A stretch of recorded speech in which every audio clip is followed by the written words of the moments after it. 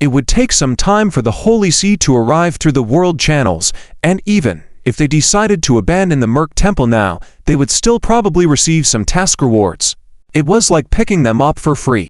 After about half an hour, a hissing sound echoed around them. Following the sound, the zombies quickly regathered into their cocoon-like form and swiftly reverted to their liquor's form, then retreated through the exit in the ceiling. Soon, the hall was empty, with only Fang Heng and the others left. The two men looked at Fang Heng in confusion, raising their heads toward him. At this moment, Fang Heng also stood in the center of the hall, and a game prompt appeared on his retinas. Mr. Nbudu said that Merc's research does indeed have flaws. From his current perspective, the biggest issue with sealing the magic circle lies in two aspects.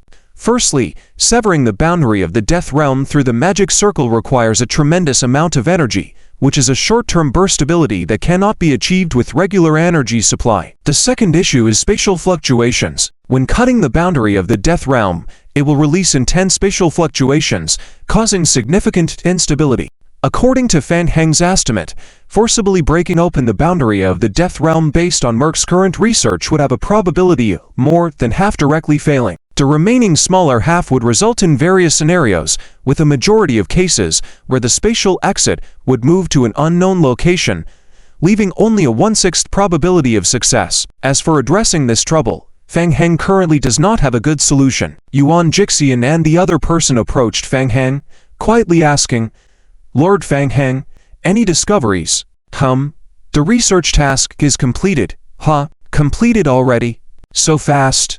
Without any notification of the task ending, Yuan Jixian was surprised and asked, "And then, what does the task say?" Fang Heng observed the magic circle, looking up and saying, "While the task did not have a clear notification, I did receive some information that might help in fixing the magic circle. However, this process would require a considerable amount of time and materials, and the magic circle's significant instability means that fully replicating it might be challenging."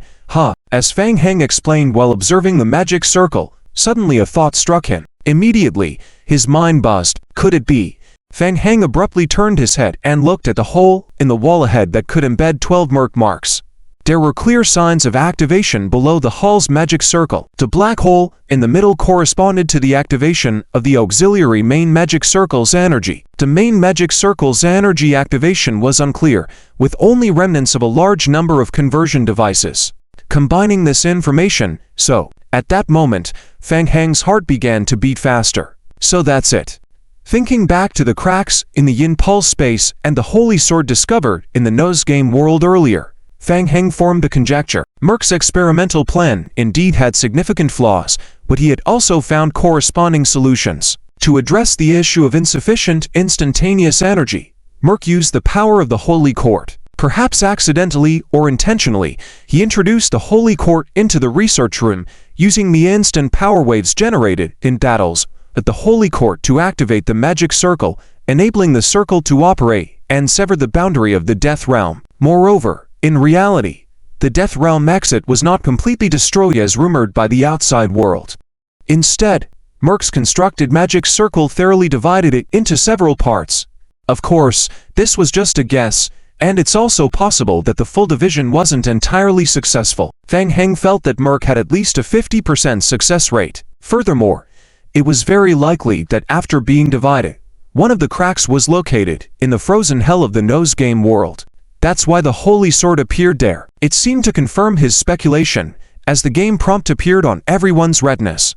Hint: player's current task, Merc's great speculation completed. Player gains partial information on Merc's Death Realm exit magic circle unfinished. Hint: player triggers the next stage task, reenact Merc's great idea team. Task name: reenact Merc's great idea.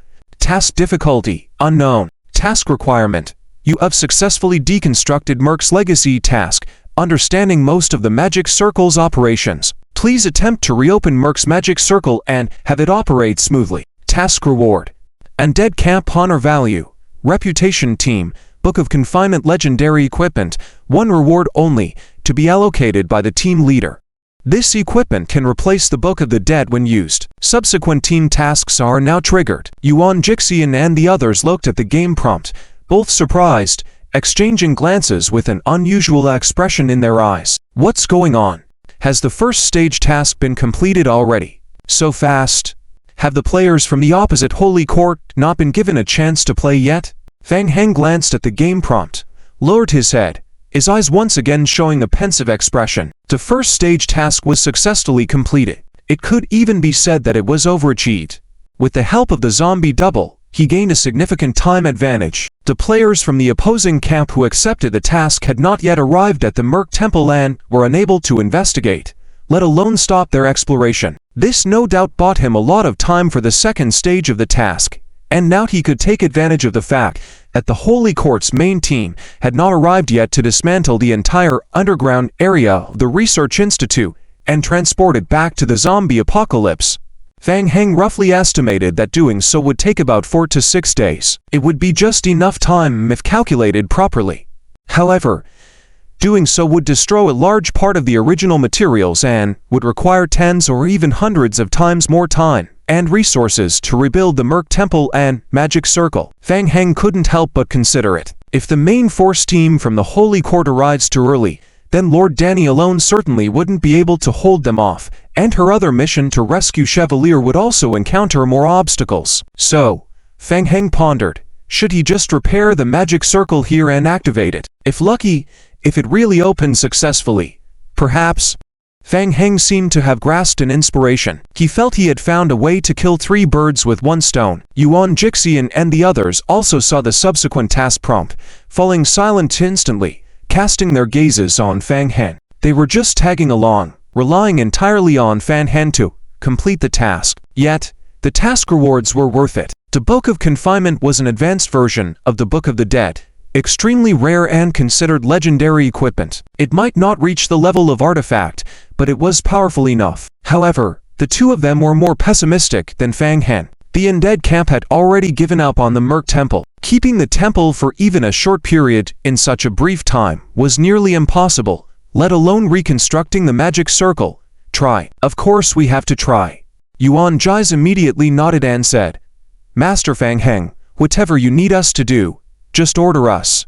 Fang Heng nodded. In a short moment, he already had the outline of a plan in his mind. He considered taking a big risk. Assuming his previous guesses were all correct, as long as he found a way to repair the magic array of the Temple of Merc before the Holy Court broke through the Temple of Mercenaries. Then he could manipulate the magic array to bring back the crack in the dead realm located in the ice prison by reversing through the magic array, combining the power of the yin veins with the Holy Court, dealing a heavy blow to the Holy Court.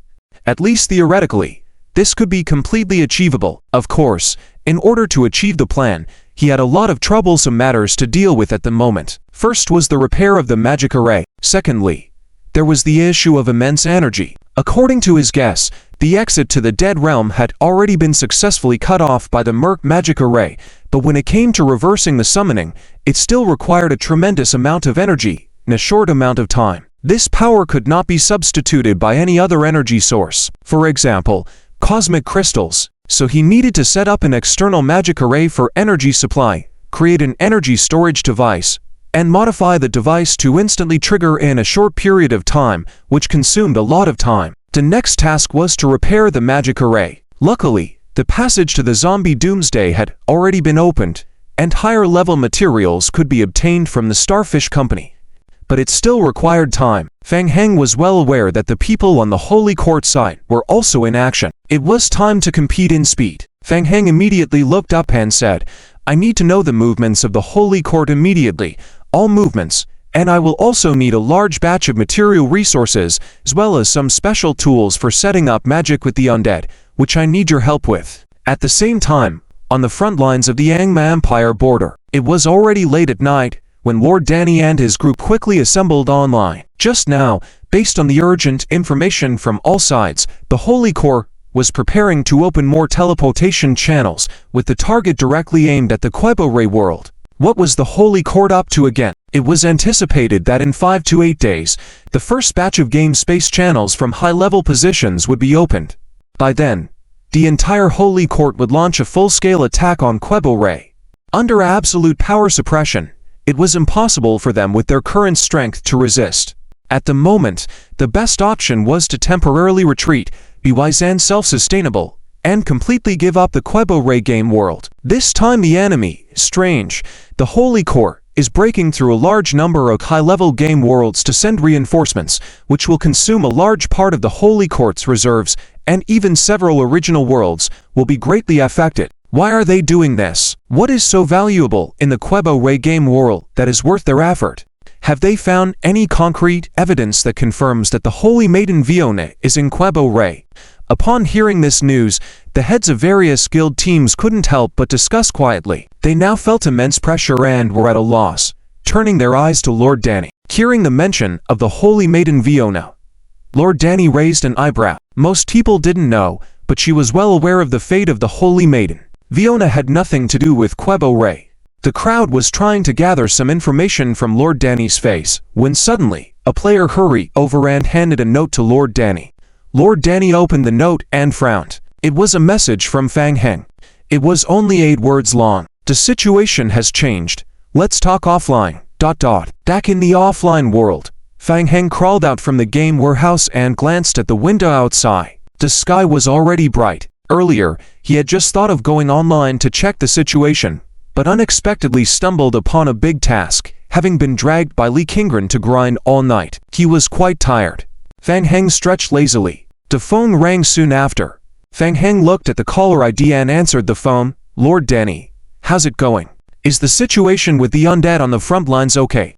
Not good at all. The latest news from the Holy Court, Danny was saying when she faintly sensed something, furrowing her brows, pausing, and asking, is the Holy Court's activity related to you?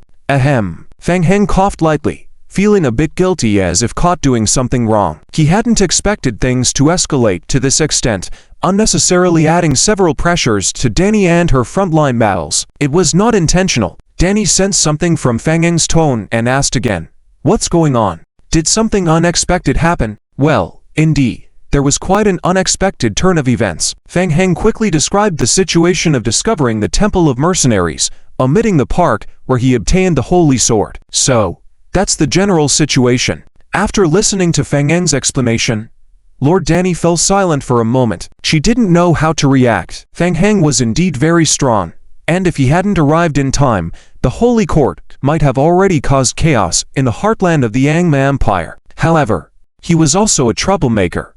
As soon as Fang Heng arrived, so many things happened within just a day.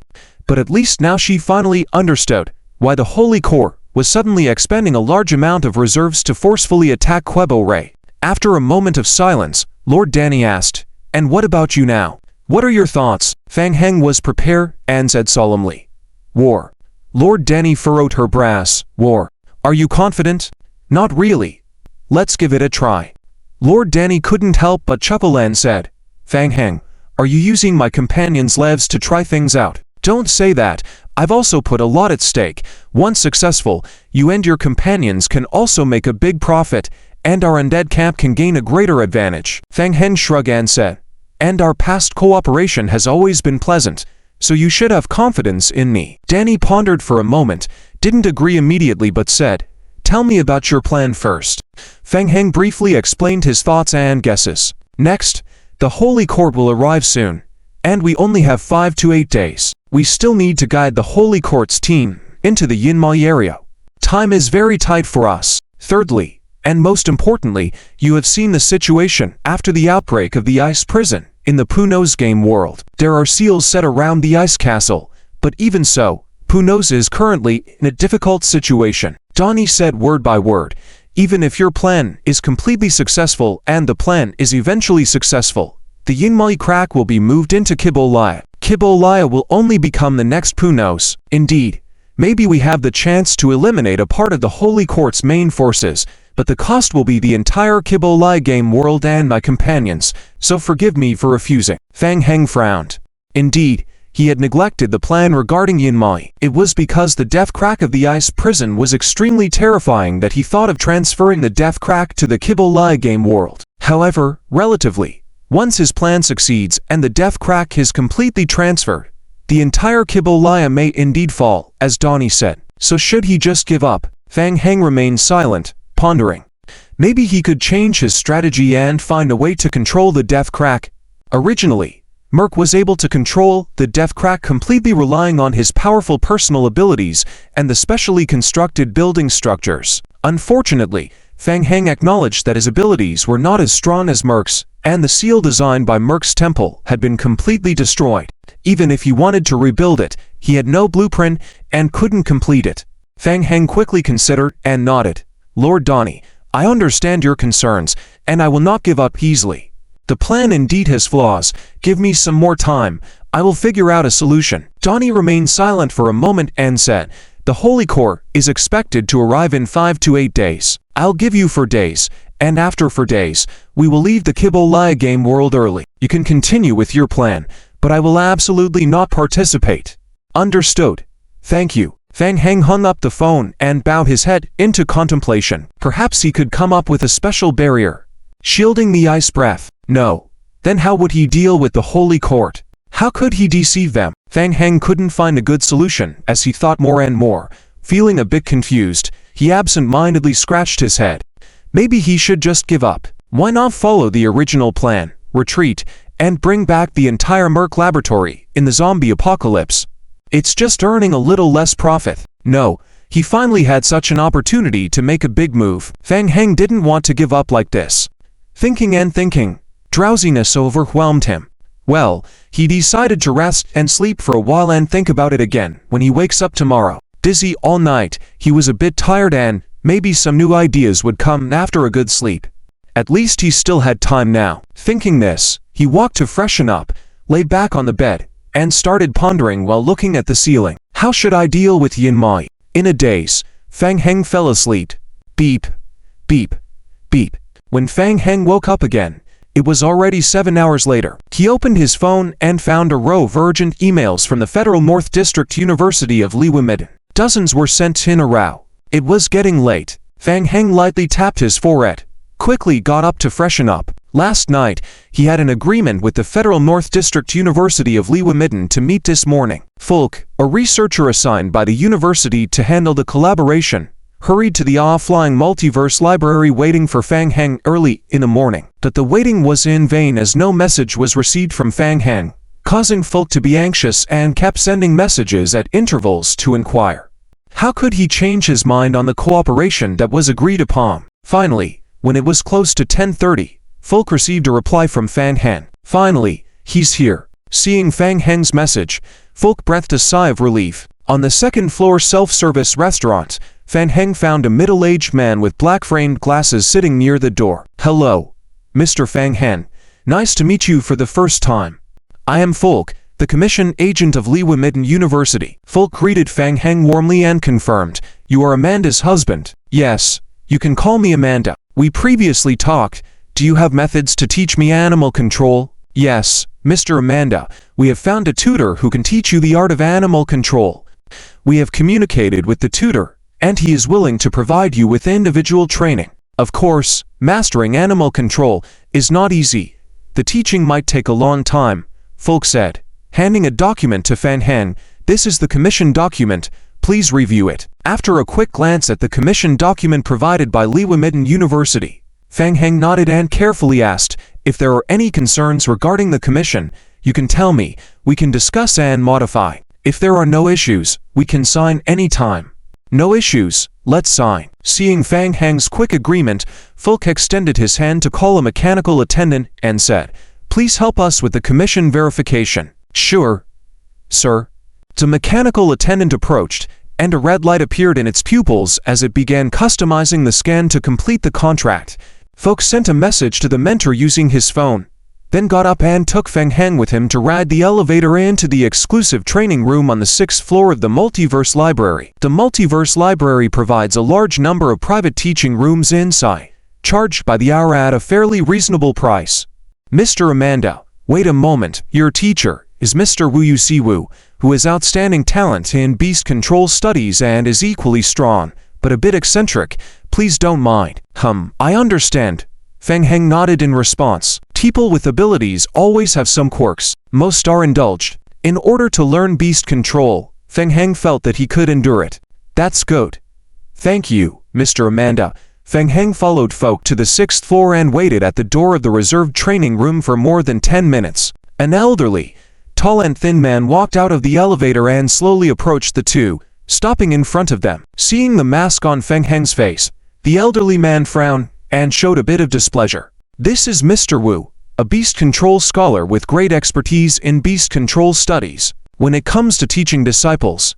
Wu Yuhai interrupted Folk's words, raised his hand and said, "Enough chit-chat. This is your client, right?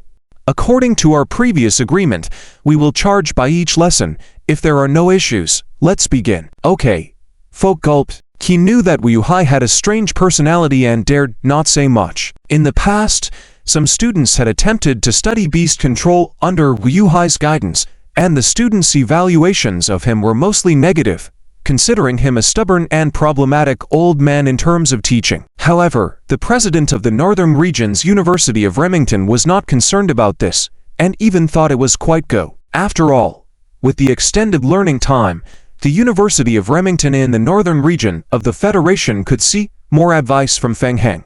"Well, let's begin," Wu Yuhai said as he entered the private training room first. Folk, watching Feng Heng preparing to enter the room, once again quietly reminded Mr. Amanda, "Don't worry about the lessons, you can learn for as long as you want, but Mr. Wu only accepts to teaching sessions in the morning. Today's schedule is a bit tight, so probably only one session can be completed. Wu Yuhai has a bit of a temper. Please bear with it. I will wait for you outside the door." "Okay." Folk watched the door close, leaned against the wall, sighed in relief, opened his phone to report to his superiors. Finally, he connected, hoping that everything would go smoothly. Thinking about it, Folk also sent the latest information to the Research Institute group. The group consisted of several school research teams that usually get along well, with no major leaders present, so it was always very lively. Today was especially lively. Everyone was paying close attention to the mysterious Mr. Amanda, discussing which research projects in the group were most important, and preparing to ask Mr. Amanda for help after his training. According to past experience, studying beast control would take hundreds of learning hours. There was no rush, everyone could take their turn, so it would all work out. Folk felt that Wu Yuhai's explosive temper was a significant risk, and he felt somewhat uneasy. He chatted in the group while waiting at the door. In less than half an hour, just as Folk was about to send a long message in the group, he suddenly froze. He noticed the indicator light of the practice room next to him darken slightly. "Huh, is it over already? This quickly? Could it be?" Mr. Amanda annoyed Wu Yuhai. If cooperation is impossible, Folk suddenly felt uneasy, put away his phone, and stood at the door nervously. "All right. Let's see what you can come up with on your own." The room door opened, and Wu Yuhai, in a huff, walked out of the room first, glancing at Folk as he passed by. "Oh no. What will happen now?" Scared of something, Folk felt bitter, quickly put on a smile and approached to persuade. "Mr. Wu, don't be angry. Don't lower yourself to the younger generation's level. What happened? Let me apologize on his behalf. What happened? Why don't you ask him? I kindly shared some skills with him, and he thought I, an old man, was teaching too slowly. Fine. Let's go by what he said. I'll come back at this time tomorrow. I want to see how far he can progress with his self-study." Wu Yuhai was furious and lectured Folk before walking away. "Hey, Mr. Wu, you see, you don't need to be angry. He didn't mean it that way.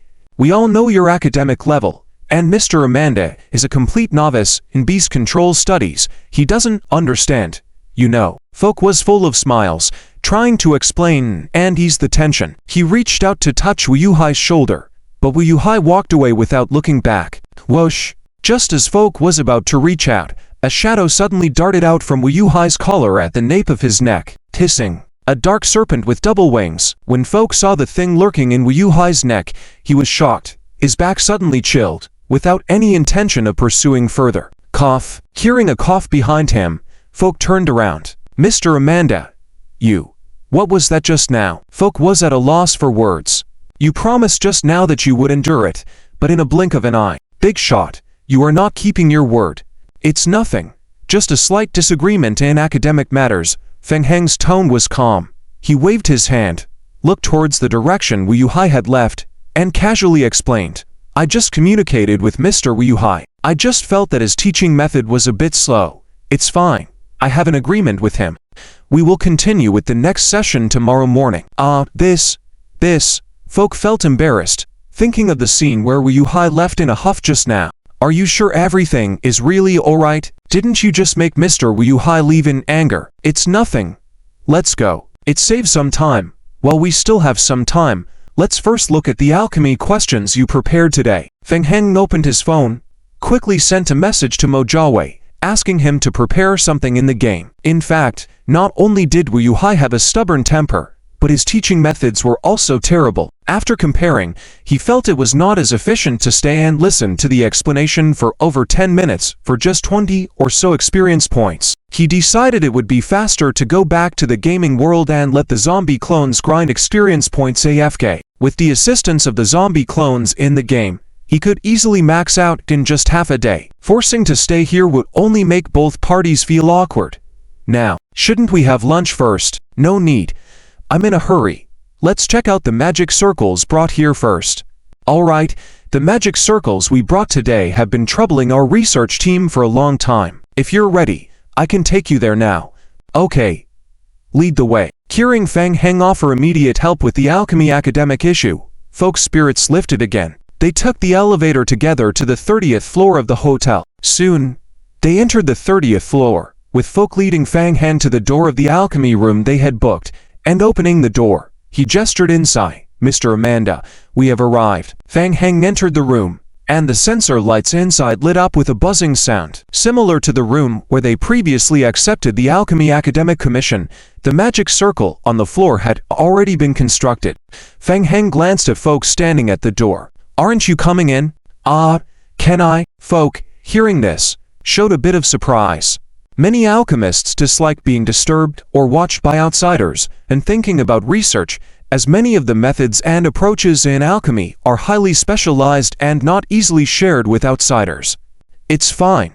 Come in. You can inspect it on-site to find any flaws. Thank you so much. Folk also wanted to come in and see what Feng Heng had in mind. Perhaps he could learn a thing or two in the process of completing so many tasks in such a short time. Thinking this, Folk sent a message in the group.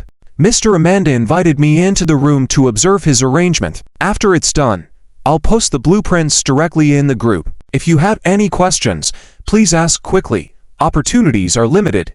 Don't waste them. Suddenly, the entire work group was in an uproar. How lucky is he? He can directly witness Mr. Amanda fixing the magic circle on site. Folk has such good luck. Getting a chance to steal some advanced academic techniques up close. This is something you can't buy even if you throw money at it. You sly dog. Folk, did you plan for this opportunity in advance? Folk regained his composure, ignoring the nosy work group, muted his phone, and put it back in his pocket, obediently standing at the edge of the magic circle. Mr. Amanda, we have prepared for sets of blueprints this time, all of which are quite urgent for us. Could you please take a look at them as soon as possible today? As it was the first time asking Feng Heng for help, Folk had prepared relatively urgent problems, with generally not very high difficulty levels. Time was limited, and various research projects in the school needed to act immediately after finding breakthroughs. Some more difficult issues could be left for later. Worried about scaring off Mr. Amanda, giving him high-level tasks right from the start, Folk thought it would be better to start step by step. Okay. Feng Heng didn't think too much and walked up, lightly pressed a few times on the main control board, and a magic circle projection appeared on the lobby floor. Feng Heng looked at the projected magic circle structure on the ground, pursed his lips slightly. A rapidly rotating magic circle was reflected in his right eye. Clear and understandable magic circle structure. The only trouble came when combining the study of elements with a small part of spatial studies during modifications. Feng Heng pondered it quickly in his mind, picked up an electronic pen on the table, and started writing on the alchemical magic circle. So fast. He's starting just like that. Folk's eyes were about to pop out as he watched from the side. Just in this short amount of time, if you ask him to look at it, he probably hasn't even seen the detailed structure of the magic circle clearly, right? With a few strokes, Feng Heng finished the answer, turned his head to Folk behind him, and said, "Done. This problem isn't too difficult. You can check it." "It's really done?" Folk opened his mouth. Okay. Mr. Amanda, this issue was not proposed by my project group. I may need to take a photo to have my other project team colleagues verify it. Feng Heng turned to the side casually. Folk quickly took out his phone from his pocket, took a picture of the completed alchemical magic circle. Even though after the completion of the magic circle, the subsequent electronic versions would be sent to the University of Raleigh-Midden in the Federal Northern District, which would be clearer, with detailed steps at every stage, but Folk couldn't wait right now. He was eager to share with his colleagues the unbelievable scene he had just witnessed. The research work group was discussing the lucky Folk when he suddenly sent the completed alchemical diagram to the group, and it fell silent for a couple of seconds. Then a series of messages popped up.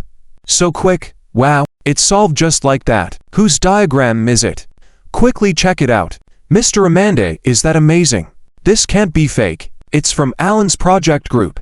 Alan, come over and take a look. Your alchemical blueprint has made a breakthrough. At Alan leader. Moments later, Alan, the leader of the project group, spoke in the group. Without testing, I can't guarantee absolute correctness, but from my current judgment, it's most likely correct. Alan, the leader, had been lurking in the group, just not speaking. Seeing a problem that had troubled his project group for nearly half a month being solved so easily, he was a bit stunned for a while. The group once again became boisterous. It was really solved. Even the group leader stated that it was almost equivalent to affirming that there was no problem with the modification of the magic circle, and it was finished in such a short time. Everyone realized Mr. Amanda's terrifying strength in alchemy academia. Next one. Quickly. Switch to the next one. Yes. Yes. Quickly to the next one. The work group urged again. Folk looked at the messages in the work group and cautiously raised his head to glance at Fang Han, feeling a mix of emotions. While the group was discussing, Fang Heng had already started solving the second difficult alchemical magic circle problem. Wasn't he here to observe and learn? The magic array has undergone a special transformation, obviously changing significantly in appearance. This magic array is more complicated, and after the modifications, he couldn't understand it even more. Okay. Folks started taking photos in a bit of a rush, clicking to send to the work group. The work group was just discussing when they suddenly saw folks sharing another image in the group. Instantly, the entire work group fell silent for a few seconds. A second task commission, already completed? While they were still discussing it, it had only been less than 2 minutes since they started discussing it. Is this too unreasonable? Whose alchemy blueprint is this one? Whose is it? Hurry and come verify. Everyone was going crazy. Today, they witnessed firsthand how a genius works. Issues that the entire project team had been researching for half a month could be solved in just a few minutes by the genius. Now they couldn't wait to find out if the submitted answers could pass verification. It was an excellent topic for post-dinner conversations. They could boast about it during tea time in the future. It's ours, from our project team. Don't rush us. My advisor is checking it. This alchemy magic array is quite difficult. We were working on it for 2 to 3 months, but we couldn't finish it. The teacher is already verifying it, so everyone, please don't rush. Hurry up. Don't slack off. Exactly. Others have already finished answering the questions. Why are you still so slow in verifying the answers? Don't disgrace our University of Levman's face. Get lost. While everyone was joking around, to complete alchemical structure diagrams were continuously posted in the work group. The group fell silent again for a few seconds. Wow, they haven't even finished verifying the first one, and 2 more are already completed. The boss is amazing. Whose is it? Hurry up and claim it. Quick, if you're the last one, you have to treat us to dinner. The group discussion was in full swing with excitement. With a genius in alchemy helping, issues from other project teams could be resolved, and their own problems wouldn't be that difficult to solve. Regardless of whether it succeeds or not in the end, I am the first one to admire the boss's speed. Ignoring the lively discussion in the group, folk looked up and saw Fang Heng preparing to leave. If there's nothing else, let's call it a day. Let's continue tomorrow morning. Same time. On the first floor. Wait, Amanda, wait a minute. Is he leaving so soon? Folk snapped back to reality, took 3 quick steps to catch up, and said, would you mind waiting a bit longer? Our colleagues are still verifying. It's okay. I am confident in the alchemical structure. There won't be any significant issues. Fang Heng waved his hand, thinking that besides the slight difficulty in modifying the second alchemy magic array, the rest were quite simple and unlikely to have issues, especially since he had validated them with the all-knowing eye. But But don't worry. Fang Heng patted Folk's shoulder, leading the way to the elevator. If there's a problem, we can rectify it tomorrow. I have urgent matters to attend to, so I'll head off first. Okay.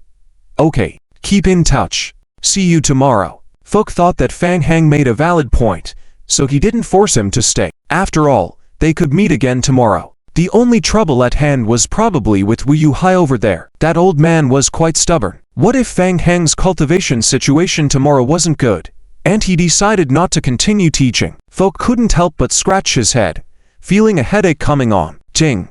The phone rang. Seeing that the vice president was calling, Folk quickly answered the phone. Hello, Vice President. Yes, I've heard about the situation. You did well this time, but it was much faster than we anticipated. Keep a close eye on Mr. Amanda tomorrow. Prepare a few more questions, not too many, but a bit more challenging. Maybe around 10 or so, carefully selected, pick some with higher difficulties. Okay. Got it. Folk ended the call and glanced at the lively and joyous work group for well-prepared questions, of which 3 had already been successfully verified, while the last one was still pending verification. The modifications made by Mr. Amanda were quite significant, and even the team leader couldn't confirm if it would work. They were preparing for a practical test. At least, nobody could find any obvious errors in the magic array after Fang Heng's modifications. With the support of the big shot, almost everyone in the group was convinced that there were no issues with the magic array. This guy is terrifying. Folk couldn't help muttering to himself. Within just 10 minutes, he had resolved 4 alchemical magic array problems that had troubled the research project team for half a month. So, Folk put away his phone, even more curious now. Who exactly is Mr. Amanda? With such capabilities in alchemy, it didn't make sense for him to be so unknown. Returning to the game, a prompt appeared on his retina immediately. Prompt: Player-triggered mission. Introduction to Beast Mastery establish. Mission name. Introduction to Beast Mastery mission description. You've learned about the learning method of Beast Mastery from a scholar. You need to complete the overall learning of Beast Mastery step by step through cultivation. Mission requirement. Attempt to establish a mental connection with a biological entity. Current mission experience. 43. 100,000. The learning mission for Beast Mastery has been triggered. This is just the first stage of the mission. Additional missions will be triggered once the experience points are filled. The first stage is the most challenging.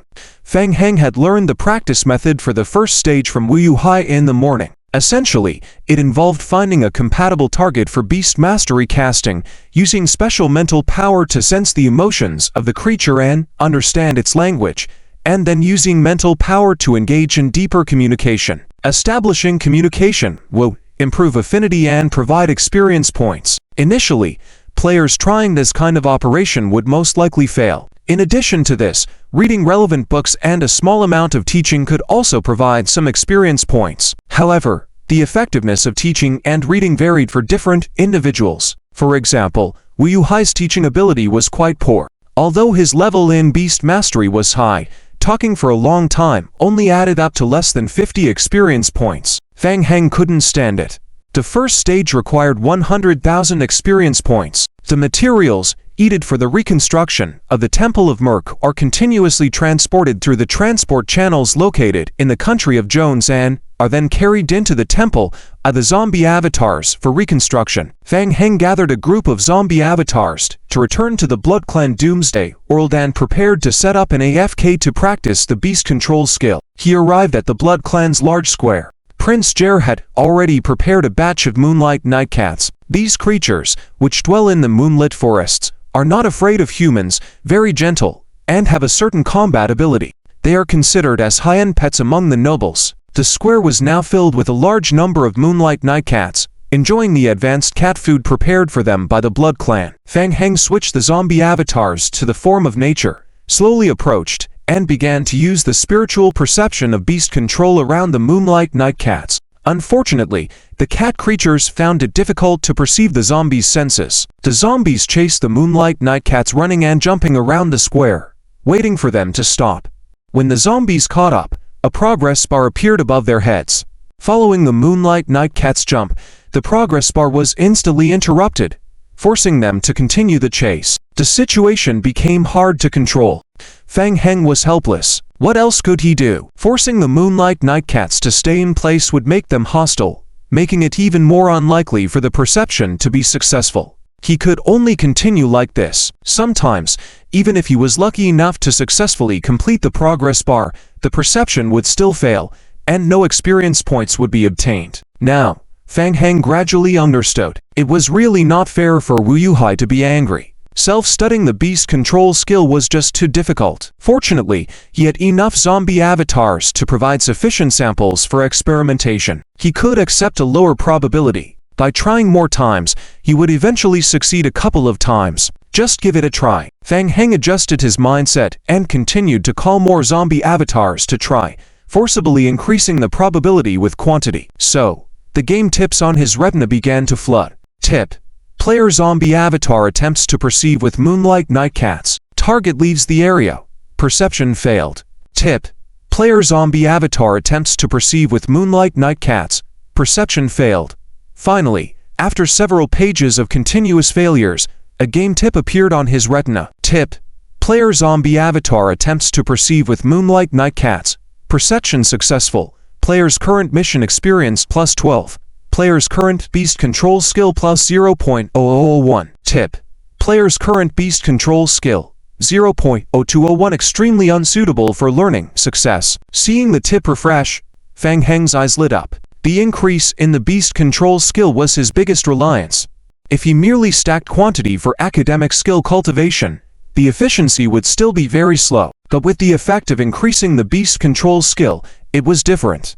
Although the increase was minimal each time, over time, the total increase would accumulate, and his success rate in perceiving the skills would gradually increase. The speed of skill enhancement would also become faster, until a perfect positive cycle was achieved. Meanwhile, Blood Clan Prince Jer approached cautiously to report. "My lord, the Blood Clan has cooperated with Ms. Li Qingren in clearing the remnants of the sanctum within the Enigma Empire. Ms. Li Qingren has now returned to the Temple of Merc and was just inquiring about your situation." I see, Fang Heng nodded, leaving the zombie avatars and Moonlight Nightcats in a squabble at the crowded square and returning first to the Chibolia game world. Just as he had entered Chibolia through the transport channel, a game tip appeared again. Tip: player's current mission: snipe the frontline Sanctum Legion. Completion rate increased to 100%. Mission completed perfectly. Players, a dead cap contribution plus 300,000. Tip: player's current mission: rescuing Chibolia. Completion rate increased by 19%. Fang Heng glanced at the latest game tips. Before logging off last night, he had coordinated with Prince Jer to assist Ms. Li Qingren in handling the remaining Sanctum squad within the Enigma Empire, and it seemed the mission had been completely fulfilled. However, the situation at the undead frontline was still not ideal. Battle was inevitable. As for how to battle, Fang Heng hadn't thought of a good strategy yet, so he decided to be prepared. While working on restoring the research laboratory below the Temple of Merc, he attempted to replicate the temple one by one, ready to dismantle and pack if necessary. Additionally, a large number of zombie avatars were also involved in the next recruitment plan. Flying at high speed in bat form, Fang Heng quickly arrived at the Temple of Merc and descended from the air. Fang Heng. Li Qingren had just finished dealing with the last invading squad of the Sanctum within the hinterlands at dawn, rested for over 5 hours to recover her physical and mental strength, and immediately returned to Punojo, rushing to meet Fang Heng. The mission in the Enigma Empire hinterlands had been perfectly completed, giving them some free time for the next phase of action. Fang Heng greeted Li Qingren and walked towards her. "It's been tough for you." Li Qingren learned a small part of the situation in the Temple of Mer from Fang Heng late last night. She never expected that, in just one night, Fang Heng could have so much fun. Currently, the Temple of Merc had attracted the attention of the Sanctum, leading to a full-scale attack, which posed a dilemma for their mission of rescuing Chibolia. The arrival of the main force of the Sanctum greatly strengthened their overall power, putting the Chibolia game world in extreme danger with a significantly increased mission difficulty.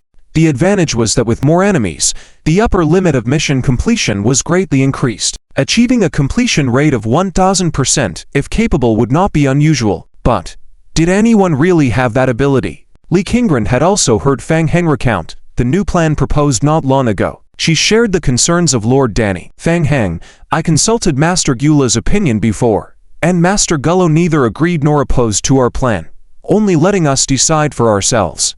Fang Heng pondered for a moment. It seemed that Master Gullo hadn't provided much help in this matter. Fang Heng, is there anything else I can do now? Fang Heng pondered for a moment. There were still significant flaws in his plan that had not been resolved.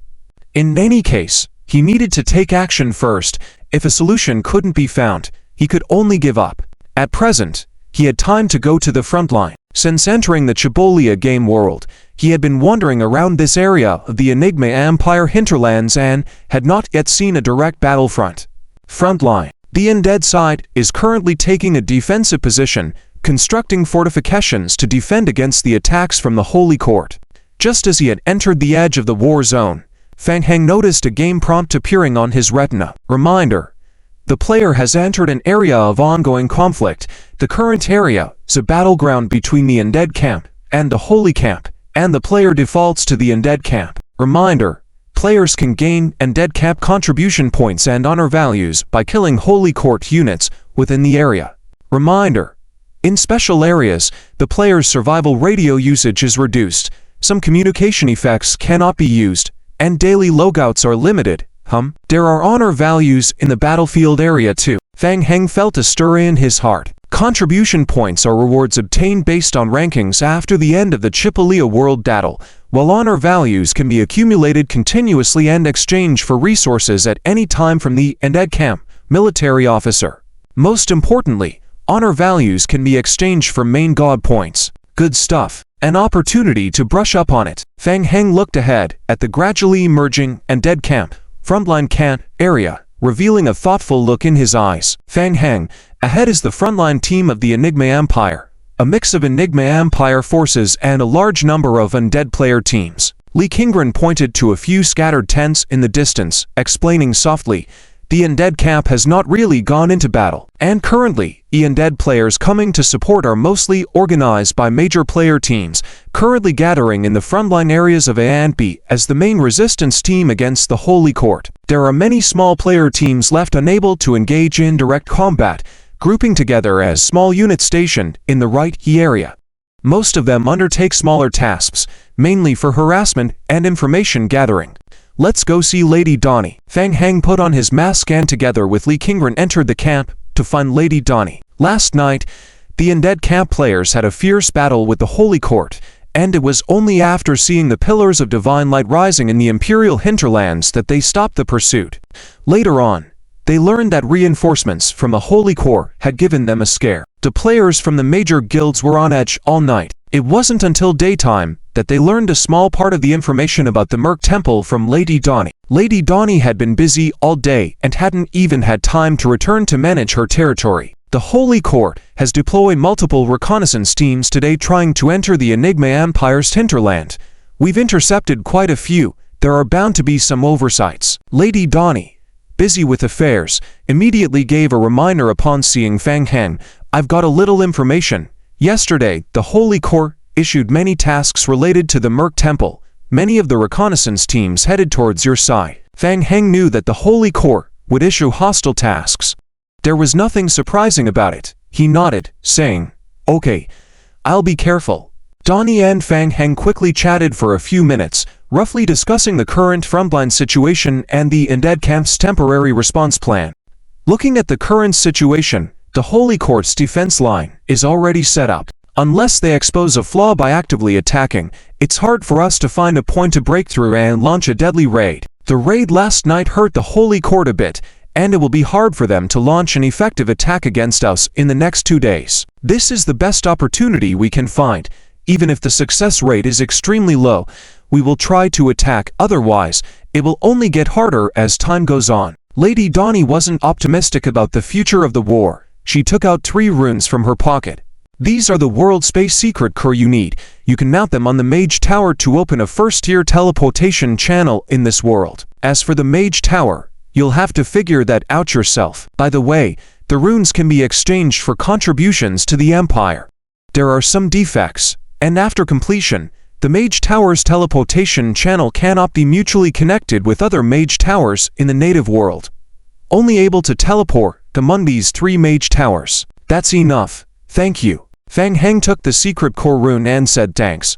The World Space Secret Core is similar to the Magic Core in the Savage World, a necessary item for building teleportation channels. But it can only complete a first-tier teleportation channel, unable to perform cross-world teleportation, which is sufficient for Fang Heng. After all, the distance between the Jones Kingdom's teleportation channel and the Merc Temple and the front line is too far, making it inconvenient for transporting goods to and fro. You're welcome. By the way, our frontline several large and dead camp player teams will discuss tonight's operations against the Holy Court. Would you like to meet with them and participate? No.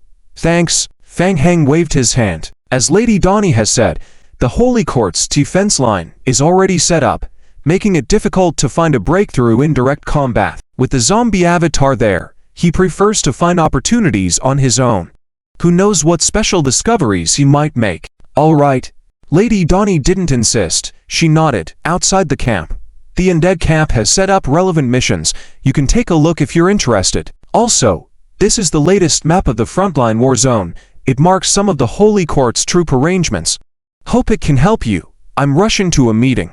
Take care. Contact me if needed. Okay. Fang Heng took the map and looked at it. Seeing Lady Donnie hurried off to attend the meeting, then he looked up at Li Qingren. Let's go. We'll check out the situation at the Camp Commission office. The Mission Commission office outside the camp. The Undead camp has set up a logistics center here, where tasks can be claimed and material exchanges can be made. Most of the remaining tasks at the Commission office are suitable for small player teams.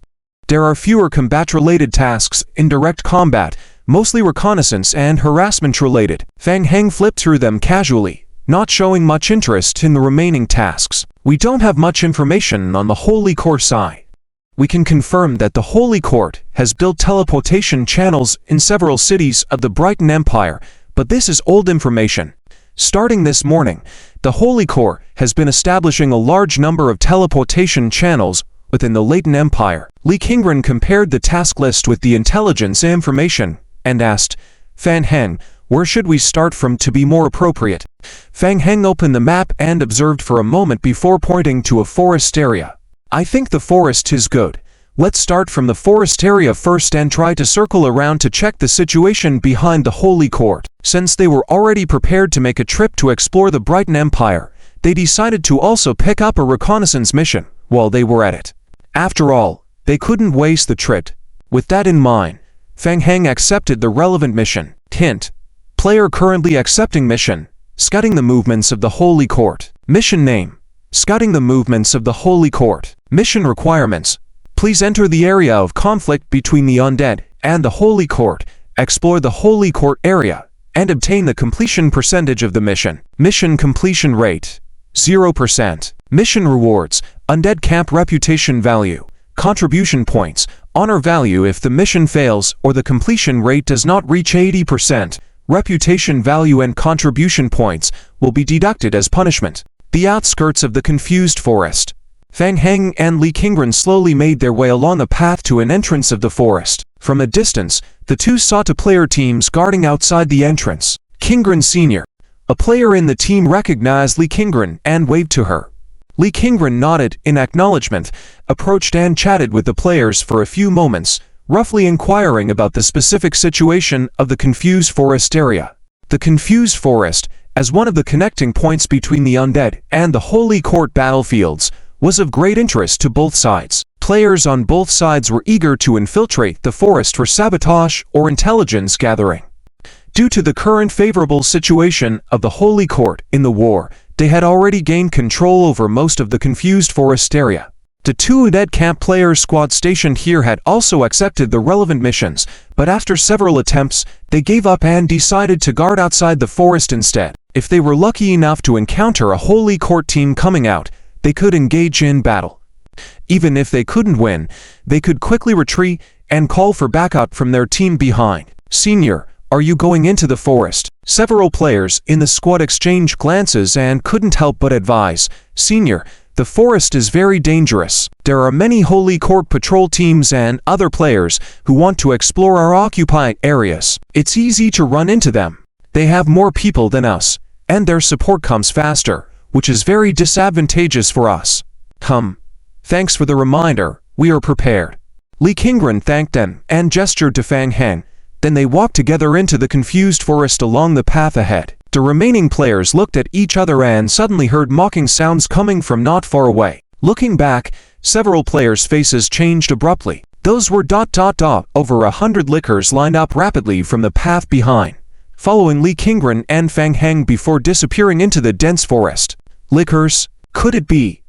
The being who was just next to Li Qingren a moment ago was Fang Heng, the boundary master. At this point, Fang Heng and Li Qingren had already entered the confused forest area and were moving slowly forward. It was difficult to move inside the confused forest area, and even for ordinary scattered player squads, it would be impossible to pass through it in a short time, especially since the forest was inhabited by a large number of wild creatures. Despite the difficulties, Fang Heng and Li Qingren were also struggling with the forest terrain, significantly slowing down their exploration. Not bad, Fang Heng whispered. In contrast, the licker group was highly adapted to this environment. Suppose he manipulated a large number of lickers to enter the forest area. Could he occupy the entire forest by taking advantage of the terrain? Just as he was thinking that, Fang Heng sensed something and slowed his pace. Faint noises came from the bushes on both sides of the dense forest ahead. Swoosh! Swoosh! Before Li Qingren could see the hidden creatures in the bushes, several lickers following Fang Heng swiftly darted into the bushes. Shoo! The lickers pounced into the bushes, and immediately two huge python snakes leapt out from the bushes. The lickers instantly engaged in a fierce battle with the pythons. The pythons were over half a meter thick, stretching over 10 meters long. The lickers were quickly overwhelmed, as they struggled desperately in the pythons' grasp. Furthermore, more lickers rushed behind Fang Heng, swiftly encircling and tearing apart the pythons in the bushes before consuming them rapidly. Surrounded by a large number of lickers, the pythons stood no chance and eventually ended up as quickly decaying bodies, which regenerated into several cocoons. Mutated, infected corpse clones climbed out of the cocoons, swaying unsteadily as they followed the lickers. Fang Heng secretly estimated the strength of the pythons. Not weak. At least it wouldn't be easy for an ordinary player squad to deal with them. With such troublesome creatures lurking in the confused forest, it was no wonder that the Holy Court had not completely occupied the area yet. Let's continue. Alright. The dense forest area made walking difficult, and the movement speed of the mutated, infected corpse clones was greatly affected, soon falling behind Fang Heng and Li Qingren's footsteps. After continuing to advance for about 15 minutes, Li Qingren noticed a fluctuation of sacred power emanating from ahead and whispered softly to Fang Heng, "Fang Heng, there is a sound over there." Fang Heng made a low sound of acknowledgement, and they both slowed their pace, quietly observing ahead. His lifeblood perception skill had already sensed the enemy's position in advance. They were players, a reconnaissance team consisting of 7 players from the Holy Court camp. These players from the Holy Corps had also received corresponding reconnaissance missions and were currently sneaking their way into the undead camp's territory through the forest. Unaware that they had already been spotted, they were moving toward the undead camp's area. Beware. There may be enemies ahead. The team leader of the Holy Court squad keenly perceived the noises from the bushes and signaled the team to temporarily halt their advance. The players stopped in their tracks, cautiously observing the surroundings. Swoosh! Swoosh! In the next moment, over 20 lickers swiftly flew out from the bushes in front, instantly pouncing toward the players. They are lickers. The players' faces changed drastically upon seeing the situation. Oh no! They had encountered lickers here. Could it be? Just then, the 3 front-row paladin players of the Holy Court immediately raised their weapons to fend off the lickers' sudden assault while nervously glancing around. Rumors had spread last night in the Holy Court camp, suggesting that Fang Heng, the boundary master, had joined the undead camp for this mission.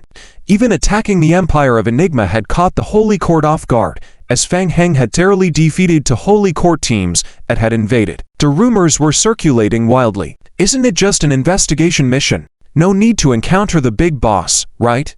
Swiftly. Swift. Fang Heng had no intention of holding back at all. He raised his hand and commanded the trailing lickers from behind to stick to the players and chase after them. Since standing on opposite sides of different camps and choosing to accept dangerous missions to enter the frontline battlefield, one must be prepared for death. Swift. The player was retreating, Suddenly feeling a chilling sensation behind him, he abruptly turned his head and caught a glimpse of a ghost face half exposed behind him. Immediately his heart was suspended in midair. Fang Heng. Fang Heng just looked at him coldly. Swift. The metal rod sliced through the air with a sound of breaking space. Dang. The player was hit directly in the face by the rod and sent flying. Hiss. Hiss hiss. Following that, a large number of lickers immediately pounced on the player flying out. Frederick. The remaining players saw their companion being devoured by the lickers. Instantly filled with extreme horror, they had just let out a scream, barely able to come forward to support, when Fang Heng swiftly swung the rod several times towards them, approaching from behind. The lickers caught up and surrounded the fallen player. Once a player is suppressed by over a dozen lickers, it is almost impossible to break free. Soon, the Holy Court team was completely devoured by the liquor horde. A game prompt appeared on Fang Heng's retina. Tip. Player killed the Holy Court scouting team. Player received 1000*7 3000 honor points. Ha! Fang Heng was surprised when he read it.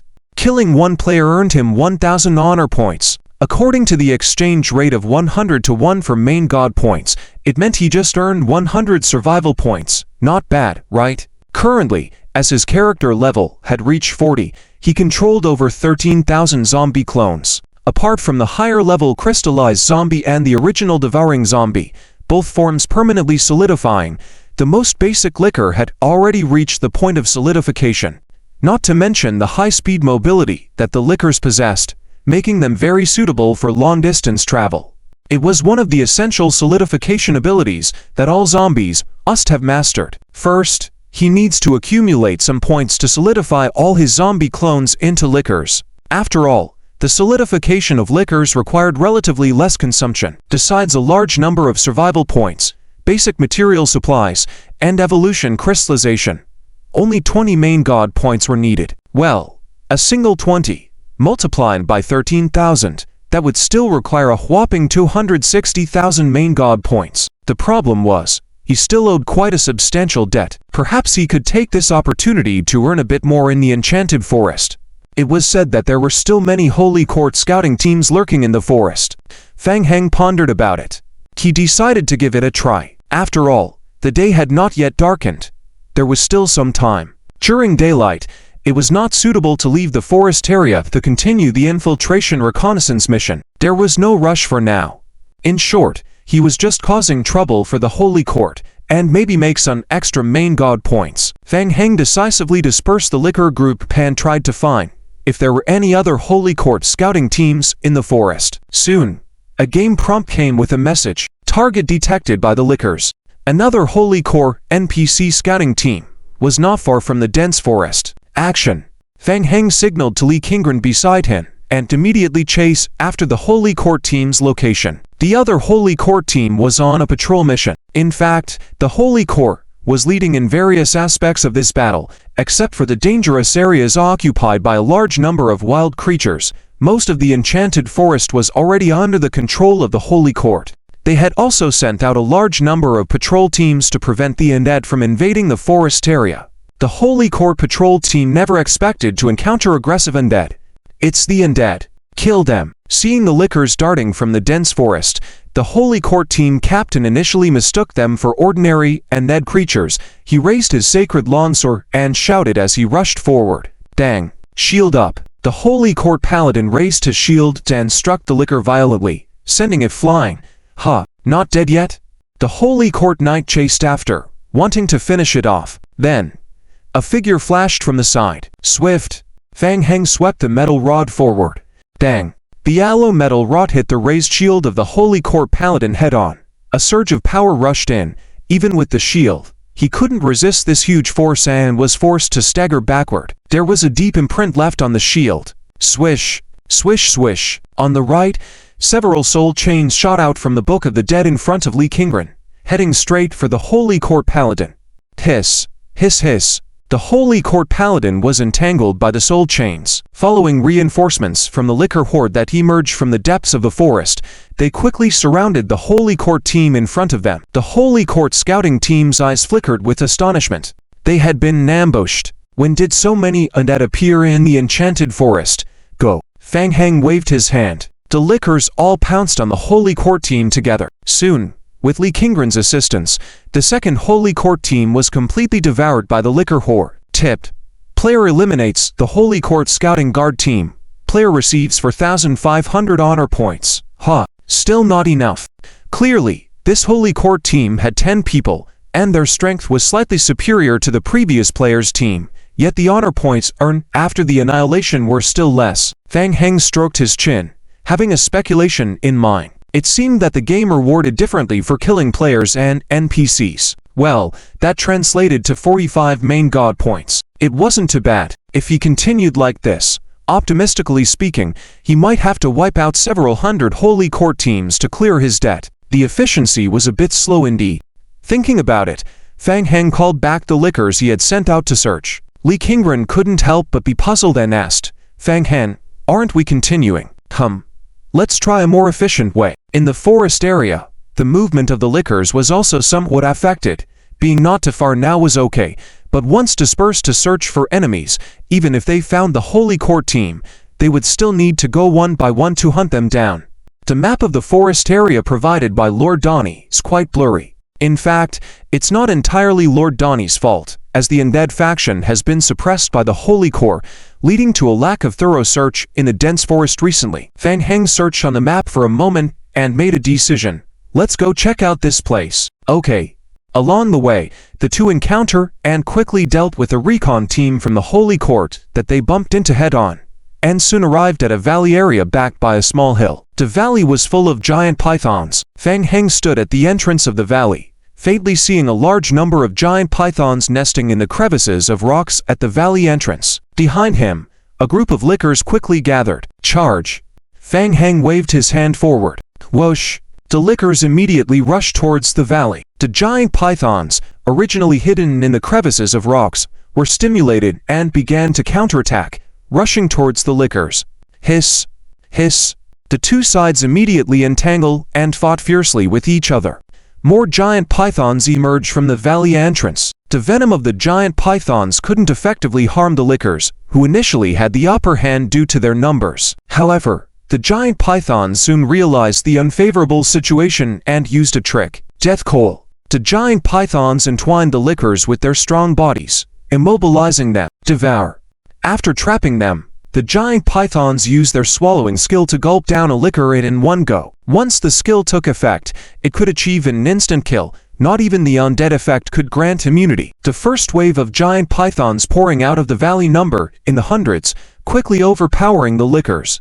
As more and more lickers were entangled and devoured by the giant pythons, losing their fighting power, the number of lickers gradually decreased. Tisk!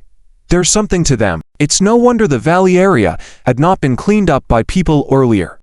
These giant pythons were really tough to deal with. Thinking this, Fang Heng let out a disdainful snort and quickly formed a mark in front of him. Summoning spell. Undead skeletons. The magic array rotated rapidly in front of Fang Heng, accompanied by a chilling aura. For undead skeleton leaders stepped out of the magic array and rushed towards the valley area where the giant pythons were fighting. The giant pythons immediately sensed a formidable enemy approaching, even starting to retreat into the narrow valley. Tier suppression. The giant python's Death Coil skill was ineffective against large-bodied higher-tier units. Despite the giant python's massive size, they couldn't entangle the even larger undead skeleton leaders. Soul chains. Whoosh!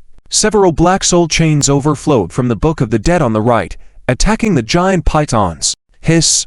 Hiss! The giant pythons were firmly entwined by the soul chains. Over a dozen additional lickers quickly surrounded them, relentlessly attacking the giant pythons. Soon, as the first giant python's health was depleted and it fell, the lickers that were previously swallowed by the giant python broke free from its belly. Then, 5 cocoon-like structures rapidly emerged from the decaying body of the giant python. Hiss! Hiss! The cocoons swiftly burst open, giving birth to mutated, infected corpse zombies that joined the battle. With the assistance of Lee Kingren and Fang Heng, the situation on the battlefield quickly turned in their favor. The lickers and mutated, infected corpse zombies gradually gained the upper hand, devouring the giant pythons, transforming them into more mutated, infected corpse zombies. 20 minutes later, the small valley entrance was entirely cleared out. The number of lickers remained the same, but over 1,000 more mutated, infected corpse zombies had emerged. Fang Heng and Li Qingren entered the valley to observe. There wasn't anything special. The region in the small valley was dark and damp due to the lack of sunlight, possibly more suitable for the survival of giant pythons. Fang Heng immediately directed the lickers to ambush inside the gorge and left the mutated, infected corpse zombies to roam outside, eventually transforming them all into undead forms. Li Qingren keenly sensed the undead aura emanating from the zombies and furrowed her brow. Fang Heng found a clean rock to sit on, nodded, and said, "That's about it. Let's take a break from grinding for a while." Li Qingren nodded in understanding. It seemed she grasped Fang Heng's strategy. Since it was too troublesome to search for enemies individually, might as well provoke them by releasing the undead aura and let the enemies come to them. Soon, a nearby patrol squad from the Holy Court was drawn towards the undead aura emanating from the small gorge. The squad immediately followed the undead aura. From afar, the squad leader of the Holy Court noticed the gathering of undead zombie creatures at the valley entrance and found it peculiar. Why were there undead creatures gathering here? In the past few days, the Holy Court had dispatched numerous squads to patrol the forest area and had never discovered traces of so many undead creatures gathering. Why did they suddenly appear today? Was it a scheme by the undead faction? After observing for a moment, the Holy Court squad leader found that only ordinary zombies occupied the entrance, so he instructed his 10-man patrol team to proceed closer to the gorge for further investigation. The zombie clones blocking the gorge entrance noticed the Holy Court squad and, swaying unsteadily, dragging their heavy steps, began to move towards the Holy Court. The Holy Court squad leader didn't pay much attention to this group of zombies, and with a sacred light emanating from his sacred knight Lonsor, he shouted, "Deal with them. Let's go in and check it out." Yes. The Holy Court patrol squad immediately rushed towards the zombie clones with their swords brandished. As soon as they engaged, the squad leader immediately sensed something was amiss. Why were these undead zombies appearing so corporeal in front of them? Why couldn't they just slice them with one strike? Something's not right. Could these undead creatures be different? Before the squad leader could react, a hissing sound came from behind the zombie horde. They saw a large number of lickers pouring out of the gorge and rushing towards their squad. In a matter of moments, 3 frontline sacred knights were tackled by the lickers. The entire Holy Court squad quickly found themselves surrounded by a swarm of lickers and zombies. "Be careful." The squad leader's face paled suddenly, shouting to command the team to break through a gap and escape. However, it was already too late by then, as the path behind them had been completely cut off by the lickers. The entire Holy Court squad, consisting of just over a dozen members, with Fang Heng's remote blood bowling skill support, could only hold on for 5 minutes before being quickly eliminated under the relentless siege of the lickers. Concealed behind a rock at the mouth of the valley, Fang Heng glanced at the game notification. After completing the wave of squads, he earned an additional 4,500 honor points. Not bad. Fang Heng nodded in approval to himself, his eyes gleaming with excitement. The AFK grinding plan was working. Next, he could take turns going offline to rest and AFK with Li Qingren. Just lost a life and waiting to respawn. The 2 players opened the game warehouse. They looked at each other. There was a hint of confusion and dullness in their eyes. Is this really it? Everything happened too fast. Just encountered undead creatures in the bewildering forest. They didn't even have a chance to say a word before they were done in. So, is that person wearing a demon mask really Fang Heng? The whole team was wiped out, and they didn't even know who killed them. Infuriating. Regardless of whether that person is Fang Heng or not, let's go hang him online first. Alay logged on to the website, vividly wrote about her experience as a short essay, clicked publish on the official website, and waited for everyone to criticize Fang Heng together. This guy, bullying the weak. Clearly having the strength of a boundary master, he still targets a small player like her. Ridiculous, right? After the information was published, Alay's essay quickly gained popularity. However, Alay did not expect the online response to be not a united condemnation, but it developed in a direction that she had never thought of. Since the unification of the vampire world and the event involving the sacred maiden Vivian some time ago, there had been no news of Fang Heng on the forum. Players originally thought that Fang Heng was afraid of the Sacred Core and was planning to lay low for a while. After all, it's the Sacred Court. It's normal human nature. Therefore, In the fight for the annual top 10 influential figures on the forum, it seemed that Fang Heng's popularity was starting to decline. Unexpectedly, with Ailey's news, Fang Heng's popularity suddenly surged again. Is Fang Heng joining the battlefields of the Sacred Court and the Undead head-on? Explosive news. Isn't it just the Sacred Court? The Boundary Master Fang Heng is taking a frontal stance. Suddenly, a large circle of onlookers gather online. The Sacred Court and the Undead, the two pinnacle forces in the game. The Sacred Court's influence dominates the Undead due to their connection with the Divine Realm. This showdown is exciting. The annual grand drama. How could anyone miss it? Online, after realizing that the team patrolling the forest was gradually losing contact, the Holy Court also quickly noticed that something was amiss.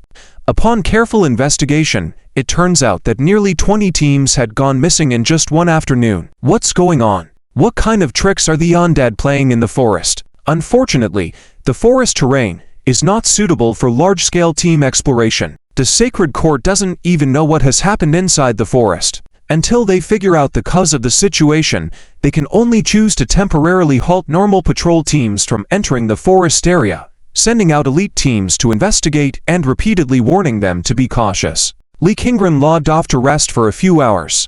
When she logged back in, the zombies were no longer gathering at the valley entrance, but were moving back and forth, transporting materials such as wood and stone into the canyon area. Fang Heng was also tinkering at the canyon entrance. You're back. How was your rest? Fang Heng turned around to see Lee Kingren logging in, waving at her. Lee Kingren walked up with some confusion. It was fine. What are you doing? Fang Heng glanced up at the passage, nodded in contemplation, and said, I want to set up a mage tower here. The valley interior is a closed and spacious area. It can easily accommodate a mage tower.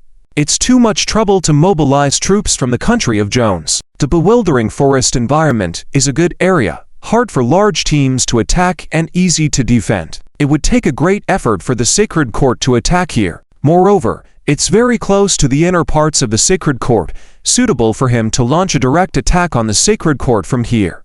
Here, Lee Kingren looked around the environment, furrowed her brows and said, Will it be inconvenient? Setting up a mage tower requires a lot of resources and energy to sustain its operation, not something that can be done in just a few days. Let's give it a try. Fang Heng thought there wouldn't be much of an issue. A first-tier and dead mage tower will suffice. The countries of Jones and the Merc Temple are already working on establishing first-tier mage towers, and once these are connected, 3 mage towers will be linked. Most of the building materials can be sourced locally. For the remaining part, Rixiobo can help transport them with the help of the vampires, and it should be done in a few trips. Lee Kingren is not very knowledgeable about this. Under normal circumstances, building a mage tower will indeed take a long time. But now that Fang Heng is here, the situation might not be so ordinary. I'm not good at this. I'll listen to you, Lee Kingren reminded. We still need to be careful of the Sacred Court. The people from the Sacred Court disappeared half an hour ago. They must have noticed the loss of personnel and retreated temporarily. Fang Heng shrugged, walked towards the canyon exit, glanced at the darkening sky outside. It's about time. Come on. Let's go to the heartland of the Brighton Empire. Okay. The two left the canyon and hurried towards another part deep in the forest. The outer entrance of the bewildering forest connected to the Brighton Empire.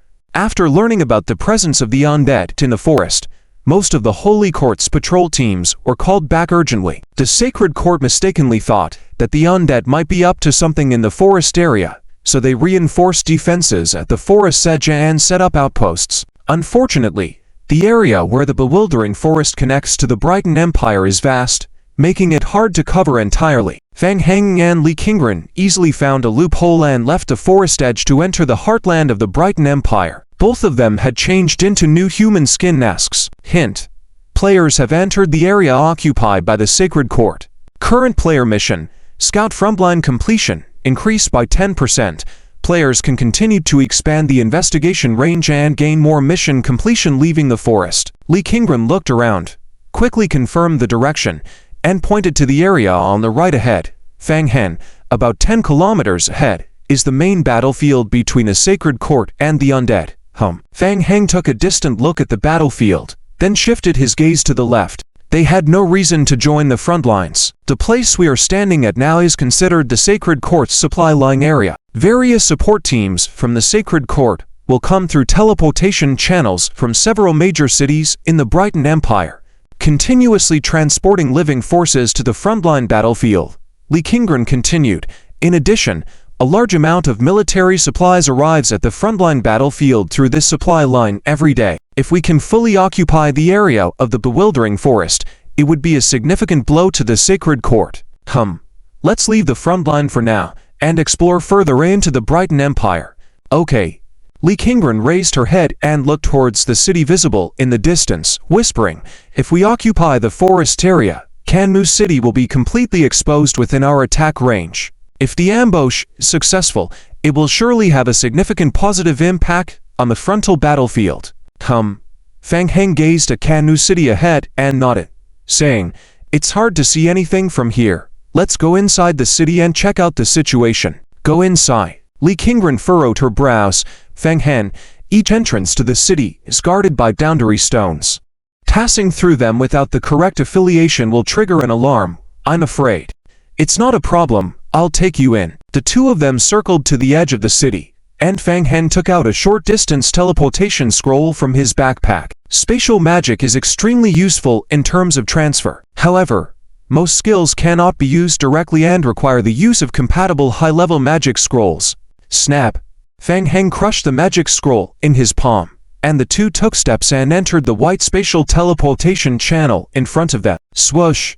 The next second, they appeared inside Kanmu City. Notice, players have successfully infiltrated Kanmu City. The current mission, Frontline Reconnaissance, is completed, increasing by 110%. Players can continue to expand their exploration range and achieve more mission completion. The sky had just darkened, and it was the time when players were most active in Kanmu City. Fang Heng and Lee Kingren walked out from behind a corner of a small street in the city. The players who saw the two of them did not notice anything unusual.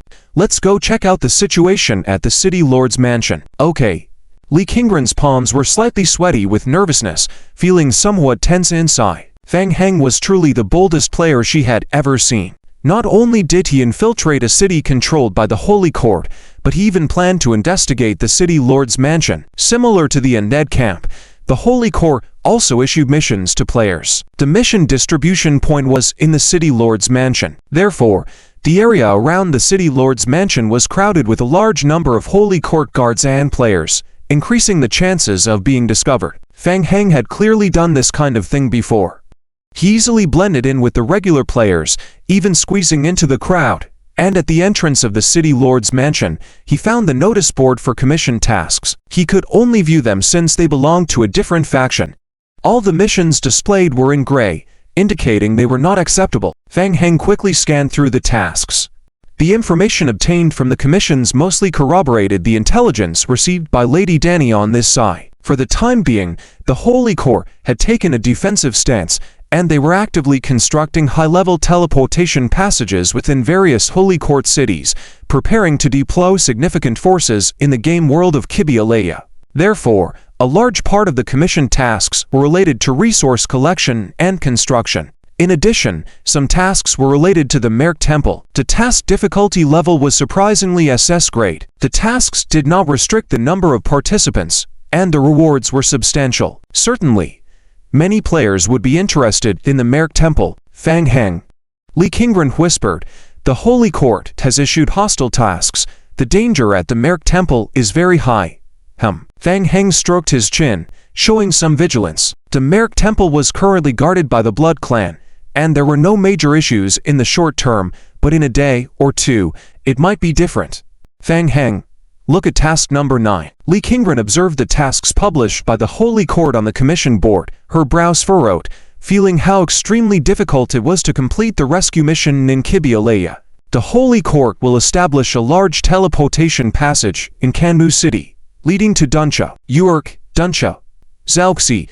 These three all belong to the worlds absolutely dominating and occupied by the Holy Court, with Duncha being the most powerful in military strength, serving as the historical stronghold of the Holy Court and the point for amassing heavy military forces. The Holy Court intends to build a teleportation channel in Kanmu City to Duncha, likely for easier support to the front line. Fang Heng fell into contemplation. In addition to Kannu City, the Holy Corps had also established 12 teleportation channels in the region further into the Brighton Empire, each corresponding to one of the 12 high-level game worlds controlled by the Holy Court. Confronting attacks from 12 high-level game worlds, the pressure was quite significant. However, there might be ways to deal with it. Fang Heng thought of something, and his expression gradually became serious. Li Qingren, seeing Fang Heng silent for a while, looked at him with concern and whispered, "Fang Heng, After a moment, Fang Heng outlined a rough plan, lifted his head, and softly said, "Have you noticed, at present, the Merc Temple and Lady Danny have diverted the attention of the Holy Court. The heavy forces of the Holy Court are concentrated in the front line, and although they are constructing teleportation channels in several cities, the overall defensive capability of those cities is not strong." Li Qingren nodded as she listened. Indeed, they had encountered few inspections after leaving the Bewilder Forest and entering the Holy Court's heartland. Even the guards within the main city were lax. "I understand your point. This is an opportunity. We can find a way to delay the construction of their teleportation channels." "No, Qingren, I don't mean that, Li Qingren was slightly stunned, looking at Fang Heng. She saw the confidence in Fang Heng's eyes. Lady Danny's analysis was correct, so what is your idea? Being overly defensive is too passive. I was just thinking, what if we could shift the battlefield to the Holy Court's side?" Fang Heng said, raising his head again, staring closely at the commission board in front of them. A plan was rapidly taking shape in his mind, step by step working towards perfection. Kannu City, a mid-tier city. Its defense capability was very low. Li Qingren listened to Fang Heng's words and then looked up at Fang Heng's serious face, as if she could sense what Fang Heng was going to say next. Her heart couldn't help but beat faster. Fang Heng said slowly, "Reverse the crack of the Punosian Maya and summon it back to the underground palace. Then immediately transfer it into the Dunsha game world. Directly bring the main battlefield to the Holy Court. Let the trouble be handed over to the Holy Court." Li Qingren got the exact answer from Fang Heng's mouth, her eyes flashing with surprise. She was shocked by Fang Heng's boldness. It was completely different from what she had expected. Instead of trying everything to protect Kibalea and delay the Holy Court steps, it was a direct attack on the Holy Court territory, using offense as defense. Is this really possible? To achieve this, they would need to destroy several guardian areas of the Holy Court in advance. Control the Holy Court's teleportation channels, use the Holy Court teleportation channels to enter Dunsha, and ensure the repair of the Merc Temple to achieve the transfer of the Yinmai crack. However, just thinking about it, she could see several major troubles ahead. It's not as easy as it seems, but as Li Qingren looked at Fang Heng, she inexplicably felt a surge of excitement. She had a strange feeling. Since Fang Heng had spoken about this plan, he must be very confident. Suddenly, Li Qingren realized, if Fang Heng took the initiative to attack the Holy Court with the undead, would it officially bring the undead camp and the Holy Court camp into conflict? Perhaps at that time, the undead camp would also have to get involved. This is a major issue. Do we need to consult the undead camp? No need to bother with them. Fang Heng waved his hand. The undead camp always gave Fang Heng a strange feeling. No need to complicate things. Anyway, he currently had 3 tasks. The great plan of Merc was the premise for this plan to be completed. It had to be done. Whether the undead camp agreed or not, he had to try it. The remaining 2 tasks were to earn honor points from the undead camp in exchange for main god points, and the other was the main task supported by Master Grow. The probability of earning honor points through attacking Dunsha was high. Even if not, it was a small loss that could be accepted. As for the task from Master Grow, there was no need to worry at all. Knowing Master Grow's temperament, if he knew the mission goal, he would definitely provide help overtly and covertly. Therefore, there was no need to pay attention to the undead camp at all. "You guys don't want to fight, right?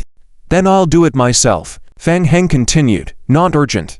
According to the current commissions issued by the Holy Court, the first batch of channels establishment would take at least 5 more days. We still have time. Let's start with the simplest.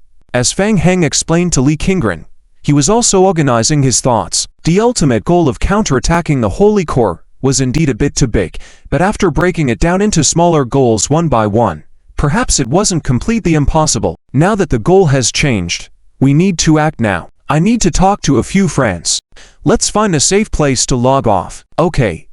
Li Qingren looked at Fang Heng decisively making plans, taking a deep breath. In just a few minutes, the current issue changed from how to protect the Kibalea game world to how to attack the Holy Court Dunja. The change in mindset was quite significant. Perhaps this was the reason why Fang Heng had reached this stage in such a short time. An hour later, Fang Heng and Li Qingren once again returned to the task commission outside the Lord's mansion. Around the corner, a player wearing a black coat was standing off to the side. When the newcomer saw that it was Fang Heng, a smile appeared on his face, and he walked towards them. Fang Heng, long time no see. Yeah, it's been a while. How have you been? Fang Heng also smiled lightly, and greeted the person with a fist bump. Surviving. It's just average without you around. Chu Yin smiled, quickly getting to the point and asked, I've heard about the skirmish between the Holy Court and the undead in Kibalea. What's the plan? Are we going to team up for a big fight? Of course. This time, it's going to be a big one. Fang Heng narrowed his eyes, a glint of determination in them. After hearing Fang Heng's call for help, saying there was an urgent matter and needing him to cooperate, Chu Yin didn't hesitate for a second. He immediately spent his main god points to transfer to Kibalea to meet with Fang Heng. Just focus on one thing.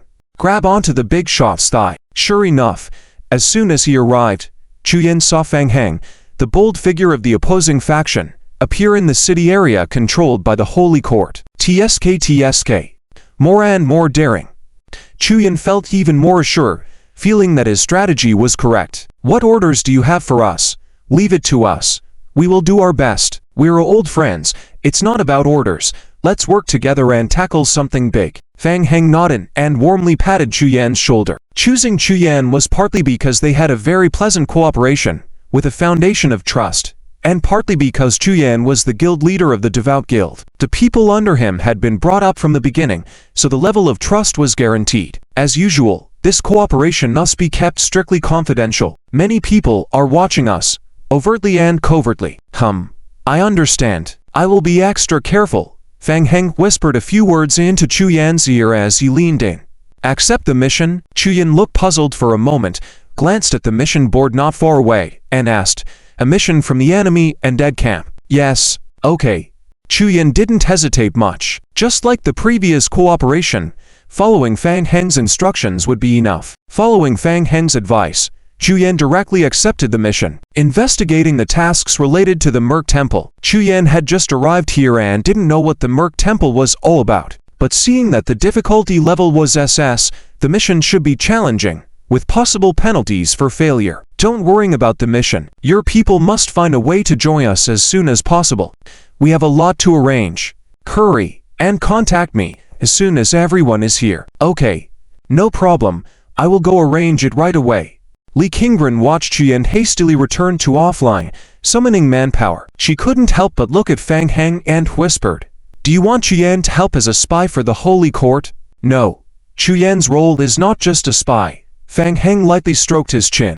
The information about the Merc Temple can be shared with the Holy Court, as long as the temple's safety is ensured. With Lord Donnie guarding the front lines for the time being, the Holy Court's main forces could not attack the temple. A small team with vampires and zombies could easily deal with it. The information about the Merc Temple would eventually be revealed, which would allow Chu Yan to receive rewards and earn contributions to the Holy Court. This was just the initial stage. Chu Yan would have more important tasks to undertake in the future. Let's go. Things are almost settled. It's time for us to go back. Late at night, outside the Merc Temple, several teams of players who had accepted the related tasks took advantage of the moonlight to sneak into the heart of the Angma Empire and arrived near the Merc Temple. The group hid behind a few rocks on the plain, carefully observing the distant Merc Temple. Little did they know, their every move was already exposed to the view of the vampire patrols flying overhead. The terrain outside the Merc Temple was a plain with sparse rocks. It was too easy to be spotted if anyone got too close. The player teams were unaware that they had been discovered, and one player nodded, saying, The Merc Temple is right ahead, with no guards outside. It doesn't seem normal, with an SS difficulty level and a warning of fluctuating mission difficulty, involving players from the undead camp. It's not that simple. It could be possible. The difficulty may fluctuate downwards as well. With our Holy Court troops pressing forward, the undead side might have received news and run away. Moreover, In terms of difficulty, isn't it evidence enough that we managed to sneak in stealthily to this point? Alright, everyone, the Merc Temple is right before us. What do you say? Huh. We are just gambling on a future. What's there to fear? Let's get on with it. Guild Master Chuyan, what do you think? Several players who had received the related tasks arrived, all partners and competitors. Naturally, no one was willing to take the lead and help others clear the obstacles. They all looked to Chuyan. This newcomer who had just joined the mysterious game world had a few taunting looks directed his way. Where did this small player guild come from, and yet so confident we took on an SS-level task? Were they looking to benefit by following along? Dream on. When they began their cooperation, they had already tacitly agreed to let the players from the Virtuous Guild go first and test the waters. Chuyan had already seen through their intentions and wasn't bothered. He just smiled faintly and said, "What the captain said is correct. The Virtuous Guild is a small guild, and our presence here today has been thanks to the support of you all, but we have the confidence to take on this task. Therefore, we naturally have some confidence. Since you all are so courteous, I will take the first step and explore the path for you all." Great. Brother, I have confidence in you. The players felt that this guild leader was quite sensible. When they saw him agree to scout ahead, they burst out laughing. Ha ha. Mr. Chu is indeed courageous. Please go ahead. Chuyan nodded to the players behind him.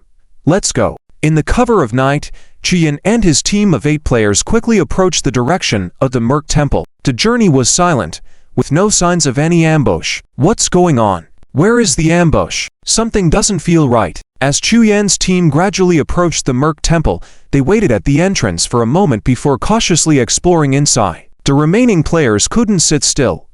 While many could accept the mission, only one would get the final reward. If someone else completed it first, they would lose out. They hadn't come all this way just to watch others reap the benefits of completing the mission. Originally, they had assumed that there would be an ambush inside the Merc Temple, so they had sent Chuyan's team to scout. But they didn't expect this lad to have already made a move. Why hasn't there been any movement for so long? 3 minutes passed, and seeing no sound coming from inside the Merc Temple, the remaining players from the other teams couldn't contain themselves any longer. Let's go. We will also go up together. Don't let that kid steal the lead. We are following too. With haste, the players approached the Merc Temple. As they entered the Grand Hall together, they saw Chuyan and his players gathering on the floor, examining something in the Merc Temple's hall. It seemed like there was a big hole on the hall's floor. Seeing Chuyan had yet to complete the task, they breathed a sigh of relief and cautiously walked towards the hall, observing their surroundings. Chuyan, did you find anything? Without answering, Chuyan's face suddenly changed, as if he had discovered something extremely dangerous. He quickly turned, shouting loudly towards the players entering the hall. Danger! Don't come near! Be careful! As the other players stepped into the hall, dark light appeared within the hall. Hiss! Hiss! In the next moment, a large number of lickers surged out from the central pit of the hall. The lickers immediately pounced on the players from the Virtuous Guild surrounding them. Lickers! The players at the hall's entrance turned pale at the sight. This was bad. The devout team players gathered at the entrance of the hall instantly became the focus of the attacking horde of lickers. Seeing the players of the devout guild about to be surrounded and devoured by the liquor horde, at that moment, a player who followed alongside Chuyan suddenly stood up, raised their hand and swung the huge sword in their hand forward suddenly. As the huge sword swung in the air, it cut through the air with a sound of breaking. Bang! The bodies of the 2 lickers who were hit head-on by the huge sword directly exploded into pieces. Thus, even as the huge sword continued to swing, it unleashed a violent wave of holy energy. The holy wave rapidly spread outwards. When the surrounding lickers touched the holy ripple, their bodies suddenly stiffened, and red damage numbers appeared on their bodies. Other guild players who were still waiting at the entrance, prepared to face the liquor horde, were shocked to see this scene.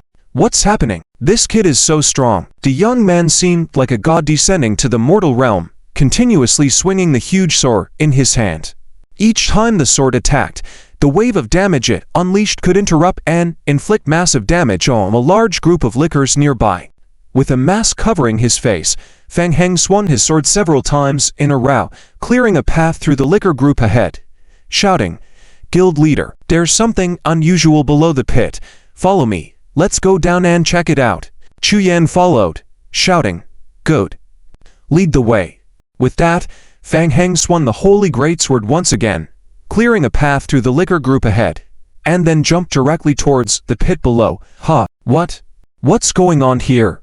The players of the St. Court team, who witnessed this scene at the entrance of the hall, were all astonished. Several team leaders looked at each other. Is he really planning to take on the pit alone? Where did that kid come from? With so much unknown below, are you all daring enough to rush down like that? Is he brave or reckless? Just as they hesitated, the players saw several members of the Devout Guild, including Chu Yan, leap into the pit ahead, completely disappearing from view. What to do? Should they follow and see what's below, or retreat? Several team leaders of the St. Court team were still hesitating when the liquor horde that had been thrown out by the Holy Greatsword lost their target and swiftly ran back towards the player team. They're coming. Everyone be careful. Without Fang Heng, the players could only rely on their own strength to fight. The front row of Paladin players immediately stepped forward to hold the line. When they engaged with the liquor horde again, the players felt the pressure on them increase tenfold. Earlier, with Fang Heng present, the attacks of the liquors were frequently interrupted by the holy ripples. Now, without the spreading ripple effect, the liquors moved extremely fast. Coupled with their strong self-healing abilities, the players could only resist with difficulty. And more liquors kept emerging from the entrance below the hall. In this situation, not to mention continuing to chase down into the pit, even holding the entrance of the hall proved difficult. Withdraw. Sensing the danger, several team leaders waved their hands and led the players to retreat outside the mercenary temple. The liquor horde, of course, didn't give up easily and continued to chase after the player team. The team maintained their formation, retreating forcibly, engaging in battle for more than 10 minutes, paying the price of several player deaths before finally exiting the mercenary temple from a distance. The remaining players felt nothing but relief. This group of liquors was extremely tough, each one behaving like an indestructible force, definitely manipulated by the Lord of Fang Heng behind the scenes. Fortunately, they didn't act rashly and follow the Devout Guild players into the pit to investigate. The difficulty level of the SS rank mission was indeed a deep abyss. However, several team leaders couldn't help but look towards the mercenary temple ahead. They didn't know what had happened to the Devout Guild players who had just entered the hall's passage below. One thing was for sure, that player next to Chu Yan was truly powerful. But from the current situation, there should be more liquors below the passage. They probably couldn't hold out. A player asked softly, "Captain, do we?" Wait a moment. Suddenly, a team leader noticed something and his face changed suddenly. The others noticed the change in his expression and nervously looked towards the direction of the mercenary temple. What's wrong? Did you notice something? No. Look at the mission description. Hearing this, the players opened the detailed mission to check, and their faces revealed surprise. The reconnaissance-related task for the mercenary temple showed a mark indicating it couldn't be completed. So, they looked back towards the mercenary temple. What does this mean? The Devout Guild was not killed by the liquor horde but instead completed the mission. How did they manage that? Was it because of that kid? The image of Fang Heng swinging the huge sword fiercely came to mind again. They wondered if they could escape from the heavily guarded underground palace of the liquors. At this moment, in the underground palace below the mercenary temple, the situation of the Devout Guild players was much better than what the St. Court team players had imagined. Chu Yan and the players he brought were in a newly opened warehouse in the underground palace selecting equipment. Mr. Fang is so damn wealthy. Did he rob the St. Court? A whole warehouse full of high-level equipment. And they were all suitable for their St. Court camp. Choose as you like. The players felt as if they were dazzled, regretting that their backpacks were not big enough to carry so much equipment at once. Fang Heng had previously wiped out several small teams from the St. Court and dropped a lot of related gear. In Fang Heng's eyes, these equipment attributes were somewhat garbage, all having holy attributes that he had no use for, so he directly handed them over to Chu Yan and his guild team. With the new equipment, the combat power of the entire Devout Guild players had directly improved by a level. After checking the situation in the mercenary temple, the completion rate of the reconnaissance task Chu Yan received also reached 100%, and he only needed to return to report. Chu Yan felt that following Mr. Fang to pick up Lu and complete missions in the underground palace was truly refreshing. He looked at the teleportation channel gradually being established in the underground palace and asked, "Mr. Fang, are you planning to establish a mage tower teleportation here too? Is there anything I can help with?" "Yes. This will be one of the transfer stations. I will handle things on the undead side. For now, you focus on the St. Court side. The next steps can be prepared. We will start tomorrow. The teleportation channel was still under construction, lacking many rare materials, and the formal establishment was expected to take 1 or 2 more days. Fang Heng estimated that after this mission wave, Chuyan could temporarily stand firm in the St. Court camp. Suddenly emerged, the Devout Guild completed a large-scale reconnaissance mission overnight and soared to the 16th place on the contribution ranking list in the Holy Court. The name of the Devout Player Guild spread among the players in the Holy Court camp. At that time, several player teams personally witnessed the completion of the mission, so there was no doubt among the players about the Devout Guild completing the task. Most of the discussion was about the mysterious giant sword player in the Devout Guild. They hadn't expected that such a master would be hidden in this small guild. At this moment, Fang Heng hurried back to the zombie apocalypse game world. Hint: player zombie avatar attempts to construct perception with Moonlight Night Cat. Successful. Player current task experience plus 12.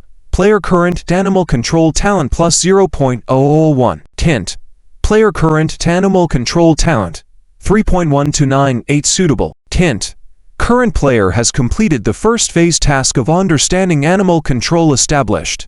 Great. Finally managed to complete the first phase task before daybreak. What's most precious is that his animal control talent also reached the suitable level. If he continues to grind for a few more days, the animal control talent could have an even higher improvement. Fang Heng left his zombie avatars to continue grinding experience points and logged out of the game for now. After getting some rest offline, Fang Heng rushed to the self-service restaurant on the 3rd floor of the Manifold Library. Inside the restaurant, Folk had been waiting for Fang Heng for some time. Seeing Fang Heng's arrival, he immediately stood up to greet him. "Mr. Amanda, over here." Fang Heng nodded towards Folk, went around the restaurant to grab some food, and then sat back down next to Folk. "Mr. Amanda, the few alchemy magic arrays you finalized and improved yesterday have all passed verification. Very perfect. It's hard to imagine a young alchemy scholar like you. We, at the Levomidian University, hope to establish a longer-term cooperation in the future." Folk searched for words of praise, but seeing Fang Heng's lack of reaction, he felt that Fang Heng was also a master-level alchemy scholar in the real world. Such flattery was probably something he was accustomed to hearing, so they were naturally useless. After speaking for a while, Folk felt a bit tired, took a sip of coffee, paused the praise, and continued. "Mr. Amanda, we will need to perfect and modify more magic arrays in the coming days with increased difficulty. It may require you to spend more time on it." With a burrito in hand near his mouth, Fang Heng paused, then nodded. "All right, no problem. Thank you so much for your trouble. Also, about Mr. Wu Yuhai ... Folk carefully adjusted his wording. Mr. Wu's strength is still very strong, and he is equally renowned in the academic field of animal control. His temperament might be a bit impatient, so please bear with him more. After all, he's getting older and might be a bit temperamental." After finishing his meal, Fang Heng wiped his mouth with a napkin, interrupted Folk, and said, "I got it. Let's go." "Sure. Let's go."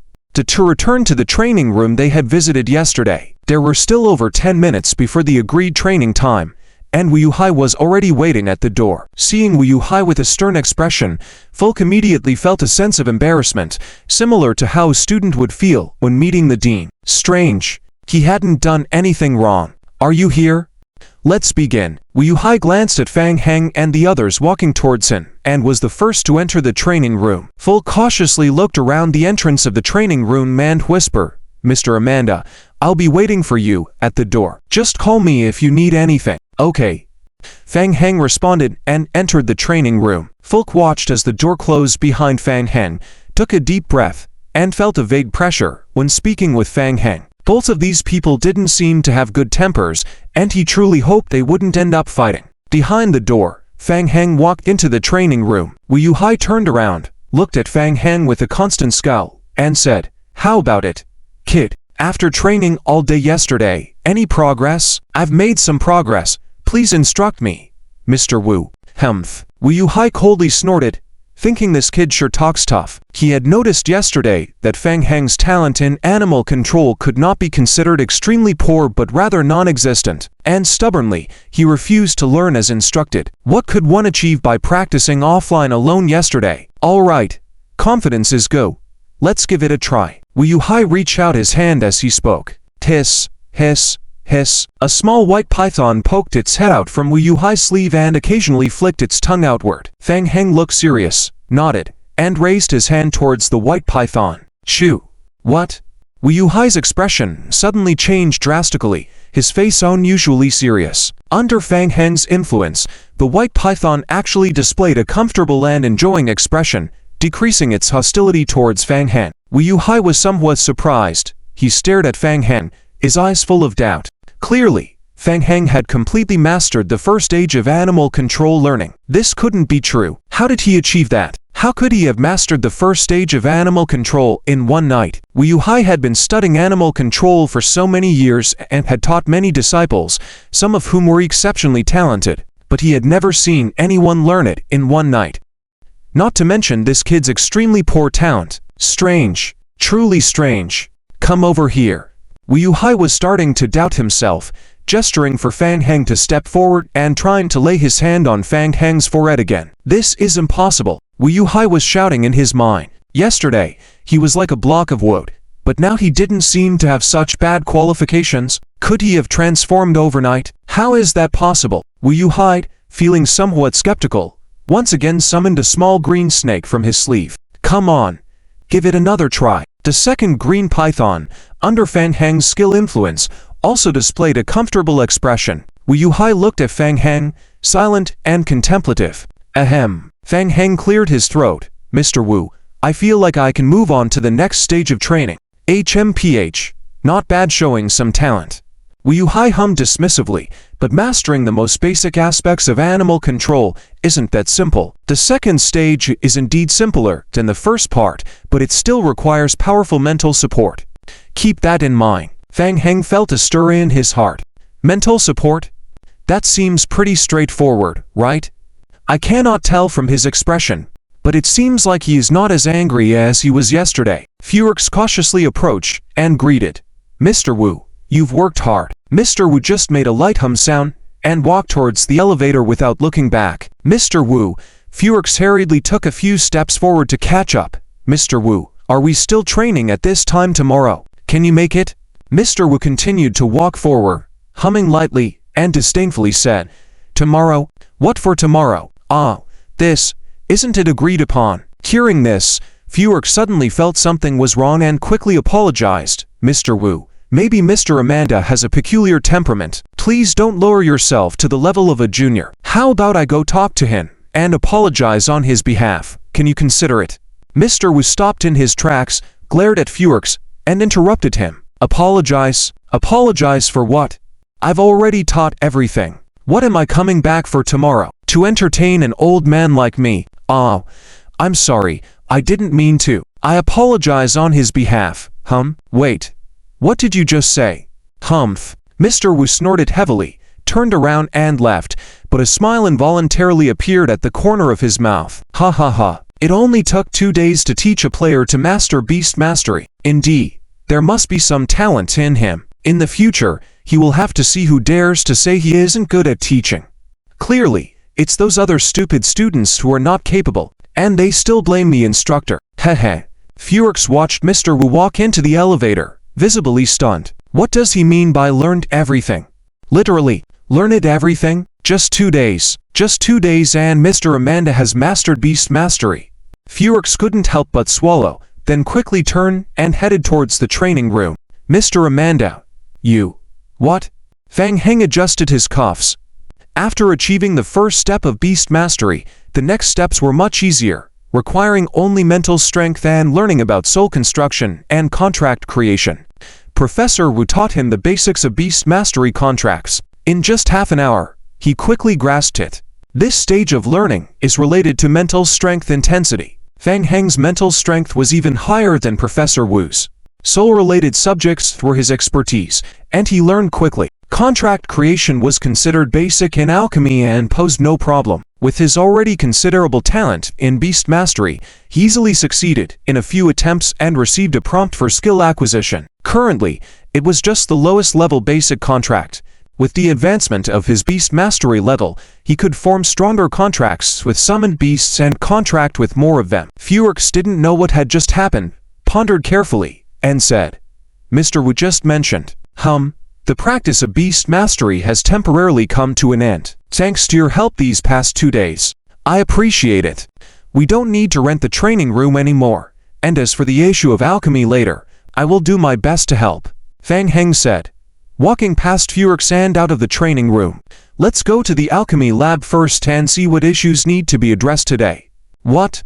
Learned everything already? Is this for real?" Furyx sputtered, a look of astonishment on his face. "So fast? Wasn't it supposed to take at least 2 to 3 months? Furyx hesitated for a moment, then saw Fang Heng already heading towards the elevator. Hastened his steps to catch up. "Mr. Amanda, I didn't expect you to be so talented in Beast Mastery. You are amazing." The next few issues are a bit challenging, have troubled us for some time. You don't need to force yourself. Just try your best to come up with solutions, Furyx quickly explained after regaining his composure. Yesterday, he had thought it would take at least half a day for Fang Heng to solve those for magic arrays, but unexpectedly, Fang Heng had completed them in less than 10 minutes. It was too quick, giving the impression of being too simple. The inexperienced vice principal in charge of finances felt a bit shortchanged and thus requested more challenging problems for today. He felt that his request wasn't unreasonable. After spending so much money, they should at least meet the standard of a 2-hour workday, right? He planned to give him some difficult problems to work on for a few days. After all, money isn't easy to earn these days. Furyx felt that this was a typical case of amateurs giving guidance to professionals. Nonetheless, the proposal wasn't a big issue. When encountering difficult problems, it was natural to spend more time on them. Besides Furyx, everyone in the group was curious about how long it would take Fang Heng to solve challenging problems. However, Furyx was starting to feel anxious. Now that Mr. Amanda had already mastered Beast Mastery, increasing the difficulty of modifying the magic arrays so suddenly, what if Mr. Amanda got upset? What if everyone dispersed? Therefore, Furyx kept pushing the idea that Fang Heng should take it step by step and not feel pressured. Fang Heng didn't think too much about it, only perceiving Furyx as a bit talkative, chattering in his ear constantly. They entered the room together, and Fang Heng stared at the magic array on the floor in the hall, deep in thought. This magic array, indeed, more intriguing than the ones from yesterday. 1 hour later, the lights in the alchemy research lab dimmed. Furyx took screenshots of all the answers provided by Fang Heng and sent them to the research group. The group fell silent. In just an hour, Fang Heng had provided answers to the dozen or so questions selected by Furyx, leaving everyone in the group speechless. Most of them couldn't understand Fang Heng's problem-solving approach. Just verifying the reliability of the alchemy magic array would take them some time, and some modifications were even in the domain of ancient alchemy magic arrays. Several professors admitted they couldn't comprehend it at all and decided to first set up the magic arrays and then verify the results. "Mr. Amanda, we may need some time for verification. Once it's done, I'll contact you immediately." "Sure. No problem." Fang Heng waved his hand. "Let's stop here for today." Furyx nodded repeatedly. Of course, you go ahead. Keep in touch." Fang Heng stepped out of the elevator and returned to his room, closing the door behind him. Swoosh. Most players are unable to use beast taming in the real world. However, Fang Heng had no issue with it at all. "Play a bit here, and I'll bring you something good later." Fang Heng greeted the shadowy rat spirit and played for a while before opening the game store and returning to the game. Hint.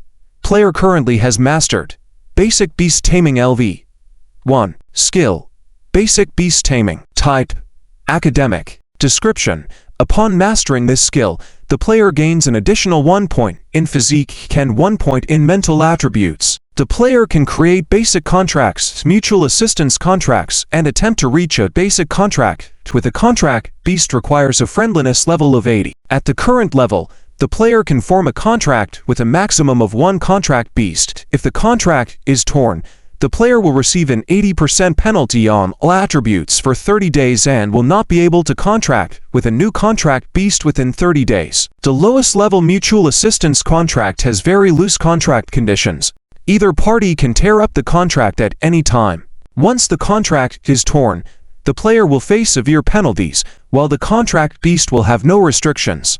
In addition, if the contract beast dies, the contract is automatically considered torn, and the player will still suffer severe penalties. That's enough. The contract only needs to be activated with spiritual power after meeting the prerequisites, making it easy to use outside the game as well. Fang Heng quickly checked the materials required for making basic contracts. There were more than 20 different materials. Only a few materials were relatively rare, while the rest were common materials. Fang Heng gathered the materials needed for crafting after looking around the warehouse, immediately making 10 contract scrolls and storing them in the exclusive dimensional storage bag. Done.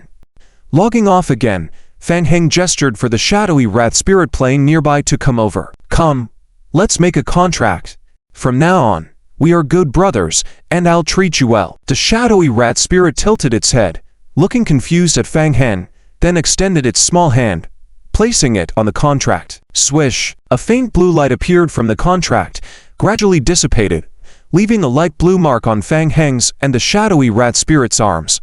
Hint: player and shadowy rat spirit have completed a summoning beast contract, mutual assistance contract.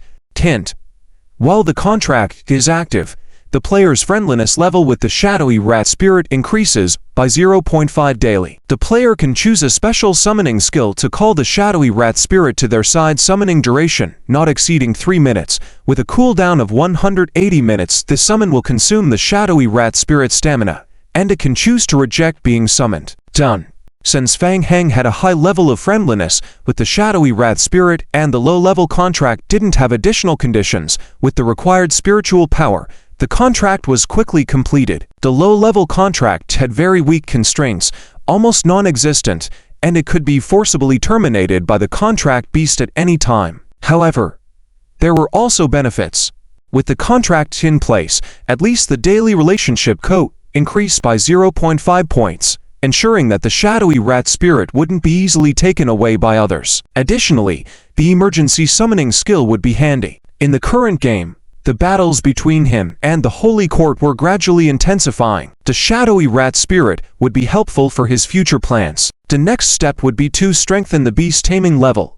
Fang Heng had already asked Falk to find ways to help collect higher-level beast taming skill books, and with the continuous skill brushing by the zombie clone, he estimated he would soon advance to a higher level of beast taming, gaining more powerful binding contracts. With this task settled, Fang Heng immediately fulfilled his promise, taking the gleeful shadowy rat spirit downstairs for a feast.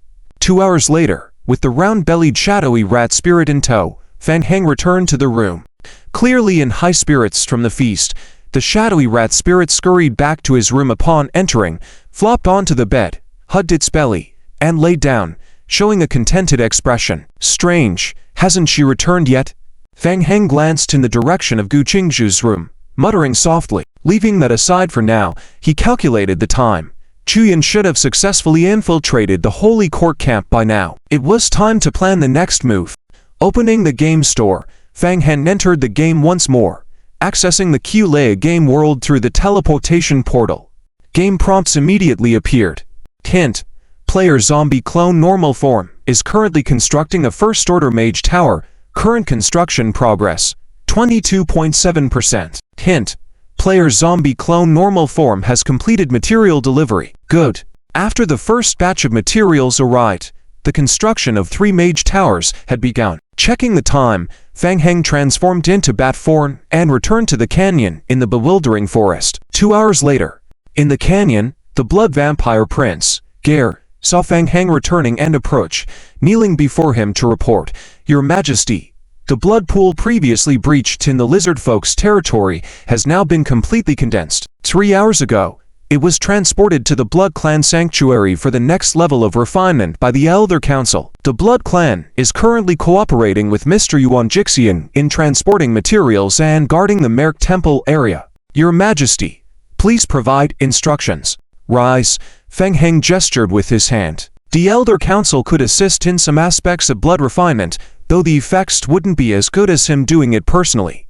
With his clone unavailable currently, he didn't have the time to go back for the blood refinement. He decided to let the Blood Clan Elder Council handle it for a while. Select a group of Blood Clan members to accompany me to the Brighton Empire. You will be responsible for aerial support and reconnaissance. Conceal your presence as much as possible to avoid detection by the Holy Court. I need information on the movements of the Holy Court legions in a certain area, Fang Heng commanded. Understood. Prince Gare immediately nodded and went to count the number of individuals for the operation. Li Qingren stood by, waiting for the Blood Clan to leave before approaching Fang Hen, asking, Fang Hen, are we ready to start the operation? Yes.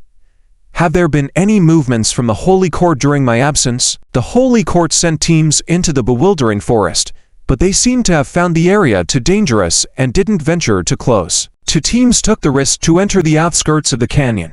I collaborated with the undead creatures to deal with that. It was clean, and I'm confident we won't be discovered. Good. Currently, they could still hide their activities, but once the Undead Soul Tower was established, a faint mist of undead magic would shroud the area, undoubtedly attracting more attention from the Holy Court. Time was of the essence in carrying out their plans. Fang Heng glanced at the system time once more, thinking about the upcoming actions. Li Qingren responded, in about half an hour, the guild will escort a batch of important supplies to the front line. It is expected to pass through the edge of the Bewilder Forest in about an hour. Okay, let's go. Fang Heng turned on the survival radio and sent a message to Chu Yan. Fang Heng, operation begins. The goal of this mission is simple: to attack a player guild that is not on good terms with Chu Yan's guild. Help Chu Yan gain contributions quickly, and help him rise to the top. The lickers quickly gathered behind Fang Hen, followed by continuously emerging infected zombies in the dense forest. Let's go. Edge of the dense forest. The Eternal Glory Player Guild, along with two small teams from the Holy Court, were escorting supplies along the road. Passing through the Bewilder Forest area, the Vice Guild leader responsible for the escort, Wu Lamu, couldn't help but take a few more glances at the forest. What's going on today? Why are there so many patrol posts outside the forest? A player under him reported, Guild leader, it was said that undead traces were found in the Bewilder Forest yesterday evening, and some people claimed to have seen Fang Heng. Suspicion arose that those dealing with the undead might be active in the Bewilder Forest. Several guilds have gone in to investigate and confirmed the presence of undead traces in the forest. Wu Lomu raised an eyebrow in surprise. You mean Fang Heng? Yes. The Lord of the Zombie Apocalypse and the Blood Clan Apocalypse. Wu Lomu furrowed his brow, feeling that things were not as simple as they seemed. During this period, the news of Fang Hen's entry into the game world of Chibolea had already spread within the Holy Court. There were rumors that the Holy Court's full-scale attack on Chibolea was related to Fang Heng. Wasn't there news that he was over at the Merc Temple? Suddenly, he appeared in the Bewilder Forest area again. Has the Holy Court been informed? What is their reaction? It was reported immediately to the Holy Court. The high-level teams of the Holy Court are currently responsible for transporting and setting up teleport channels for essential supplies at the front lines and major teleportation points. Generally, low-level teams dare not enter the forest. This matter has been temporarily put on hold. However, it is said that the Holy Court has arranged for elite forces to investigate, and there have been quite a few relevant tasks issued by the Commission. Wu Lomu knew that his player guild's main responsibility was not in this area, so after understanding a few details, he no longer paid much attention. Fang Heng? It's none of his business. He just needed to be behind, handling the transportation of supplies. In fact, the influence of player factions, where players exist, is hard to guarantee anywhere. The larger the camp, the more likely internal conflicts are to occur. The Holy Court faction is no exception. In general, to avoid necessary conflicts, players from various major guild companies have a clear boundary in mind. For example, the Eternal Glory Player Guild where Wu Lamu is from is only responsible for logistical supply missions. They do not get involved in other tasks.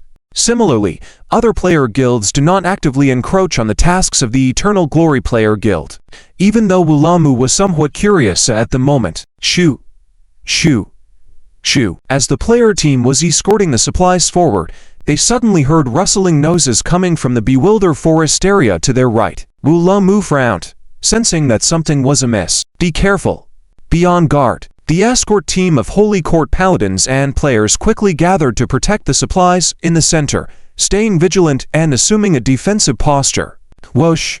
Several red figures leapt out from the thickets at the edge of the forest. Wulamu's expression changed. Not good. They were actually lickers. Fang Heng's signature creatures.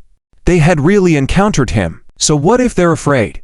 Without waiting for Wulamu to think further, a large number of lickers surged towards the escort team. Watch out! The front line of Holy Court paladins stood firm against the onslaught of lickers. Wulamu felt a bit frantic, but still held on to a glimmer of hope, ordering the player team to attack the licker group together. While Fang Heng's reputation was formidable, what if the situation wasn't as dire as thought? The licker group swiftly collided with the frontline defense composed of Holy Court paladins.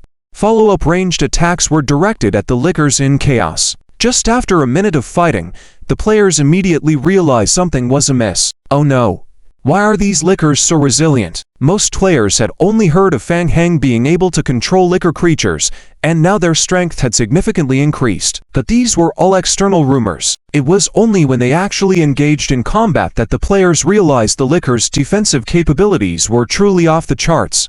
The terrifying self-healing ability and resistance to abnormal status made the players feel suffocated. Lickers hit by skills or sent flying, only to completely recover before landing, even executing a two-stage jump turn in midair. Wulamu's guard squad had only about 20 people, and with the addition of Holy Court NPCs, it was a small to medium-sized team of fewer than 100 people. Fighting fiercely for 2 minutes, they hadn't managed to eliminate even a single licker. Seeing lickers continuously emerging from the depths of the forest, the players' faces gradually turned pale. Could they win this battle? Even without encountering Fang Heng's people, they were already heavily suppressed just like this. More lickers kept pouring out of the forest. Could they still win like this? Unlikely. The players valued their lives more than the Holy Court NPCs. Running away would only result in a deduction of honor and reputation. If they didn't flee, they would lose an additional life. Forget it. We should run quickly. Seeing that the situation was unfavorable, Wulamu didn't want to waste leads needlessly here. He shouted, "Hold on. We'll call for reinforcements. They'll come to support you soon." With that, Wulamu gestured for the players to hurry and leave, leaving behind the supplies and the Holy Court guards to hold their ground. In no time, the already struggling Holy Court team saw their numbers decrease by a quarter. The front line quickly collapsed. Wulamu led his players not far away. Before they could return to the main city to report the situation, they quickly received the punishment notification for the mission failure in the game. In addition to a decrease in personal honor points, the team's honor points also significantly dropped. Damn it! They didn't even give us a chance to go back for reinforcements. Wulamu looked at the game notification, cursing inwardly, and urged his team to accelerate their return to the nearest Brighton Empire town. Mission name: Legacy Supplies. Mission description: while intercepting the Holy Court transport team, you unexpectedly discovered strategic supplies left behind by the Holy Court. The undead frontline is in great need of these supplies. If you can carry the supplies through multiple layers of battle lines and escort them into undead territory, you can receive more honor points from the quartermaster. The supply vehicle will slightly boost the faction's strength. Mission rewards: delivering a complete vehicle of supplies to the quartermaster will earn you 10,000 undead faction reputation points, 20,000 undead faction contribution points, and 10,000 undead faction honor points. Rewards: if the supply vehicle is damaged, partial rewards will be given proportionally. Failure penalty: none. Fang Heng looked at the game prompt that popped up, his eyes lighting up. This is amazing. The supply vehicle is definitely a good thing. With one vehicle, you can earn 10,000 honor points, which can be exchanged for 100 god points. As a devourer, he needs god points, evolution crystals, and survival points for his transformations. Normal evolution crystals and survival points are not lacking now, easily earning a few million income just by idling. The main shortage is god points. Transforming and solidifying a devourer's status requires consuming 20 god points. Sending one vehicle of completed supplies back could complete the transformation of 5 devourers. It seems like not much can be earned from one vehicle, but quantity adds up. There are at least 50 vehicles of supplies in front of him. Calculating based on the cost of 12,000 to transform a devourer, It would take about 2,400 vehicles to meet all the requirements. Let's think of a way to casually clean up. Li Qingren followed beside Fang Heng. Seeing the fallen bodies of the Saint Knights rapidly decaying and forming cocoons, she couldn't help but sigh deeply. In the current battle, Fang Heng and she hadn't even made a move, relying solely on summoned creatures to easily handle the situation. No wonder even the mentor Zheliu advised her to seek Fang Heng's help. If it weren't for Fang Heng, she would still be fighting with various Holy Court teams in the heartland of the Empire. Qingren, you have many friends on the undead faction frontline, right? Li Qingren looked up at Fang Heng next to the supply vehicle. She probably understood what Fang Heng wanted to do. Fang Heng probably wouldn't easily give up this wave of supply rewards. Transporting the supply vehicles is a very difficult task. Will it not affect the real mission objective of this trip? Li Qingren nodded and Dan said, yes, if manpower is needed, I can find trusted friends to help. Good. Fang Heng manipulated the newly mutated, infected zombie, resurrected from the body, to move the supply vehicle forcefully and push it towards the depths of the bewildering forest. If they use the bewildering forest as a passage to transport the supply vehicle, it would probably take most of the day to deliver it to the undead camp, and the supply vehicle would also be roughed up along the way, experiencing considerable damage. If he could maintain 70% integrity, he would consider himself lucky. Oh well, no matter, even if it's damage, there would still be an income of 50 god points. Every little bit helps, but it would be too conspicuous to directly let the zombie avatars complete the mission. After the supply vehicle leaves the bewildering forest, the last stretch of the journey can be delegated to players by Li Qingren. Almost done. Let's go. Watching the zombies pushing the supply vehicle unsteadily into the trees, Fang Heng lightly clapped his hands, contemplating whether to have the zombie avatar slightly modify the particularly difficult areas in the forest. After all, they were going to tour the Holy Court's heartland next, and who knows, they might even come across more supply vehicles. In this way, with the help of the vine zombies, transporting supplies in the forest could also save time. Li Qingren saw Fang Heng still contemplating something in place and softly reminded him, Fang Heng, the players who just escaped should have already returned to the nearest city to report. The Holy Court will soon send a large team to deal with us. We can't stay here any longer. Yes, indeed. Fang Heng nodded. He had already planned the operation before coming, taking out a map to look at it again. Let's go. We're going here. After the gatherer group briefly gathered in place, they immediately sprinted rapidly along the path. Li Qingren looked at the location Fang Heng pointed out on the map and was visibly surprised. A small town, yes. Chu Yan's side has encountered a little trouble, so this time we're mainly going to help them solve it. Fang Heng shrugged nonchalantly. There was still plenty of time, might as well play with the Holy Court a bit more. Fine. He could also earn some honor points. Weren't you meddling with us in the Empire's heartland not too long ago? Weren't you using tactics against us? It's time to show you the Undead's harassment tactics. The gatherers lunged toward the Brighton Empire heartland, aiming directly at the nearest Brighton Empire small town. Just over 10 kilometers away, under the gatherers' full speed running, they rapidly approached the town. Intruders. Raise the alarm. Quick. Report to the mayor. The defense capabilities of the Empire's small town were already insufficient. On the city walls, the guards saw the approaching mass of gatherers outside the town and were immediately shocked. They had never seen such a scene of undead attacking a town before. Several players who happened to be doing missions in the town were also shocked. Undead? When did they attack here?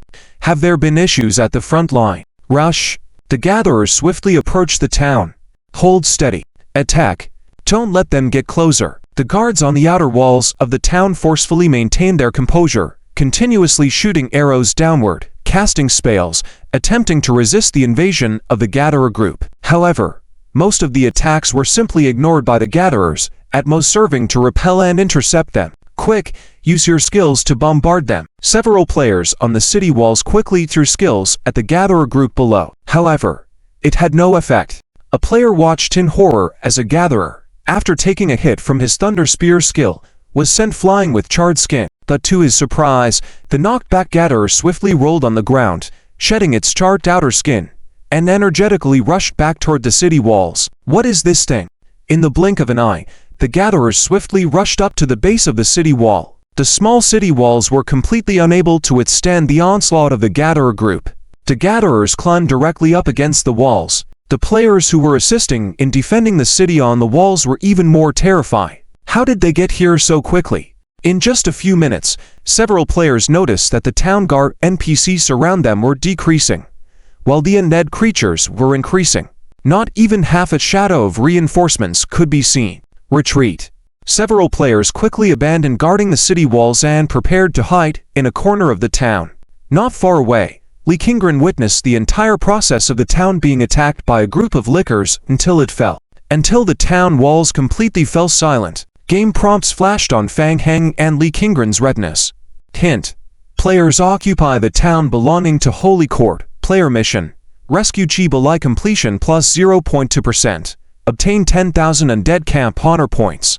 After one battle, Kingren felt that she had not played any role at all. The losses of the group of lickers were extremely limited, while Fang Hen, on the other hand, gained a group of evolved infected zombie avatars through skills after the battle, strengthening the team. In the sky, a Blood Clan member in the form of a bat slowly descended from a height, restored to human form, knelt down on one knee, and reported to Fang Hen. Lord King, two large teams belonging to the Holy Core are rapidly approaching us, and we have also discovered some scatter enemy squads gathering towards us. Understood. Continue to maintain distance observation. Yes. Fang Heng examined the map, then decided to leave the slower-moving evolved infected zombie avatars to guard the town, delaying the Holy Court's progress. Kingren, it seems that the Holy Court is also following us. Let's go. We're heading to Jelai City. Jelai City. Kingren's heart skipped a beat. That was a medium-sized capital of the Empire. Fang Heng's target this time was actually the Empire's main city. Okay.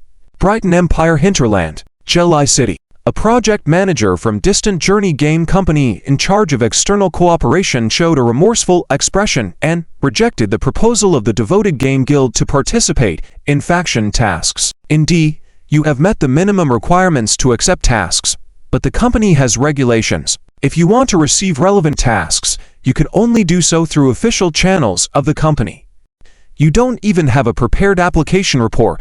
I can't help you. Please leave. We are all just workers. You should understand my situation. It's not for me to decide. Distant Journey Game Company, a large multinational company, focused solely on the development of the Holy Court faction, and its influence had spread across several mid-level game worlds. This time, Distant Journey Game Company gambled a lot by laying the groundwork in the Chi Balai game world in advance, taking control of Jelai City's authority through various means, and sharing responsibilities with the Lord of Jelai City. Soon after, Distant Journey Game Company centralized all tasks in the surrounding area under its control in Jelai City. Brother, we've come here several times.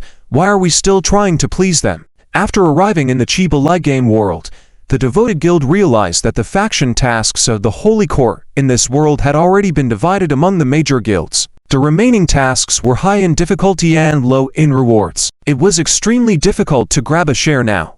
Vice President Zhejian Feng had already faced setbacks several times at Distant Journey Game Company, and this time was no exception. Since we're here, let's try again. Zhejian Feng waved his hand, somewhat expecting this result. Let's see if we can come to an agreement.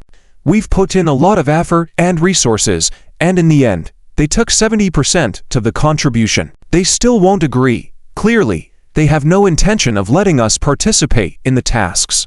Don't worry, we've given them a chance. Zhejian Feng glanced at the task commission controlled by players from Distant Journey Game Company, then looked at his subordinate. What does the president say?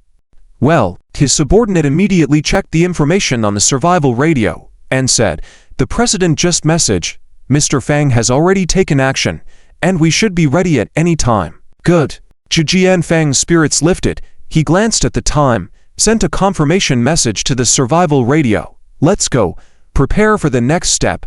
What are you all doing? Where did these undead come from? How did they manage to swagger into the Empire's hinterland while you were clueless? Upon receiving news of the attack on the Empire's hinterland, the Holy Court Legion Commander Gyolk was initially shocked, then enraged, and immediately ordered to go and eliminate the invading troop causing such great destruction. Dreadful undead. They somehow infiltrated the Empire's hinterland by unknown means, resulting in such significant devastation. Gyolk clenched his fist. Also, find out where they came from.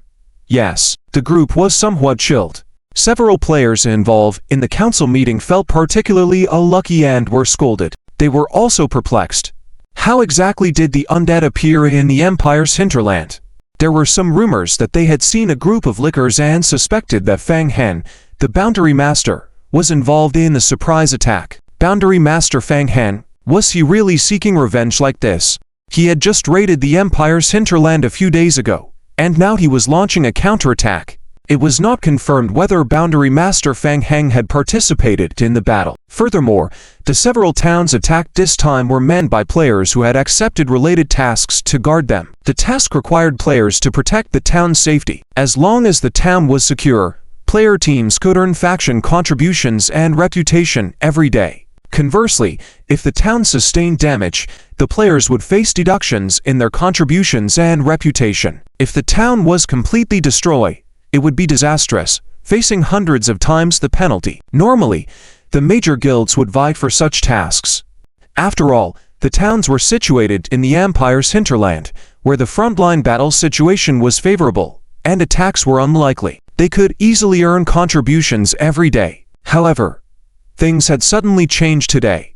Several towns in a row were destroyed, causing a significant reduction in the contributions of several player guilds responsible for guarding them. On today's Holy Court faction leaderboard, the faction contributions of the major guilds had decreased rather than increased. No one expected this sudden turn of events. Influenced by the undead invasion into the hinterland this time, many large player guilds chose to quickly abandon the original town guarding tasks, while some small guilds took this opportunity to accept many related tasks. For the small guilds, they weren't afraid. Wasn't it just a gamble? They were banking on not being so unlucky and the undead not randomly attacking the towns they protected. Kyolk was seldom as angry as he was now. He only knew that the undead had somehow infiltrated Brighton Empire's hinterland and were stirring up trouble. Upon receiving the news that the undead were about to attack, the entire city was filled with fear. The distant Far Journey Gaming Company was even more alarmed. What's going on? How did they hit the jackpot today? The undead were heading straight towards them. Jelai City was a medium-sized city, geographically far from the front lines, and not far from the nearby large main city of St. Court. Theoretically, it was very safe. So why did the undead suddenly make such a wide circle to attack Jelai City? Crazy? The large main city controlled by Saint's Court had teleportation portals established inside, and reinforcements could arrive at the nearest large city through the teleportation portals in just over half an hour. Due to Jelai City currently establishing teleportation portals under the support of Saint's Court, there were many related tasks, and the Far Journey Gaming Guild was preparing to make a big profit and earn contributions. Unexpectedly, the undead army suddenly surged forth. Were they crazy? How dare the undead? Standing on the city wall, the vice president of the Far Journey Gaming Guild, Roman, looked at the dense crowd of zombies surging in the distance, his face growing darker. The undead dare to come, huh? The game prompt to defeat the invading undead army was triggered. Roman couldn't help but clench his fists. He somewhat admired the president's foresight. He had spent a large amount of contribution points to buy 5 magic crystal cannons and place them on the city wall. All preparations were made just in case. Who would have thought they would actually encounter this situation? Perfect. Seize this opportunity to eliminate the undead in one fell swoop. Earn a large amount of contribution points. Dare to come? Then let them know how to spell death. Prepare the magic crystal cannons. Fire. Doom. Boom boom. The magic crystal cannons set up on the city wall emitted a blue light and fired together. The cannons landed among the zombie horde, creating huge craters one after another. Oh, there were still 5 more magic crystal cannons. Fang Heng looked at the magic crystal cannons on the city wall, a hint of surprise flashing in his eyes. Jelai City was just a medium-sized main city of the Brighton Empire. It was unexpectedly wealthy, with magic crystal cannons installed as well. Quite wealthy. Fang Heng immediately controlled the corpse eater swarm to disperse, maintaining a loose formation as they continued to charge towards the city. Li Qingren observed from the rear, her brow furrowed. The individual combat capabilities of the corpse eaters were indeed very strong, and their ability to withstand damage and rapidly recover was terrifying. Dealing with ordinary Empire towns was easy. However, trying to forcefully attack the Empire's main city with their strength was a bit difficult. The defense capabilities of the city walls were strong, And besides the 5 terrifying magic crystal cannons, there were also Empire guards, players, and the forces of Saint's Court. A large number of corpse eaters swiftly rushed towards the base of the city wall. Arrows infused with various magical stales poured down from the wall. These arrows were mixed with a large number of slowing ice arrows, shock arrows, and knockback arrows. Even the corpse eater horde couldn't completely resist the magical effects attached to the arrows. Their attack was thwarted. They couldn't approach the city wall. Li Qingren looked at the situation in front of her, a hint of worrying flashing across her face, and she quietly reminded Fang Hen, the enemy is prepared. Jelai City is not far from the nearby main city, and reinforcements will arrive soon. A frontal assault may not be very effective. Well, I know, I have a plan. You stay here and watch. I'll go help. Assist alone. Li Qingren was taken aback. Before she could say anything more, Fan Heng had already darted past her and rushed into the midst of the zombie horde ahead. On the city wall, players were focusing on using magical arrows to deal with the advancing corpse eaters towards Jelai City. Their arrows were enchanted with multiple magical properties that could effectively damage the corpse eaters. While they might not completely eliminate them, they could at least prevent them from getting closer to the city wall. Combined with the concentrated attacks from Saint's Court and the relentless bombardment of the magic crystal cannons, the number of corpse eaters was gradually decreasing. The threat to the city was not significant. Not to mention that reinforcements were already on their way and would arrive soon. Vice President Roman stood on the city wall, calmly observing the situation, a faint smirk playing at the corner of his mouth, seeming confident in victory. Look, over there, that one. Someone is coming. Is it a player? Suddenly, a player noticed a figure in the distance rapidly approaching the city gate, clad in a mask, and pointed towards that person. Doesn't that mask look a bit familiar? Could it be Fang Heng? Fang Heng? Many players directed their gaze towards the figure below the city wall, trying to discern the identity of the person. Due to the demon mask the person wore, their actual facial features were obscure, but their build was similar to Fang Heng's. Looks like it. Seeing Fang Heng charging towards Jelai City alone, a feeling of unease crept into Roman's heart. How dare he come alone? If he wasn't a madman, he must have some reliance. Roman's eyes narrowed, a hint of fierceness flashing through, as he coldly ordered, "Prepare the magic crystal cannons, aim, take him down." Regardless of whether that person was Fang Heng or not, want to approach the city alone amidst the chaos. Whoever it was, blast him first and ask questions later. Yes, the players operating the magic crystal cannons focused their attention, waiting to launch a concentrated attack once Fang Heng entered their range. Humph. Below the city wall, Fang Heng was swiftly approaching Jelai City. Watching the cannons aligning their fire towards him, Fang Heng's lips curved into a cold smile. It wouldn't be that easy. Suddenly, as the magic crystal cannons emitted a blue light, Fang Heng was enveloped in a fluctuation of spatial force, stepping into a secondary space projection. Doom. Boom boom boom. In the next moment, the area where Fang Heng stood was covered by a dense barrage of magic crystal cannon fire and magical arrows.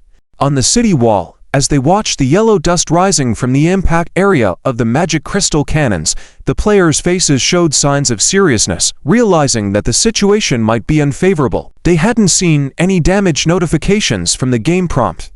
The attack had missed. Where was that masked person? As the smoke cleared, they could no longer see any trace of Fang Heng. Where did he go? Roman's growing sense of unease quickly rose, taking a step forward to search for Fang Heng's figure. No one. He couldn't find him at all. At this moment, Fang Heng was swiftly rushing through the secondary space projection, sprinting towards the direction of Jelai City's gate. Keeping his secondary space projection active, Fang Heng forcefully passed through the city wall. Suddenly, in the next moment, Fang Heng appeared within the interior area of Jelai City. Be careful. There's an enemy. Upon exiting the secondary space projection, Fang Heng found himself in a rest area for the city's defense troops. The landing point was not randomly chosen. It was precisely sensed through the blood ability of the Blood Clan just now. A group of people was gathered in this area. However, the strength of these people is relatively average. So, Fang Heng looked at the Empire soldiers quickly gathering towards him with their weapons held high, a trace of disdain flashing in his eyes. Time's up. Suddenly, almost instantly, rapidly rotating magical arrays appear under Fang Heng's feet, even under the feet of the Empire soldiers approaching him. What? The soldiers of the Brighton Empire only saw Fang Heng as an enemy, all their attention focused on him. But suddenly, they found a large number of magical arrays surging under their feet, causing them to be instantly astonished. Following that, grayish-blue hands emerged from the magical arrays, grabbing at the soldiers' ankles. Instantly, chaos ensued in the reserve army. In the chaos, more and more zombie clones crawled out from the magical arrays, crazily attacking and biting the nearest soldiers. While individual zombie clones are not strong, even the Empire Reserve soldiers can easily handle them with a few moves. But the sheer number of zombies is overwhelming. Fang Heng stood by coldly watching. Earlier, he had intentionally sent all the zombie clones except for the liquor form and the infected form to the secondary space projection to self-destruct. He was waiting for this moment, precisely timing the revival. Utilizing the secondary space projection skill, he directly resurrected the zombie clones in the main city. Tens of thousands of zombie clones revived simultaneously, completely blocking the reserve army's resting point. In a brief moment, the soldiers were terrified to find themselves completely surrounded by layer upon layer of zombie clones. They seemed completely submerged in a sea of zombies, every corner, every crevice filled with zombie creatures, leaving them with nowhere to escape. Zombies surrounded them from all directions. Dang! As a Empire soldier fell under the siege of the zombie horde, their health depleted. Two cocoons quickly formed from the rapidly decaying corpse. Mutated, infected zombies emerged from the cocoons. Witnessing this horrifying scene, the Empire Reserve soldiers were thrown into further disarray, some even falling into a state of panic and losing all resistance. The piercing alarm instantly rang throughout Jelai City. That's enough. Listening to the alarm, Fang Heng muttered to himself and took a few steps back. The Jelai City Reserve soldiers were relatively weaker, making them perfect for Fang Heng to test his zombie clones and accumulate more infected zombies. Seeing that the reserve troops were almost wiped out, Fang Heng continued to manipulate the zombie clones towards the area of the magic crystal cannons on the city walls. Meanwhile, above the city walls, feeling the commotion below, the Lord of Jelai City panicked. What's happening? Wasn't the main city fine? Why is there so much noise below? And why the alarm? Has chaos erupted in the city? Roman, the chairman of the Far Journey Gaming Company, furrowed his brows in deep worrying, his heart filled with unease. Quick, take people down to see what's going on. Roman, who had been overflowing with confidence, never thought that there would be trouble inside the city first. No need to wait. I'll go myself. This is bad. Roman was extremely anxious, immediately gathered his subordinates and rushed to the chaotic area below the city walls to support and see what had happened. Just as he turned the corner after passing through the stairs on the city wall, Roman's eyes widened in shock. What the? Roman was stunned to find that most of the area beneath the city walls was already occupied by zombie creatures. The team formed by the sanctuary and players forcefully blocked a narrow passage, firmly holding the advantage of terrain to prevent the further invasion of zombie creatures. Even further away, the Brighton Empire soldiers who came to support from inside the city were being blocked by a large number of zombie creatures. It was clear that the Empire soldiers were already in a disadvantaged position.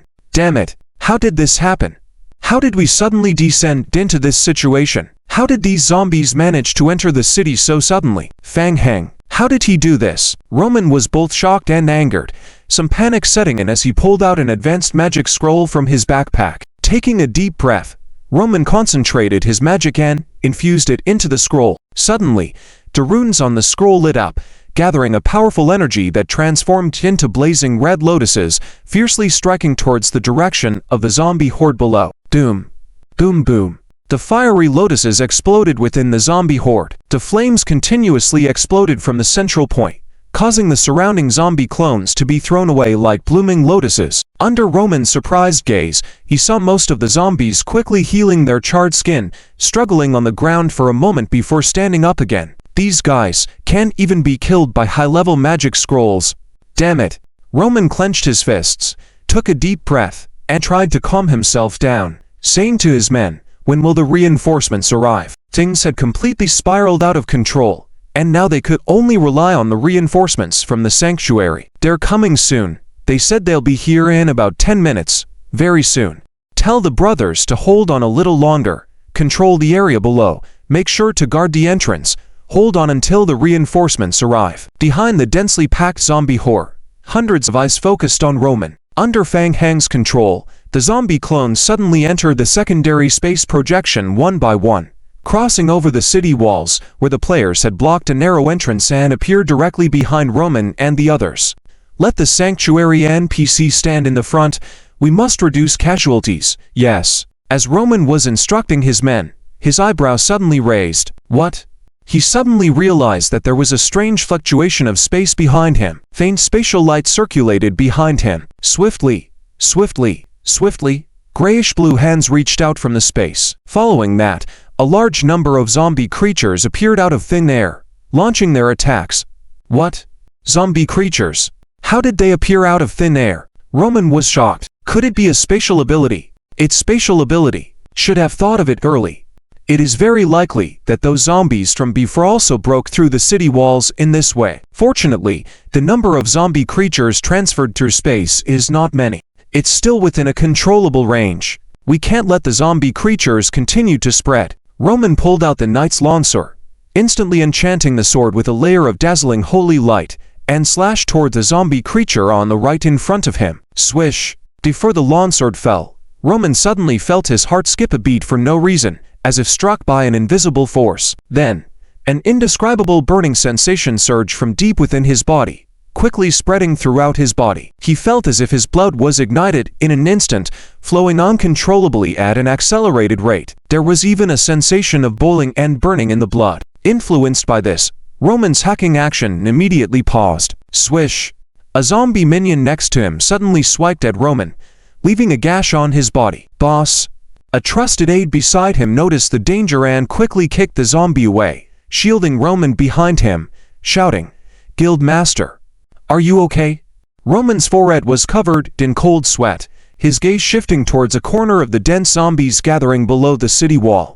Standing there was a young man wearing a demon mask. That person. It's him. Roman was certain that it was him who had remotely cast some kind of special spell on him. What's terrifying is that this special attack effect that makes the blood boil has a unique property, not even indicated by the game system. He could only watch helplessly as his health slowly decreased. The feeling of boiling blood in Roman's body showed no sign of fading.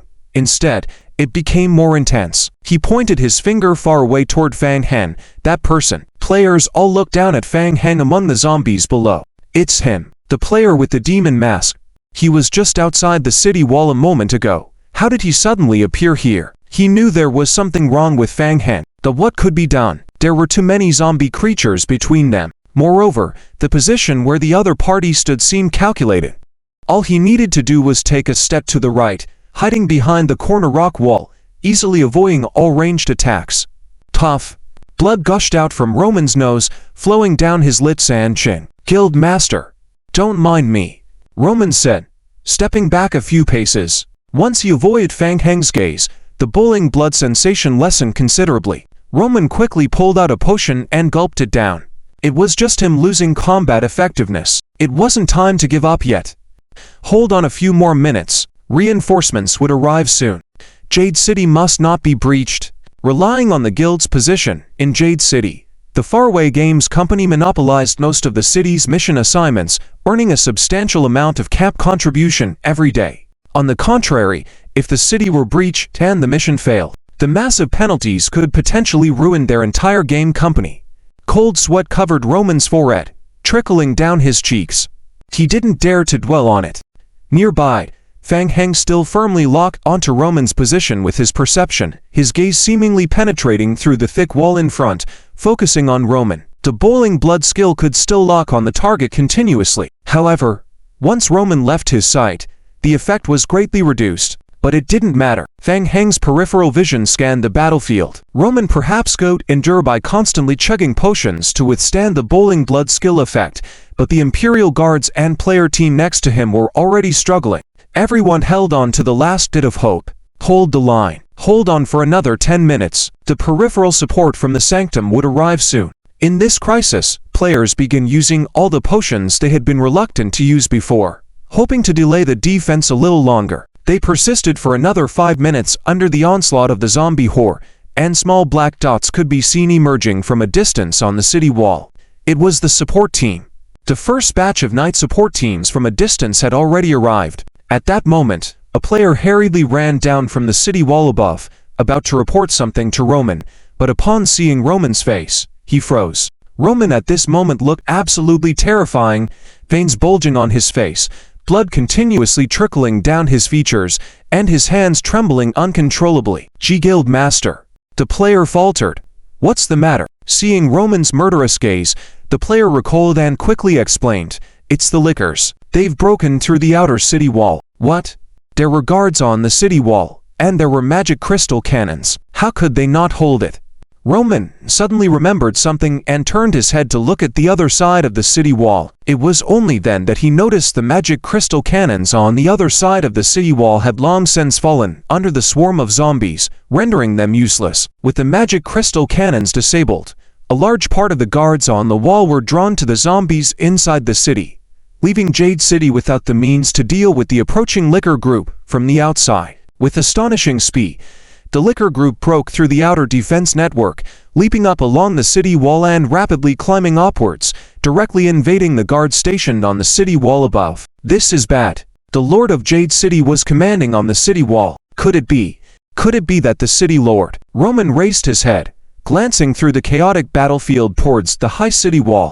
An indescribable sense of unease spread quickly within him. Immediately, game notifications flashed rapidly on his retina. Notice: Jade City Lore, via DRIZZLE, has been killed by the Undead faction. Due to current player mission, Jade City Defender, player's team deducts 800 million Sanctum contribution points, and player deducts 100 million Sanctum reputation. The game notifications appeared on the retinas of every Faraway Games company player on the battlefield. The morale of the players plummeted instantly. It's over, all over. The city wall was breached, and even the Lord was killed. Roman's gaze gradually turned hollow, the final glimmer of hope in his heart shattered like a bubble. Guild Master. Let's go. Give up. A player pulled at Roman, trying to shake some sense into him. Guild Master, there's no time. The Lickers will be down soon, and if they surround us, we'll be overwhelmed. Players from each team immediately activated the emergency plan, using the escape scrolls purchased at a high price by each team to quickly evacuate the city with guild members. Although the escape scrolls could save lives, they were expensive and had strict conditions for use, requiring players who were proficient in spatial magic to trigger their use, and there were also limitations on their range of use. There was no other choice. Run as far as you can. In the desperate situation, still, 2/3 of the players were unable to escape and could only fight alongside the soldiers of the Brighton Empire and the guards of the Holy Corps until the last moment. Roman escaped to the outskirts using the emergency escape scroll, his eyes bloodshot, staring fiercely at the game prompts on the retina, his fists clenched tightly, the anger in his heart almost bursting out. Damn it, Faraway Games had put in so much effort, only to see all their investments in Chibolia go to waste in an instant. He even incurred high reputation deductions and penalties for friendly relations. Furthermore, it would be even more difficult to accept missions within the Holy Court. Meanwhile, at the nearest imperial capital city from Glalie City, the vice president of the devoted gaming guild, Zhu Jianfeng, accompanied by 2 guild members, were stationed outside the city lord's mansion to guard the camp mission. They had been on watch for half an hour. Big brother, what should we do? They're coming. Zhu Jianfeng saw dozens of pages of missions suddenly appearing on the camp mission commissions, and his expression changed, whispering, "Quick, act." Almost at the same time, all the players around the mission commission saw the sudden surge of missions and started discussing. Missions have been triggered. City defense mission? What's happening? Did a major guild abandon something? Is there inside information? Oh wow. Look. What's going on? How come Faraway Games has been removed from the Holy Court mission rankings? Upon closer inspection of the rankings, Faraway Games, originally ranked 2nd, was completely erased. Other major game companies and teams that were ranked lower than Faraway Games all moved up a spot. Players were initially just puzzled, but soon their puzzlement turned into astonishment. After about a week, the high-level missions within the Holy Court camp had been divided among several major guild companies, and the camp contribution rankings had largely stabilized, with slight fluctuations only occurring beyond the 8th position. Faraway Games' sudden expulsion left all the tasks they had taken empty, resulting in a flood of new mission commissions on the board. Among them were many high-quality missions. It was now a frenzy to click as quickly as possible. Chu Yan was busy with other matters, so he had entrusted Vice President Zhu Jianfeng to wait nearby at the commission place. Seeing new missions pop up, Zhu Jianfeng immediately accepted all of them. Since the incident was so sudden, no one had expected faraway games to disappear. Most of the high-level missions on the commission board required guild leaders or vice-guild leaders to take on. The devoted guild swiftly moved and took over most of the land defense missions originally assigned to faraway games. Great. From now on, as long as the small town areas they guarded were not attacked, the devoted guild would receive a large daily influx of camp contribution points. Oh my god. Missions. The players suddenly discovered that while they were discussing, several team-appropriate missions had been instantly snatched up and shared. Who was acting so fast? Before the players could react, another prominent mission appeared in the top row. Mission name: Reclaim Glalie City. Reclaim? At this point, savvy players keenly sensed that something might be happening. Had Glalie City been breached? Was it the undead? Had the previously besieged undead launched a counterattack? And so suddenly, how could that be possible? Oh my god, Glalie City has been breached. Faraway Games is done for. Is this for real? What happened? Was it done by the undead? The urgent mission Reclaim Glalie City had no limit on the number of participants, and rewards and experience would be distributed based on contribution points, so many players accepted the mission with a let's give it a try attitude. Zhu Jianfeng confirmed the missions he had received and finally took on the task of reclaiming Glalie City. He checked the time, sent a message to Guild Leader Chu Yan. Guild Leader, we've got this handled. Under the walls of Glalie City, Li Qingren looked up at the gradually calming chaos in front of Glalie City and suddenly felt like she was dreaming. Glalie City. They had actually managed to occupy the medium-sized main city of the Holy Court. It was something she hadn't even thought about. And Fang Han did it so effortlessly. Hint. Player team temporarily occupies Glalie City. Hint. Player team gains 100,000 undead reputation, 200,000 undead camp contribution points, 100,000 undead camp honor points. Hint.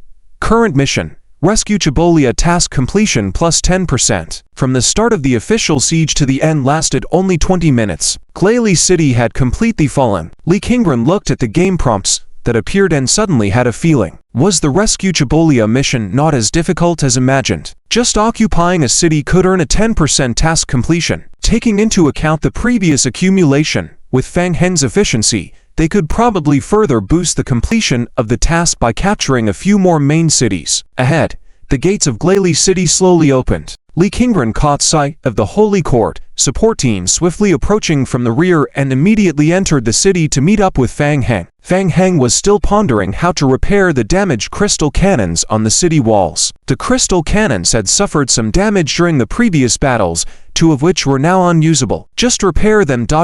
Wait for the main Holy Court troops to arrive and then let the zombies take a few shots with the crystal cannons, testing the strength of this team to see if they can still gain some benefits. Seeing Li Qingren coming up the stairs to the city walls behind him, Fang Heng nodded at her and pointed towards the approaching Holy Court team, whispering, "The Holy Court team will arrive soon.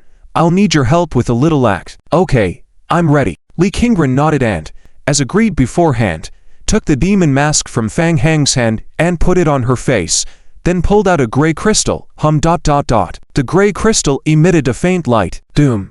Boom boom boom. Before the external Sacred Core support team could approach, the magic crystal cannon on the city wall first made a booming sound. The first to arrive to support, the Legion commander of the Sacred Core, Elrodo, witnessed the fall of Glalie City, his eyes showing an expression of incredulity. So fast?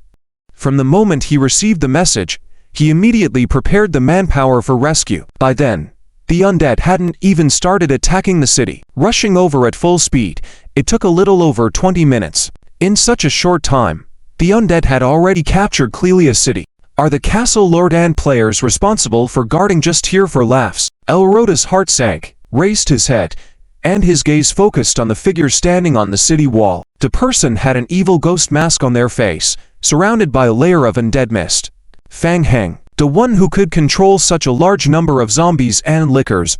Definitely him. Elroda felt more challenged. This trip was so rushed that he hadn't even anticipated the fall of Glalie City. so he hadn't prepared siege supplies in advance. The city wall was densely packed with people and several magic crystal cannons. If they were to force an attack, the losses would be significant. Elrota was pondering, when suddenly his eyebrows raised, looking towards the gradually opening city gates of Clelia City. What's going on now? The city gates of Clelia City have been opened, the gates wide open. A large number of zombies poured out through the open gates, slowly approaching their legion. And dead. Elrota stared ahead firmly. They dared to launch a proactive attack, without the city's protection, relying solely on this group of zombie creatures. Isn't that a bit too confident? Feeling underestimated, Elrota snorted coldly, raised his sacred longsword high, and shouted, "Avoid the range of the magic crystal cannons, charge all forces, and annihilate this group of undead." Yes. The team made up of sacred court factions assembled and charged towards the zombie horde. Following behind the team, several player squads looked at each other, not rushing in impulsively, but rather suspiciously looking towards the top of the city wall. Is that him? Can't see clearly. Maybe, it should be him. My friend Mensch, and that Fang Heng wears an evil ghost mask. Fang Heng, the master of the Netherworld, controlling zombies. Everyone be cautious and don't linger in battle. If you sense something wrong, retreat immediately. Don't play games with your life. Got it? Got it. The players felt a sense of foreboding. How many had suffered losses at the hands of Fang Heng? Even the Faraway Games company had met an unclear demise. At this moment, the players who had accepted the hostile task dared not venture deep into the zombie horde, instead hovering around the battle zone's periphery, casting a few skills towards the fighting area from a distance, looking quite diligent. Frankly, sometimes, pretending to be diligent is even more challenging than actually being diligent. After a brief clash between the two sides, Legion Commander Elrota suddenly felt the difficulty of dealing with this group of resilient zombie creatures. The rumors from the outside were true. The zombie creatures' resilience could be described as terrifying. Elrota had already been warned by many before arriving, but he somewhat thought these rumors were exaggerated. After all, they were just zombie creatures. How tough could they really be? Could they be tougher than his sacred longsword? He didn't expect to experience it personally this time. They were actually that tough. It wasn't until now that he realized the horror of the zombie creatures, especially and a large number of them gathered together. Elrota was somewhat relieved at this moment that he hadn't underestimated the situation, hadn't let the team engage in chaotic battles, but had maintained a relative formation throughout, slowly guiding to deal with the zombie horde. The zombie horde was numerous, with thick health, but lacking in attack power and movement speed. As long as they maintained caution, avoid the attacks of the magic crystal cannons while wearing down gradually, they could still annihilate this group of zombie creatures. Suddenly, in the sacred court camp, a player noticed something. His eyes brightened, pointing towards a distance, shouting, "Look over there." At some point, a sacred light appeared on the city wall of Clelia City. "It's our people." Looking towards the top of the city wall, they saw a small sacred court team had somehow made their way onto the city's walls. What's going on? How bold! The team led by Chuyin, like a sharp arrow, broke through layer upon layer of zombie hordes, directly charging towards the location of the magic crystal cannon on the city wall. From afar, one person in the team waved an extremely exaggerated giant sword. Each swing of the sword created a strong ripple attack, sweeping away swaths of zombie creatures around. The players were stunned at the sight. Where did this player team come from? In almost no time, the Chuyin team cleared a path through the zombie horde and reached the location of the magic crystal cannon on the city wall, completely destroying it. Seeing this from the bottom of the city, Elrota's spirits lifted. Good.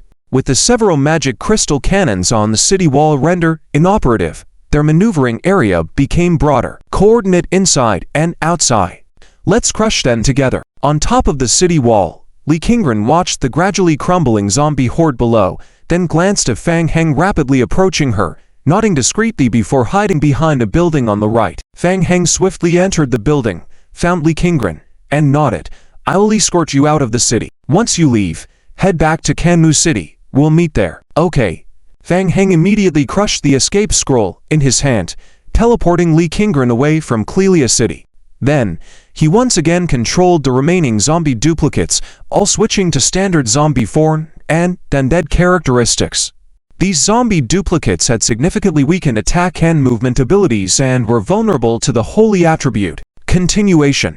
Fang Heng brandished his artifact giant sword and headed towards the Chuyan team outside. After the zombie duplicates on the city wall had cooperated with Fang Heng in a staged performance, Fang Heng dragged them to a corner of the city wall, lining them up to carry out the command to repair the wall. Fang Heng continued to wield the sacred giant sword, causing ripple damage, and eventually, over a dozen player squads from Chuyan dealt the finishing blows to the zombie duplicates. The Chuyan team belonged to the Sacred Court faction and, under the mission status, they could earn task contribution by killing zombie creatures. It was at this point that Fang Heng realized how troublesome it was to deal with his own zombie duplicates. But even so, Oroda's Sacred Court team took more than half an hour to completely clean out the zombies in Clelia City. As the players reclaimed the city, soon after, the game prompt announcing the successful recapture of Clelia City refreshed. Oroda recognized the devout members of Chuyan's guild immediately. "Thank you, Captain." Chuyan's favorability with Oroda significantly increased, and he excitedly clasped his fists. "Serving the Holy Court has always been my long-standing wish. If the captain needs anything, just let me know." "All right." Chuyan hesitated for a moment before speaking.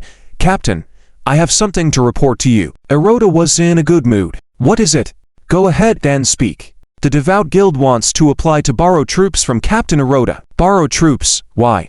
"We have received intelligence that the undead will target Kanmu City next. Although I have already issued a warning to Kanmu City, my warning has not been heeded." Oroda frowned at the news. Kanmu City was located near the front line, with scarce resources within the city. Typically, the undead would not target this city. However, recent reports indicated undead sightings in the forest area near Kanmu City. Kanmu City indeed bordered the Confusion Forest. An attack was not entirely impossible. Is the information accurate? A friend informed me, and I trust him greatly. Chuyan spoke solemnly. Kanmu City is near the front line and serves as a crucial supply point. If Kanmu City is destroyed, it will greatly impact the Holy Court's supplies. Time is of the essence. I hope you can dispatch a few teams to assist me and protect Kanmu City immediately." Oroda furrowed his brows, contemplated for a moment, and nodded. "All right, I have always been fair in my rewards and punishments. You have 12 hours. I will send 5 elite teams to follow your command. But if Kanmu City is not attacked as you described, are you willing to face the consequences?" "I am willing. Thank you, Captain." Fang Heng stood to the side, watching Chuyan nod towards him, understanding the situation immediately. It seemed that Chuyan had reached an agreement with Oroda, and a new task should already be in progress. Thinking quietly, Fang Heng retreated from the crowd and checked the game instructions. In the Confusion Forest these days, the undead doppelgangers were also recruiting troops everywhere, clearing out the monsters on the outskirts of the forest on the undead side. Altogether, over tens of thousands of transformed infected undead doppelgangers had gathered. The trouble was, these undead doppelgangers needed to pass through the Confusion Forest to reach the Brighton Empire. This journey would take a long time. Finally, after more than 12 hours, approximately 60% of the undead doppelgangers had assembled and lurked on the edges of the Confusion Forest. Almost ready. Time to act. When no one was watching, Fang Heng stealthily approached the city gate, utilized a secondary spatial projection ability, and left the city, transforming into a bat once again and flying into the sky. Next target, Kanmu City. Kanmu City currently belonged to Lord Chia Li and the large player team of the Holy Star affiliated with the Holy Court. Initially, the Holy Star Guild had put in a lot of effort to obtain the city. Due to its advantageous location, a significant portion of the resources transported to the frontline passed through Kanmu City. As such, the Holy Star Guild could gain additional contributions to the Holy Court faction. Just half an hour ago, they received a message through a small channel from players. There were rumors that the undead would attack Kanmu City. Indeed, some people had mentioned this a few hours earlier. At that time, the guild leader of Holy Star, Ruijie, paid no attention. But now, with the rumors becoming more prevalent, Ruijie couldn't help but feel doubtful. Is it true or not? Could it be that the undead are really coming to attack Kanmu City? No. Ruijie thought he was overthinking. The undead were causing trouble near Jelai City. Why would they have the time to split their forces and come bother them? Impossible. Captain, the Devout Guild just contacted us. They have secured assistance from the Holy Court and are coming to support our Kanmu City. Support? What kind of support? Ruijie furrowed his brows, wondering why they wanted to send support when Kannu City was fine as it was. Ow. The subordinate hesitated for a moment and continued. It is said they received reliable information that the undead are about to attack Kannu City, so they rushed to help. Ha. Are they deliberately cursing trouble for Kannu City? Do they really want to stir things up? Tell them to stay away. Ruijie coldly snorted. Now, he understood what was happening with the rumors of the undead attacking Kannu City. It was probably the devout guild's doing. Kannu City was not even within the undead's target attack area. What are they talking about coming to help? They probably have some ulterior motives towards Kannu City, right? As fellow players, who doesn't know what's in each other's minds? Yes, the player responded and hurried outside. Not long after, he hurried back. What's the matter? Is there a problem? No. It's not that. The player looked a bit flustered, speaking incoherently. Who outside? The undead are coming. How? Ruijie was dumbfounded for a moment, and then suddenly slammed the table. Let's go. Take me to see. Standing on the city walls and looking outside, players could vaguely see a large number of zombie creatures continuously stumbling out of the edge of the confusion forest, heading towards Kannu City. Kannu City was one of the lower-level medium cities, with defenses that were not particularly strong. Zombies. They were zombies. Seeing the dense mass of zombie creatures, Ruijie started to feel a bit panicked, a bit shaky. Zombies and undead weren't that different, but upon closer inspection, there were distinctions. It was fine if they were undead zombies. No problem. But if they were zombie creatures, that meant Fang Hen, the terrifying guy controlling this group of zombie creatures, was around. The game company had died in the hands of Fang Hen several times, multiple times larger than their guild, all inexplicably. Taking on the city defense task to continually obtain contributions for the Holy Court faction was true, but if the city was breached leading to task failure, the subsequent punishment would be severe. The game company was their bitter lesson. On the periphery, the zombie horde was now stumbling towards the city. Before any fighting had taken place, Ruijie was already anxious. Even the longsword that usually felt light in his hand now seemed a bit heavy. This was trouble. Kannu City's defense was not as good as Jelai City's, with not even half of a magic crystal cannon guarding it. Ruijie bellowed. When will our support finally arrive? Tell them to hurry up. Isn't it just some low-level undead? There do seem to be more of them, probably around 20 or 30,000. But so what? Just stacking up the numbers does not make up for the lack of quality. Lord Xiaoli looked at the zombies entering the range of the archers in the distance and shouted loudly, "Release the arrows. Stop them." Swish, swish, swish, swish. A dense rain of arrows fell from the city walls. Immediately, a large group of zombie creatures were hit. For a moment, the air was filled with the dull sound of rotting flesh being pierced and the unique putrid smell of zombies. What? Lord Xiaoli's pupils shrank suddenly. He was astonished to find that, after several rounds of arrow rain, the group of zombies were clearly filled with arrows, but none of them fell. The zombies' skin had already rotted, exposing bones and decaying flesh, with black-brown liquid oozing from the pierced areas, emitting a nauseating stench. Yet, they still staggered towards Kanmu City. The arrow rain only hindered their forward progress. Lord Xiaoli's heart sank as he turned to his side and asked Ruijie, "What's the situation with these zombies?" Ruijie's face paled. His heart felt like it was being tightly grasped by an invisible hand, feeling his heartbeat accelerate rapidly and his breath becoming shallow. Damn! Zombies with powerful self-healing abilities, as rumored. It really is Fang Hen. Fang Hen, this group of undead is controlled by Fang Hen, the main lord of the underworld. In the bewildering forest not far away, Fang Hen and Li Qingren stood side by side, their gazes fixed on Kannu City. Li Qingren watched tens of thousands of zombies with powerful self-recovery abilities attacking the city together, feeling an inexplicable shock. These are not ordinary zombies. Every zombie possesses terrifying self-recovery abilities and virus transmission capabilities, let alone tens of thousands gathering together. Li Qingren glanced cautiously at his teammate beside him. How many of these terrifying zombie creatures can he control? Fang Hen was also pondering. This was his first large-scale use of transformed to infected zombie entities to attack the city directly. The downside is that transformed infected zombies only have a normal form, weak in terms of attack and mobility. but they can still be manipulated slightly. For example, using spatial abilities to move within the spatial projection to achieve teleportation effects. On the city wall, players saw that even the bow and arrow spells were ineffective in stopping the zombie horde's attack, causing some chaos. There were just too many zombies. Soon, the zombie horde had already approached the city, gathering at the foot of the wall. The strength of the Fuxing Guild was slightly weaker compared to the faraway game company, ranking only 7th in the camp contribution rankings. Rui J stared closely at the staggering zombies approaching the city wall, a nameless fear welling up in his heart, cold sweat covering his forehead. What to do? He racked his brains, but couldn't think of a solution. After the zombie subordinates arrived at the base of the city wall, they had no other means of attack and started scratching around the wall in circles. The durability of the city wall and city gates began to slowly decrease. It seems their attacking power is still a bit lacking. Normal scratching attacks of the zombie subordinates against the city wall durability will be subject to defense reduction. At this rate, even if they scratch for an hour, they won't be able to break through the city. Perhaps they can hold out until reinforcements arrive. Rui J suddenly saw hope, but before he could relax, a player rushed up, panting heavily, urgently reporting, "Guild Master, down there.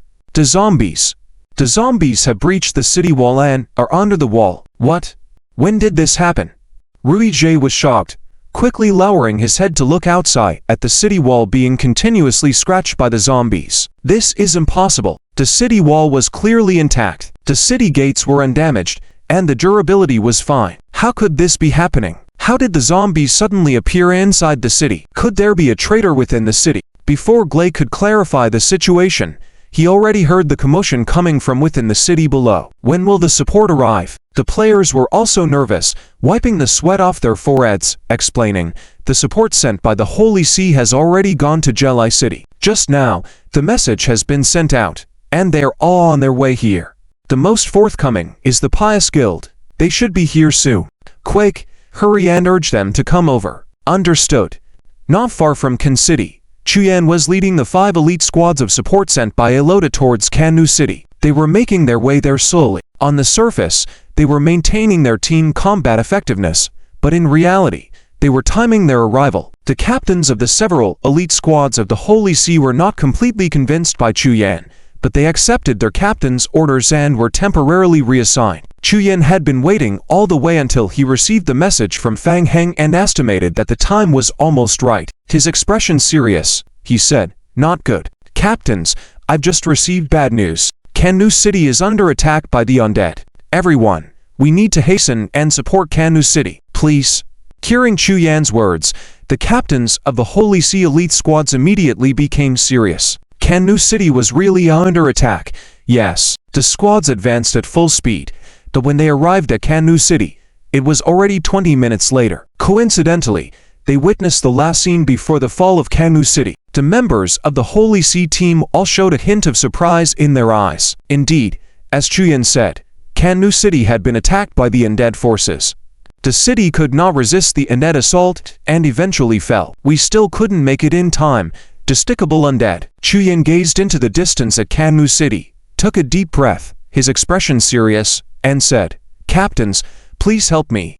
Let's reclaim Kanu City." Yes, the captains of the Holy See squads all answered in unison, though they couldn't help but feel some apprehension. Since the undead creatures were able to break through Kanu City in a short time, their strength was naturally not weak. With just their few squads and players, the battle was very different from before. This group of zombie creatures gave them a sense of sluggishness, with very low desire to attack, slow movement speed, and gathered there like a bunch of living targets. Strange.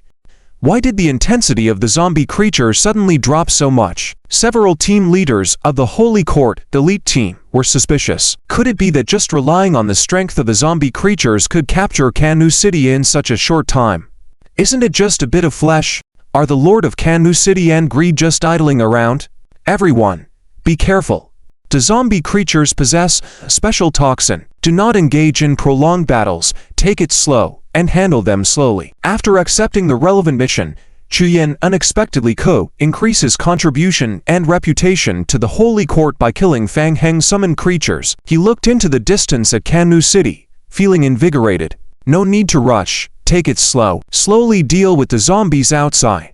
Although he couldn't see it, he knew Fan Hen was there. With several Holy Court teams now under his control, all authority belonged to him, meaning that the contribution earned by the Holy Court NPCs would also be attributed to him.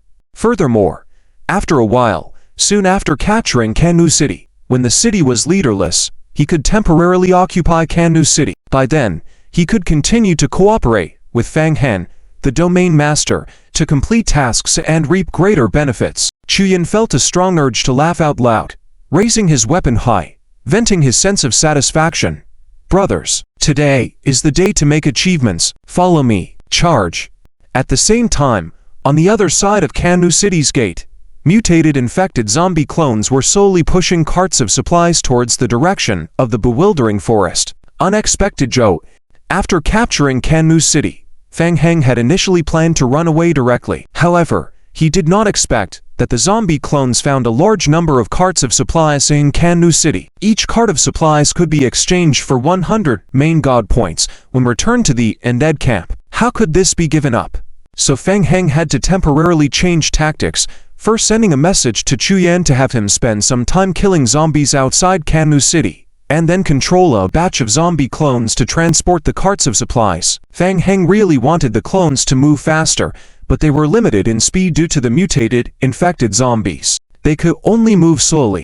After nearly 15 minutes, as the carts of supplies approached the bewildering forest area, a game prompt appeared first. Hint: Kanu City has been taken back by the Holy Court camp, reducing your undead camp's reputation by 80,000 and contribution by 50,000. Luckily, no honor points were deducted after the mission failed. Fan Hen glanced back, confirming that Chuyan and others had successfully recaptured Kanu City, silently nodding in approval. With Chuyan present, Kanu City should not launch a pursuit against the zombie escorts. Today, after consecutively recapturing two main cities of the Holy Court, Chuyan had also gained a lot of reputation. The next step depended on Chuyan's personal abilities. He hoped that Chuyan would find a way to fully control Kanu City. However, at present, the zombie clones that were created in the past 2 days for the mission had all been used by Chuyan to gain camp contribution. Now Fan Hen needed to figure out a way to replenish forces by hunting wild creatures in other areas. After giving it some thought, Fan Hen still couldn't rest assured about the carts of supplies and decided to return first to escort the carts back to their destination. Nighttime. Enigma Empire frontlines. Fan Hen's consecutive victories in breaking through two main cities of the Holy Court today are too prominent, leading the news to quickly spread to the undead camp. The pre-war mobilization that night was initially very serious. However, with Fan Hen's performance, the faces of the various guild leaders showed a hint of joy. So it was Domain Master Fan Hen joining the battlefield. Lady Donnie, why didn't you tell us earlier? You made us guess. How could we have known? Great. Let the Holy Court know about the strength of our undead camp. Previously, the Enigma Empire had almost been severely beaten by the Holy Court when they breached its territory, and the undead camp had turned a blind eye to it, leaving the players frustrated. Today, the situation suddenly reversed, with Fan Hen causing chaos in the Holy Court's territory, giving a sense of gratification as if getting back at them. Lady Donnie, will Domain Master Fan Hen be joining our operation tonight? Everyone turned their heads, looking at Lady Donnie with expectant eyes. Donnie shook her head. Domain Master Fan Hen has other important matters to attend to, so chances are he won't participate in tonight's battle. Okay. The players were somewhat disappointed, but quickly regained their spirits.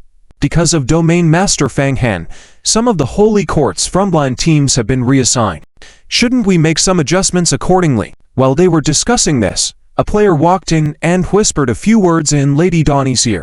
Everyone quieted down, looking at Lady Donnie. Lady Donnie, has something happened? Well, there are a lot of carts outside. Let's go see together. Saying this, Donnie got up and left the camp with everyone to head towards the rear camp storage area. From a distance, they could see rows of carts orderly entering the rear camp storage area. So many carts. Seeing this scene, the players were all stunned. The carts were a special task-type item needed by both factions, extremely important. Each day, both factions deducted a considerable number of carts, and if there weren't enough, all frontline players would suffer from insufficient supplies. Similarly, the factions could choose to consume more carts, gaining positive buff effects in the following battles. Amazing. So many. The additional positive effects provided by consuming carts are not particularly strong, but every player and NPC participating in the battlefield could benefit from them, significantly enhancing the overall power of the undead camp. Lady Donnie stopped a player to inquire. We were tasked with transporting these carts by Senior Sister Li Qingren. Li Qingren? It must be him. Domain Master Fang Heng. The players looked at each other and immediately understood. They had already found out that this time, Domain Master Fang Heng had come along with Li Qingren. So, did Domain Master Fang Heng happen to rob the Holy Core while wreaking havoc in their territory today?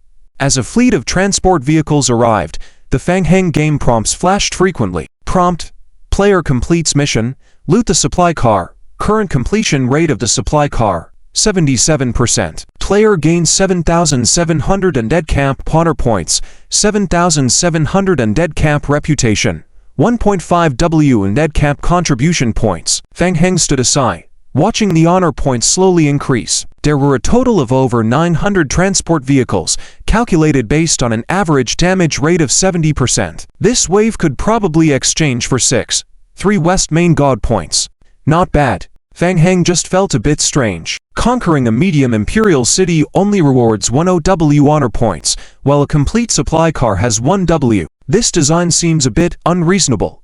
Logging off, Fang Heng walked out of the game warehouse, stretched lazily. He had been online the whole time, only logging off after all the supply cars were delivered, then went back to the Merksane Temple to confirm the construction of the magic circle before logging off to rest. Thankfully, the zombie avatars were still working on perfecting the magic circle. The Mage Tower teleportation passage had also been mostly constructed, expected to be completed smoothly tomorrow. Feedback messages from Chuyin had been received. Everything was going according to plan. He successfully gained the trust of the Sanctum camp, consuming a portion of Sanctum reputation and contribution in exchange for the Vigilant Guild's protection over Kanmu City. Currently, Kanmu City had fallen partially under the control of Chuyin as planned. It was time to prepare for the next step. Fang Heng contemplated his plan again, a hint of worrying flashing across his face. Apart from waiting for the 3 mage towers to be established and the restoration of the Merksane Temple's underground magic circle, his forces were still somewhat lacking. The number and strength of the zombie creatures were still insufficient. He was still far from his plan. He needed to think of a solution. All right. He might as well not sleep tonight, log back into the game later, find a place to farm monsters, and figure out how to spawn more zombies relying on the mutation infection effect. Fang Heng decided to log off for a while, rest, have a meal, and then come back online later to continue playing. Suddenly, the Shadow Phantom Rat rushed back into the living room, leaping onto Fang Heng's shoulder, quickly climbing up his shoulder and disappearing into his clothes, and soon poking its head out from the collar. Eek eek eek, huh? What? Hungry? No food. Strange. It seems like Gu Qingju hasn't been seen for a while. Where did she go? Fang Heng muttered to himself when he heard the sound of the hotel room door opening. Gu Qingju happened to return from outside, looking somewhat serious. When she saw Fang Heng at the door, she was also taken aback. What a coincidence. Did you just go out? Gu Qingju's gaze focused on Fang Heng's face, nodded slightly, hesitated for a moment. She had been hesitating before, wondering if she should involve Fang Heng in the upcoming events. Several times before, when she tried to reach out to Fang Heng, he was always inside the game warehouse. Just now, before she was about to set off, Gu Qingju felt that this might be a choice of fate. Just when she encountered Fang Heng, Gu Qingju made up her mind. Looking at Fang Heng, there's something I need your help with. Huh. Fang Heng was taken aback at first, then became serious and nodded. Okay. What is it? When? It's urgent. Right now. Right now. Fang Heng was puzzled. They still had the seal set by the Federation on them. What did Gu Qingju need his help with? Weren't they supposed to stay quietly in the multiverse library for 7 days? It won't take up too much of your time. Just tonight. Come with me. It's a bit rushed. I'll explain on the way. Oh. And it also needs to accompany us. Eek eek eek. Eek eek eek. The Shadow Phantom Rat seemed to have known that Gu Qingju was about to go out. Hearing that it could come along, it appeared very excited. After leaving the cave, it had been hanging around the multiverse library for a few days, feeling a bit bored. Ku Qingju reached out and gently rubbed the shadow phantom rat's forehead, softly said, "Could you do me a favor?" The shadow phantom rat nodded, puffed out its cheeks, exhaling a dark-colored breath. The shadow phantom rat's power can temporarily help us conceal our presence and evade the Federation's pursuit. My people have been waiting below. Let's go. Okay. Ku Qingju, with Feng Heng and the shadow phantom rat, quickly left the room, took the elevator, and went straight to the underground parking lot where a black SUV was waiting. "Jimmy, let's go." The driver Jimmy glanced at Feng Heng. A hint of surprise flashed in his eyes. He had never seen Ku Qingju bring an outsider along for a mission. "All right, boss." The vehicle started, quickly leaving the multiverse library. Ku Qingju and Feng Heng sat together in the back. She looked at Feng Heng and asked, "Do you remember what I mentioned to you before about our operation inside the Hain school?" "Yes, I remember. During the final moments of the operation, the Federation found us, but we still managed to find some encrypted data related to the DRIZZLE tribe research. These days, I contacted a few friends in the multiverse library to help me decipher the encrypted information, received some feedback, and after dismantling it, I obtained an important piece of intelligence." Feng Heng's heart stirred as he listened. "What is it?" "The research on the DRIZZLE tribe by the Sanctum is still ongoing. This point has been confirmed from the data. Additionally, the data exposed over a dozen large multinational research companies related to this research. They have 5 secret large research laboratories located around the world, claiming to be for public healthcare research, but in reality, they are still conducting research on the DRIZZLE tribe. Moreover, there was a major breakthrough in the research over a month ago. One of them is in our neighboring city. My people have been watching that company's research since the night before last." Ku Qingju took a deep breath, speaking in a deep tone. "Today, during the daytime, a group of Federation personnel suddenly entered the secret research area. Their arrival was abrupt.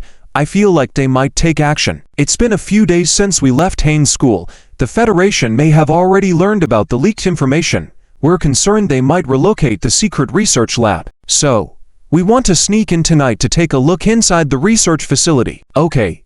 Feng Heng immediately nodded after understanding the situation. "I got it. Tonight we need to infiltrate the Federation research facility. To be precise, it's not a Federation research facility. On the surface, CXX Technology Trading Company is just a large international corporation with substantial funding from the Central Federation behind it." Two security guards walked out of the guard booth and turned their gaze towards the driver. "Jimmy, late at night, you've all worked hard. I'm here to deliver some urgent materials," Jimmy said as he showed his work badge, then started the car and drove into the industrial park. CXX Research Trading Company is located in the deeper area of the industrial zone. Since we couldn't obtain the entry permit for CXX Research Trading Company, our people can only gather at the nearby Wusheng Trading Technology Company. We have planned it out. Tonight, we will launch an attack on CXX Research Trading Company. Based on our calculations, after the enemy sends out an alert, federal support will arrive within 15 minutes. Our people have already made interception preparations halfway, ideally able to delay them for more than half an hour. Optimistically, we could gain up to an hour of operational time. Good. Ku Qingju remained as cold as usual, nodding. 1 hour should be enough for us to complete the operation and evacuate. Soon, the vehicle stopped in front of a large company building inside the industrial park. Ku Qingju and Feng Heng got out of the car and focused their gaze on a large industrial building ahead. According to the information, the Federal Secret Research Site is located in the underground area of the CXX Research Trading Company's industrial building. It is a cooperation research project between CXX and the Central Federation. Besides the company's security, there are also federal guards. We've observed the guard intensity is not particularly high. Ku Qingju nodded. With the federal presence, we cannot let our guard down. Prepare quickly. We will start the operation in 10 minutes. Understood. Jimmy nodded and returned to the Wusheng Trading Company booth to gather the personnel for the operation. Feng Heng stood on the side, observing the CXX company grounds, feeling hesitant. Ku Qingju noticed Feng Heng's unusual expression and asked, "Do you have any thoughts?" After pondering for a moment, Feng Heng asked, "We are not certain if CXX Research Trading Company is related to the federal research on the Yaren tribe, right?" "Indeed, So are you suggesting a direct confrontation without certainty? Fang Heng thought that Gu Qingju being labeled as an anti-government armed force by the federal government was not unjust. Gu Qingju seemed to understand Fang Heng's thoughts and shook her head. Fang Heng, we don't have time for further investigation. Time is limited. As soon as she confirmed the connection between CXX Trading Research Company and the Yaren Tribe Research, she immediately sent people to investigate and then noticed the federal movement. She simply did not have time to plan a more thorough infiltration investigation. If she wanted to proceed cautiously, it would take a couple of months. During this period, the federal authorities could catch wind of their activities. Directly barging in is risky, but at least it can quickly reveal the truth. Let's adapt to the situation. Gu Qingju's eyes filled with coldness. Breaking in is the fastest and most effective way to see what they are up to. Don't rush. Fang Heng gently placed his hand on Gu Qingju's shoulder. Have you considered that we might try to blend in? HM? Gu Qingju looked at Fang Heng, a hint of surprise in her eyebrows, and asked, do you have a plan? Not certain, but it's worth a try. Gu Qingju immediately responded, all right. Before long, more than 20 members of the Yaren tribe gathered in the company guard post. Within just 2 days, the Yaren tribe members had successfully infiltrated several other companies in the park, but they had failed to penetrate CXX Research Trading Company. This further confirmed the abnormality. CXX Research Trading Company. Originally, Gu Qingju, due to the mark left by the federal authorities on her, had no intention of participating in the operation. Fang Heng's presence changed her mind. Plans have changed. You all stay here and wait for my signal. If there is no signal all along, execute the evacuation plan immediately after an hour. The Yaren tribe members glanced at each other and nodded in agreement. Understood. Fang Heng looked at Jimmy and asked, Jimmy, do you know the locations of the power supply and network bus in the industrial park? I've looked into it. The power and network systems of the entire industrial zone are separate. The central control point is over there. Jimmy probably guessed what Fang Heng intended to do and added, however, CXX Research Trading Company has an internal power generator, and most of their network signals are transmitted via satellite directly to the Federation. That's all right. Fang Heng interjected, I need you to help me figure out a way to sabotage the park's power supply and network system. Try not to attract attention. Make it look like an accident. Gu Qingju looked at Jimmy and nodded. Get it done as soon as possible. Got it. Jimmy was about to leave after assigning several Yaren tribe members when Fang Heng stopped him. Wait. Fang Heng asked, do you have a briefcase? A briefcase. Jimmy looked strangely at Fang Heng. Yes, I'll get one for you. Soon. Jimmy found a black briefcase in the guard booth and handed it to Fang Heng. Thank you. Fang Heng tucked the briefcase under his arm, then took out 2 human skin masks from his backpack and handed one to Gu Qingju. We should get going. Let's move. Yad.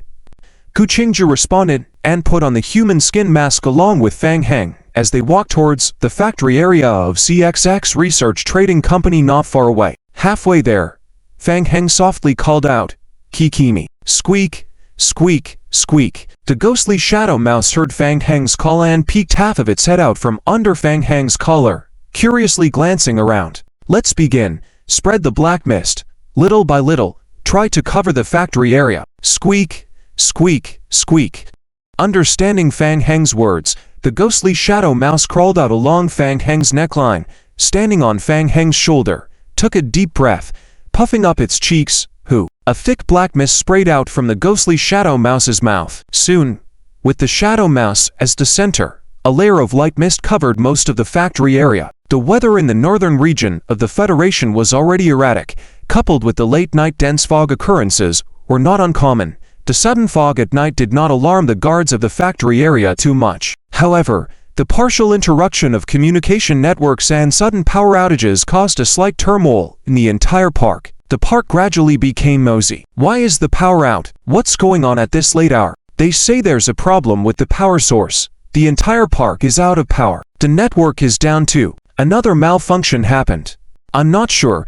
It seems it was the maintenance personnel who caused the damage. The other companies in the park were still in darkness, but the emergency backup power supply of CXX Research Trade Company quickly started up. The company's power supply was quickly restored, but the network was still unusable. Neither the fiber optic network nor the satellite network connections were functioning. Several security guards at the outpost were discussing when they saw a black SUV driving towards them from a distance. They all looked up. The fog tonight was thicker than usual.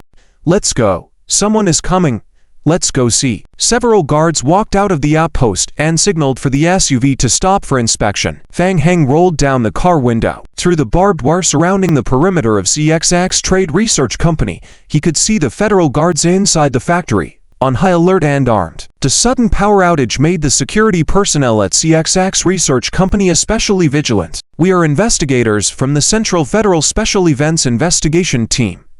We have encountered an emergency situation and need to speak to your responsible person," Fang Heng said, as he handed over his room key from his pocket. "This is our identification." The guard glanced at Fang Heng, took the room key and checked it. Suddenly, the guard felt like his vision had blurred slightly, so he rubbed his eyes. In the guard's sight, the room key had transformed into identification. Central Federal Special Events Special Investigation Team. The guard softly read the seal on the ID, nodding. "Please wait a moment, I need to inform the supervisor." "Hurry up." The guard knew the visitor's identity was not ordinary, and he wanted to inform the supervisor via radio, but found that the radio signal was being interfered with and couldn't be used temporarily. "I'm sorry.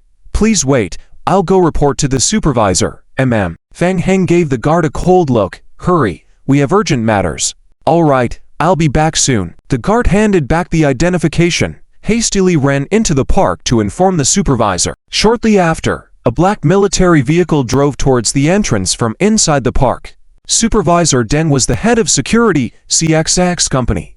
He appeared to be in his 50s, with a look of shrewdness in his eyes. "I'm sorry, it's a foggy day. We may have been affected by magnetic interference. There are some communication issues within the park. Apologies for the delay." After rechecking the identification provided by Fang Heng, Supervisor Deng quickly signaled for the outpost to allow them passage. "Sorry for the trouble. There are strict security requirements within the company. Please get into my car." "Okay." Once Fang Heng and the others got into the car, Supervisor Deng personally drove them towards the interior of the company park, trying to inquire, "Both of you look unfamiliar. Is this your first time visiting our CXX company?" Fang Heng gestured with his eyes to Gu Qingju, who immediately caught on and coldly said, "We are from the Central Federal Special Events Investigation Team, investigating incident project number UY28001. Do you understand the details of this project? If you are not aware, please take us to see your superior immediately." Hearing the project number, Supervisor Deng's expression instantly changed. Only a few high-level company executives were privy to this project. He happened to be one of them. The most important task of the security department was to safeguard the security of this project. "Yes, I know some information about it. I am mainly responsible for the security and confidentiality of related projects. Can I know what has happened?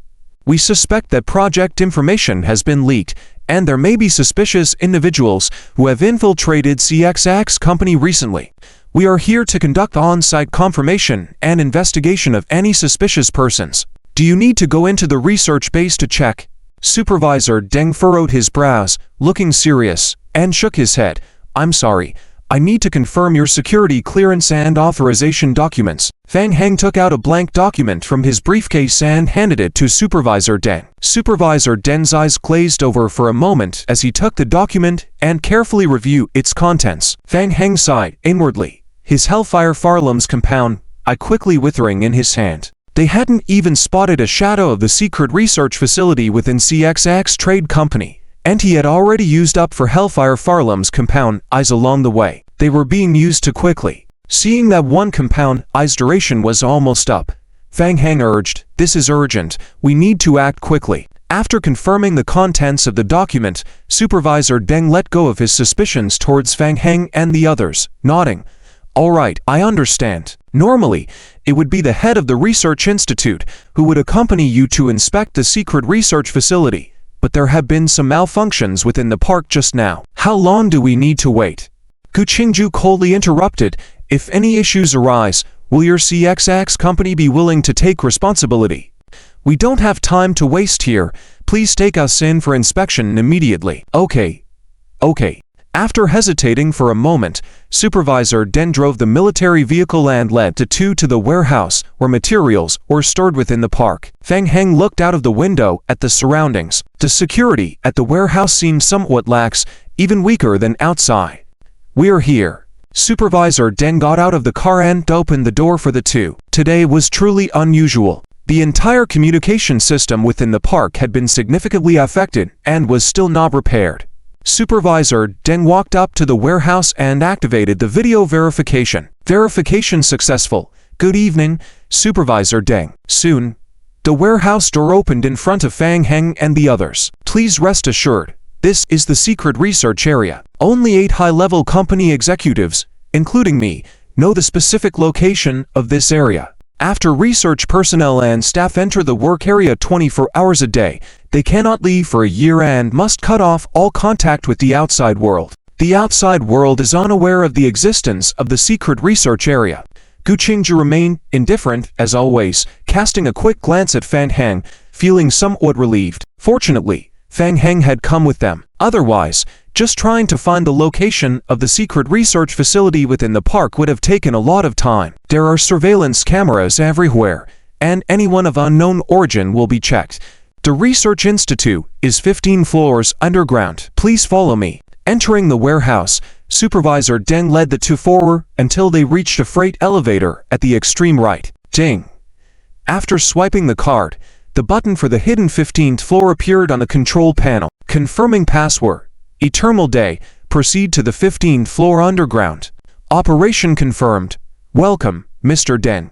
After receiving a response from the built-in intelligence system, the elevator began a swift descent to the 15th floor underground. When the elevator doors opened once again, a secret research facility established in the underground area was revealed in front of Fang Heng and the others. Fang Heng squinted his eyes. In the center of the work area, there was a metal gate about 3 meters high. The surface of the gate was made of an unknown metal, displaying a deep silver-gray color, with colorful wires densely connected all over it. The wires were intertwined like a spider web, linking to a large instrument device on the other side. Many researchers were gathered in front of the gate, carefully jotting down notes in their record books.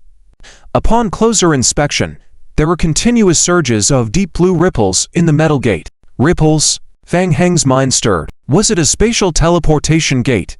These blue ripples were very similar to the spatial rift device channels in the game. Regarding security, please rest assured, the Research Institute's internal environment is completely isolated from the outside world. We will send the research data to the upper management once a week, after collation, to ensure that there are no leaks in the middle. Fang Heng withdrew his gaze from the ripples and asked, "Have there been any unexpected situations during the research process, or anything noteworthy?" "Not at the moment. We have completed the construction of the first phase of the Gates of Destiny according to plan. The first batch of tests was successfully completed this morning." Fang Heng couldn't help but inquire further. "Gates of Destiny?" Hearing the question in Fang Heng's tone, Manager Deng suddenly became alert, looking vigilantly at Fang Heng. "You are not familiar with the Gates of Destiny?" "The Gates of Destiny is just a name. To be precise, it is another form of game rift created by simulating the entry of demi-humans into the game. The biggest difference from the ordinary game rifts is that only humans and demi-humans can enter and exit through the Gates of Destiny. All the native NPCs in the game and items inside and outside the game cannot pass through." Gu Qingju spoke coldly, looking at Manager Deng. "Am I right?" "You are correct. The tests related to the Gates of Destiny are still ongoing at this stage. The Gates of Destiny will show when stable energy under continued operation. The fluctuations are very prominent. In the next step, we will continue to improve stability and try to increase the capacity of the transportation channel." Manager Deng dispelled his doubts and continued, "However, these are just minor issues. I heard that there is still a very tricky problem in the current research that has not been solved. The energy, right?" Manager Deng sighed and nodded. "Yes, I heard that this problem is very difficult to solve. Many research institutes have tried many ways, but there has been no breakthrough yet, and it has been quite a headache." Fang Heng's eyes swept past Gu Qingju's face and saw her staring fiercely at the right side of the research area below, her eyes cold to the extreme. Gu Qingju was suppressing her anger. Fang Heng followed Gu Qingju's gaze and saw a row of large Petra dishes lined along the wall beside the research area below. The living beings loaded in the Petra dishes were human. Fang Heng keenly noticed that the human blood intensity in the containers was extremely high. It was tens of times higher than that of an ordinary person. This level of blood intensity was highly abnormal. He had never seen a human with such strong blood intensity before. Fang Heng felt curious and pointed to the containers, asking, "What is in those containers?" "Those are the energy sources we just mentioned. Specifically, I don't understand either. I only heard that opening the game space requires a special spiritual energy medium, which we cannot simulate temporarily and can only be extracted from humans. If this problem is not resolved, the technology will not make a breakthrough, and the number of personnel able to be transported into the game will be greatly reduced. So, the raw materials in the containers were actually dormant humans. Humans. Fang Heng's heart stirred, looking at Gu Qingju next to him. It was no wonder Gu Qingju was so angry. Why were the blood strength fluctuations on their bodies so strong? Even Gu Qingju, the blood fluctuations on her body weren't as intense as those of the humans in the Petra dishes. There must be a problem here. Fang Heng's gaze focused on the humans in those containers and continued, "I heard that humans are extremely powerful and dangerous. Are you sure they won't pose a threat? Don't worry. In fact, they have all died. Only their neural networks are still functioning, ensuring that their bodies are still alive. From the perspective of game academia, their souls have already died, so they pose no threat to us." Gu Qingju suppressed the anger slowly rising in her heart without saying a word. "What is on the other end of the channel? I am not very clear about that." Manager Deng seemed to realize that something was amiss, raised an eyebrow in surprise, and looked at Fang Heng. "Sorry, we are only in charge of security. We don't know much about this specific thing." Fang Heng's right hand in his pocket immediately revealed a compound of a Hellfire Thauram. "So is there any information you would like to share with us?" Manager Deng's eyes became somewhat unfocused again. "I only know that it is a world heart fragment provided by the Central Federation. We placed the fragment on the channel, the one. What specific location it leads to, we are also unable to determine. Of course, I am curious about it as well, but please rest assured, we have professional ethics and will not intrude for exploration." Of course, I trust your company's professionalism." Fang Heng nodded and looked in the direction pointed out by Manager Deng. A blue crystal was embedded at the top of the metal gate. It was about the size of a pawn, and looked like a crystal shard. It would be easy to overlook it without Manager Deng's prompt. According to Manager Deng's description, the crystal shard was highly likely used for locating the world channel. "We need to inspect the teleportation channel, including the other end of the teleportation channel. Inspection, please cooperate. We have reliable information that suspicious individuals have infiltrated the research institute.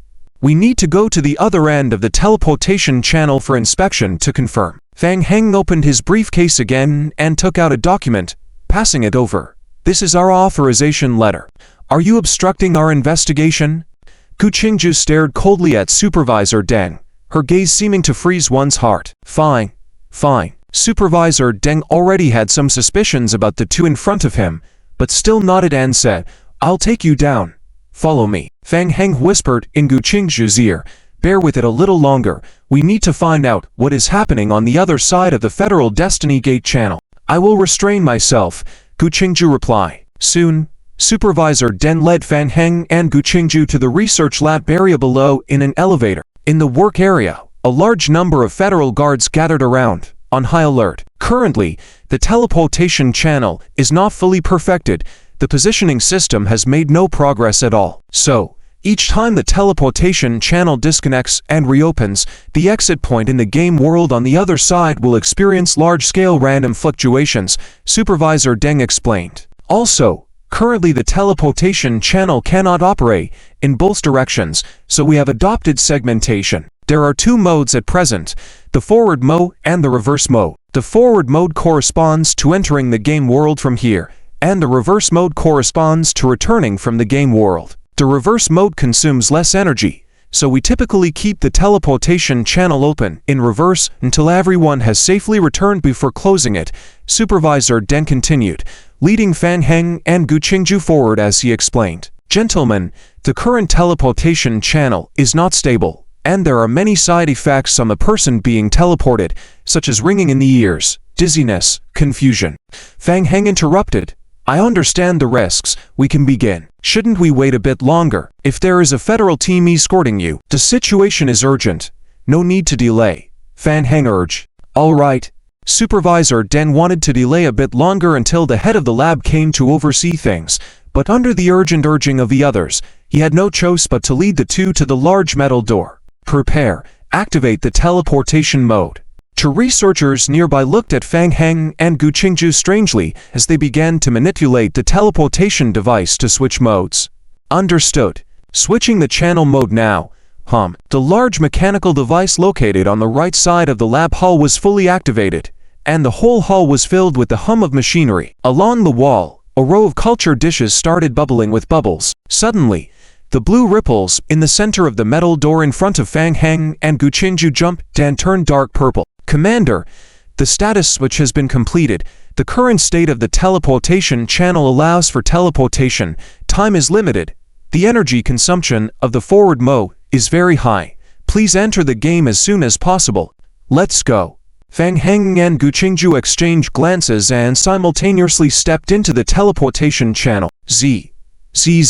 Just as Fang Heng stepped into the teleportation channel, a loud burst of electrical crackling erupted from the metal door. Fang Heng felt a special force being triggered within his body. This force formed an invisible film on the surface of his body, creating resistance and blocking his passage through the portal. What's going on? Where did this force come from? Surprised, Fang Heng was about to carefully discern the source of the force when Gu Qingju grabbed his right hand.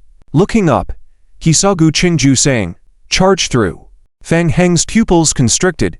Then, being pulled by Gu Qingju, he charged into the teleportation channel together. Bang! The force blocking their bodies from entering the teleportation channel was not very strong. With a forceful impact, it disintegrated almost instantly. At the same time, Fang Heng found himself surrounded by a deep purple light. Z. The area around the outer metal teleportation door seemed to have turned into a massive electromagnetic field, with purple currents crazily surging within, occasionally erupting into dazzling electric sparks. Supervisor Deng was taken aback as he realized the teleportation gate was suddenly out of control. He immediately turned to the staff behind him and ordered, "Quick! Verify the information." The piercing noise of the electrical currents echoed through the air, causing pain in the eardrums of those present. Alarms blared in the research hall. The solutions in the culture dishes bubbled madly. The temperature on the thermometer shot up rapidly, reaching the boiling point. The readings on the control console in the lab showed violent fluctuations, with the previously stable waveforms becoming erratic, and the numbers jumping up and down frantically. Signal is unstable. Quick! Adjust the parameters. Supervisor Den panicked. What's happening? Why did such strong fluctuations suddenly occur? Such situations had never happened before. This was big trouble. If they couldn't stabilize the teleportation channel, the entire channel would fail, trapping not only the two federal special investigators who had just entered, but also other federal players who had entered the game world earlier. It was a rare occasion for him to use the teleportation channel, and now there was trouble on his hands. Wait. Supervisor Den's expression suddenly became trance-like for a moment, as if he had realized something. He furrowed his brows. Why did he agree to help open the teleportation channel? And why couldn't he recall the names of the two Federal Special Event Investigation Team researchers who had just come in? Why couldn't he remember their identification and application forms? They both had their names on them. Wait a minute. Supervisor Deng carefully tried to recall the documents of the two who had encountered the incident, and the more he tried to remember, the more blurred it became in his mind. Suddenly, Supervisor Deng seemed to have thought of something terrible, beads of sweat forming on his forehead. Normally, in situations where people needed to enter the confidential research facility for investigation, wouldn't it be directly handed over to the supervisor in charge? What happened to him just now? Why did he personally escort them here for inspection, and even allowed them to enter the other side of the teleportation channel for inspection? As he recollected his actions, Supervisor Deng felt increasingly uneasy. The staff in the research facility quickly reacted, busily adjusting the instruments. After a while, the signal fluctuations finally stabilized. The purple light gradually dissipated in front of Fang Heng's eyes. Game prompts appeared. Prompt: the player has currently invaded an unknown world. Prompt: current world level low. Prompt: the player currently has not obtained relevant world coordinates. Prompt: player's adaptability to the current game world 60%. All players' current attributes will be weakened to 60%. Prompt: the player entered this world through a modified method. Until using the same method to exit, the player cannot log off. Prompt: in the current game world, the player's backpack is locked. The player cannot use items in the backpack. Prompt: in the current game world, the player's equipment cannot provide effective attribute bonuses, only provides visual effects. Fang Heng's vision gradually recovered. What was the anomaly when he just entered the teleporter? Fang Heng immediately thought of what happened when entering the teleportation channel, turned around, and looked at Gu Qingju beside him. Just now, it was ... The Federation used the power of our Ayakashi clan to enter this game world. Gu Qingju saw the doubt in Fang Heng's heart and calmly explained, remember, there are still remnants of the Holy Court mark on us. The mark will prevent us from entering the space. Fang Heng suddenly realized, so that's it. So, just now you forcefully brought me through. Yes, in these days, the effect of the mark on us has been greatly reduced. With the powerful instantaneous energy activation, breaking through was not a problem. Gu Qingju nodded and continued, before, I was trying to figure out how to completely remove the mark on us, but now, after the previous stimulation, most of the mark's energy has been clear and will soon completely dissipate. Fang Heng thought to himself, no wonder. When he just entered the teleportation channel, he felt something had been broken on his body. It turned out to be the mark. Quite a pleasant surprise. Fang Heng asked, is this good news? Half and half. Gu Qingju shook his head. Forcibly entering the teleportation channel caused a fluctuation in the ceiling power, which was instantly triggered. Afraid the small part of the barrier provided by the shadow rat couldn't completely conceal the breath, and the Federation pursuers should have already sensed our location and are now heading over here. So, we need to run away quickly, right? Fang Heng said, surveying the surroundings. Behind them was the Azure teleportation channel. The surrounding area was a forest. Beside the teleportation channel on the right was a simple tent.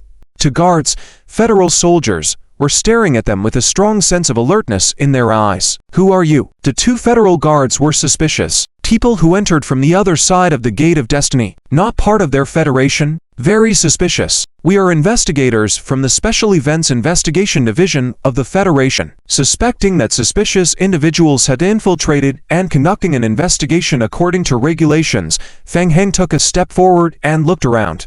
Just the two of you. Where are the others? The two federal soldiers looked at each other. The suspicion in their eyes decreased slightly. This identity was somewhat plausible. External items cannot pass through the teleportation channel. Therefore, it was normal for them not to have identification with them. And they had seen Fang Heng and the others enter from the other side of the teleportation channel themselves, indicating that the teleportation channel was still operational. The secret research laboratory should not have been invaded by outsiders. Fang Heng placed his hand behind his back, and the palm of his hand revealed a Hellfire Farlam compound. Once again, the gazes of the two federal soldiers immediately became confused. I am Fang Heng, a member of the Federation Special Events Investigation Division. I will conduct an investigation on you first and report your situation. Yes, we belong to the Central Federation Game World Affairs Group, subordinate to the 7th Group's 12th Squad. We received orders from superiors to conduct night exploration tasks in the game area. Currently in the middle of the task, expecting to gather and return in 2-3 hours. Report on the exploration situation. Yes, recently, we have conducted preliminary exploration of the world, confirming the existence of a large-scale native species, the Ganjing ant, with low biostrength rating, but with certain characteristics of the tribe, as well as extremely strong aggression. There are elite species and higher-level boss-level creatures in the tribe, and there is often discord among various tribes, leading to frequent conflicts. We are collecting information on the world's creatures and environment, attempting to further evaluate the world. As the opening point of the teleportation channel changes each time, we temporarily cannot provide an accurate location. Fang Heng and Gu Qingju quickly glanced at each other. Swish! Gu Qingju suddenly flashed forward like lightning. The two federal soldiers only felt a blur in front of their eyes, followed by a sharp pain in their necks, and both fell down unconscious. It seems that this is the special game world found by the Federation. Gu Qingju had already anticipated the situation here and nodded, saying, I have seen in the data of the CXX Research and Trade Company that this world is related to a migration plan that the Central Federation wanted to implement many years ago. Fang Heng was moved. So that's it. The Federation's migration plan. That was a while back. Fang Heng browsed through a lot of novel information on the improper network provided by Lao Hate, greatly expanding his knowledge. Part of it was information about the Federation's world migration plan. It could be confirmed that with the gradual appearance of large and small game faults in the real world, the Federation believed that there was a high probability that the real world would be assimilated by the game world. A vast majority of experts and elite players in high-level game worlds had reached a consensus. They all believed that a natural disaster was imminent, and the complete fusion of the game and the world was unavoidable. By then, the real world might be full of various terrifying creatures from games. The Federation was trying everything possible to prevent this disaster. The migration plan was one of the Federation's contingency plans. Finding a safe and stable game world as a place for human habitation, and moving everyone into the game world for survival. Achieving this would not be easy. Firstly, they had to find a safe game world, then migration, and thereafter, ensure the safety of this world. Is the ridiculous migration plan using the lives of our Ayakashi clan as collateral? Gu Qingju's tone was filled with contempt, and the look in his eyes revealed not anger or sadness, but rather a cold indifference. They all deserve to die. Fang Heng sighed inwardly. He was sure that the world before him was just one of the many backup plans of the Federation. Fang Heng rubbed his chin. This game world seems quite interesting. In the lower level game world, there are still many existing life forms. Just ants. Perfect. Upon careful consideration, this place is very suitable for him to carry out recruitment operations. After all, Fang Heng doesn't want to destroy the original environments of the zombie apocalypse world and the blood vampire world unless absolutely necessary. But this place is different. If he can find a way to build a teleportation channel here, perhaps he can continuously send back mutant-infected zombies to the front lines of Kibalea. Fang Heng, let's go back. Having confirmed the current situation in the game world, Gu Qingju had no intention of staying any longer. The Federal Crisis Response Department is already on the way. She needs time, needs to thoroughly destroy the other end of the Federal Laboratory as soon as possible. Make those people pay the price they deserve, and then find the research data to make all the information public. Under pressure, the Federation will likely halt its research plans on the subhuman race in the short term, buying them more time. As for future retaliation, she will never stop. Wait a moment. Fang Heng scanned his surroundings and said, it seems like this world is not a bad place. Huh? Gu Qingju looked at Fang Heng with a puzzled expression. What do you mean? Do you remember the world heart fragment that Director Deng mentioned just now? The Federation should have entered the game world through that thing. If we can get that, we should be able to enter this world too, right? Gu Qingju looked at Fang Heng and frowned. I'm not sure. This is the first time I've heard of the world heart fragment. It's okay. Do me a favor. I want to see if I can get that fragment. On the other side of the teleportation channel, Director Deng sensed that something was amiss and urgently contacted the Superior Department, ordering the Security Department to completely seal off the internal secret research area and upgrade to high alert. However, both the internal and external networks in the park were currently unusable, forcing him to drive out of the factory area to successfully request support. After confirming that the two investigators are a problem, the security guards quickly assembled at the exit of the teleportation channel, ready to apprehend Fang Heng and Gu Qingju as soon as they left. Researchers closely monitored the data changes on the screen, when suddenly one of them exclaimed, "Report, abnormal fluctuations detected in the channel." Director Deng's expression tightened, and he immediately shouted, "Be careful. They're coming out." The next second, intense fluctuations appeared on the teleportation channel. Following that, two figures emerged from the channel, one after the other. As Gu Qingju stepped out of the channel, a frightening aura burst forth from her body. With a sharp exhale, a dense black mist sprayed out from the mouth of the Shadow Soul Mouse on Fang Heng's shoulder. "Be careful." The federal guards surrounding them were engulfed in the black mist the next second. With a swift and graceful movement, Gu Qingju's pent-up anger finally found release as she swiftly moved through the group of federal guards. The federal guards in the Research Institute were just regular guards, equipped with high-tech special firearms at best, capable of handling threats of ordinary levels. Dealing with someone like Gu Qingju of the subhuman race, impossible, especially surrounded by the black mist.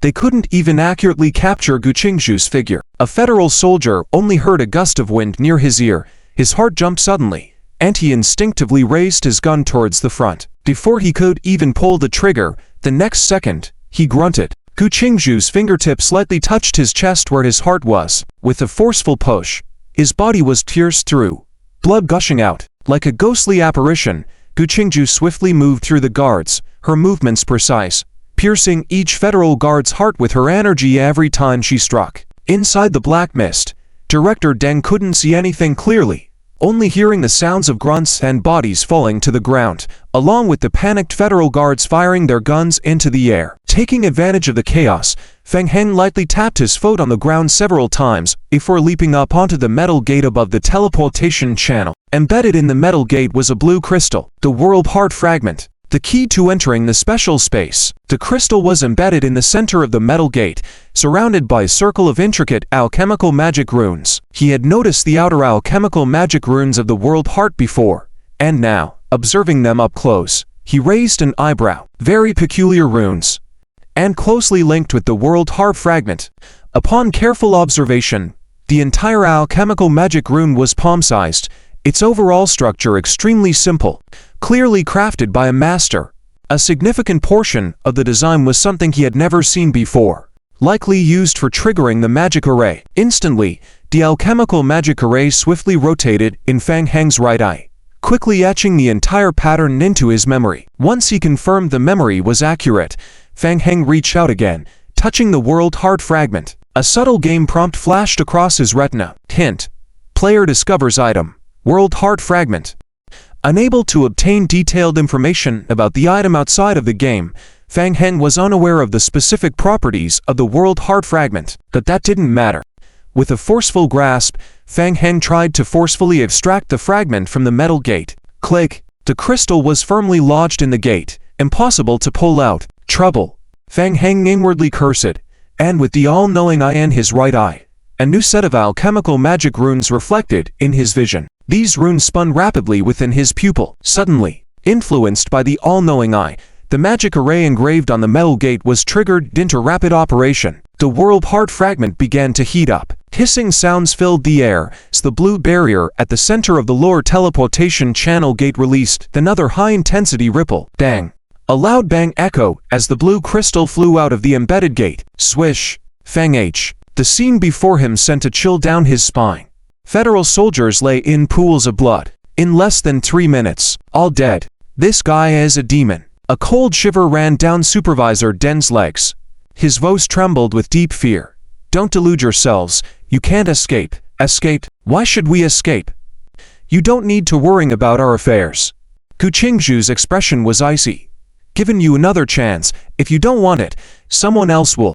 Gu Qingju raised his hand and pointed to the right. Swish! A light sound. Suddenly, a bloody gash appeared in the chest of a researcher in front of the control console. Immediately, blood gushed out. The researcher's eyes widened in terror, his face full of fear. He seemed to want to scream, but couldn't say a word. His life quickly ebbed away with the flowing blood from his chest, and he fell backward. Not a sound was made from start to finish. This horrifying scene made the remaining researchers in the room feel suffocated. Supervisor Deng, pale with fear, begged repeatedly, "Please, I'll give you whatever you want. The data is right there. Don't play tricks. I know you update the access keys every day." Gu Qingju gave Supervisor Deng a cold gaze and led him to the data table on the side to start copying relevant information. The sound of a pin drop could be heard in the entire hall, and all the researchers kept their heads down, as if meeting Gu Qingju's gaze would threaten their lives. Feng Heng walked to Gu Qingju's side and looked up at the big screen. "Feng Heng, you go first, I'll stay here." Gu Qingju's expression was indifferent as he looked at the people in the hall, as if he was looking at dead people, and murmured, "As for these people, they all need to pay for their actions." Feng Heng hesitated for a moment. "Don't stop me. This is a matter between me and my people. Mistakes must be punished. This is also a deterrent to the Federation. Most of the Federation tracking on me has already disappeared. Leaving from here shouldn't be a problem. Fang Heng sighed in his heart. All right, be careful. With that, Fang Heng left the secret research facility ahead of time. With the help of the shadowy ghost mouse Black Mist, Fang Heng easily escaped from the research facility using the power of the Black Mist. As he left the factory compound of the CXX Research Trading Company, the outside world was quiet. Soon, Fang Heng found the small car prepared by Jimmy outside the factory area and drove it back along the original route. Halfway, he could already see a large number of federal police cars gathering towards the factory compound. He also saw flames in the distance and heard explosions. It seemed that the ambush from the mutant race side had also started. Not dwelling on it, Fang Heng focused on driving, making his way back to the multiverse library amidst the chaos. There was good news at the moment. Most of the federal tracking on him had already been eliminated. Theoretically, he shouldn't have any problems even if he didn't return to the multiverse library now. After some thought, Fang Heng decided it was best to go back. The multiverse library was a good place. Besides its confidentiality and security, he could also brush up on various academic skills there. The journey back was uneventful. When Fang Heng returned to the multiverse library, it was already 3 hours later. At 2 a.m., Fang Heng returned to his room and immediately tried calling Gu Qingju. No one answered the phone. It seemed that Gu Qingju had not completely escaped yet. With Gu Qingju's strength, he should be fine. After a moment's thought, Fang Heng immediately turned on the computer to see if there was any related information leaked. And indeed, there was. The official website had already released the news of the explosion at the CXX Research Trading Company factory compound, but there was no mention of any connection to the mutant race or a terrorist attack. In addition, some enthusiastic netizens had taken photos on site and around the area. Most people thought it was just an accident. However, someone claimed to have seen the Federal Crisis Management Department. It seemed there was no substantial information available. Thinking about it, Fang Heng switched to the dubious website provided by Old Black. Instantly, a series of sensational news appeared before Fang Heng's eyes. The news about the attack on the CXX Research Trading Company factory compound by the mutant race had caused a stir on the website. The main battlefield was not within the CXX Research Trading Company's factory compound, but outside the compound. It was an ambush against the Federation. The mutants targeted the support team, aiding the CXX Research Trading Company factory compound. It was reported that the Federation suffered heavy casualties. The battle had ended over an hour ago, and the Federation was investigating the defunct CXX Research Trading Company, reportedly without any suspects in custody yet. Additionally, there was reliable information that inside the CXX Research Trading Company, chaos reigned, like hell on Earth. Not a single person from the mutants' side left alive within the factory compound. Fang Heng furrowed his brow and finished reading several heated discussions on the forums. It appeared that the mutants had already withdrawn. Gu Qingju had slaughtered the entire CXX Research Trading Company. She was warning the Central Federation in her own way. Fang Heng took a deep breath, shut the computer, and closed his eyes once again. Before him, a bronze-colored gate reappeared. The blue seal that had once wrapped around it had dimmed significantly. Fang Heng pushed forward with force, and his spiritual energy suddenly surged. Dang! The dim blue color on the gate flickered, and soon, Fang Heng completely pushed it open. In a moment, Fang Heng once again returned to the post-apocalyptic zombie game world.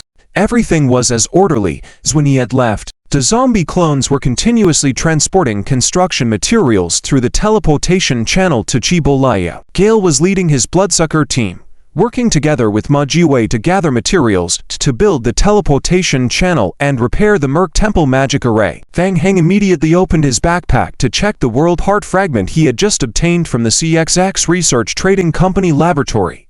Item: World Heart fragment requires charging. Description: a small piece of the World Heart. Players can enter the corresponding game world through this fragment. Due to its fragmentation, it cannot be used directly. Description: this item needs to be charged before use. Current remaining energy 0.003. Supervisor Den's information was correct. The World Heart was indeed the item for entering the game world. With the infusion of spiritual power, a faint blue light appeared on the fragments of the heart of the world. Hint: player's energy injection may fail. Failed. Fang Heng raised his eyebrows, looked at the fragment of the heart of the world in his hand again, feeling somewhat strange. Go find Victor. Fang Heng put away the fragment of the heart of the world, and went to find Victor to discuss. Victor was still in the teleportation hall, assisting in stabilizing the teleportation channel between the zombie apocalypse world and Kibalea. Seeing the fragment of the heart of the world brought by Fang Heng, he held it in his hand and examined it for a moment. A very strange crystal. Does it contain the coordinates of an unknown world? After listening to Fang Heng's entire process of obtaining the heart of the world, Victor lowered his head and thought for a moment, saying, "In my judgment, the energy triggered by the fragment of the heart of the world is probably related to the subhuman race." That's right. The subhuman race. Prompted by Victor's mention, Fang Heng also immediately understood. In the Research Institute, the Federation also opened the channel with the power of the subhuman race nurtured in those petri dishes. Fang Heng rubbed his chin, lost in thought. It's very likely. Fang Heng asked, if I can find a way to complete the charging, can I simulate the construction of a teleportation gate like the one built by CXX company later? It's probably not as simple as you think, Fang Heng. Victor shook his head. I need to conduct further tests. To unlock the internal coordinates or perform data analysis, it will take a long time. Based on your description, I suspect that they used alchemical magic arrays to transmit energy. Alchemical magic arrays. Simulation. Fang Heng suddenly understood again. The alchemical magic array inscribed on the metal magic array was used for this purpose. I see. Fang Heng pondered. I will solve the problem of digital signals. How long is needed to establish a connection once the digital signals are available? With digital signals, it's much simpler. Victor estimated. It will probably take 1 to 2 months. Can you describe the device that you saw? 1 to 2 months. That's too long. Fang Heng thought of something. His eyes brightened and he asked, if I can find the blueprints, will it be much easier? That's for sure. Victor raised a wrench confidently. As long as we have the blueprints and sufficient materials, localizing simulation and modifications can be done quickly, within 3 hours at most. Good. Gu Qingju had previously copied all the information from CXX company, including the design blueprints of the metal door teleportation channel. The blueprint problem is solved. The issue of charging the heart of the world can also be resolved with the help of Gu Qingju and her subhuman race subordinates. Now there is only one problem left. Magic array. To re-enter that world again, a magic array is needed to assist in simulating the digital signal. No wonder when inspecting the magic array before, many unfamiliar patterns were found on it, which were used to simulate signals. With the answer in hand, it was not difficult to modify the array accordingly. All set. In addition, the method used by the Federation to enter the game is very unstable. It would be best to directly build another teleportation channel in that world, for future back-and-forth transfers. Fang Heng stroked his chin, lost in thought. Cheer. Yes. Beside him, the Blood Prince Cheer took a few steps forward and respectfully asked, what orders do you have, my lord? Do we have any remaining materials to establish the teleportation channel? The materials needed for the 3 first-level mage towers required by Kibalea have been prepared. Currently, the raw materials are sufficient. Well, prepare again. I need to build a 4th-level teleportation channel. Central Federation. Since Fang Heng and Gu Qingju escaped from the Dark City last time, the Game Crisis Management Task Force has been responsible for the follow-up investigation. This incident is strongly related to the subhuman race and the demon kind. It has been classified as a SSS-level dangerous event within the Federation and is closely monitored throughout. The investigation direction of the person in charge of the event, Lei Yu, mainly focuses on 3 aspects.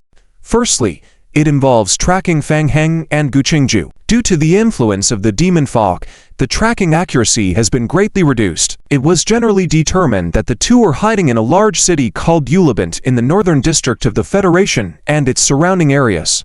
The investigation team immediately deployed to the city for investigation. Due to the high population density in the city, it has been difficult to investigate, and progress has been slow on this lead. Another investigation direction is related to the demon kind. It was not only Fang Heng and Gu Qingju who escaped from the Dark City, but also Mutzgang and various small surviving groups within the Dark City. By focusing on this group, the Federation has found many people connected to the incident. Unfortunately, the clues obtained have been scarce. Most people have not even heard of Gu Qingju or Fang Heng. In addition, the third investigation direction is Fang Heng himself. There is a person with the same name and appearance. Even within the Holy Courtyard, there is accurate information suggesting that Fang Heng is related to the demon kind. However, Fang Heng's identity is very special. There is close cooperation between the Central Federation and Fang Heng. Many primary game worlds are under Fang Heng's control. If one problem is mishandled, it could lead to significant turmoil in the game world. Coupled with the protection of the Undead Society, they still cannot confirm whether the person in question is actually Fang Heng. Just as the investigation reached a stalemate, the tracking signal left on Fang Heng and Gu Qingju suddenly flared up, pinpointing the location at CXX Research and Trade Company. Lei Yu almost immediately led his team to investigate and intercept. They received news of an incident at CXX Company on the way. The incident was confirmed to be related to the subhuman race. From the sporadic images they capture at the scene, it was confirmed that Gu Qingju was present in the area of the incident. Gu Qingju, Captain, the data has been organized. The project manager for CXX Company's partner is Member of Parliament Komodo from the Central Federation. We tried to obtain more information from Komodo's secretary, but were rejected citing confidentiality agreements. Minister Komodo filed a strong protest through the Central Federation, claiming that our mission has disrupted their secret plan, leading to a breach and subsequent attack by the subhuman race. A subordinate investigator next to Lei Yu couldn't help but feel angry, saying, "Damn, what's going on here? We've been tracking the signal day and night, and they have the information but refuse to share it. All right, this matter ends here." At the time, the reason for the shelving of the project was due to the exposure of using subhumans as intermediaries in the experimental project, which was deemed inhumane. In the past few years, Mr. Gongdan Hui has completely taken control of two intermediate game worlds, completed the main tasks in an intermediate game world, successfully received enviable rewards, and greatly strengthened overall strength. He even obtained autonomous research and development authorization from the Central Federation and authorization to mobilize the Central Federation's game department. Similar authorizations are not easy to obtain. As for whether Mr. Gongdan Hui is still secretly conducting research related to subhumans recently, Lei Yuning is not sure. Haha.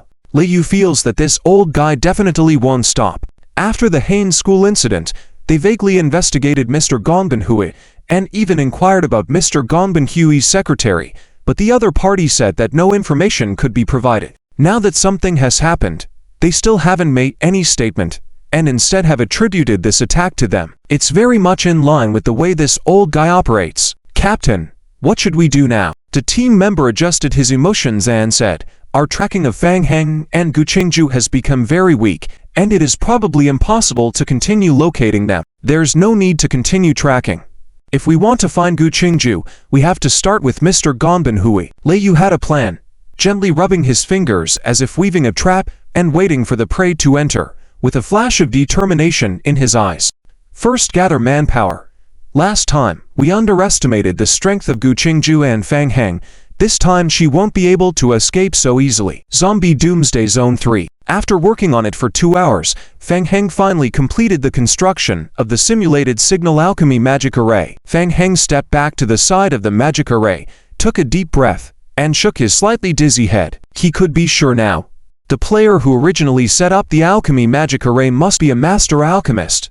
If he hadn't written down the details of the magic array on the teleportation gate in advance, and had a rough idea, otherwise relying solely on his own exploration, it would take at least half a year to truly complete the digital signal conversion of the magic array. Due to the short time after his modifications, the magic array had been completely changed, and the overall area had expanded by more than 10 times, so it could only be set up on the ground. It was already very good. And this was with the assistance of the all-knowing eye. The blood vampire Prince Gao, who had been waiting on the side, came forward and reported, "My Lord King, the building materials you requested have been prepared, and a few special materials are on the way, estimated to arrive within 5 hours. Good." Fang Heng glanced at Gao, who was waiting on the side, nodded to him, and said, "You stay here for now. Do your best to help Mr. Victor with whatever he needs." "Yes." Fang Heng closed his eyes and logged out again. Ding dong, ding dong, ding dong. A dozen notification messages suddenly popped up on his phone. Over the past few hours, several messages had been explosively released on the official website, causing a huge uproar on the internet. The Central Federation's experimental plan regarding subhumans had been completely exposed, with most of the data directly uploaded and made public on the internet. The public reaction was extremely strong. Some of the photos utilizing subhumans for experiments were too brutal, making it unbearable for people to watch. The public was almost unanimously condemning, demanding a thorough investigation by the Central Federation into the matter and an immediate halt to the project. However, soon there was a slight reversal in the wind. Some experts and players raised objections. Everyone is struggling in the game now. If the game migration project is successful, would they find a new game world they could rely on for survival? Fang Heng frowned. It seemed that someone was pushing things in the background, trying to whitewash the Federation's actions. Mr. Gonbenhui. Soon, a segment of an interview with Central Federation Senator Gonbenhui sparked heated discussions on the forum again. In the interview, Gonbenhui claimed to be the approver of the migration plan, collaborating on the CXX external project research, and he was very disappointed by what happened with the subhumans, pointing out that the lack of control during the plan execution had led to it. However, no matter what, the violence used by the subhumans to destroy the research facility was an extremely terrifying act. Gonbenhui sternly condemned such behavior and stated that his migration project would definitely not stop, as it was for the progress of humanity, for the development of humans. For this, they needed to make some necessary sacrifices. The reason for the passionate discussion among players was partly due to Gonbenhui's strong stance, and partly from the hints of a doomsday migration plan in Gonbenhui's words. Many players had a vague sense the so-called doomsday might really be approaching. It used to be just a rumor, but now, with the heat of the last invasion by blood vampires still not fading, players felt that their environment was becoming increasingly unsafe. The rumors of doomsday were becoming more and more real. The external rumors and the rhetoric of Gonbenhui made the entire online forums lively. There were many trending discussions and polls online. Examples include: migration plan, last sanctuary, ticket price 1 billion. Do you have the capital to enter? Either you die, or the subhumans die. Which would you choose? Doomsday survival guide.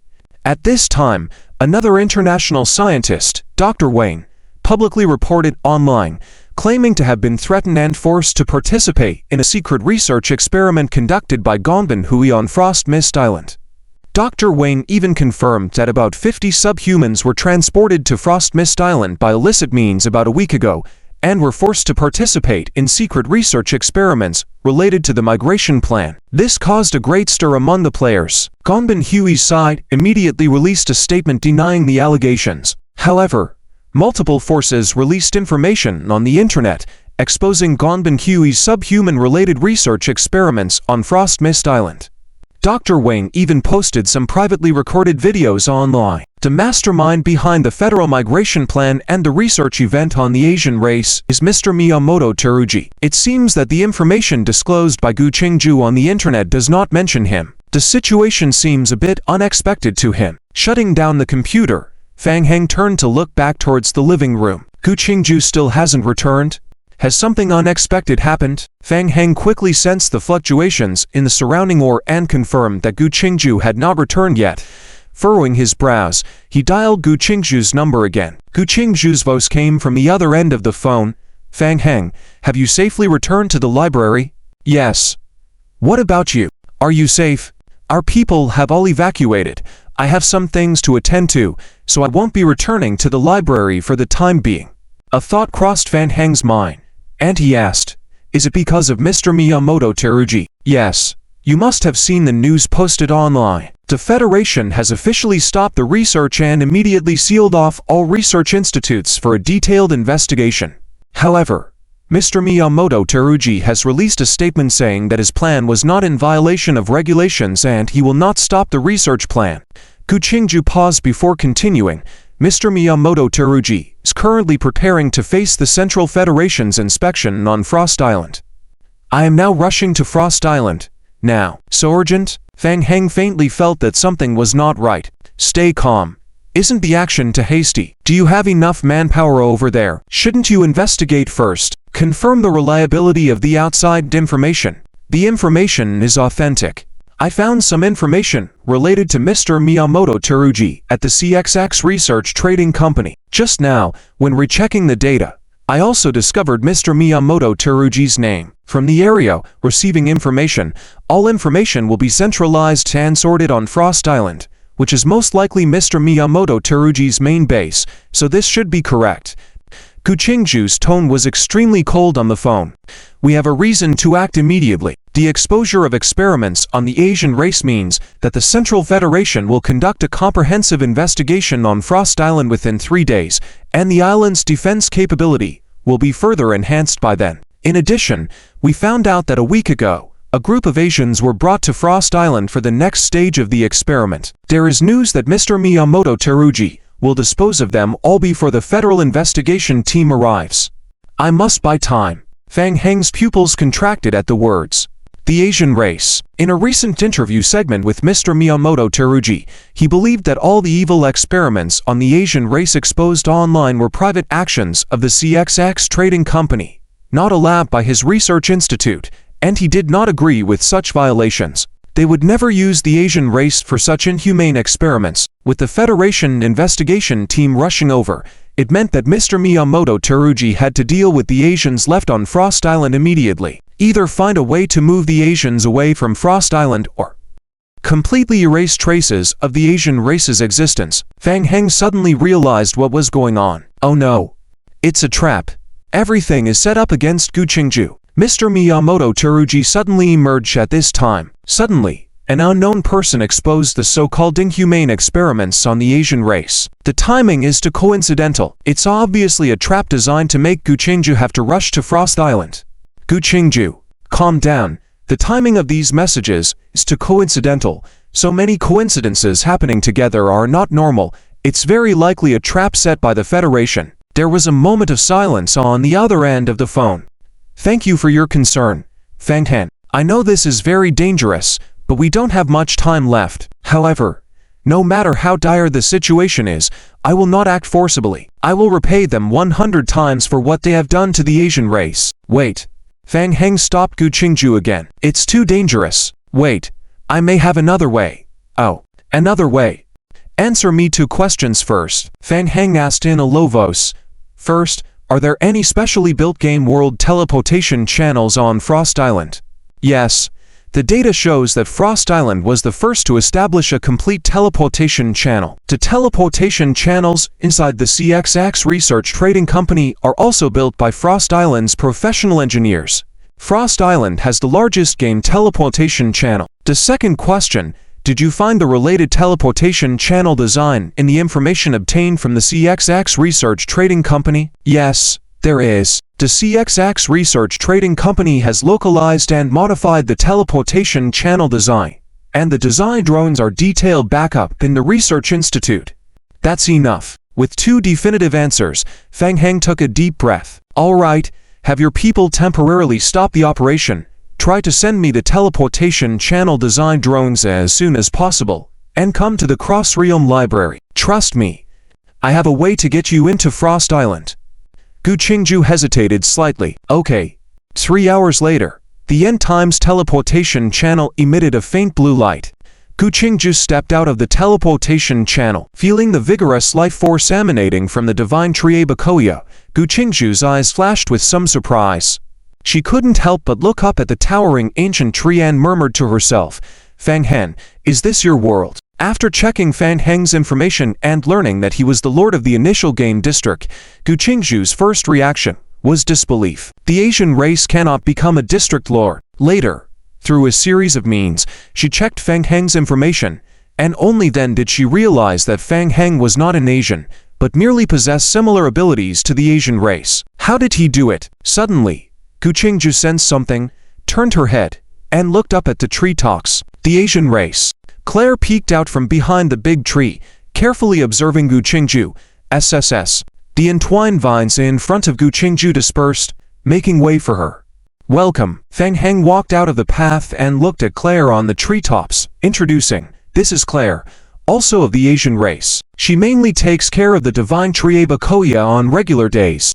Let's postpone the sightseeing for now. There are more urgent matters to attend to. Follow me. Fang Heng glanced at Victor, who was busy checking various data in the instrument beside him, and raised his hand, saying, "Let me introduce, that's Victor, a genius mechanical engineer." Victor saw Fang Heng and turned to wave at them, saying, "Welcome. How is it? Not bad, right?" Gu Qingju nodded and said, "Very impressive. To be able to complete the localization construction of the teleportation channel based on a design drawing within just 3 hours, even if it was just in a game, was a feat that perhaps few other factions in the game could achieve." Gu Qingju glanced at Fang Heng. "So, in the game, Fang Heng's true strength could truly be demonstrated." "I understand." Gu Qingju had a rough idea of what Fang Heng was planning to do and nodded in thanks. "Thank you, Fang Heng. It is indeed very difficult to infiltrate Frost Mist Island from the outside. Instead of that, why not leverage the power of the game to find a teleportation space entrance to Frost Mist Island within the game world, infiltrate Frost Mist Island from inside the game channel, catching the Federation off guard? Well, I hope it will be helpful. At present, the teleportation channel was roughly completed. Due to the rushed construction, there was no time for streamlining. After localization, the entire teleportation device was almost twice the size of the one inside CXX company. The teleportation device was mainly divided into 4 parts: the main transmission area, energy delivery area, alchemical magic array simulation transformation area, and charging area. Let's look at that first. Fang Heng gestured towards the charging area with his eyes and walked towards it with Gu Qingju by his side. In the middle of the charging area was a gray metal support with a dense array of wires connected to it, on which a blue crystal was placed. Gu Qingju walked up to the support and looked at the blue crystal on it, asking, "Is this the world heart fragment you previously took from the teleportation gate?" "Yes. The power of the world heart fragment is quite special. We have checked the drawings and confirmed that only the demi-human race can activate this kind of power. However, long-term high-intensity activation can deplete the essence power of the demi-human race and cause significant damage to them." Fang Heng looked at Gu Qingju and continued to explain, "Previously, the Federation forcibly extracted power from the demi-humans in a coma in the nurturing vessel to provide for the device. We have localized and modified this step, but still need the energy to be provided actively by the demi-humans. Time is tight, so at the moment, the efficiency of the modified device still relatively low. Injecting energy into the world heart fragment will still require your assistance." Hearing about the nurturing vessel of the CXX Research and Trade Company, a flash of disgust appeared in Gu Qingju's expression for a moment. "All right, how do we do it?" Gu Qingju walked up to the support and asked, while Fang Heng shrugged, "I'm not exactly sure how to do it. Why don't you give it a try?" Gu Qingju reached out to touch the world heart fragment and released her mental power. The world heart fragment immediately responded, emitting a faint blue light. "There it is." Fang Heng's eyes lit up at the sight, and a rapidly rotating magic array appeared in his right eye pupil. The right branch transformation simulation magic array started to spin rapidly. "There it is."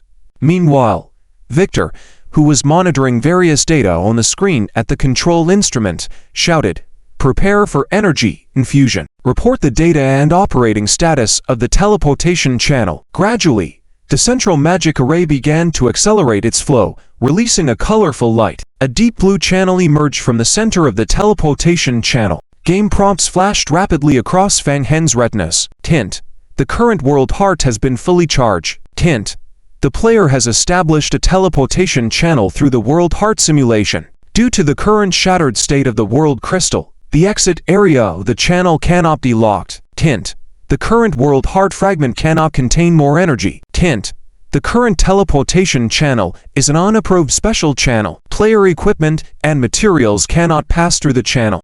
After entering the channel, items in the inventory will be temporarily unusable. Hint: the current world channel is expected to last for 66 minutes. Each passage through the channel will consume additional energy and shorten the duration. If affected by special fluctuations, the duration will be further impacted. Hint: the current world heart is currently under recharging. The magic array in Fang Heng's right eye gradually dimmed, and he looked back at the teleportation channel at the center of the hall. My humans were the key to activating the world heart fragment. As it was just a small piece of the world heart fragment, the teleportation channel needed to be recharged periodically. Gu Qingju, seeing this, also stopped infusing mental power into the world heart fragment.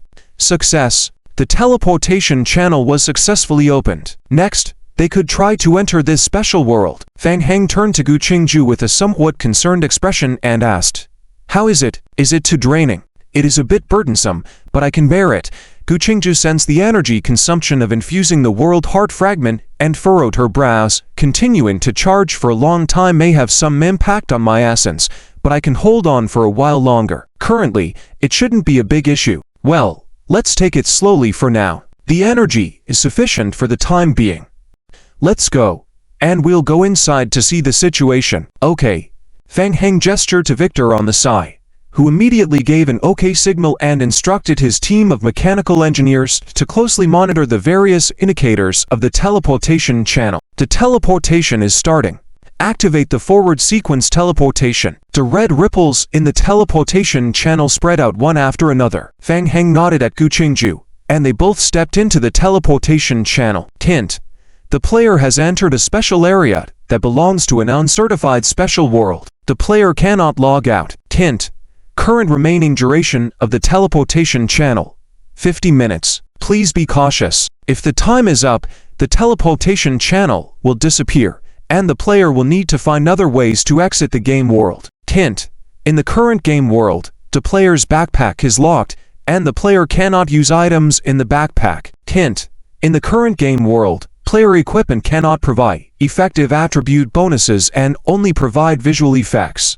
Once again, they entered an unknown game world discovered by the Federation. Fang Heng quickly scanned his surroundings. "Fang Heng, this world is vast, and it's a bit difficult to find the exit to other worlds." Gu Qingju thought for a moment and continued, "I will gather my subordinates from the Aren tribe to enter this world and start searching. Soon, my people will also come, and we will assist in energizing the teleportation channel together."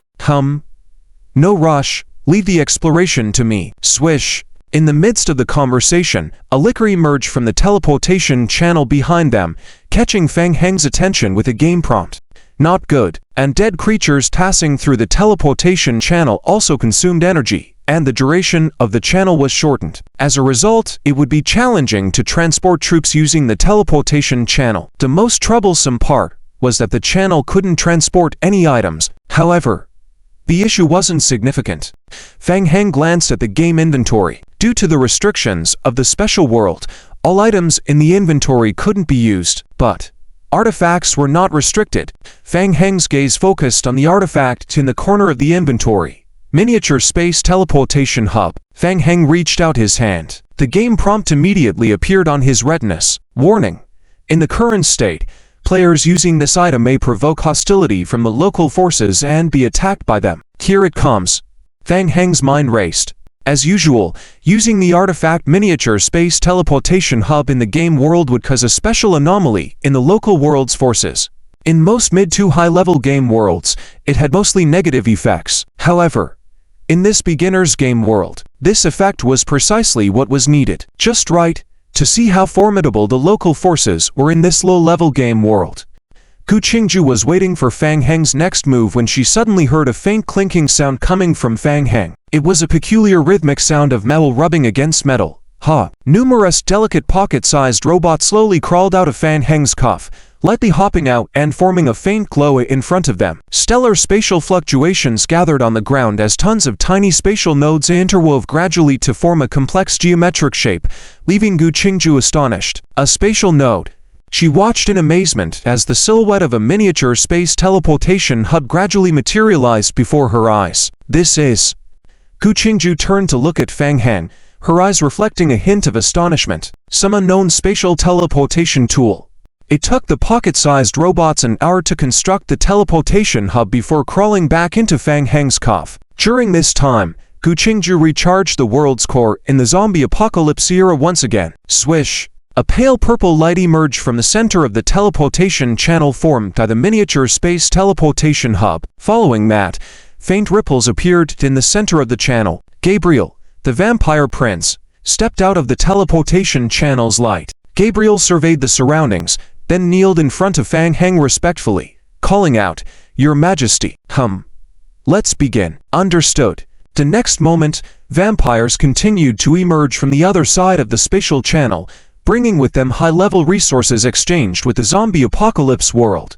Watching this scene unfold, Bu Qingzhu's eyes gradually revealed astonishment. An artifact-grade spatial tool decides that Fang Heng had built up a vast power and heritage in the beginner's game world. Bu Qingzhu realized that her previous assessment of Fang Heng's abilities had been too conservative. As she observed the vampires sorting and placing the items on the ground, Bu Qingzhu raised her head and looked at Fang Heng. "Do you want to, let's try to see if we can establish a teleportation channel here."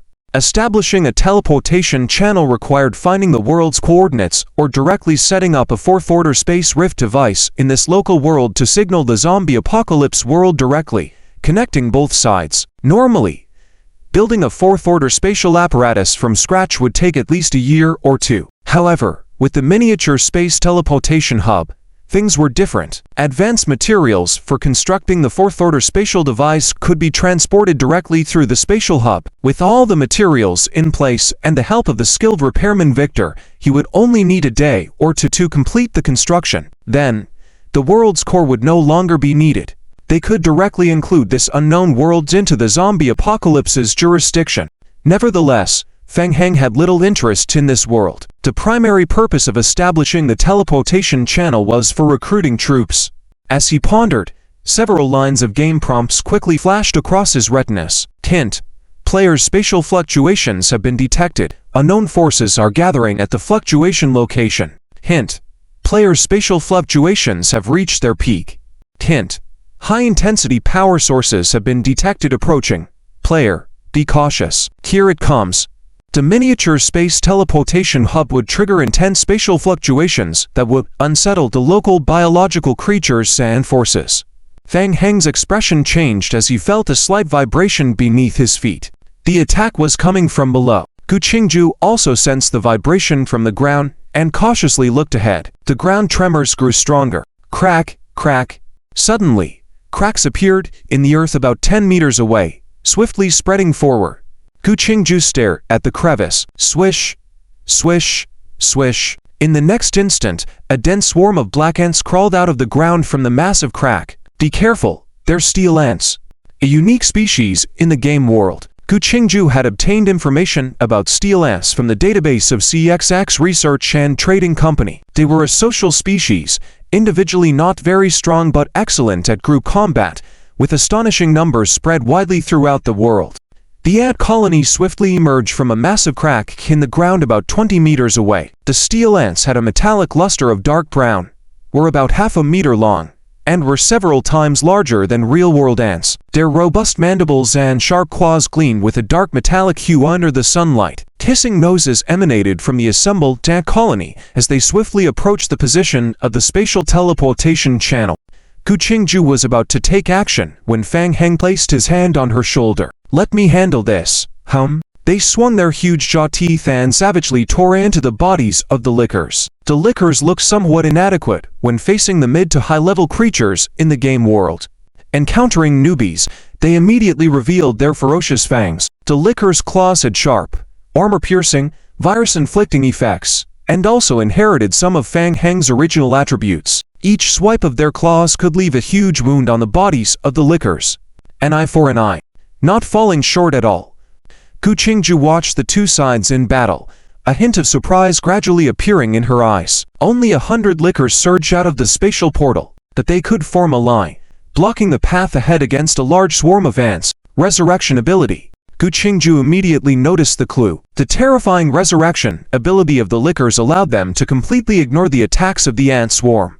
Even surrounded by a large number of ant creatures, the lickers were not under a fatal threat, and could even maintain 100% combat effectiveness. The battle was extremely brutal, with severed limbs everywhere, and the air filled with a strong stench of blood and decay. Ants began to fall one by one.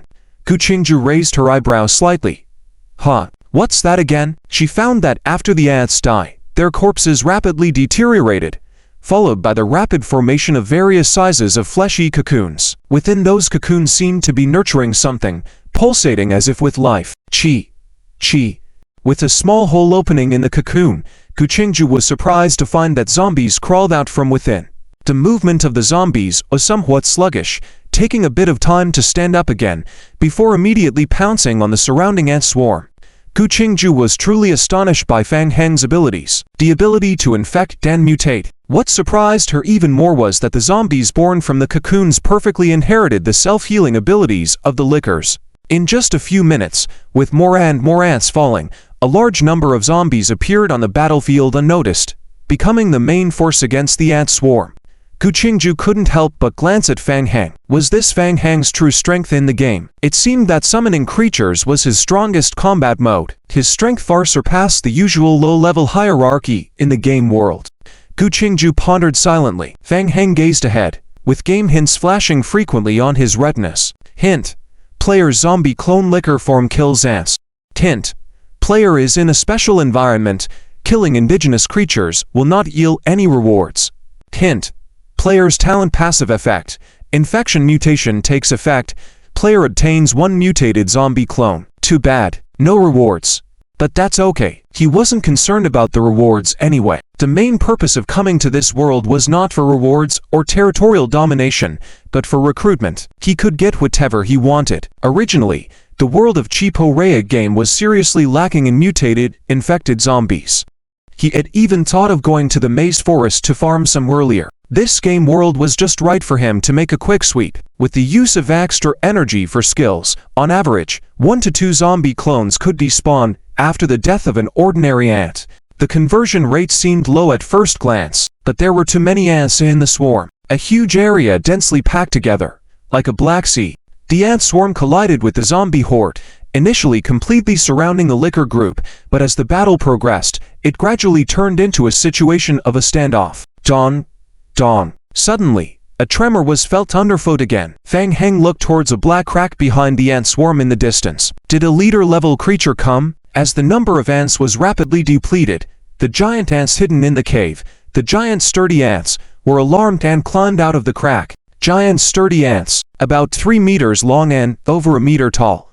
Over 20 giant sturdy ants crawled out of the underground crack and charged towards the front of the battlefield. Bang! Bang! Bang. Relying on their powerful impact, the zombie clones blocking the way in front of the giant sturdy ants were knocked aside one after another. Gu Qingju narrowed her eyes, ready to act, but then seemed to have noticed something, her hand hanging in midair. Chi. The licker horde on the battlefield leapt onto the giant sturdy ants fearlessly. Their sharp claws pierced into the ants fiercely like thorns, attacking non-stop. In a short moment, the bodies of the giant sturdy ants were covered with lickers, their speed gradually slowing down until they completely lost their impact. Shortly after, a large number of zombie clones rushed over from all sides, completely blocking the giant sturdy ants' path. Besides their massive size, the giant sturdy ants had also significantly increased their attacking capability, coupled with additional dismemberment and poisonous effects. Each time they swung their spiky forelimbs, they could cause dismemberment effects on their enemies. Too bad. It turns out they're not leader-level creatures after all. Fang Heng looked somewhat disappointed and withdrew his gaze from the giant sturdy ants. They posed no threat at all. The special enhancements, dismemberment, and poison that the elite giant sturdy ants had were completely counteracted by the zombie clones in that effect. Ordinary zombie clones could deal with creatures like the giant sturdy ants. There was no need for him to intervene. He would just continue with the original plan of farming. As the time for the rear ultra-small spatial teleportation hub ended, the emitted spatial fluctuations gradually ceased. It was likely that there wouldn't be any more giant sturdy ants coming forward to attack actively. He needed to prepare. Fang Heng no longer focused on the main battlefield, beginning to adjust tactics, sending out a group of licker hordes to explore the surroundings and search for more ant nests and the spatial teleportation channels left by the Federation in the game world. The remaining mutated, infected zombie clones stayed in place to continue dealing with the remaining ant swarms on the battlefield. Victor. Phew. This world. Victor had just followed the last batch of Blood Race members through the ultra-small spatial teleportation hub into the world. He wore a gas mask on his face and a level 1 protective suit. The 4th level spatial tearing device needs to be constructed on flat terrain. I think this place is suitable. Additionally, the building materials have just been delivered, and we may need some more later. With their help, Victor looked towards the zombie clones behind him, estimated a time, and said, if everything goes smoothly, theoretically, the construction can be completed within 30 hours. I will make sure they cooperate to the fullest. I leave it to you. No problem. Victor nodded and signaled for the accompanying engineers to start inventorying the supplies and constructing the teleportation channel. Gu Qingju stood by Fang Heng's side, listening to Victor's statement that the construction of the third-level teleportation channel could be completed within 30 hours. She couldn't help but sigh. Being able to control a large force in the game indeed saved a lot of trouble. However, achieving this was no easy task.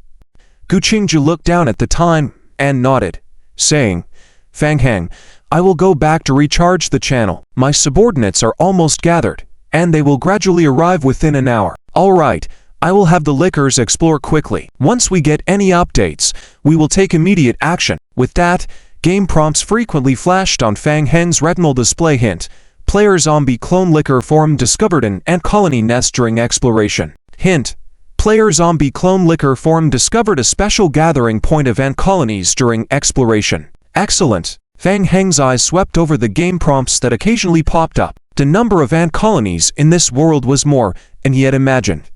It couldn't be better. By slaughtering ant colonies, he could earn more mutated, infected zombie clones. The more zombie clones accumulated, the better his grasp of the next action plan. Sanctum. Let them witness the endless sea of zombies. In the early hours of the morning, Island of Frost Mist. In the previous century, the Island of Frost Mist was a giant prison used to detain serious criminals. Mr. Miyamoto bought the entire island under his personal name and carried out extensive transformations on the island to conduct secret research experiments. Half-breeds ... At 100 years old, Mr. Miyamoto's face was wrinkled like an ancient scroll. When he furrowed his brows, the wrinkles resembled ravines on his face. Those troublemakers, once again, they kept disrupting his research plans time and time again. Humanity was doomed. What he was doing now was for the future development of the entire human race, preserving the flame of humanity. As for the half-breeds, a group of impure-blooded inferiors, who had the time to care about their lives. It was their honor to sacrifice themselves for the superior race. He never wanted to cause trouble before and didn't want to waste extra effort on anything besides research, which led him to allow the half-breeds to make small moves behind his back time and time again. Unexpectedly, the troubles caused by the half-breeds had grown increasingly significant. This time, it had reached a point where it seriously affected him. Mr. Miyamoto's eyes sparkled with malice. He had decided to free up his hands and completely eliminate those troublesome half-breeds. Mr. Miyamoto, we have set up defense mechanisms on the periphery. Anyone who enters the range of Frost Mist Island will be discovered first and then led into an encirclement. Mr. Miyamoto listened to his subordinates' report while staring at the tranquil sea in the distance, his gaze gradually turning cold. Beneath the surface calmness, the entire island was seething with killing intent. In addition to the local defense, Liu from the Federal Crisis Response Department also personally came to guard the outer regions of the island. The island had been turned into an impregnable fortress. Who dared to come? They would die. Mr. Miyamoto even somewhat hoped that the half-breeds would come quickly. Mr. Miyamoto, are you still not resting? The doctor recommends that you need to ensure 6 hours of sleep daily. It's unnecessary. Mr. Miyamoto gazed at the calm sea and inquired, is there any activity from the half-breeds over there? Nothing unusual as of now. No activity? Had the half-breeds truly not made a move? Or had they become aware of the trap? Mr. Miyamoto furrowed his brows. The incident of the half-breeds being imprisoned on Frost Mist Island had already been publicized under his deliberate control. This news had caused quite a commotion outside, and Gu Qingju had definitely already heard about it. Based on Gu Qingju's psychological profile, she would undoubtedly come to rescue her half-breed comrades. Why hadn't there been any movement by now? Or had the other party already taken action, and he had not noticed? After thinking for a moment, Mr. Miyamoto said, have there been any unusual discoveries in other places today? Anywhere? No, but there have been some anomalies in the game. I am not sure if they are related to the events in the game. Mr. Miyamoto looked puzzled and turned back to his subordinates, asking, what happened? In the afternoon, there was a disturbance in the game's ant colonies for a brief period. They seemed to be influenced by some force, appearing agitated. However, the disturbance didn't last long and soon disappeared. At the same time, there were fluctuations in some values of the spatial teleportation channel. The subordinate explained, "We have already begun analyzing and organizing the data for the anomalies that occurred promptly. We have not yet determined the cause and will continue monitoring." Smack. Mr. Miyamoto's cane struck the ground heavily. "Continue to keep a close watch on the area. There should be no room for relaxation. The half-breeds will come soon. Be prepared for any countermeasures." Yes. In the game, more than 20 half-breeds gathered from various worlds entered the zombie apocalypse game world through the teleportation channel, and then entered an unknown game world through Gu Qingzhu's powered teleportation channel. At this moment, Fang Heng and his team were ambushed in a dense forest. It's just ahead, the players constructed camp. Outside the camp, there were several players guarding. In the middle of the camp, a teleportation portal emitting a blue light was standing. Gu Qingzhu stared at the teleportation portal, unconsciously clenching his fist, as if he had seen the Yeren clan companions who were treated as consumables in a petri dish. Are they not from the Federation? Fang Heng looked towards the guards outside the camp with some doubts. They don't look like it from their attire. They are the Fox Hunt Squad. They were originally a large mercenary group, but later they were taken in by Miyamoto Teruhai and became an elite team trained by him in the intermediate game world. A few years ago, they completed a world-class high-difficulty task and gained a great reputation, Gu Qingzhu explained softly, his eyes flashing with a hint of coldness, and continued, "It seems we have found the right place. Miyamoto Teruhai's headquarters is just behind this teleportation portal." Fang Heng nodded lightly and then released his perception. From the feedback of blood perception, there were not many players inside the camp, but their strength was not low. Judging from the intensity of their blood, the strength of the Fox Hunt Squad players had already exceeded 95% of the players in the average intermediate game world. They were at least stronger than the Federation guards he encountered last time. Fang Heng withdrew his perception and reminded, "Be careful, the enemies are strong. There are 2 guards outside the camp, and 29 inside. It will take some time for the liquors to gather. Should we wait?" "No need to waste time. Fang Heng, you stay here to prevent any accidents. Our people will take action." Gu Qingzhu waved his hand and signaled to his Yeren companions, "Prepare to move. Leave no one alive." "Yes." Swish. Swish swish swish. Behind Gu Qingzhu, more than 20 Yeren obeyed the orders and rushed towards the camp from all directions. "Who goes there? Who's there?" A loud shout broke the tranquility of the camp. The guards had special domain detection talents and immediately warned when they sensed someone entering the domain area. Swish. In the next instant, a Yeren dashed out from the bushes on the right, swinging a Wolf-tooth club in his hand and launching the first attack. Doom.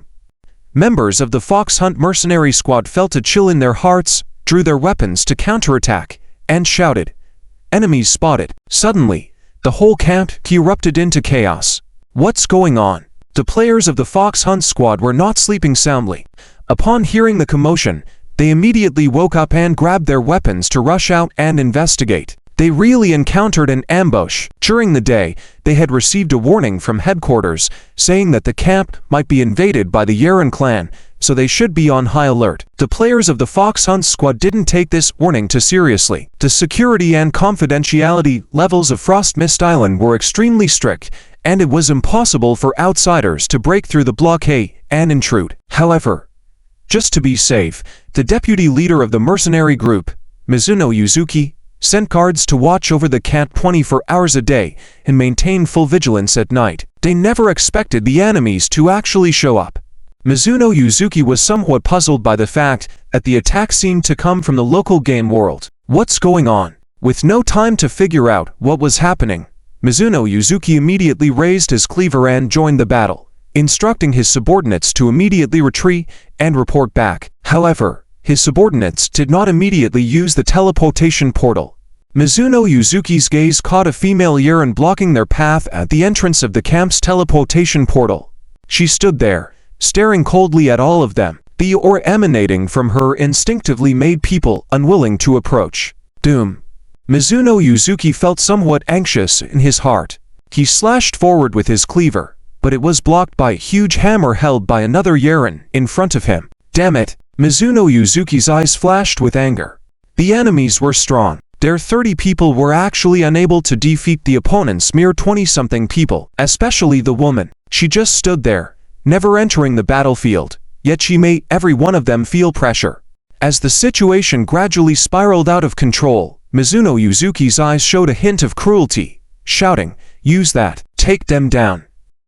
Upon hearing Mizuno Yuzuki's call, the members of the Fox Hunt mercenary squad immediately retreated from the battle, took something out of their backpacks, and swallowed it. Swish! After taking the substance, Mizuno Yuzuki's eyes immediately flashed with a crimson hue, adding a touch of madness.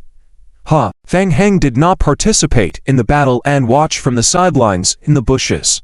When he saw this scene, his pupil suddenly shrank, curious about what it was. What kind of substance was it? Since Mizuno Yuzuki took the substance, the power of his blood and energy surged by more than twice in an instant. It was so strange. Fang Heng had seen potions, items, spells, and other things that could significantly enhance various physical abilities in a short period before, and even those that burned the power of blood and energy. However, he had never seen anything like what the Fox Hunt squad did today, being able to double their strength in a few breaths. Swish! After taking the substance, the strength of the Fox Hunt side surged. Mizuno Yuzuki tightly gripped a cleaver handle, fiercely slashing forward.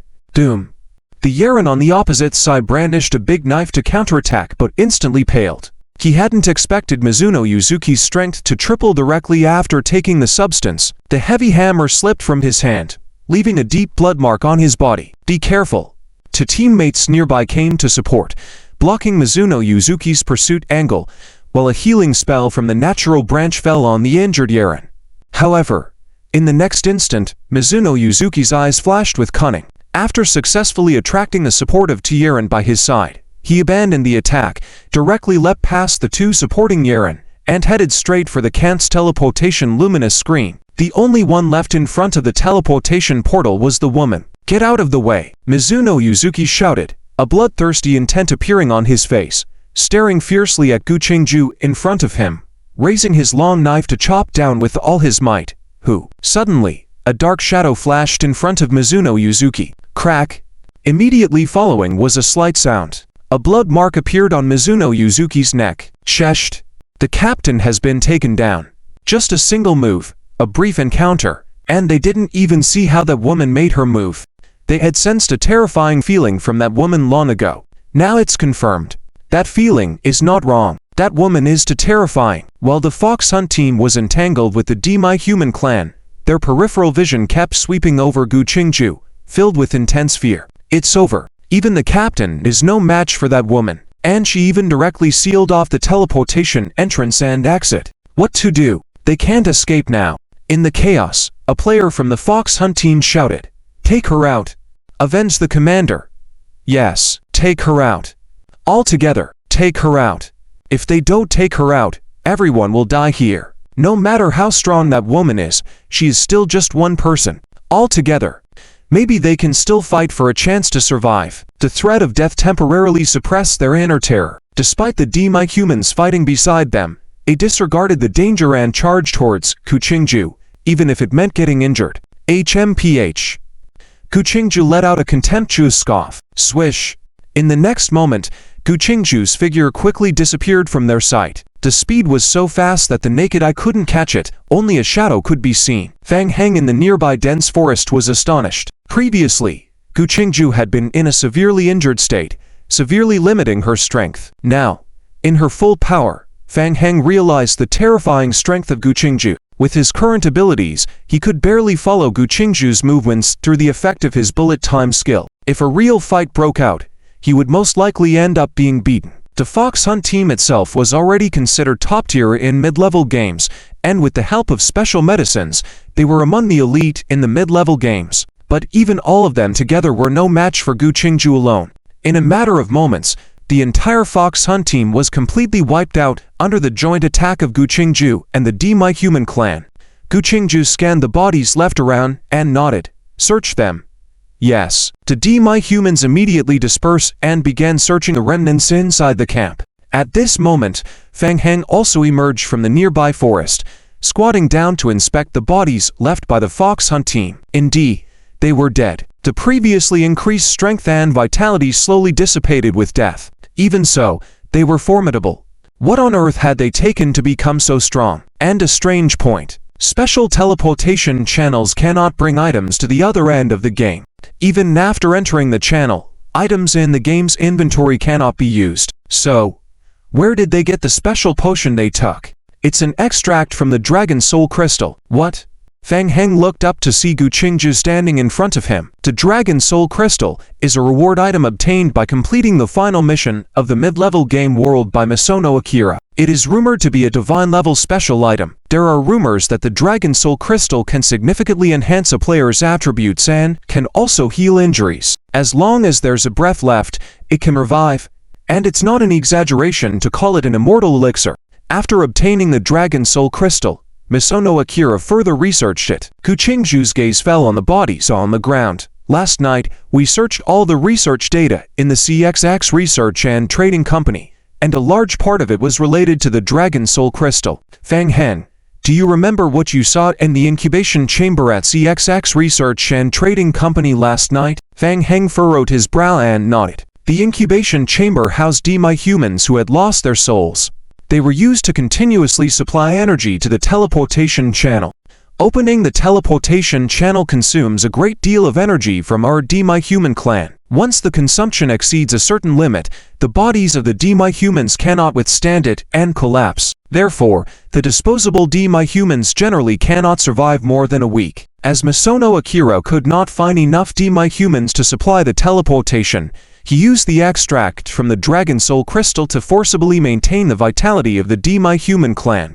Many clan members died due to unbearable pain, so, to better control the energy infusion, Misono Akira developed a special method that completely erased their souls, transforming them into power supply devices for the teleportation channel.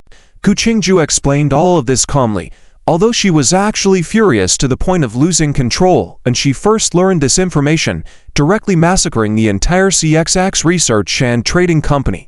Gu Qingzhu had already silently vowed to dismember Misono Akira. Fang Heng sighed deeply, looking at the calm Gu Qingzhu, unsure of how to persuade her.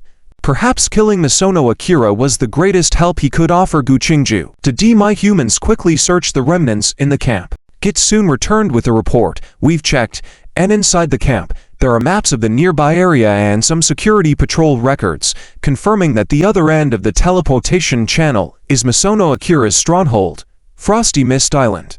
The Fox Hunt mercenary group has been in this world for over 2 months now and has conducted detailed explorations of the surrounding areas. Gu Qingzhu's expression was indifferent as she asked, "Where is Misono Akira? Is he at Frosty Mist Island now?" Unclear. Because the teleportation consumes additional energy from the channel, this team mostly stays in the game, focusing only on collecting information in the game. They may not have knowledge of the situation outside the game. Git paused for a moment, continuing, "However, they have indeed become cautious. They have strength and their defenses today, probably to guard against us." Gu Qingzhu shifted her gaze to the teleportation channel beside her. "Prepare for action. There's likely an ambush on the other side of the channel, so be cautious." Understood. The demi-humans gathered behind Gu Qingzhu with solemn expressions. They had already prepared for sacrifices before coming here. "Thank you, Fang Heng. You are my first human friend," said Gu Qingzhu before she stepped into the teleportation channel. Fang Heng watched as the demi-humans entered the channel one by one, and then he followed suit immediately. On the other side of the teleportation channel, there was a large central research lab located underwater. Researchers were gathered in the hall conducting research work when suddenly a player stepped out from the teleportation channel. At first, they didn't react immediately, just feeling that this person's face was unfamiliar. But in the next moment, chaos ensued. Black shadows poured out from the player all of a sudden. The shadows instantly rolled towards two guards on the side. "Oh no. It's an attack. We're under attack. Be careful. Sound the alarm." The guards immediately reacted, raising their weapons to fight back. The entire central research lab descended into chaos, with guards seeking cover to attack the invaders, while the researchers frantically activated the alarm system, unsure of how to deal with the situation before them. They had been invaded. They had actually been invaded. This was not right. All the invasion plans, training, and simulations had been based on external invasions. How could it now be real? With the attack coming from inside the teleportation channel, all the training had been in vain. The alarm sounded, and the peripheral guards, upon hearing it, rushed into the research lab to provide support from outside the hall. Over there, follow me. Gu Qingju quickly took control of the guards around the teleportation channel, glanced back at Fang Heng, and immediately signaled for everyone to attack the area on the right, blocking the approaching guard team. A large teleportation device was set up in the center of the research lab. In the best-case scenario, they would still need to rely on the teleportation device to leave eventually. It was essential to ensure that the teleportation facility was not affected by the battle and remained stable. Upon seeing that the hall had been taken over by invaders, the researchers initially tried to escape and evacuate. Many of them fled towards several emergency exits in the chaos. In the midst of it all, Fang Heng quickly scanned the surroundings, darted forward, and grabbed hold of a researcher who seemed to be in charge, tightly gripping his throat. Stop. The researcher, seized by Fang Heng, felt like crying. Why did he have to be the only one caught among so many people? Please, I don't know anything. I'm just a hired researcher. Don't kill me. Please. If you want to live, then shut up. I ask, you answer. The researcher quickly closed his mouth. Don't panic. What's your name, man? Position? DRIZZLE. DRIZZLE Kaderu. The head of the research team here, see? Cooperating nicely. Isn't it simple? Fang Heng's tone softened slightly as he continued. DRIZZLE. Now let's go to the control panel together. I need to know all the defense arrangements on Frost Mist Island. The researcher's throat rolled hearing this and he pleaded, I really don't know this. Spare me. I don't have the relevant permissions. The authority for security arrangements on Frost Mist Island and the Research Institute is separate. Only Mr. Miyamoto has the highest authority, and I don't have access to the alarm department or the keys to link the defense system. Fang Heng looked coldly at the researcher. Mr. Miyamoto, is he the owner here? Where is he? I don't know. I've always been at the Research Institute. Haven't left here in 5 years. Mr. Miyamoto is the owner here. Let's go. Move. Under Fang Heng's coercion, DRIZZLE dared not move and was forced to the control panel of the Research Institute. Turn off the Institute's alarm first, Fang Heng ordered. DRIZZLE quickly manipulated the instruments on the control panel. Permission confirmed. Passphrase confirmed. Alarm deactivated. The internal alarm system was stopped, and the buzzing in the teleportation hall finally ceased temporarily. Fang Heng continued. All right, next question. Where are the captive demi-humans located? DRIZZLE cautiously swallowed. On the 3rd basement level. Answering so quickly. If I guess correctly, are there ambushes on the 3rd level? DRIZZLE shook his head in fear. I don't know. I really don't know anything. Ha! Fang Heng let out a scornful laugh. Pull up all the internal design maps of the lab for me. DRIZZLE dared not move recklessly and quickly brought up the map of the Research Institute, displaying it on the large screen, then tremblingly pointed at a particular level. We are currently on the 7th underground level. The area where the demi-humans are detained is in the 3rd underground level. That area is an isolated zone built initially for detaining demi-humans. I don't know if it's a trap or not. If you want to find the demi-humans, you can only go there. I really don't know anything else. Spare me, I'm just an assistant. Fang Heng glanced at the still operating teleportation channel next to him and said coldly, shut up. Keep the teleportation channel operating. The moment it fails, it'll be your end. DRIZZLE, terrified by his words, immediately lowered his head to check various indicator data on the control panel. Meanwhile, Gu Qingju and the demi-humans cleared out the first batch of arriving research guards. Gu Qingju came to Fang Heng's side and asked, have you found the captive demi-humans? Yes, they are most likely trapped on the 3rd underground level. Be careful, there may be ambushes there. I'll take people over. You stay here, and be extremely cautious. Gu Qingju gave Fang Heng a nod of assurance, signaled for 3 demi-humans to stay and protect Fang Heng, and then led the remaining group back to the lower channel area. Fang Heng turned to DRIZZLE and said, switch to monitoring mode. I need to know the current situation outside. That's not possible. We don't have access to the security department module and can't see everything. only the monitoring coverage of the Research Institute area. DRIZZLE explained, quickly making a few selections on the control panel. Soon, the large screen simultaneously displayed images of a dozen or so entrances and exits of various passages. Some of the screens showed guard teams hurriedly heading towards the 7th underground level. Meanwhile, Gu Qingzhu's group encountered some trouble while rushing towards the 3rd underground level area. Fang Heng's brows furrowed as he questioned, "What's going on? Why wasn't I reminded about the defense settings?" "I really don't know," DRIZZLE said, sweating profusely as it streamed down the sides of his face. "These are all built-in security systems. I have no knowledge of them at all. They should be triggered by facial recognition, automatically initiating an attack on unauthorized personnel. I didn't know about this module." Fang Heng's voice turned cold. "Shut them down. Reset the target." "It won't work." DRIZZLE tried to operate the control button, and a warning pop-up demanding permission immediately appeared on the screen. "There's really no way. The security module and the laboratory platform module are separate. Even with security department permissions, there's no way to deactivate it. Releasing the defense requires a level 1 authorization, which is Mr. Gongben himself using the iris scan and key to unlock it. We can't activate it. Forcibly activating it will only enter lockdown mode. If it locks down, then none of us can leave." "What? Lockdown? Unable to leave?" Fang Heng suddenly realized something, his face showing an intrigued expression. "Wait a moment. Explain to me what this lockdown mode is." Meanwhile, on the upper level of Frost Mist Island, the Federal Crisis Management Team led by Lei Yu was rapidly heading towards the underwater passage below. "What's going on? Why is there a sudden attack inside the underwater research facility?" The situation was too sudden.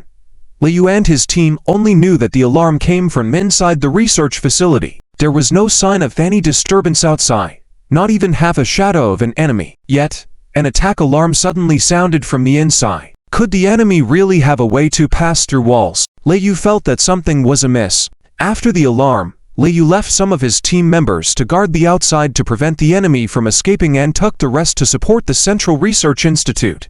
In fact, the exterior of Frost Mist Island was just a decoy. The real research facility was located 2 kilometers underwater below the sea off the island. Few people knew this secret, not even Lei Yu's subordinates. So how was the information leaked? And how did Gu Qingzhu directly reach the research facility? "Damn it, Gongben," he said, "the interior of the research facility is absolutely safe, setting up traps for one to die after another. And now, we've taken the bait, might as well be lured away with it." The team members couldn't help but curse quietly, feeling anxious. "Shut up. No more nonsense." Lei Yu's brows furrowed, hurrying with his team to support the research facility. He had previously discussed some details with Gongben. He had a rough idea of Gongben's plan. At that time, he didn't notice anything unusual. So how did Gu Qingzhu and the others directly invade the interior of the research facility? He strongly doubted the accuracy of the internal alarm information and suspected that the Yeren tribe had deliberately designed it to distract them. Is the exterior defense of Frost Mist Island still intact? After checking the information, one of his team members immediately replied, "It's very secure, no disturbances outside, completely fine." Lei Yu's brows furrowed. For now, he had to temporarily set aside his doubts and rush to the research facility for rescue. The research laboratory was located on the 7th underground level. Initially, to enter the laboratory area, they had to pass through a long underwater tunnel. Just as they had passed through the underwater tunnel area, they were stopped by a large metal gate blocking their path ahead. "Open the gate." At the entrance, several guards from the Fox Hunt team stood in the way. "Sorry, we need authorization to let you in." "Authorization? What authorization?" "We're from the Federal Investigation Bureau. Without authorization, I can't let you in." "You. Since when do we need your authorization?" Lei Yu raised his hand to stop his visibly agitated subordinates. "Captain, what should we do? Lei Yu said in a low voice. "We wait." His subordinates were full of anger, but hearing their captain's words, they suppressed their frustration and stood behind Lei Yu. After waiting for 3 minutes, Gongben finally arrived, escorted by over a dozen elite players from the Fox Hunt team. The guards all bowed respectfully, signaling to Gongben. "Mr. Gongben." Gongben looked somewhat serious. After exchanging a glance with Lei Yu, he understood what had just happened.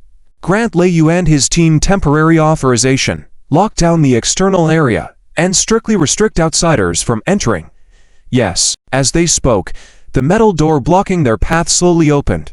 Yeren tribe invading the research facility. There are extremely dangerous tasks here. Must block the entrance and exit to prevent them from escaping. Just as everyone was preparing to enter the passage, suddenly, a piercing alarm sounded throughout the hall.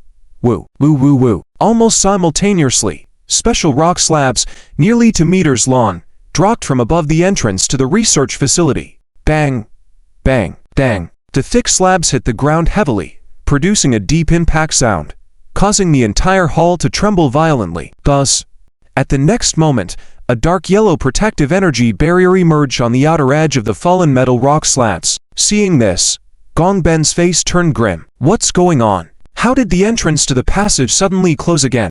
Everyone turned to look at Gongben. Mr. Gongben, what's going on? Gongben stood silently in place, not saying a word, as if pondering something. The players of the Federal Crisis Incident Investigation Team heard the report coming from the secretary's mouth, and they whispered to themselves, wow, no matter how the old man, Mr. Gongbengsi Hui, is, he sure is willing to spend money. Spending such a huge amount, he really turned the research institute into a perfect cage. Good defense system. What's next?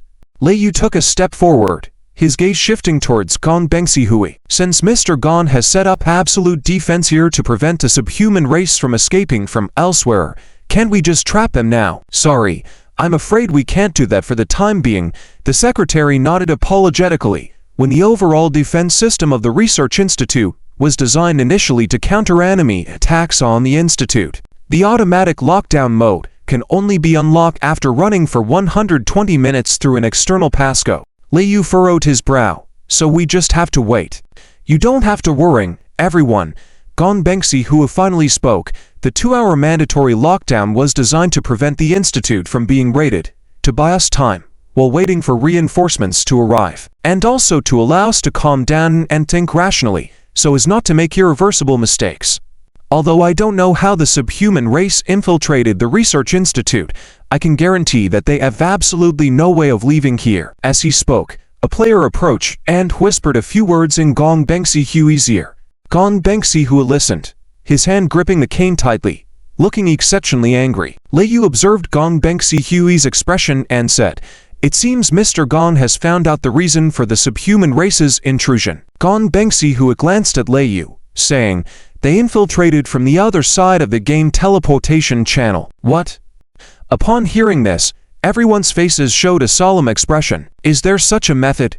How did they do it? In the attack on CXX Research and Trade Company yesterday, a fragment of the world heart was lost, and now it seems to have been taken by the subhuman race. Gongbengsi Hui said, increasingly angry, his tone growing heavier. I underestimated the subhuman race. They have the ability to enter that world directly through the fragment of the world heart. It's all because of bloodline reasons. The subhuman race, the chosen race. What humans have labored hard for, the subhuman race can effortlessly obtain with their innate bloodline. Why do they have such impure blood flowing in their veins and still enjoy various privileges? Unfair. Lei Yu pondered and asked, Mr. Gong, can the subhuman race escape the lockdown of the Research Institute in the same way? Rest assured, special isolation was set up for the subhuman race entering the game when this place was built. They can't do it. Moreover, in lockdown mode, the internal power and all networks of the entire Research Institute will be immediately cut off to prevent information leakage, so they can't open the game teleportation channel. Gongbengsi Hui was quite confident, looking up at the closed gate, and said in a deep voice, now the entire Research Institute has become a massive prison, and no one can escape from the inside. After 2 hours, we just need to go in and collect their bodies. Hearing this, the group of people breathed a sigh of relief. From now on, all they needed to do was to stay here. After 2 hours had passed, with subsequent external support gradually arriving, they would be able to arrest Gu Qingju and the subhuman race in one stroke. Although there were significant twists and turns in the plan from the beginning, it was progressing steadily. The only one who suffered was Gongbengsi Hui. He had lost a research institute for nothing. Gongbengsi Hui said a few words to a trusted subordinate by his side and arranged for a small part of the Fox Sun team to be stationed at the entrance. He waved his hand, leading the secretary and the others to leave first. Hey, Gong, As Gong Bengsi Hu was about to leave, he turned back to look at Lei Yu. Your system is quite impressive. Must have put a lot of effort into it, right? What are you trying to say? I mean, this thing isn't just set up to protect the teleportation channel, right? Humph. Gong Bengsi Hu snorted coldly. It doesn't matter now, it's over. With that, Gong Bengsi Hu had tried to leave but found his shoulder being held by Lei Yu, preventing him from leaving. Gong Bengsi Hu said, impatiently, is there something else? Lei Yu stared at Gong Bengsi Hu intently, his face serious, and asked in a deep voice, hey, old man, I'm not joking. The subhuman race wouldn't use that thing, right? Don't worry, there are no mature samples inside. No one can withstand the power of that thing. And also what? And I've said, it's over. If you want to capture the subhuman race alive, I'm afraid you might be disappointed again this time. Lei Yu raised an eyebrow. HMPH. Gong Bengsi Hu snorted again, leading his people away. The crisis response team players immediately gathered around. Boss, what should we do? Well, request headquarters to deploy reinforcements. The enemy's strength is very high, and the minimum requirement for the support team is a rating of S or above. Also, contact the military and request their support. This is our chance. We must not let Gu Qingju escape. Understood. Meanwhile, in the Underground Research Institute, Buzz, accompanied by the mechanical whirring sound in the hall gradually stopping, the entire research institute fell into darkness. What have you done? Head of the research team Daidley turned to look at Fang Heng and took a long time to say a word. Just now, Fang Heng inputted the wrong password forcibly twice, directly triggering the Frost Island's Level 1 security system, locking down the entire system. Nothing much, Fang Heng said casually, then looked up at the dark screen. There's some good news. People outside can't come in for now, so we have plenty of time. Please give me a detailed introduction of the security system here again, in more detail. Tadeli listened to Fang Heng's whimsical remarks and shook his head again and again. Impossible. This is simply impossible. The Research Institute relies directly on external power supply. We don't have the capability to provide it with power input. Without power, there's no way to open the game teleportation portal. Do you understand? It's just not doable. I'll handle the power supply. You just need to restart this machine, Fang Heng said, signaling to Yaran tribesmen to come over with a glance. My friends, do me a little favor. Soon, a space was cleared in the center of the hall by the two Yaran tribesmen. Fang Heng walked to the open space, took out his alchemy pen, squat down, and began drawing the alchemy magic array. Besides the commonly used electrical power supply in the real world, there's also the energy conversion through magic arrays. Usually, a basic alchemy magic array can provide it. Under the amazed gaze of Dedeli, in the blink of an eye, an alchemy magic array was swiftly drawn on the ground. Fang Heng stood up, took out several purified universe crystals from his backpack, and weighed them in his hand. This thing is a high-concentration energy material crystal. Very useful. Since he had used this thing several times in the game, he always kept a set of them in his teleport backpack pocket to prevent accidents. A total of 6 pieces. Enough for a while. Dedeli looked at the universe crystals that Fang Heng casually took out, his eyes widening. Wow, this thing is high-purity universe crystals. Where did he get such precious energy materials from? Fang Heng placed the universe crystals into the center of the magic array. In an instant, the magic array was infused with high-level energy, spinning at high speed. Fang Heng turned back to the still astonished Dedeli. Don't just stand there. How about configuring the energy? Why don't you give it a try? Okay. Dedeli immediately started adjusting the parameters, transferring the original system power supply into it. Due to the different energy parameters of the power interface, it needed to be readjusted. After tinkering for more than 10 minutes, the entire system finally restarted, after being connected to the new power source. Click, click, click. The lights in the hall came back on, and the big screen started up again. The facilities in the entire research institute returned to operation mode. Good. Give you 10 minutes. Now I need to restart the teleportation channel. 10 minutes is too short. It's impossible. Restarting the game channel takes time, otherwise, the channel will become very unstable. Dedeli's forehead was covered in sweat, saying, it will at least take another 20 minutes. Fine. You have a total of 30 minutes. Fang Heng said, gazing at the reactivated map on the big screen. I'm still easy to talk to, right? Easy to talk to? You're a devil. Dedele cursed in his heart, not daring to speak, his fingers rapidly tapping the buttons, silently praying that there wouldn't be any accidents during the process of restarting the teleportation channel. Meanwhile, Fang Heng was on the side, manually opening the area surveillance mode to conduct internal inspections. Strange, Fang Heng murmured softly, feeling somewhat puzzled. Before the entire research institute area entered the lockdown state, there were many guarding squads inside, and when the 7th floor came under attack, they all rushed to support it. But after the research institute was locked down, the guarding teams no longer continued. Instead, they immediately retreated back to the 1st floor to regroup. Why did they run to gather on the 1st floor? In fact, the guarding teams assembling in the underground 1st floor were also somewhat confused. According to the original emergency plan, if it entered the lockdown mode, they would immediately return to the security hall on the 1st floor and wait quietly for the lockdown to be lifted after 2 hours. How come suddenly the power system has been restored, and the main channel gate is still not open yet? What's going on? This is completely different from the usual drill. On the other hand, when Gu Qingju encountered the fox hunt team responsible for guarding the 3rd underground floor, she brought them quite a bit of trouble. Fortunately, Gu Qingju's own strength was powerful enough. She had successfully dealt with the team, and was now rescuing the surviving Yuan tribesmen who were trapped. It seemed that Gu Qingju's side was not a big issue anymore. During the wait, Fang Heng began checking the internal data of the research institute. The laboratory system had no external interfaces, running completely localized, so the found data could not be transferred, and could only be viewed within the research institute. Why not? Fang Heng roughly browsed through it, using keywords to search, but couldn't find any information related to the Crystal of Dragon Soul in the database. None at all. Strange. Where is the information about the Crystal of Dragon Soul?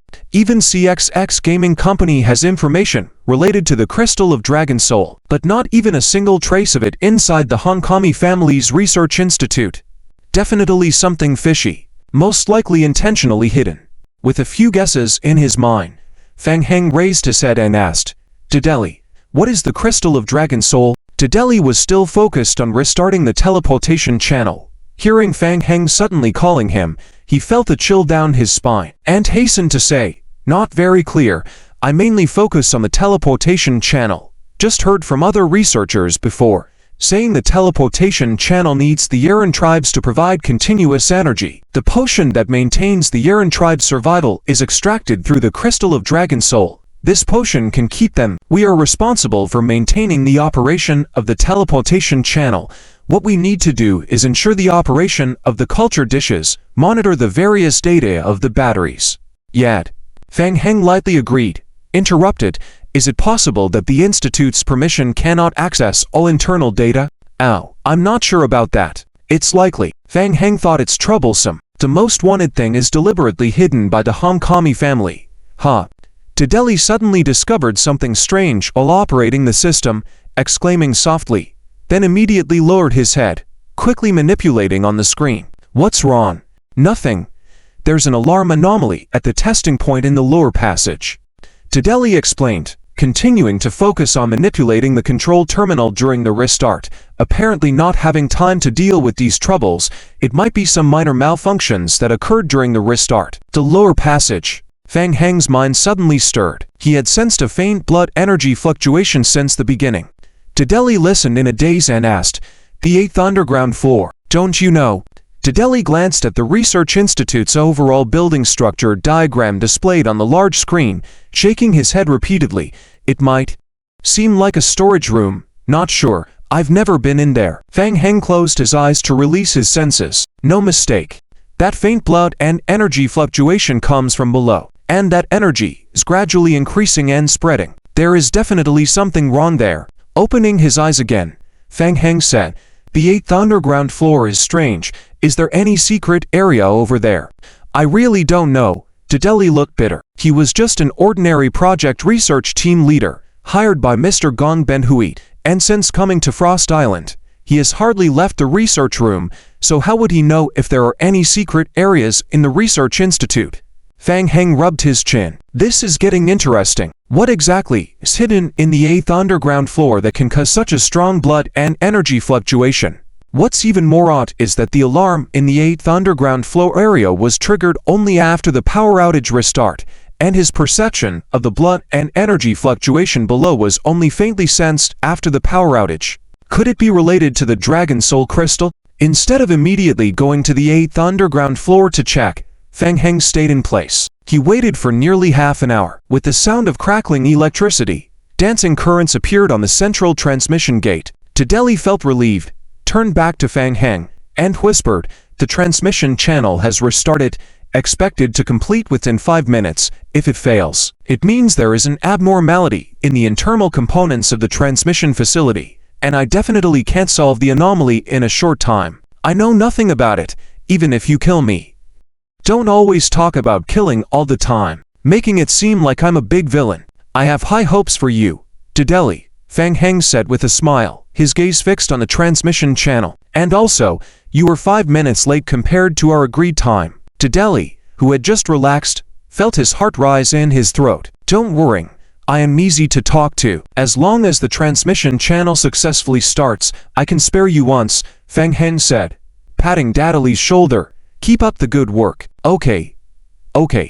Tadeli felt like he had just passed through hell and quickly lowered his head to continue monitoring the various data of the transmission channel. Soon, Gu Qingju returned to the hall with a group of Yuan rescued from the 3rd floor of the research institute. After a fierce battle, several Yuan in the team were seriously injured. Coincidentally, the transmission channel located in the hall had completed its restart. With the roar of the large machine, a light blue transmission channel screen appeared in the center of the transmission gate. The transmission channel had successfully rebooted. Success! Tadeli waved his fist in excitement, feeling like he had temporarily saved his life. Seeing this, Gu Qingju nodded at Jimmy next to him. "Send them into the game world first, and take your time to plan the evacuation." "All right." Jimmy immediately led the group to enter the transmission channel with the injured and rescued Yaren. Gu Qingju walked up to Fang Heng and asked, "Fang Heng, how is it? Have you found the specific location of Mr. Gong Benhui?" "Yes, I found it, but he's not in the research institute, and we probably can't leave now," Fang Heng shrugged, quickly explaining to Gu Qingju the operation that had just locked down the entire underground area of the research institute and its consequences. Gu Qingju frowned. According to Fang Heng's plan, they had successfully located Mr. Gong Benhui's research headquarters this time and rescued the trapped Yaren. The most important objectives had been completed. However, unfortunately, Mr. Gong Benhui was not within the research institute area. "It's a pity that we can't directly copy the data from the research institute, and Mr. Gong Benhui is not here," Gu Qingju sighed softly after hearing Fang Heng's explanation. "In that case, let's end this operation here. The outside is under federal blockade, and in this situation, it would be as difficult as heaven to kill Mr. Gong Benhui. Let's withdraw from here first." Gu Qingju did not lose her temper as Fang Heng had imagined. Quickly calming down and nodding, "Fang Heng, we found some people on the 3rd floor who were imprisoned by Mr. Gong Benhui, and they were seriously injured. Suspected to be related to Mr. Gong Benhui's research, I need to take them to evacuate back to the zombie apocalypse as soon as possible." "I also think so. Let's escort your people back to the zombie apocalypse first. Cliway will use the God Tree to help with their treatment." Fang Heng nodded and looked back at the map on the large screen. "But we still have some time now. How about you stay and help me with something?" "What?" "Take a look at these locations." Gu Qingju followed Fang Heng's direction to look at the large screen, her face showing a pensive expression. Fang Heng said, "After the power was restored in the research lab's 8th underground floor, several alarm points were found, which seems a bit strange." "Indeed. And the research staff here don't know much about the 8th underground floor." Fang Heng adjusted the monitoring screen to an area near a passage leading downwards. "The entire research institute is monitored everywhere, but the 8th underground floor seems to be missing, which feels very strange." Gu Qingju asked, "You think there is a problem down there?" "Yes, I sensed a power fluctuation in the 8th underground floor and suspect it might be related to the Dragon Soul Crystal." "All right, I'll go with you." Gu Qingju arranged for Jimmy to stay alone in the transmission channel, and together with Fang Heng, they left to search the 8th underground floor. There was a stairwell connecting the 7th and 8th floors of the research institute, Passing through the stairwell, the two arrived at the 8th floor area. The entire 8th underground floor had no monitoring facilities in sight. Just from the outward appearance, it seemed, just as DRIZZLE had said, to be a simple storage area. Cold. Stepping into the 8th floor corridor, Fang Heng immediately felt the chill. Compared to the outer layers, the temperature here was more than halved. Why is it so cold? Fang Heng and Gu Qingju looked at each other.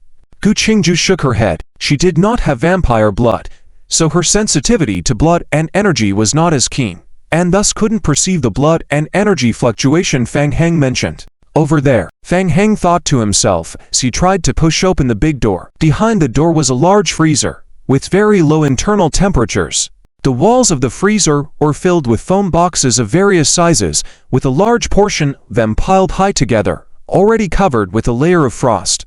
Judging by the thickness of the frost, it seemed like it had been a while since anyone had moved those foam boxes. Fang Heng, be careful, this place is very abnormal, reminded Gu Qingju as they stepped into the storage room. Finally, Gu Qingju sensed a faint blood energy fluctuation and became more cautious. Fang Heng responded as he casually opened a foam box nearby to check. Snap! Fang Heng tore open the outer layer of the box. Tearing inside, he saw packages of viscous substance resembling blood plasma, each bag labeled with a series of numbers. Seems to be research material related to the research of Mr. Gongbenhui. Fang Heng muttered to himself as he examined the bags in his hand. He sensed that the power contained within the plasma was very low, and there were no game prompt refreshes. Fang Heng looked around. The freezer was large, and the blood energy fluctuation he sensed earlier seemed to be coming from the front. Following his perception, Fang Heng slowly made his way to the front of the freezer, until he reached the wall. Behind the wall, be careful, step back. Fang Heng stared at the wall, clenched his fist, and suddenly slammed it forward. Dang! The fist struck the wall with a loud echo. Crack, crack, crack. Large cracks appeared on the white wall, rapidly spreading upward. Dang! The entire wall collapsed in front of Fang Heng and Gu Qingju. A bone-chilling cold air rushed out from behind the wall. It was. Fang Heng and Gu Qingju looked at the space behind the wall, their eyes showing a solemn expression. Behind the freezer was actually a large ice pit. Large blocks of ice were haphazardly stacked inside the ice pit. Fang Heng's gaze immediately focused on the deepest part of the ice pit. The powerful blood energy fluctuation emanated from there. Found it. Fang Heng's pupils constricted abruptly. In the depths of the ice pit, wrapped in a large block of ice, was a giant dark red stone. The stone kept flashing a dark red light, pulsating like a heart. The Dragon Soul Crystal. Correct. Fang Heng immediately linked this stone with the Dragon Soul Crystal he had seen in the data before. All the blood energy power he felt in the underground 7th floor research institute was released from this Dragon Soul Crystal. Gu Qingju, looking concerned, pointed out, Fang Heng, look at those people. Following Gu Qingju's gesture, Fang Heng turned to look. Surprisingly, they were humans. Just now, his attention was focused on the Dragon Soul Crystal, but now, looking carefully, he saw that within the ice pit, large blocks of ice seemed randomly placed and discarded. But in the center of each block of ice, there were living humans frozen in ice. Fang Heng's gaze swept over the humans encased in ice. Judging by their attire, many of them were members of Mr. Gongbenhui's fox hunting squad. Without exception, each frozen human body possessed a blood energy power fluctuation different from that of ordinary people. Obviously, they were not dead, and almost all of these humans maintained a seated position with their legs crossed. It looked like they were cultivating. So, did they use the method of ice sealing to suppress the unstable blood energy? Fang Heng observed the state of these people and speculated silently. Gu Qingju then warned, Fang Heng, these people are not normal. They are all quite powerful, so be careful. Gu Qingju's gaze swept over the faces of the frozen people, her eyebrows furrowing as she focused on a particular person. What's wrong? Did you find something? No. Nothing. I saw a familiar face. Fang Heng. Many of the people here are high-ranking players from the gaming world, some even listed on major leaderboards. I didn't expect them to be connected to Mr. Gongbenhui as well.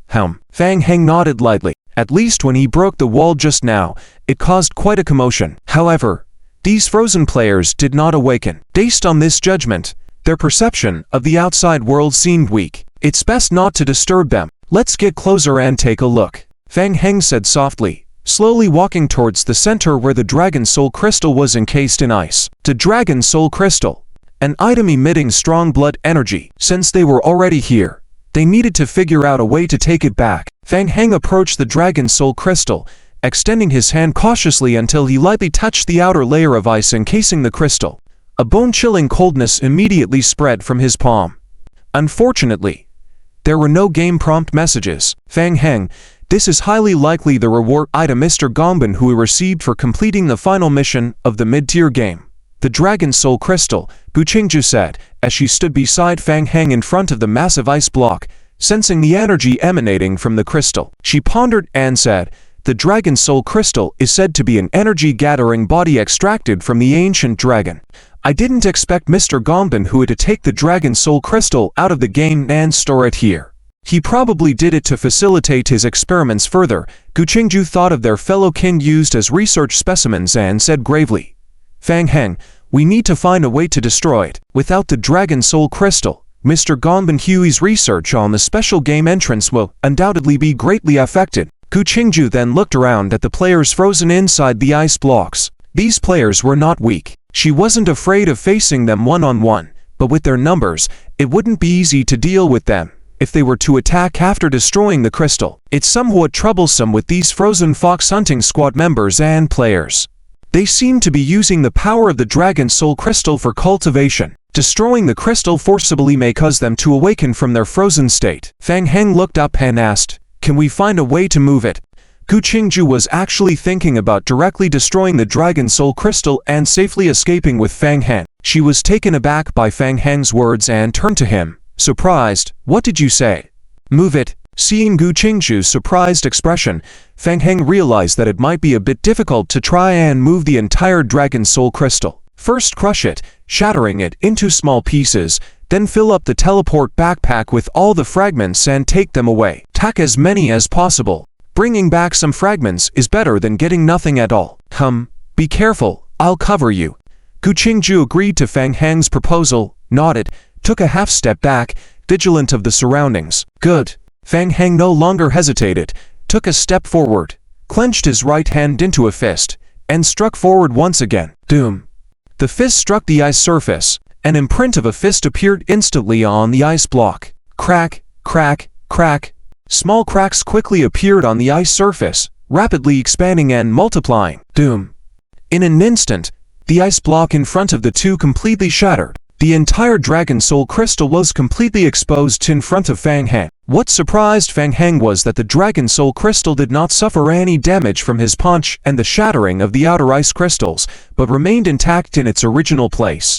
How could a fist not break it open? It was somewhat different from the expected plan. Fang Heng frowned. The Dragon Soul Crystal was very hard. In the next instant, a visible blood and energy fluctuation spread outward from the Dragon Soul Crystal. As the ripple passed over Fang Heng, he felt a slight movement in his blood and energy. At the same time, affected by the fluctuation, the players frozen in ice blocks around them instantly sensed something and their expressions turned unusual. Gu Qingju reminded, not good. They're waking up. Act fast.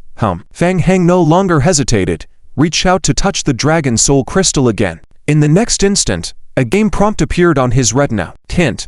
Player discovered item. Dragon Soul Crystal.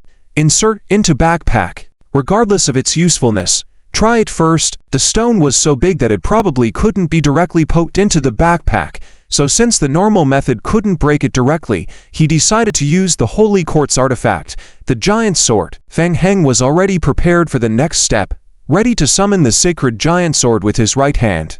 But the next second, a look of astonishment appeared on Fang Heng's face. The Dragon Soul Crystal disappeared before his eyes out of thin air. The entire Dragon Soul was put into his backpack in one go. Could be picked up directly. Before he could make sense of it, suddenly, Fang Heng felt a strong burning sensation overflowing from within his body. What was it? Hiss. Hiss. Fang Heng felt as if there was a blazing fire burning fiercely inside him. The flames spread rapidly from within to without, originating from within and rapidly extending outward. For a moment, Fang Heng felt that even his skin was becoming unbearably hot, as if it was about to ignite. Fang Heng? Gu Qingju did not expect Fang Heng to be able to directly pick up the Dragon Soul Crystal, and seeing him still standing still, she shouted. Startled by Gu Qingzhu's shout, Fang Heng immediately snapped out of it, gritted his teeth. Help me. Let's go. The next moment, Fang Heng had already dashed back towards the 7th underground floor of the research institute. An artifact. The Dragon Soul Crystal was actually an artifact. Seeing that the Dragon Soul Crystal did not appear in the teleport backpack slot, Fang Heng immediately understood what was going on. Artifacts could ignore the differences between the game and the real world, and could be directly placed into the backpack. Furthermore, it was considered by the game as an item, not calculating for regular backpack slots or weight capacity. However, the Dragon Soul Crystal was somewhat special. After being stored in the backpack, the Dragon Soul Crystal seemed to cause a very strong negative effect, making every second after insertion a great torment. The burning sensation overflowing from his body increased. Fang Heng gritted his teeth. The intense pain almost devoured his will, with a single thought in his mind. Get the Dragon Soul Crystal and go. Gu Qingzhu frowned, immediately following Fang Heng quickly towards the upper floors of the research institute. Just as Fang Heng had just left the ice cellar, dang, dang, bang, bang. Large chunks of ice in the ice cellar burst one after another. The players woke up one by one, opening their eyes and looking towards the center of the ice cellar. Everyone saw that the place where the Dragon Soul Crystal was originally stored was now empty. A sense of surprise flashed in everyone's eyes. The Dragon Soul Crystal had been taken away. The Institute's guards were extremely strict. Who could it be? Chase? Everyone reacted immediately, flying swiftly in the direction of the Dragon Soul Crystal's energy leakage. Almost all the players who had practiced with the Dragon Soul Crystal had high levels of strength. Not to mention the assistance of the Dragon Soul Crystal's power.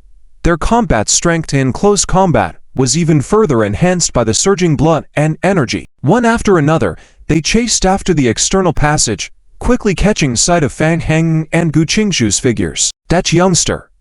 Where did he come from? Ji Shaoji's gaze focused on Fang Heng, greatly surprised. The Dragon Soul Crystal contained a huge treasure, an SSS-rated bloodline inheritance. The bloodline of the dragon descendant. Undoubtedly, the power of bloodline could greatly enhance a player's strength, even achieving a qualitative change.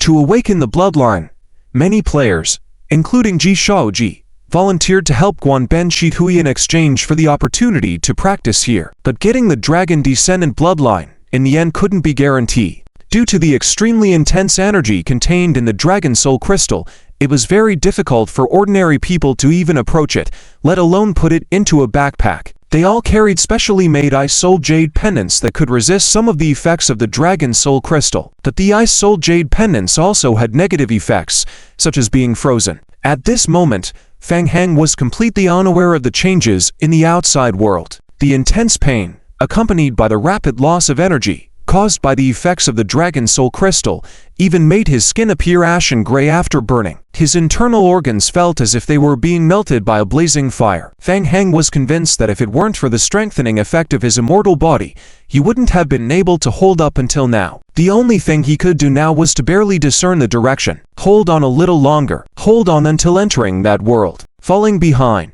Gu Qingzhu quickly adjusted her position and saw that Fang Heng was about to be caught up. With a cold snort, she swiftly stopped and then turned around, wielding her silver sword in hand. Hiss, hiss, hiss, hiss. In an instant, a silver sword radiance rained down like a waterfall. The players who were pursuing were startled and dared not confront it head-on, quickly backing off. Be careful. Gu Qingzhu's long sword trembled repeatedly. Her eyes suddenly narrowed, entering the vertical pupil state again. The power left by Xia Shi in her body erupted once again. In a state of madness, Gu Qingzhu and Ji Shaoji clashed hard several times, forcing Ji Shaoji to retreat. Gu Qingzhu's expression was solemn. Ji Shaoji was also considered a top player in a high-level game world. His reputation was well-deserved. Unlike others, the power emanating from him was extremely weak. It indicated that his control over the power of the Dragon Soul Crystal had reached a higher level. Ji Shaoji looked at Gu Qingzhu and was also extremely surprised. His own strength was not weak. Combined with the effects of the Dragon Soul Crystal extract, he considered himself unbeatable. But today, a seemingly unbeatable opponent suddenly appeared. However, the opponent clearly also used some kind of short-term enhancement ability. Not good. That bow who took away the Dragon Soul Crystal. Ji Shaoji suddenly realized that Gu Qingju was delaying time, and quickly shouted, "Attack together! Don't let him escape!" Gu Qingju glanced over and saw Fang Heng running towards the other side of the passage. Her heart moved, and she shouted, "Kick me!" Suddenly, the shadowy demon rat heard the shout, quickly jumped out from under Fang Heng's collar, stood on Fang Heng's shoulder, puffed up its cheeks. Who? A dense black mist spewed out from Kick Me's mouth. Instantly, Gu Qingju's figure was covered by a thick black mist in the passage. Ji Shaoji felt uneasy. Not good. Besides being able to shield perception, the black mist also contained toxins. Ji Shaoji shouted, "Chase!" Gu Qingju, coordinating with the black mist, delayed for a moment, while Fang Heng had already reached the entrance of the teleportation channel. At this moment, Fang Heng felt like his whole body was burning, his skin showing a burning redness. Hold on a little longer. The flames inside him burned fiercely, consuming his body and even his consciousness. Fang Heng could no longer divert his attention to the external battle. Relying on his strong willpower, he forced himself to stay conscious and rushed into the rear teleportation hall. There, he vaguely saw a figure standing at the entrance of the passage. It must be Jimmy. "Jimmy, get into the channel." Jimmy saw a figure enveloped in flames coming towards him, hesitated for a moment, but upon hearing Fang Heng's voice, he immediately jumped into the rear teleportation channel. Fang Heng shouted, accelerating towards the hall. As he saw the teleportation gate getting closer, hope was within reach. Suddenly, Fang Heng felt a violent surge of spatial power burst open beside him. Then, a dark aura emerged from within the space. Despite sensing a strong warning, Fang Heng's body and consciousness were unable to respond effectively at that moment. In a critical moment, Fang Heng caught sight of a figure that appeared on the path of the attack. Dang! Ji Shaoji narrowed his eyes, sensing a powerful force surging towards him. He had to step back, staring at the powerful enemy before him. A terrifying aura overflowed from Gu Qingju. "You are..." Ji Shaoji stared at Gu Qingju, his eyes filled with vigilance. Coldness flashed in Gu Qingju's vertical pupils. "Get out of the way. Don't waste time with her. Attack together." Ji Shaoji felt anxious and immediately shouted to lead the attack. Several players joined forces and launched a joint attack on Gu Qingju. Whoosh! A dark blue shield opened in front of Gu Qingju, protecting her and Fang Heng inside. Numerous strikes continuously landed on the shield, continuously exploding. Blood dripped from Gu Qingju's eyes, nose, and mouth, but she forcibly held on. Ji Shaoji and his group of players watched as Fang Heng quickly approached the teleportation channel under Gu Qingju's protection, their hearts filled with anxiety. They did not dare to hold back and attacked with all their might. Die. Doom. With the final punch, the defense shield in front of Gu Qingju was forcefully shattered, sending her flying backward, pushed back from the state of madness. Meanwhile, taking advantage of the few seconds Gu Qingju fought for Fang Heng, Fang Heng passed through the teleportation barrier. The players who chased after Fang Heng were shocked. He entered the teleportation channel. That's the Dragon Soul Crystal. The players were almost all involved in related missions and could sense the Dragon Soul Crystal on Fang Heng. As Fang Heng disappeared into the teleportation channel, their connection to the Dragon Soul Crystal disappeared completely. Chase! He took the Dragon Soul Crystal. Don't let him get away. Gu Qingju slammed heavily into the wall behind her. Seeing Fang Heng successfully entering the teleportation channel, she relaxed slightly. A hint of self-mockery flashed in her eyes. She never thought she would end up like this one day, because of a human. Looking up again, Gu Qingju's face returned to its icy demeanor as she gazed at the crowd rushing towards the teleportation channel, her hands raised forward, several dark-colored light orbs forming instantly in her hands. Whoosh! Whoosh whoosh! The dark light orbs shot towards the teleportation machinery on the right side of the hall. Not good. She's going to destroy the teleportation channel. Someone immediately noticed Gu Qingju's actions, their face turning pale. Stop her. Hurry. As the dark light orbs flew out of Gu Qingju's hands, players quickly reacted, using barriers and other skills to intercept them. Seeing they might not reach in time, some even threw themselves in with their bodies to intercept the orbs. Doom. Boom boom boom. Until the last dark light orb was blocked by the players, everyone finally breathed a sigh of relief. But as they looked up again, they found that Gu Qingju had disappeared. Damn it, they were played. The group's faces soured. Seizing the opportunity, while they were rescuing the teleportation channel, Gu Qingju slipped into the teleportation channel and escaped. Ji Shaoji turned to look in the direction of the teleportation channel. Ji Shaoji's eyes quickly swept around the crowd, and he said in a deep voice, "I won't waste words. We are all here for the continuation of the dragon lineage. Currently, regardless of who the bloodline eventually belongs to, it must not fall into the hands of outsiders. How about temporarily setting aside past prejudices and cooperating temporarily? Let's settle everything after obtaining the Dragon Soul Crystal." Agreed. Let's go after it. Hint.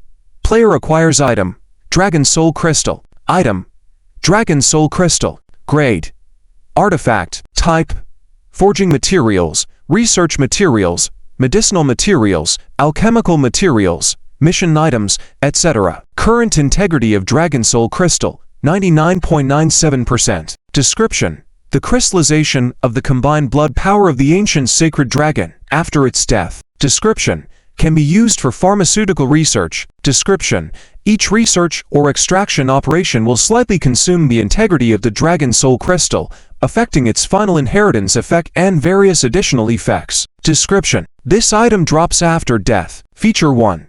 Indestructible. Description: except for special dragon inheritance items including items like the Dragon Clan Sacrificial Blade, Dragon Horn, etc., the item will not be destroyed or split by objects below artifact level. Feature 2. Untamable. Description: when this item is placed in the backpack, the player will experience the burning effect of the dragon, which gradually increases over time. This effect is related to the player's adaptability to dragon bloodlines. Feature 3. Indestructible. Description: after triggering the bloodline task, the player can stay around the Dragon Soul Crystal to endure the effect of the dragon ripples, gradually increasing the player's adaptability to the dragon lineage bloodline. Hint: player detected the presence of special items in the backpack, triggering the task, Dragon Descendants Inheritance Stage Task. Task name: Dragon Descendants Inheritance. Task difficulty: SSS. Task description: please sense the inheritance of the Dragon Clan, enhance the player's adaptation to the dragon bloodline, raise the adaptability to 20 points, and trigger the next stage task. Hint: player's current bloodline adaptability, 0.2. Warning: the player has mutually rejecting bloodlines in the body, and cannot control this bloodline. Task: Dragon Descendants. Feng Heng panted heavily, sweat dripping from his forehead. The charred skin burned by flames gradually peeled off. Under the healing effect of the undead body, his injuries quickly recovered.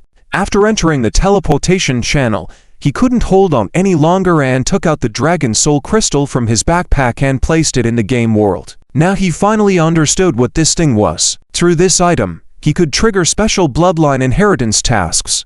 And the ultimate reward was the Dragon Clan bloodline. That's why the players he encountered in the underground ice cellar were all after the Dragon Clan bloodline task. No wonder this group was so powerful. As he raised his head, Fang Heng saw Jimmy and the remaining members of the Demon Clan in the camp looking at him with puzzled expressions. Jimmy and the others were a bit confused, not knowing what had happened, but feeling that Fang Heng looked truly miserable, and the giant stone he was next to exuded a very intense blood aura. Obviously, it was no ordinary object. Oops.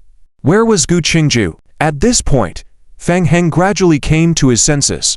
His heart suddenly moved, thinking of Gu Qingju, and immediately turned his head to look towards the direction of the teleportation channel behind. Suddenly, the next moment, Gu Qingju flashed out of the teleportation channel. Gu Qingju's pupils returned to normal, exiting the frenzy state, looking extremely weak. Obviously, she was seriously injured. Gu Qingju saw Fang Heng and the Demon Clan gathered in the temporary camp, immediately shouted, "Let's go, back to the zombie apocalypse." Yes. Jimmy and the others heard Gu Qingju's call and immediately left without looking back. Fang Heng's gaze turned to Gu Qingju. Such severe injuries? He noticed that Gu Qingju's current condition was even worse than when they first met. Gu Qingju noticed Fang Heng's gaze and lifted her head slightly, mustering her strength, looking towards the direction of the teleportation channel, and warned, "Be careful, they will soon catch up." Fang Heng frowned, looking back at the teleportation channel. "You go first, Fine Cleave, she knows how to help you." Gu Qingju was taken aback. "You? Don't worry about me, I have my own way to leave, we'll figure it out after everything is over." Gu Qingju nodded at Fang Heng, take care. Gu Qingju and the Demon Clan people had just left towards the direction of the zombie apocalypse teleportation channel when the front teleportation channel flickered blue light again. Following behind, Ji Shaoji stepped into the teleportation channel. His eyes immediately focused on the Dragon Soul Crystal beside Fang Heng. Luckily, no problem. As long as the Dragon Soul Crystal was still here, it was fine. Ji Shaoji let out a sigh of relief. Ji Shaoji suddenly felt a movement in his heart, only to see Fang Heng placing the Dragon Soul Crystal, and then, the demon on his shoulder spewed out a dense black mist again. Still trying to escape, Ji Shaoji shouted, "Don't let them get away." Fang Heng once again placed the Dragon Soul Crystal in his backpack. The next second, a burning sensation spread throughout his body. Initially thinking of exploding a bug, planning to slowly overcome the negative effects of the Dragon Soul Crystal, he didn't expect that this time, upon placing it in the backpack, there was an extremely intense burning sensation. The gradually increasing negative punishment effect was not reset at all. It directly continued from the interrupted moment. Endure for another 10 seconds. Fang Heng gritted his teeth and rushed forward. Seeing this, Ji Shaoji's group immediately chased after him. Even though most of their perception was blocked, the aura of the Dragon Soul Crystal was too strong. Chase after him. The group quickly passed through the fog and followed closely behind Fang Heng. Swiftly, stop. After enduring for 8 seconds, Fang Heng felt he had reached his limit, bursting out from the other side of the black mist and quickly taking out the Dragon Soul Crystal from his backpack. Ji Shaoji and the players of the fox hunting team immediately caught up. Fang Heng stopped fleeing, turned around, and shouted at Ji Shaoji's group, "Stop."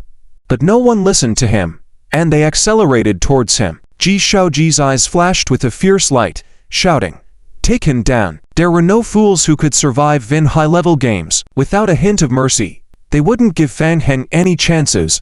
Hey, Fang Heng glanced at the approaching group, a cold smile on his lips. He had managed to lure all of them here. Gu Qingju's exit should be safe. Originally, he wanted to delay time and see if he could gain an advantage, but seeing the other side wasn't falling for it, he decided to stop pretending. Swish! A giant sword, gleaming with sacred light, instantly appeared in Fang Heng's hand. It turns out he is from the Holy Court. Who exactly is he? Not good. Could it be that he ... Ji Shaoji watched as Fang Heng tightly held the sacred giant sword in his hands and made a motion as if to swing it downward. Don't do it. In an instant, Ji Shaoji seemed to have foreseen what was about to happen and couldn't help but shout out. Swish! Fang Heng roared. Slash! The next second, the sacred giant sword cut through the air, leaving a golden glow in its wake. Doom! With a loud noise, the huge Dragon Soul Crystal burst in front of everyone's eyes. Under the impact of the sacred giant sword, the enormous Dragon Soul Crystal shattered into countless tiny pieces flying in all directions. In the next instant, a sacred ripple exploded in the central position of the impact, rapidly spreading outward. The sacred ripple effect attached to the sacred giant sword took effect. Bang! Bang! Bang! The ripples swiftly collided with the Dragon Soul Crystal shards that had previously flown out, shattering them into even smaller fragments and dust. For a moment, the players' eyes were filled with scattered red dust. The players were taken aback. How dare you? No one expected that Fang Heng would dare to completely shatter the entire Dragon Soul Crystal in front of them, without even giving them a chance to stop him. It's gone. All gone. Without the Dragon Soul Crystal, their hope of ascending to become dragon descendants was completely shattered. Years of effort were ruined in an instant. The sudden turn of events left everyone momentarily blank. At this moment, Fang Heng's body touched the faint Dragon Soul Crystal powder that had scattered. Tip. Player enters Dragon Soul Crystal burning state. Tip. Unable to effectively absorb this item. Absorption rate, 0.01%. As the powder on his body was absorbed, Fang Heng immediately felt a surge of heat flowing into his body. How? That strange feeling. Fang Heng raised his eyebrows, instantly thinking of the Fox Hunt Squad under Lord Miyamoto, right? They must be in the same situation. In the next moment, Fang Heng felt his blood surging and a powerful force erupting inside him. Tipped. Influenced by unknown power, players' various attributes slightly fluctuate and improve, lacking specific information, unable to determine exact attribute improvements. So that's it. Fang Heng observed the game tips and suddenly had an epiphany. In that instant, Fang Heng changed his original plans to leave. Maybe this is an opportunity, something he can leverage. The next moment, the restlessness in Fang Heng's body was quickly suppressed. His mind remained clear, and his figure swiftly dissipated into the thin air. Secondary space projection. Not far away, Ji Shaoji realized that after Fang Heng shattered the Dragon Soul Crystal, he immediately used the secondary spatial ability, causing a frown on his face. This could be troublesome. While he had some skills using spatial powers, he was far less sensitive to spatial forces than Fang Heng, and far from being able to enter into a secondary space projection. It would be extremely difficult for him, a player proficient in spatial studies, to capture Fang Heng. The fact that Fang Heng had destroyed the Dragon Soul Crystal in front of them left everyone puzzled. What was his intention? Before Ji Shaoji could figure it out, a player suddenly sprang out beside him, heading straight for a large piece of Dragon Soul Crystal shard that was flying outward. That player deftly collected the falling Dragon Soul Crystal in midair, a hint of joy in his eyes. Seeing this, others quickly understood. The Dragon Soul Crystal was already shattered. No need to bother with Fang Heng. The real deal is to seize the remaining spoils. With someone taking the lead, the remaining players scatter and rush towards the Dragon Soul Crystal fragments falling around them. Even as fragments, these were still artifacts of divine quality, and after being shattered, the rebound effect originally associated with the Dragon Soul Crystal was greatly weakened. Suddenly, no one paid any attention to Fang Heng, who had fled, instead focusing on grabbing the scattered stone pieces. Stop. The Dragon Soul Crystal belongs to our research institute. The members of Lord Miyamoto's Fox Hunt Squad were shocked to see players looting the remaining Dragon Soul Crystal shards, and they immediately joined in the scramble to seize the remaining crystal fragments. In almost an instant, more than 20 fist-sized pieces were quickly divvied up among them. Stimulated by the Dragon Soul Crystal's aura, the players' blood surged, their breathing becoming more rapid, and their emotions easily driven to anger. Players who didn't have good relationships before were now on edge, forming several small groups and facing off against each other. Among them, Lord Miyamoto's Fox Hunt Squad had the largest number and strongest strength. Everyone, the Dragon Soul Crystal is the possession of our research institute, even if it's in pieces. Isn't it inappropriate for each of you to just take them like this? What's yours is yours. What I pick up is mine. That's right. Who says this is yours? Where's the evidence? This stone clearly is a treasure passed down in my family. Trying to scam me? You're just Lord Miyamoto's lapdog. Who are you to claim it? Ji Shaoji watched as the players argued, feeling his blood boil and his expression darkening. He knew that his emotions were somewhat affected by the dispersed aura of the Dragon Soul Crystal. Taking a deep breath, Ji Shaoji looked around at the alert group of players. He wasn't one of Lord Miyamoto's subordinates, and his relationship with Lord Miyamoto was more about mutual use than loyalty. Taking advantage of the chaos just now, he had also grabbed 3 small and large pieces of Dragon Soul Crystal shards, which was already a significant burden on his body. Perhaps with these 3 Dragon Soul Crystal shards, there might be a glimmer of hope. Let's go.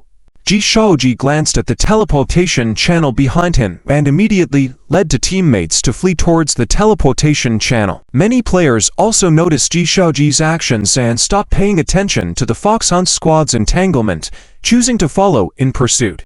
Indeed, this place was not safe to linger in. Rumor had it that the teleportation channels were unstable and could suddenly malfunction. All in all, it was best to leave first. However, many people remained, wanting to grab a few more Dragon Soul Crystal shards. While the large pieces had already been divided, there were still smaller ones left. How could they leave without picking them up? One wouldn't quit just because they couldn't have the meat, right? The members of the Fox Hunt Squad looked grim at this sight. While they could deter others, they didn't have the capital to stop Ji Shaoji, who took the lead along with the others.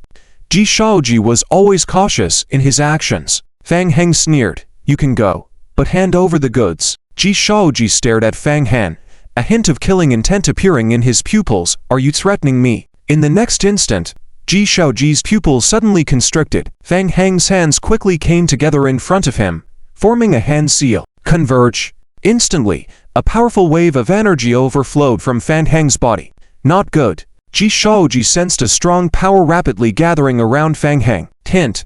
Player is using skill. Eternal Moon. Hint. Player is currently in a low-level game world. Hint. Merging with current world. Player skill form is changing. Merging in progress. Hint. Player current status detected.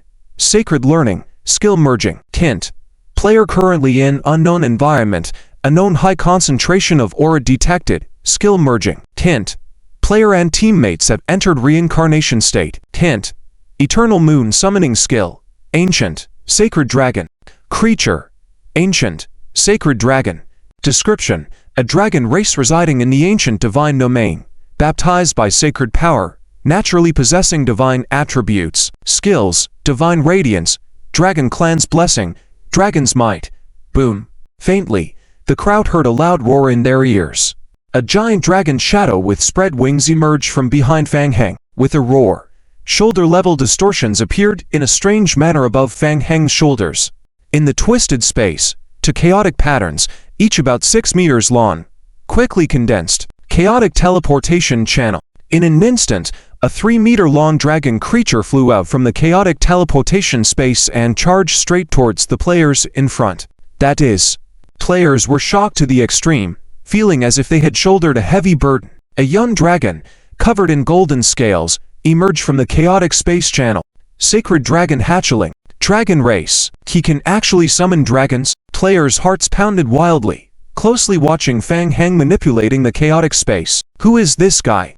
Not only can he control sacred power, but he can also summon dragons to fight for him. Although only a basic hatchling, the dragon race itself is extremely powerful, able to deal with most high-level creatures just with its inherent dragon might. They are at the top of the food chain. The players, who had just confronted each other for a moment, were already weakened by the crystalline dragons and even influenced by the dragon soul crystal shards in their backpacks. They were now easily suppressed by the dragon might's passive effect, making it difficult to move.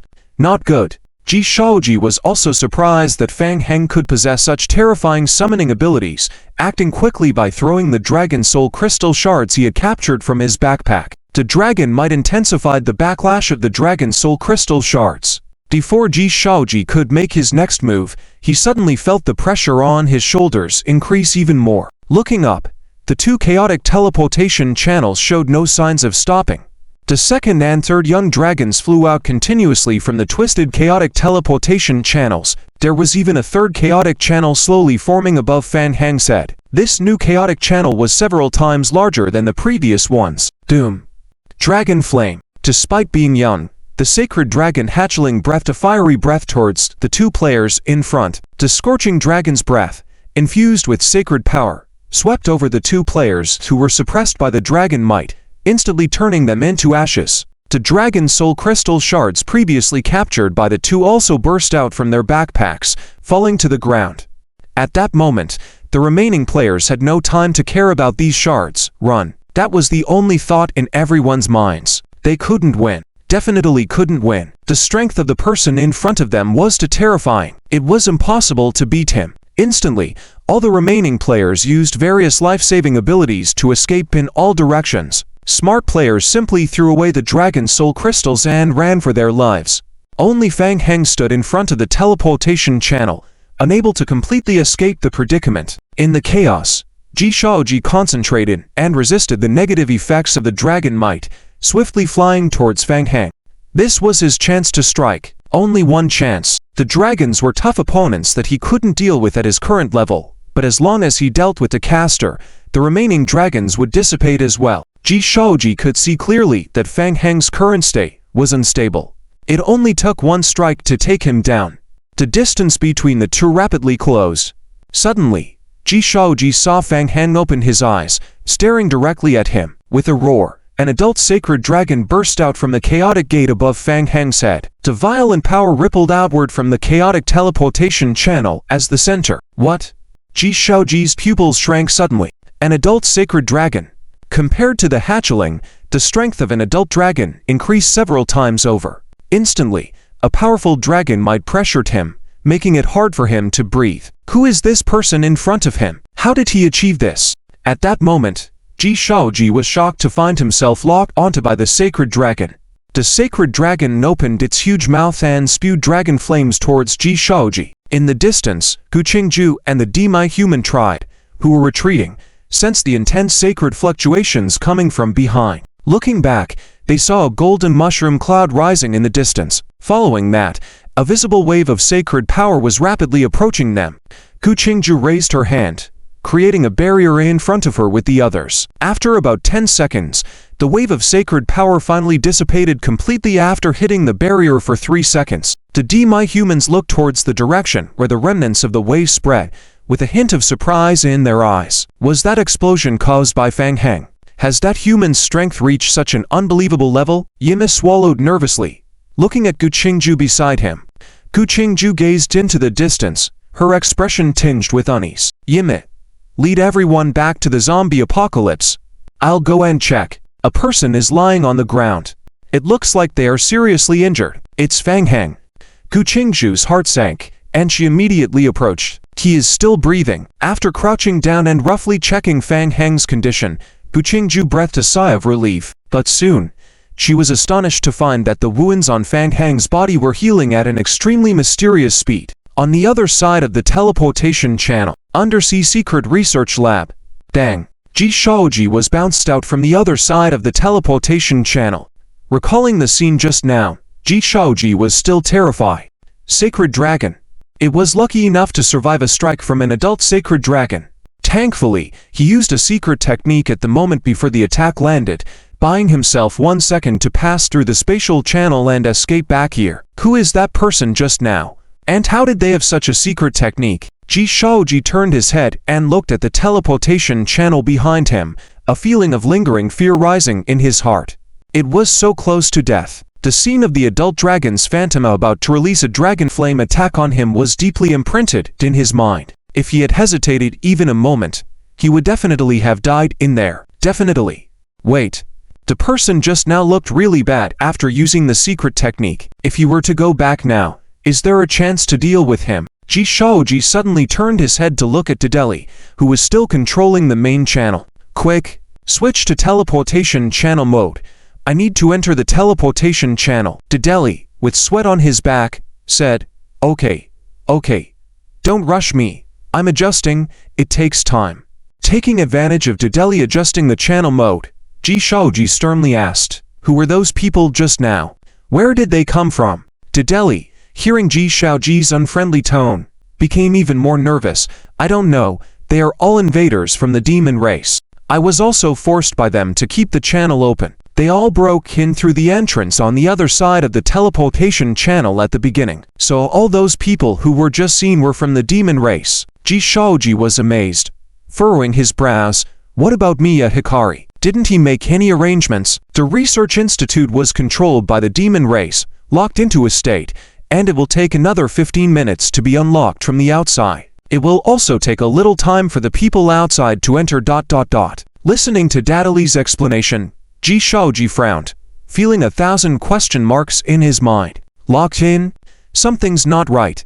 He knew a few things about locking modes. Once in the locked mode, wouldn't the entire research institute shut down? By then, the temperature in their ice cellar, because of the power outage, would rise. The power of the Dragon Soul Crystal would be enhanced, and they would awaken from the Dragon Soul perception state, helping to deal with the external enemies. These were all agreements they had already reached with Miya Hikari. But it's strange, there was no power outage in the ice cellar before. They woke up and found the stolen Dragon Soul Crystal, immediately followed its signal, and then saw those two people. Is it fixed yet? Half a minute passed, and Ji Shaoji still hadn't sorted out his thoughts. He turned back to the teleportation channel, about to urge them on, when his pupil suddenly contracted. What?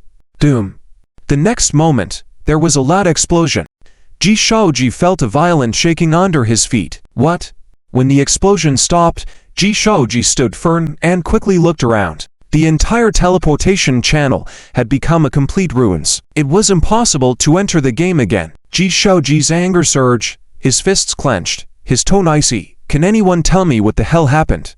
It was a small timed bomb. In the chaos of the explosion just now, Dedeli's forehead hit the corner of the wall, now holding his head with both hands and blood flowing from a wound. Looking miserable, he had seen Fang Heng checking the teleportation channel earlier, seeming to do some operation. At that time, he thought Fang Heng was checking the integrity of the teleportation channel. Now he realized that was the time the timed explosive device was installed. Currently, The countdown of the device had ended, and the whole teleportation channel exploded. Ji Shaoji suppressed his anger and asked, "How long will it take to repair the teleportation channel and re-enter the game in the current state?" In the current state, Dedeli looked at the teleportation channel, now a pile of shards, and the main control console next to it, which had turned into charcoal, his mouth showing a bitter smile. Not to mention repairing it to re-enter the game. Unless in 10 or 15 days, they wouldn't even be able to rebuild the main control console. In the game world, Fang Heng realized that the red light in front of him was gradually fading away. Lord King. Lord King. Fang Heng drowsily opened his eyes to see the Blood Clan Prince Gao kneeling in front of him.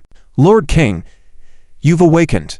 Gao sighed in relief and cautiously said, "There was a violent explosion here earlier. Miss Gu Qingju found you and took you away from the area shrouded in Dragon Soul crystal dust." Fang Heng furrowed his brows, trying to recall. It seemed that he had been emptied of his mental power in the last manipulation of the Eternal Moon, leading to a strong backlash and fainting. It seemed he had pushed himself too hard. His mental power was not enough to fully control the sacred dragon. That's why he suffered a strong backlash. Fang Heng felt fortunate. He didn't expect the creature he summoned this time to be so strong. "Where's Gu Qingju? Why don't I see her?" Gao nodded. Miss Gu Qingju seemed to be seriously injured. "She has returned to the zombie apocalypse to heal her injuries early. She instructed us to wait here, saying you would wake up soon." Fang Heng silently nodded at the words. Gu Qingju had used the secret technique left Ixiaxi in her body to buy time for him. The situation probably wasn't good right now. In addition, earlier she had rescued a group of people from the underground 3 floors of the Research Institute, and it seemed that Miya Hikari had done something to these demon race people in advance. Hopefully, the healing powers of the sacred Triebakira could help. Right? What about the Dragon Soul Crystal? Fang Heng suddenly remembered something and looked towards the area shrouded in a red crystal not far away. There were scattered pieces of Dragon Soul Crystal fragments on the ground. They were probably dropped by the players who died before. Fang Heng's tone turned a bit colder as he asked, "Have you checked? Are there any survivors around?" "No.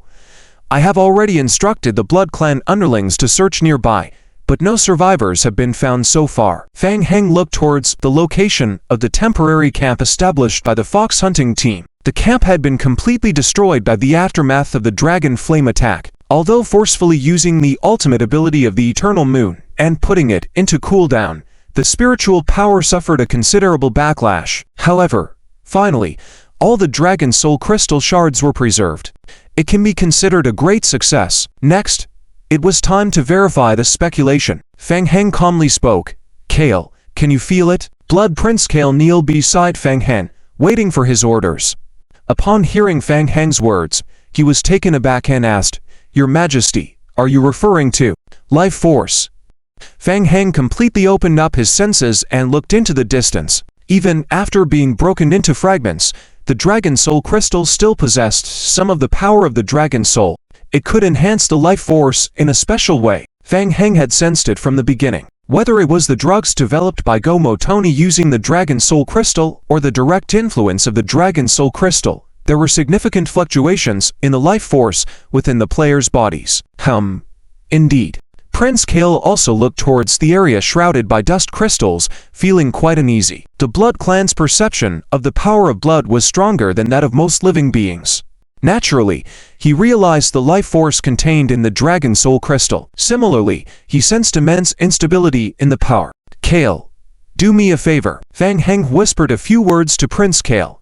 After hearing Fang Heng's words, Prince Kale's expression changed. "Your Majesty, are you suggesting?" "Go and do it." "Understood." Fang Heng watched as Kale went to summon more Blood Clan members, then closed his eyes on the spot. Due to the earlier use of the ultimate ability, his mental power was overly depleted, and his brain still felt a bit dizzy and swollen, unable to focus. He needed to recover as soon as possible. Thinking so, Fang Heng simply sat down where he was and closed his eyes to rest. Frost Island. Undersea tunnel leading to the underground laboratory. At this point, in addition to the Federal Crisis Management Department led by Lei Yu, reinforcements from the federal military had also arrived. Federal teams collaborated to completely blockade the entrance to the entire underwater research facility, waiting for the countdown to the 2-hour lockdown mode to end. They would then seal off the exit and enter the facility for investigation. Go-Motoni stood at the end as if in a trance. In Lei Yu's view, the elaborate setup was all meaningless. After entering lockdown mode, the facility's internal power supply would fail, causing the ice cellar storing the Dragon Soul Crystal to quickly warm up due to insufficient electricity. By then, the hunting team in training and several elite gaming world player teams he cooperated with would also notice something amiss and awaken. A mere group of subhuman clans were definitely no match for the hunting team and those player groups. Go-Motoni had already foreseen the outcome. As the lockdown time reached 0, a prompt sounded in the ears of all players. Confirm the password. Lockdown mode released. Defenses being activated. Please proceed to the main control platform to completely end the first level defense mode. The players all looked towards the direction of the entrance to the underwater research facility, gripping their weapons tightly. Click, click, click. As the large gate opened before them, the figures of Go-Motoni's hunting team players emerged from behind the gate. Lei Yu's elite player team immediately entered, firmly occupying both sides of the entrance. Mr. Go, we are being invaded. The leader of the hunting team approached, wanting to report, but hesitated upon seeing the surrounding federal personnel watching closely. Go-Motoni said, in a deep voice, there is no need to hide anything. Report the situation. What has happened to the facility? Hunting team engaged in fierce battle with the invaders, pursued into the game world. Unfortunately, all killed in action. Only Shaoji managed to leave through the teleportation channel. What? Not only Go-Motoni, but others also showed expressions of surprise.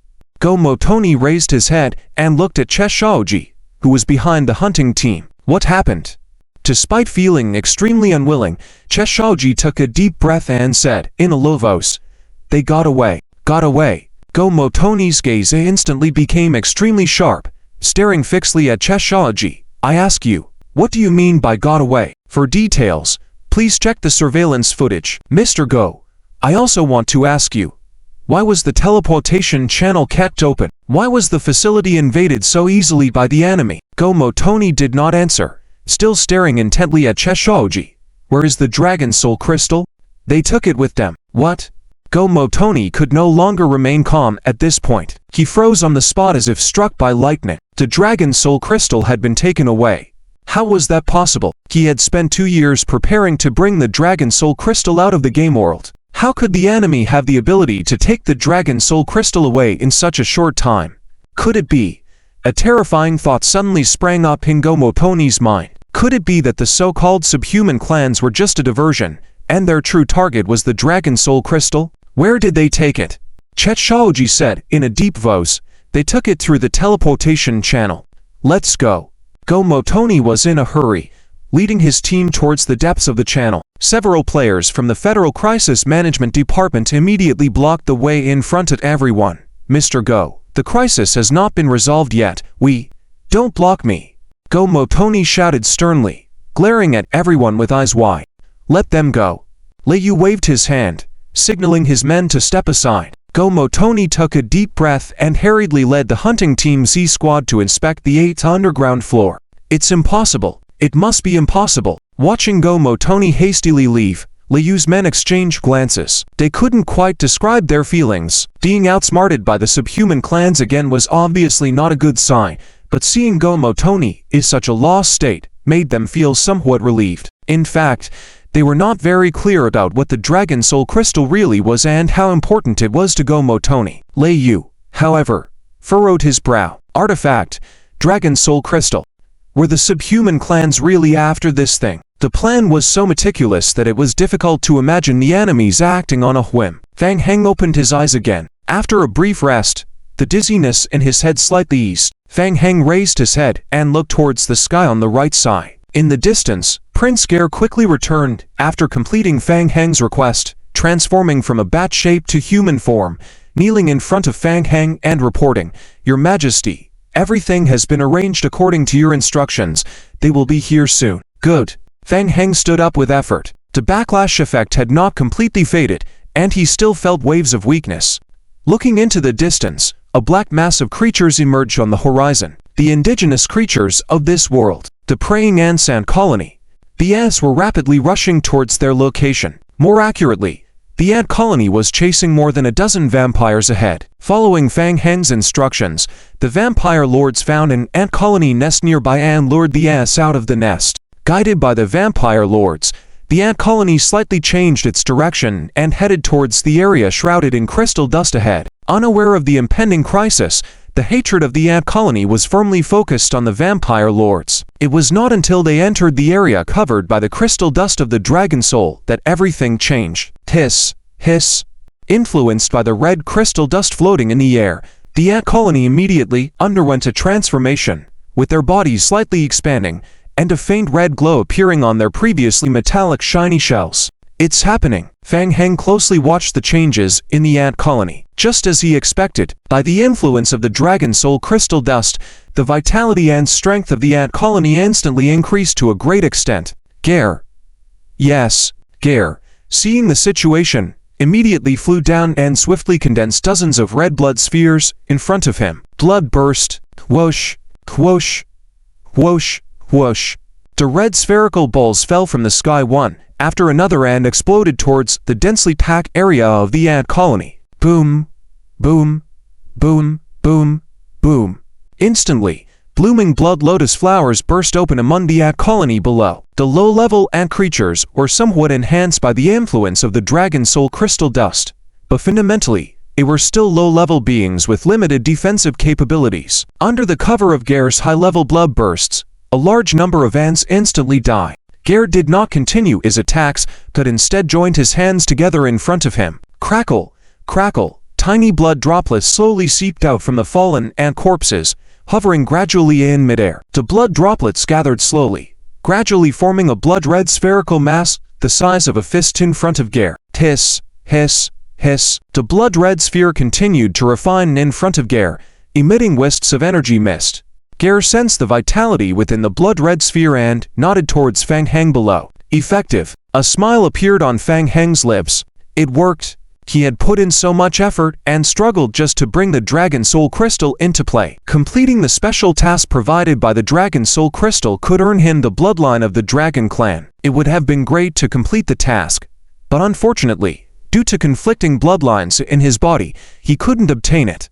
Bloodline conflicts could not be bypassed by switching to academic forms, so he had to give up on acquiring that skill. However, he couldn't afford to waste such an opportunity. The Dragon Soul Crystal could induce transformation in creatures, rapidly boosting their vitality and strength. Mighty vitality. This was exactly what he lacked to upgrade to the highest level Vampire King bloodline. Of course, the Dragon Soul Crystal couldn't be used directly, so he let the ant colony creatures in the game world serve as intermediaries. First, let them absorb some of the power of the Dragon Soul Crystal to achieve a reinforcing effect. Then, extract their blood power to help him refine the vampire bloodline. Prince Gare flew down from midair and stopped beside Fang Heng. Your Majesty, I have confirmed that after the praying ants underwent the transformation by the Dragon Soul Crystal, their vitality and strength increased several times, and the energy condensed within their bodies also increased tens of times.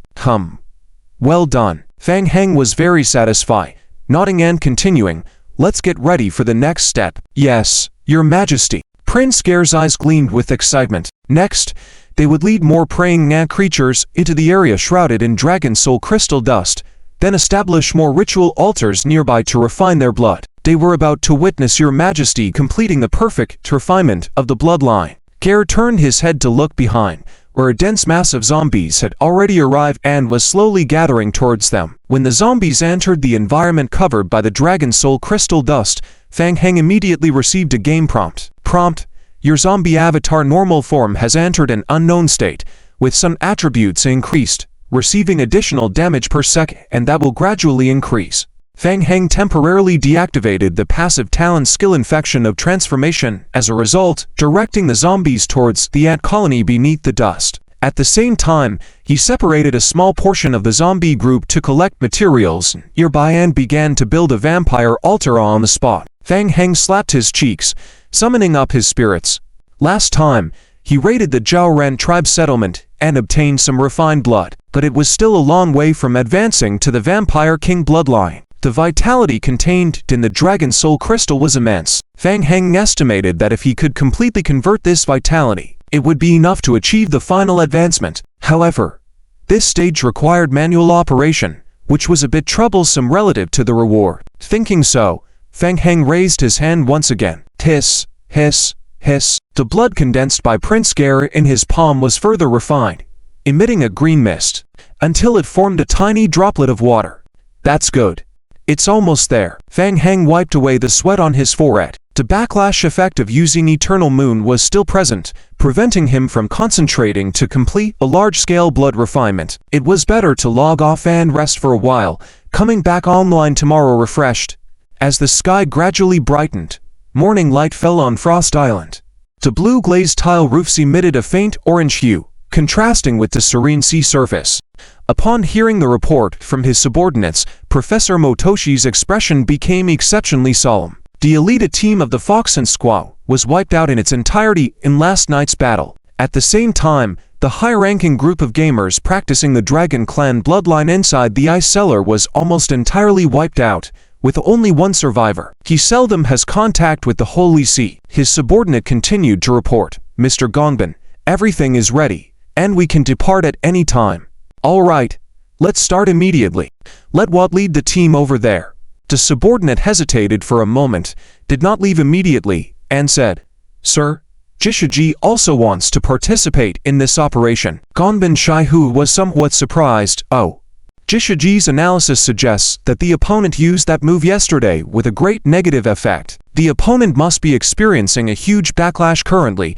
It is absolutely impossible for them to use the same move in a short period of time, and they may not have fully recovered yet, making them unable to fight. All right. Gongbin Shaihu nodded and said, he has the strongest sensitivity to the Dragon Soul Crystal, so let him go and participate.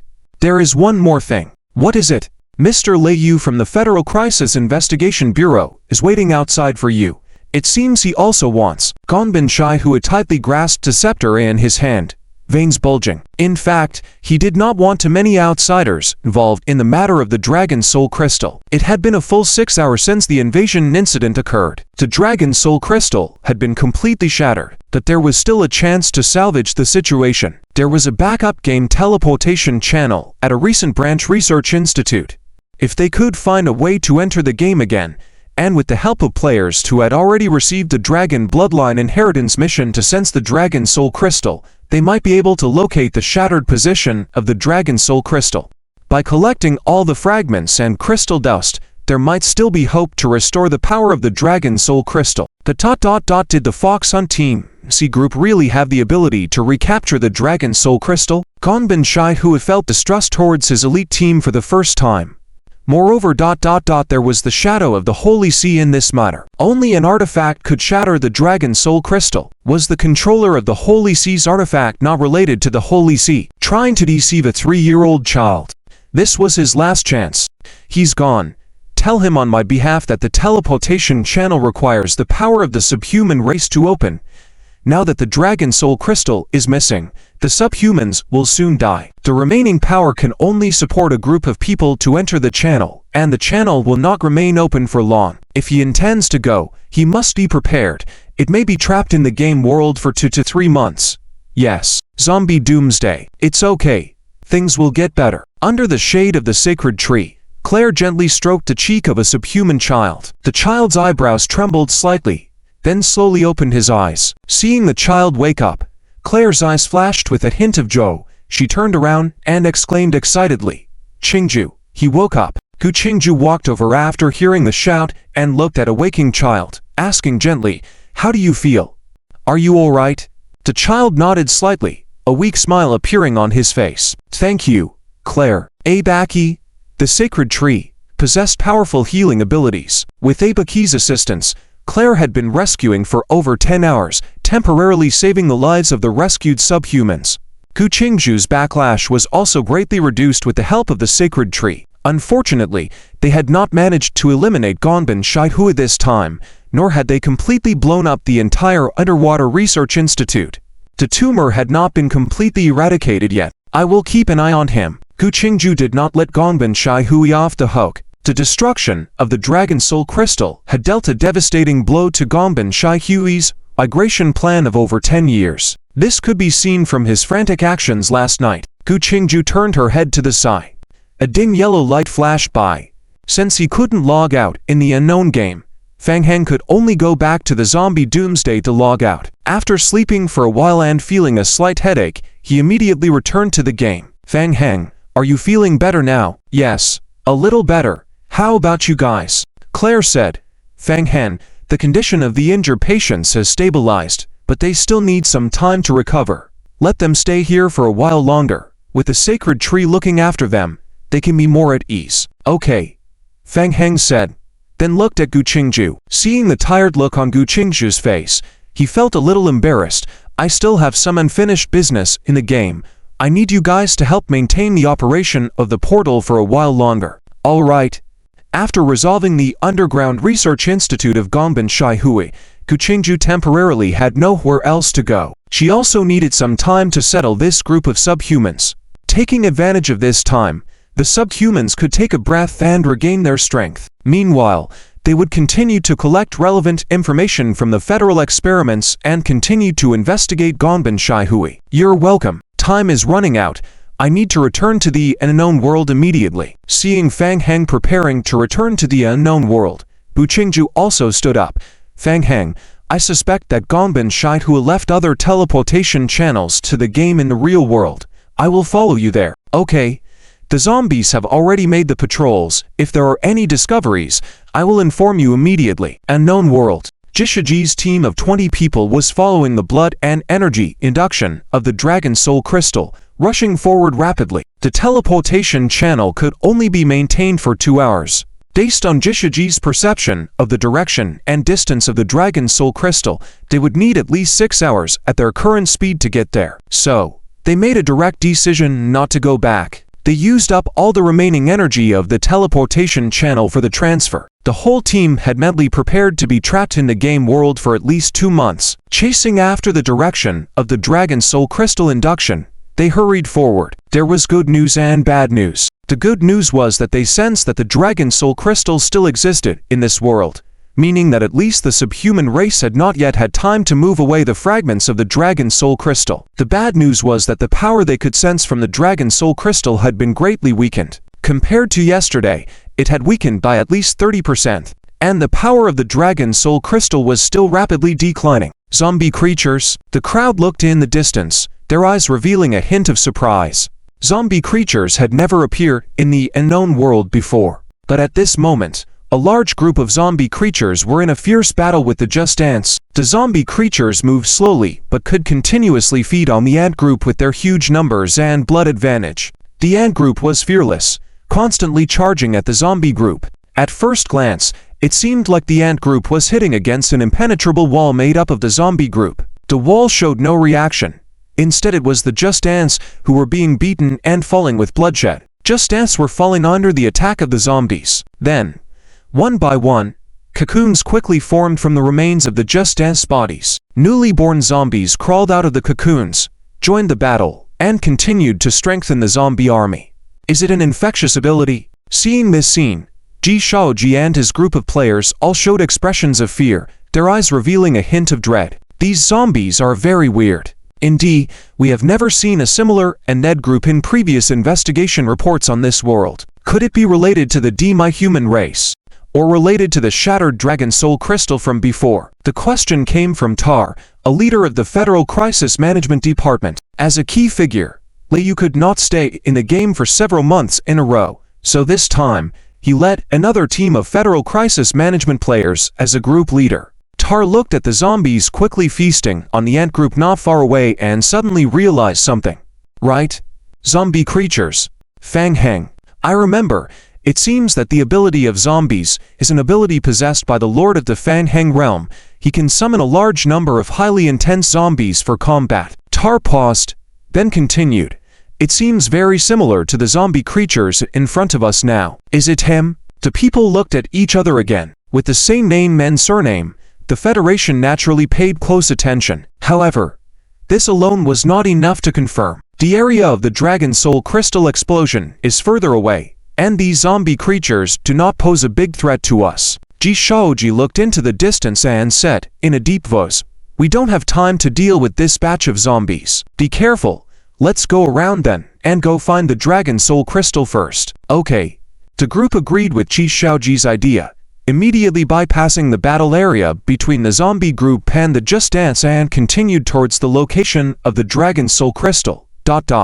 On the other side of the unknown world, Victor was leading his mechanics to organize the construction of a teleportation channel. After a night's work, the 4-stage teleportation channel was 60% completed. A large number of zombie minions were cooperating on the side. Victor saw Fang Heng arrive through the teleportation channel and waved to him, signaling, "Fang Heng, everything is going smoothly. It is expected to be completed tonight, at the latest by dawn." The space rupture device had an additional construction speed in the game, so once the materials were available, the construction speed was rapid. In fact, the real time-consuming part was not the construction of the main space rupture device, but the corresponding adapters, circuits, and so on that needed to be manually assembled by Victor and several senior engineers. Prince Gao, seeing Fang Heng appear, immediately flew down from midair and knelt before Fang Heng to report, "My lord, following your orders, we have continuously attracted the Just Ant group into the Dragon Soul Crystal Dust area, and then obtained blood by killing the strengthened Ant group. Currently, 274 blood pools have been condensed." "Good. Take me to see." Upon hearing this, Fang Heng immediately transformed into a bat form and followed Prince Gao back to the area of yesterday's explosion of the Dragon Soul Crystal to inspect. Blood pools. Gu Qingju felt some confusion in her heart but also followed behind. 2 hours later, everyone arrived at the location of the previous day's explosion of the Dragon Soul Crystal. From a distance, Gu Qingju could smell an extremely pungent smell of blood. In the front, there were large patches of blood mist enveloping the area. What could it be? Gu Qingju furrowed her brows slightly, feeling even more puzzled, and followed Prince Gao further ahead until they reached the area engulfed by the Dragon Soul Crystal dust. In the area, there was a large group of zombie creatures densely packed. At this moment, a large number of Just Ants were still being continuously drawn by the blood vampires into the area covered by the crystal dust, constantly entering the region. After the enhancement effect of the Dragon Soul Crystal, the Just Ant group was still battling the zombie group. The overall strength of the Ant group had been greatly enhanced, but unfortunately, the number of zombie creatures was too large.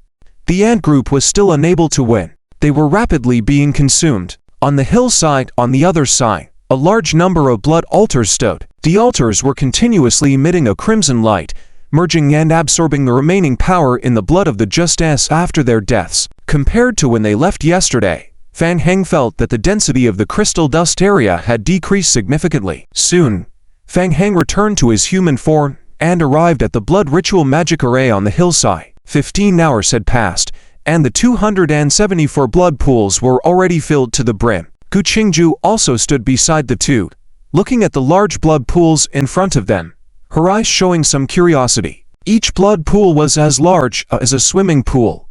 Even she was slightly astonished by the strength of the blood energy condensed in the pools. Fang Heng.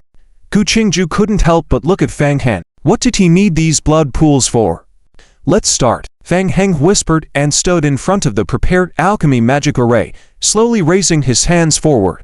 With so many blood pools, it should be enough for him to complete the final stage of the advancement of the Blood King lineage. His mental power was quickly infused into the blood vampire magic array. Chew. A large number of blood vampire magic arrays operated vigorously. At the same time, the blood in the 474 blood pools began to boil fiercely. Hiss, hiss, hiss. The blood kept churning, and large amounts of pale white smoke emerged from the boiling blood pools. Gu Qingju watched every move of Fang Heng closely. He was refining it.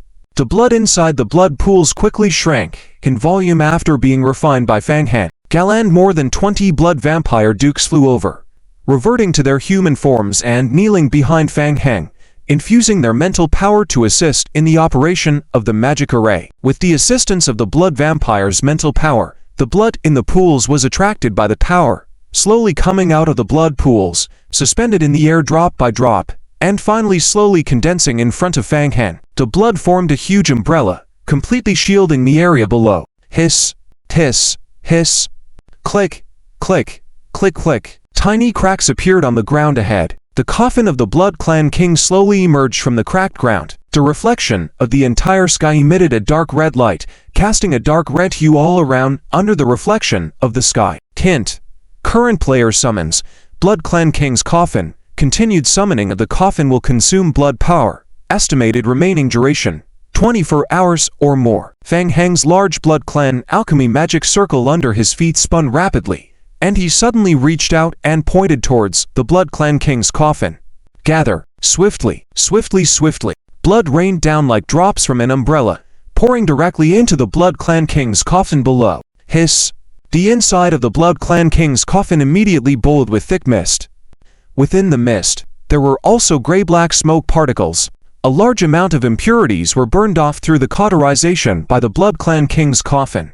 Approximately 2/3 of the blood was consumed. The blood within the coffin began to slowly accumulate. Almost there. Fang Heng murmured softly, taking steps forward until his entire body lay in the Blood Clan King's coffin. Immersed in the refined and purified blood, Fang Heng felt a warm flow entering his body through his forehead, nourishing his internal organs. Game hints flashed rapidly in Fang Heng's retinas. Hint: through the Blood Clan King's coffin, the player successfully cleanses and refines the blood. Hint: the player current advances blood lineage refinement through the Blood Clan King's coffin. The player's current blood prince lineage level has reached LV max, triggering the next stage. Please refine bloodline to 100%. Hint: current bloodline refinement completion 0.91%. Hint: player through the Blood Clan King's coffin. The blood was gradually absorbed into Fang Heng's body, as if it had melted into it. The bloodline refinement degree increased rapidly as the blood was absorbed. Gu Qingju was originally planning to find the exit to other game worlds, but now she noticed Fang Heng was using the power of blood to strengthen himself, seemingly entering a deeper breakthrough stage. She quietly stood behind Fang Heng to protect him. Half an hour quietly passed. The blood umbrella floating in the high sky continued to rain down like drizzle, filling the coffin. At this point, the umbrella had already consumed about 2/3. In the distance, the Blood Prince Mecha swiftly flew over and, after returning to human form, knelt in front of the Blood Clan King's coffin, reporting, "My lord, we have discovered unknown enemies approaching here." Enemies? At this moment, Fang Heng was fully concentrating on manipulating the bloodline refinement to advance, so his perception of the outside world had dropped to a minimum, thus he didn't hear Meika's report. Gu Qingju looked at Meika and asked in a deep voice, "Are they from Mr. Miyamoto's faction, the Fox Hunt team, or the Federation?" Gare nodded at Meika, indicating he could answer. Meika nodded and said, "There are nearly 30 enemies, not weak in strength. I didn't get too close to observe them, so the specifics are unclear, but I can confirm that 7 of them are wearing Federation attire." "That's right. Mr. Miyamoto must have left other channels in the game. These people are all chasing after the Dragon Soul Crystal. Right now, Fang Heng is in the midst of a breakthrough. They can't let him be disturbed." Gu Qingju said to Gare, "I will go see with him. You stay here and make sure to protect Fang Heng." "Understood." Prince Gare nodded slightly, emitting a wave of blood energy to alert the surrounding Blood Clan members to quickly gather. The Lord is currently in a critical breakthrough moment. He must not be disturbed by others. Not far away, the player team led by Tar was rapidly gathering towards the direction. The players' faces all looked a bit grim. Along the way, they crossed a group of zombies currently in battle, thinking it was over. But as they approached the Dragon Soul Crystal's perception area, the spreading zombie group became denser. They even saw a large area of zombies spreading out in front. The number amounted to tens of thousands. The zombies were slowly advancing forward. They swept through ant nests along the way, continually expanding the number of zombies through their special infection abilities. Just looking at it sent shivers down their spines. There was no way to avoid it. Helpless, the team had to rely on Tar's short-term flying ability to fly over the large group of zombies. Fortunately, the zombies couldn't fly and didn't show hostility towards flying creatures. Otherwise, passing through the sea of zombies would have taken them a long time. They had finally passed through the tide of bodies. Ji Shaoji looked up and saw in the distance a hint of seriousness on his face. They were not far from the position where they no longer sensed the Dragon Soul Crystal. Over there was a strong surge of blood energy emanating from that direction. Looking towards the sensing position, they could see an area shrouded by a red cloud. What was that? In addition to sensing the Dragon Soul Crystal, they could also perceive an extremely strong blood energy emanating from it. It seemed like something was incubating. Could it be that the Dragon Soul Crystal was undergoing some change again? Nobody in the team spoke, but they all saw a touch of amazement in each other's eyes. Their mood grew heavier. The situation was not good. Compared to yesterday, the power of the Dragon Soul Crystal they sensed at the moment had significantly weakened, and it was still decreasing. What had the Human clan done to the Dragon Soul Crystal? They had to stop them as soon as possible. The situation may have changed. Let's go. Ji Shaoji called out, urging everyone to continue on. Just as they moved forward for only 2 minutes, they suddenly realized something and turned to look to their right. Gu Qingju.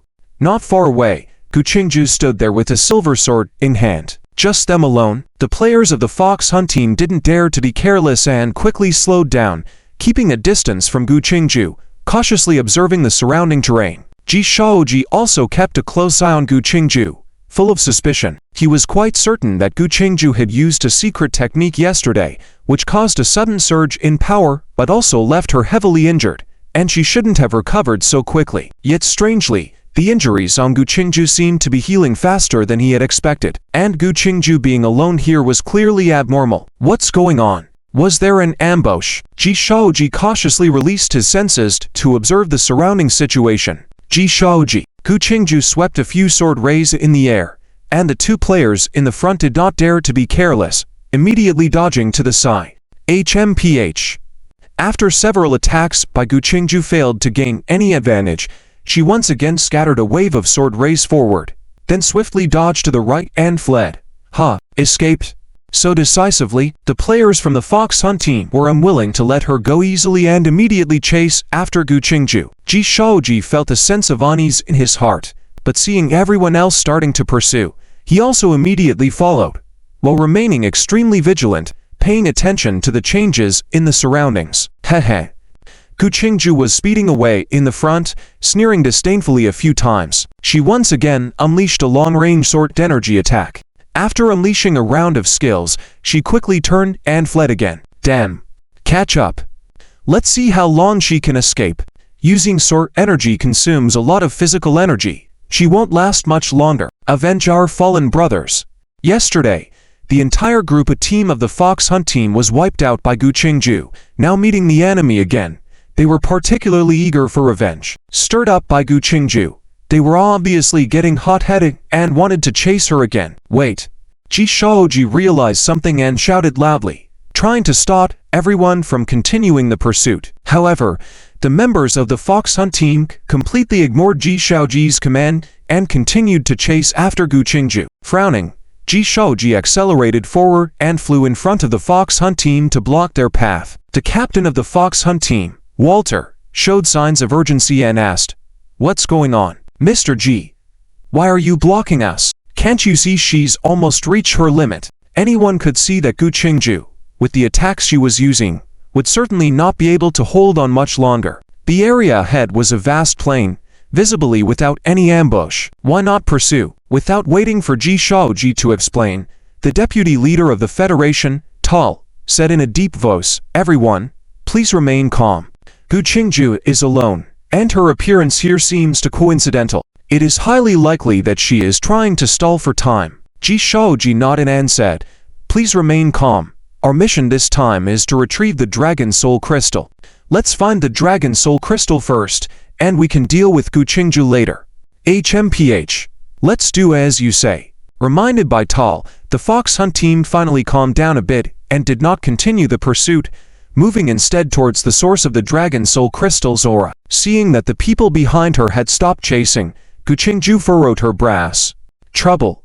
Helpless, because of the backlash from yesterday, she had not fully recovered and could not enter the explosive state again, unable to stop the subordinates of Miyako Hikari. Gritting her teeth, Gu Qingju followed behind the team from a distance. Ji Shaoji and the others could sense Gu Qingju following behind, but they had no good options and could only temporarily ignore her and continue forward. Soon, they saw a large area ahead shrouded in bloody mist. The pungent smell of blood rushed straight to their brains through their nostrils. Vampires? What's going on? It wasn't like this yesterday when they came. Why has it changed to this now? Hundreds of bats hovered in the air. The entire area was covered in a hellish blood-red color. Everyone fell into silence. Tao's gaze gradually fell on a coffin on a distant hill, and he said, in a deep voice, "There, that coffin, the coffin."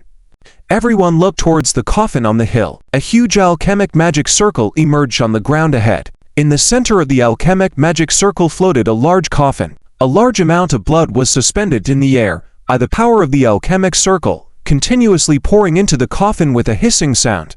Above the coffin, a red umbrella, extending about tens of meters, kept undulating. An umbrella made entirely of condensed blood. Ji Shaoji stared at the eerie coffin. A significant portion of the power of the dragon soul crystal was contained in the large pool of blood in front of them. However, as the blood flowed into the coffin and evaporated, the power of the dragon soul crystal could no longer be felt. Ji Shaoji frowned. He realized that the vampires were using a special method to convert and absorb the power of the dragon soul crystal. Compared with yesterday, they sensed that 2/3 of the power of the dragon soul crystal had dissipated. What was the background of that coffin? How could it absorb the power of the divine artifact dragon soul crystal? The others also realized that the situation was not good. Some kind of life seemed to be gestating inside the coffin. They couldn't let it continue. Everyone, let's go together and stop them. Charge. Over 30 members of the team immediately rushed towards the coffin of the Vampire King. The vampires who were circling in the air immediately transformed into their human form and attacked the invaders in unison. Dense blood-red bombs struck towards the players below.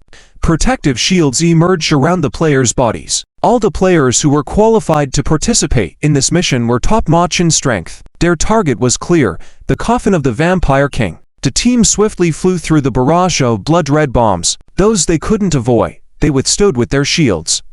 Not good. Seeing Gu Qingju once again joining the battle from behind, Ji Shaoji furrowed his brows, realizing that the coffin of the Vampire King was indeed problematic. Seeing this, Tal shouted, "I'll hold them off. You guys destroy that coffin." The federal players in the team immediately separated, attacking the vampires and Gu Qingju who followed from the rear. Ji Shaoji and the remaining players from the Fox Hunt team swiftly approached the coffin. Closer. Destroy it. Watching the Vampire King's coffin right in front of them, Ji Shaoji swung his long knife forward with all his might. Doom. The iron stick struck the coffin with a dull thud. The coffin was undamaged. Disaster. Ji Shaoji frowned, realizing that it was a disaster. Due to the special restrictions of the game and the transference channel, they couldn't use their backpacks or carry items through the teleportation channel. Therefore, the weapons their team had were inferior items obtained from the camp set up by Miyako Hikari's team. Clearly, the coffin in front of them was no ordinary object. Lacking auxiliary weapons, he couldn't directly break open the coffin.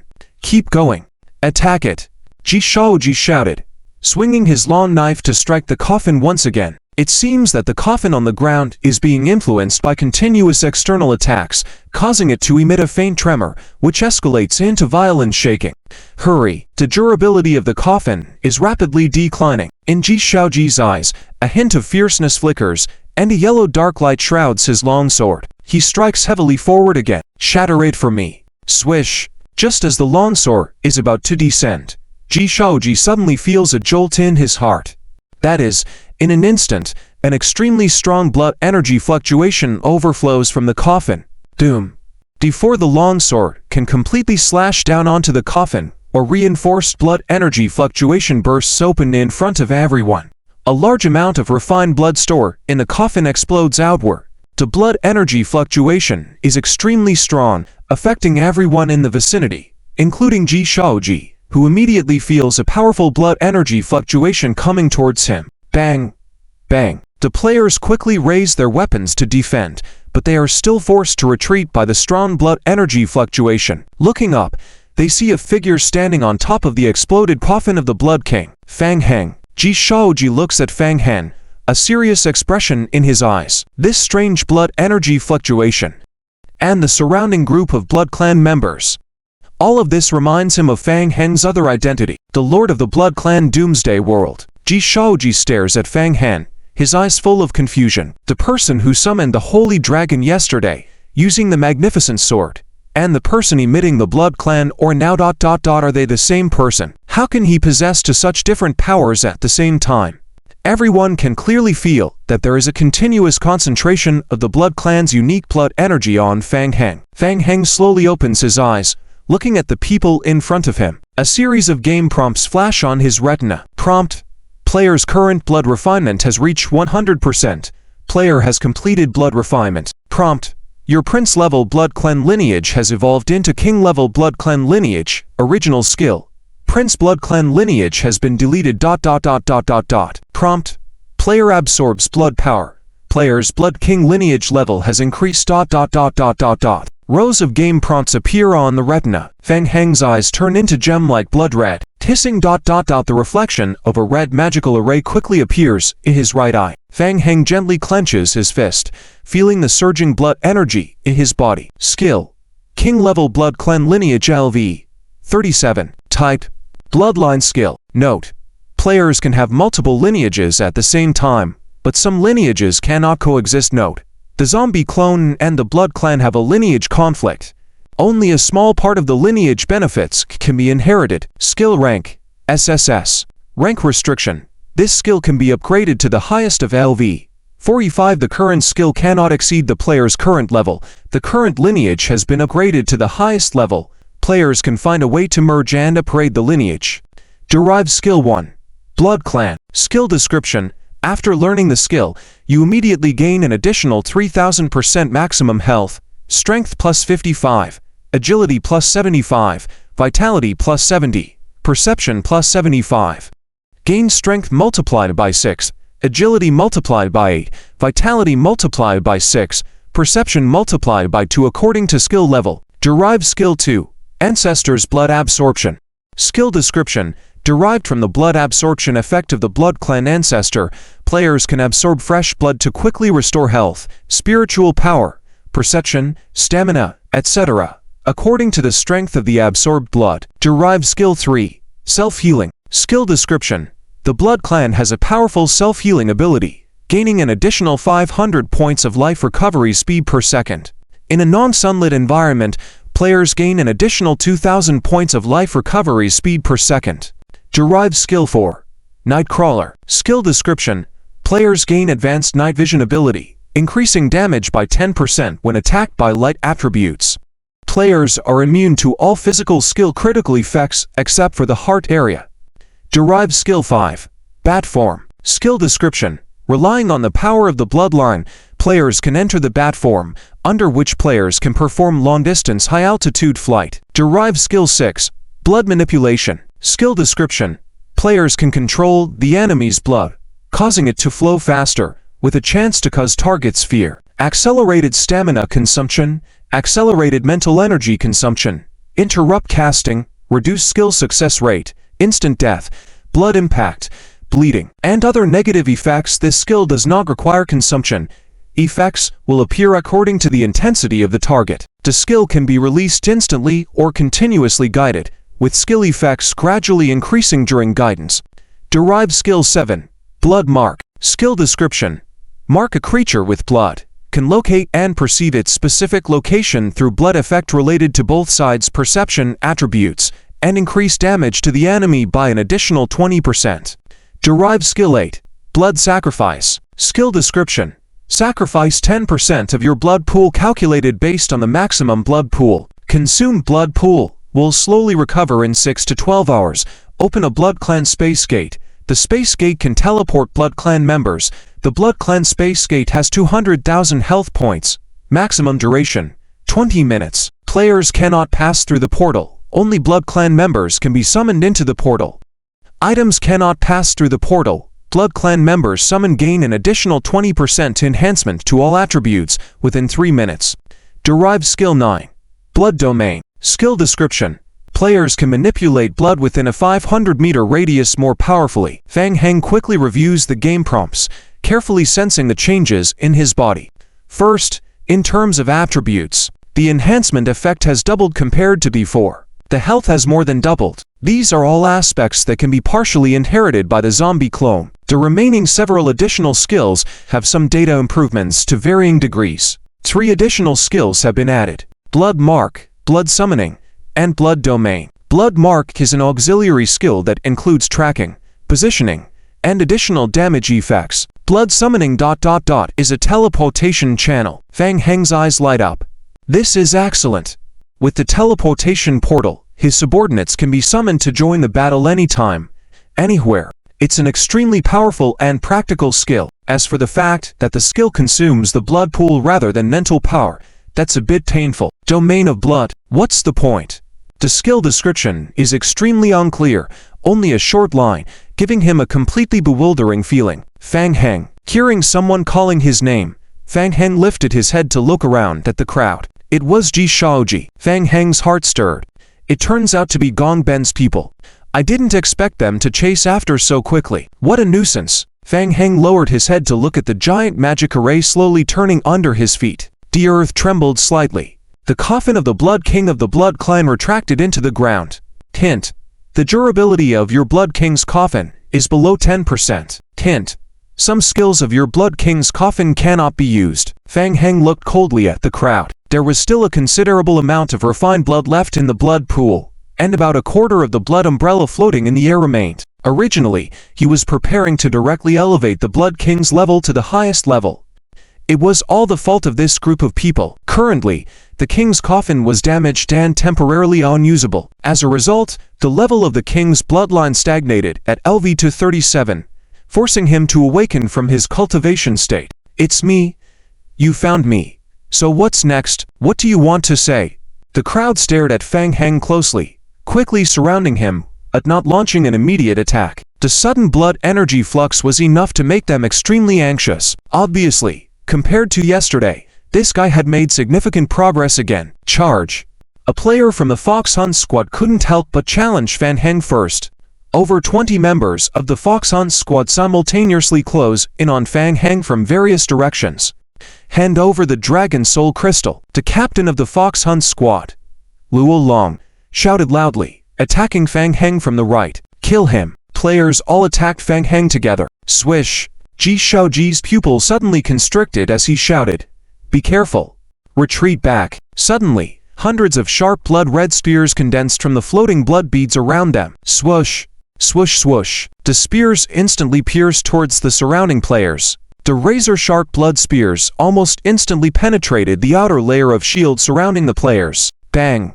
Bang bang. The players only saw a flash of spears, followed by the outer layer of shields bursting open instantly. Looking down, they saw their bodies completely pierced by the bloody spears. After the spears pierced the players' bodies, they instantly disintegrated into countless tiny blood spears, causing havoc inside their bodies. A series of dense damage numbers appeared above the players' heads instantly. Bang!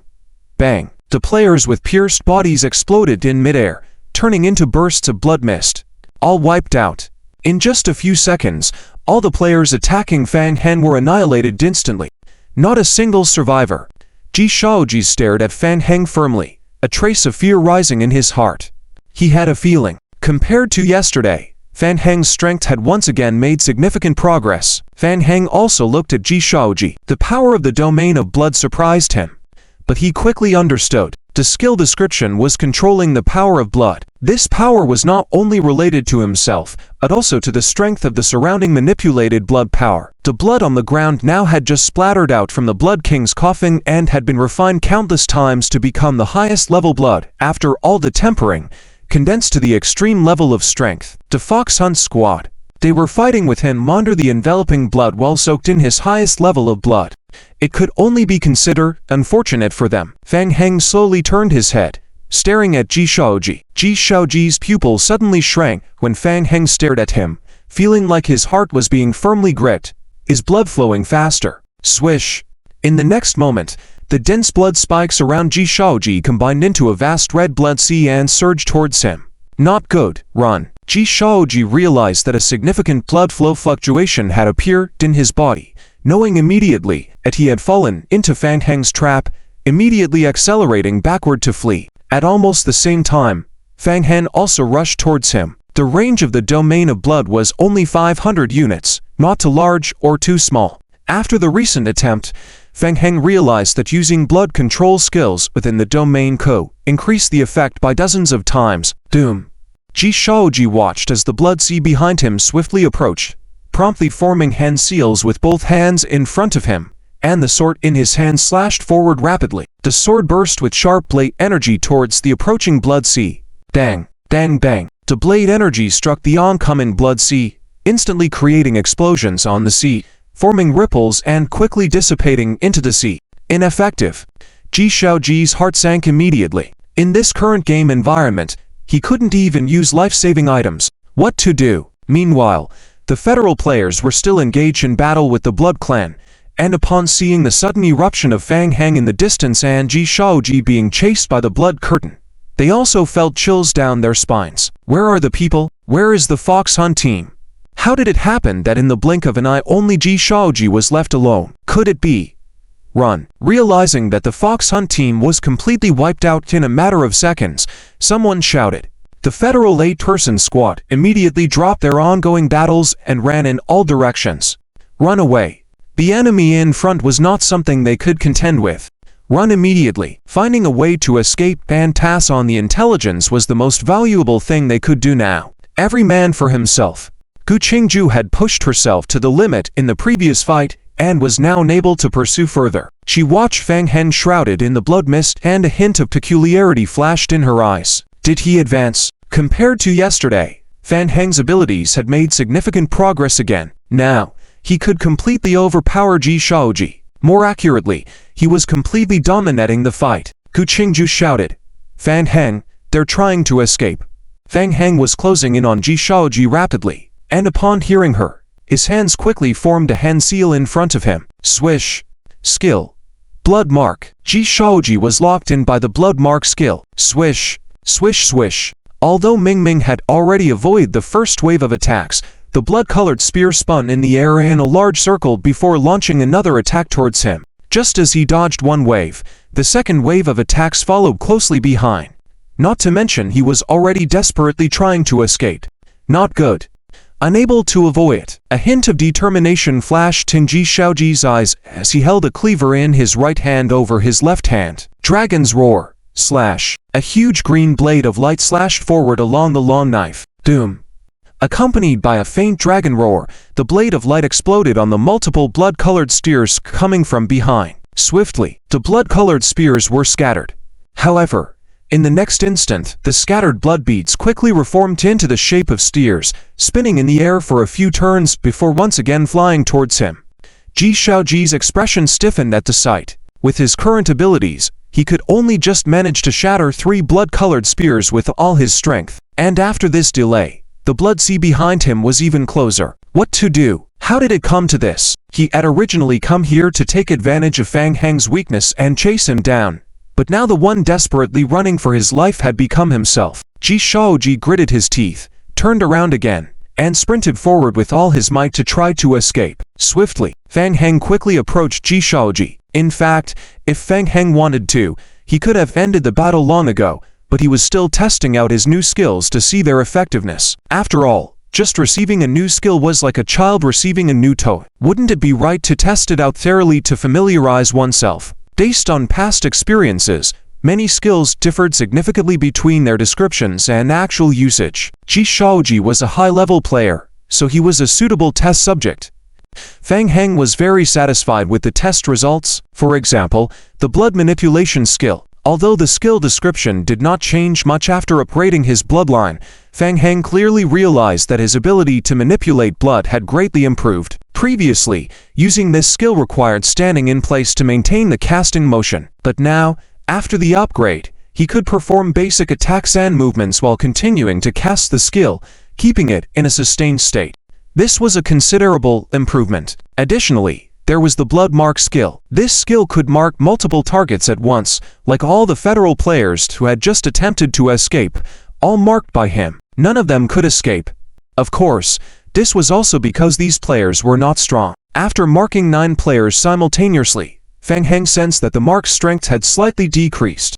Having tested out most of the skills, Fang Heng had some insights. Ji Shaoji soon realized that Fang Heng was toying with him like a cat playing with a mouse, causing anger to well up inside him. He no longer continued to run but abruptly turned around, staring fiercely at Fang Heng. He had already realized continuing like this would only deplete his stamina. Instead of being caught in the end, it was better to take a desperate gamble as there might be a glimmer of hope. Fang Heng. Ji Shaoji opened a dark shield with both hands, red energy floating around each of his palms, staring intently at Fang Heng. Fang Heng, I admit your strength.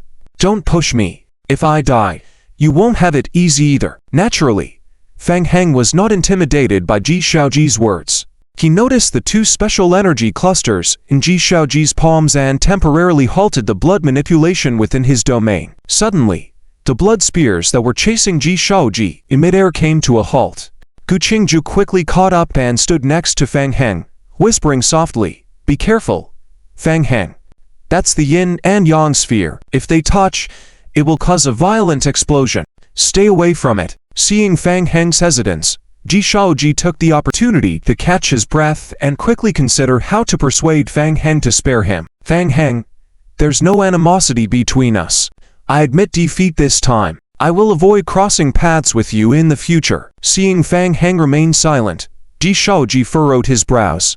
The next moment, Ji Shaoji's brows raised in a strong sense of unease. What was that? Suddenly, a crimson light flashed from Fang Heng's forehead. It was blood. Drop by drop, the blood flowed down from Fang Heng's forehead, hovering in the air before swiftly merging with the surrounding blood, forming a fist-sized blood sphere. The blood sphere floated slowly into the air. Sizzle, sizzle. Unusual fluctuations emanated from the space around the blood sphere. The space gradually twisted and turned chaotic. Hiss. A chaotic portal approximately 2 meters high appeared. Ji Shaoji's heart raced at the sight. That was a special spatial teleportation gateway. Swift, swift, swift. The next moment, a continuous stream of blood-colored bats emerged from the spatial portal. Ji Shaoji's face changed rapidly. These were, in addition to the bats, he even saw blood-covered liquors rushing out from the teleportation portal. Hiss, hiss, hiss. The dense mass of bats and liquors rushed towards him. Then let's die together. Ji Shaoji realized that his end was near, his eyes flashing with ferocity as he pressed both hands towards the center. Two completely different sources of power converged in his palms. Gu Qingju, seeing this, was shocked and shouted, "Fang Heng, be careful." Doom. The moment the two forces collided, a massive amount of energy exploded around Ji Shaoji. Almost simultaneously, the blood-colored spears surrounding Ji Shaoji solidified into a huge blood curtain. The blood curtain formed into a hemispherical shape, completely enveloping Ji Shaoji at its center. Gu Qingju's vision was instantly covered by a crimson blood curtain. Sizzle, sizzle, sizzle. The explosions constantly pounded on the blood curtain, emitting a dense green mist. All the damage from the explosions was completely blocked by the blood curtain surrounding Ji Shaoji. Fang Heng stared intently at the hemispherical blood curtain before him, furrowing his brows. The blood domain skill was undoubtedly extremely powerful. The higher the intensity of the controlled blood, the stronger his abilities were within the blood domain. However, after the previous battle, he realized that blood was also a consumable resource. Forcibly resisting Ji Shaoji's self-destructive attack had consumed about a third of his precious, refined high-density blood. A big loss. He should have just used blood thorns to take down Ji Shaoji directly. Looking back, Fang Heng couldn't help but feel a bit regretful. Skills can be maintained for a maximum of 20 minutes. In other words, with the help of the teleportation channel, he can now basically achieve large-scale troop transfers. Currently, even if the teleportation channel in the real world is not established in time, the zombie avatars obtained from the conscripting in this world can quickly join the frontline battlefield. Of course, this skill also has hidden negative effects. When using the skill, there will be powerful spatial and blood fluctuations, and the magnitude of these fluctuations is very large, attracting the attention of enemies over a large area. However, this flaw is completely negligible in the face of the powerful teleportation ability. Fang Heng clenched his fists tightly, feeling a sense of joy. After advancing to the highest level of Blood Clan bloodlines, not only did his personal combat ability greatly increase, but the fighting ability of his summoned creatures also significantly improved. With this move, his summoned creatures have achieved a substantial improvement in fast movement. Fang Heng, are you okay? Gu Qingju came to Fang Heng's side. I'm fine. How about you? Gu Qingju shook her head and said lightly, just a minor injury. It's okay. There are still 8 federal players who escaped during the chaos. We can't let them go. All right. No problem. Fang Heng nodded. I will handle it. You are injured. so stay here to recover to avoid affecting your origin power. Okay. As Fang Heng spoke, he clasped his hands together in front of his chest again. Swish, swish, swish. Blood quickly gathered around him, forming a very solid pool of blood floating in front of him. This blood domain skill is indeed very strong. In terms of combat ability, it is even comparable to a divine weapon. However, to fully unleash the power of the blood domain skill, he needs to carry a large amount of high concentration blood with him. This is a bit troublesome. Carrying around a pool of blood is quite strange, no matter how you look at it. Oh, right.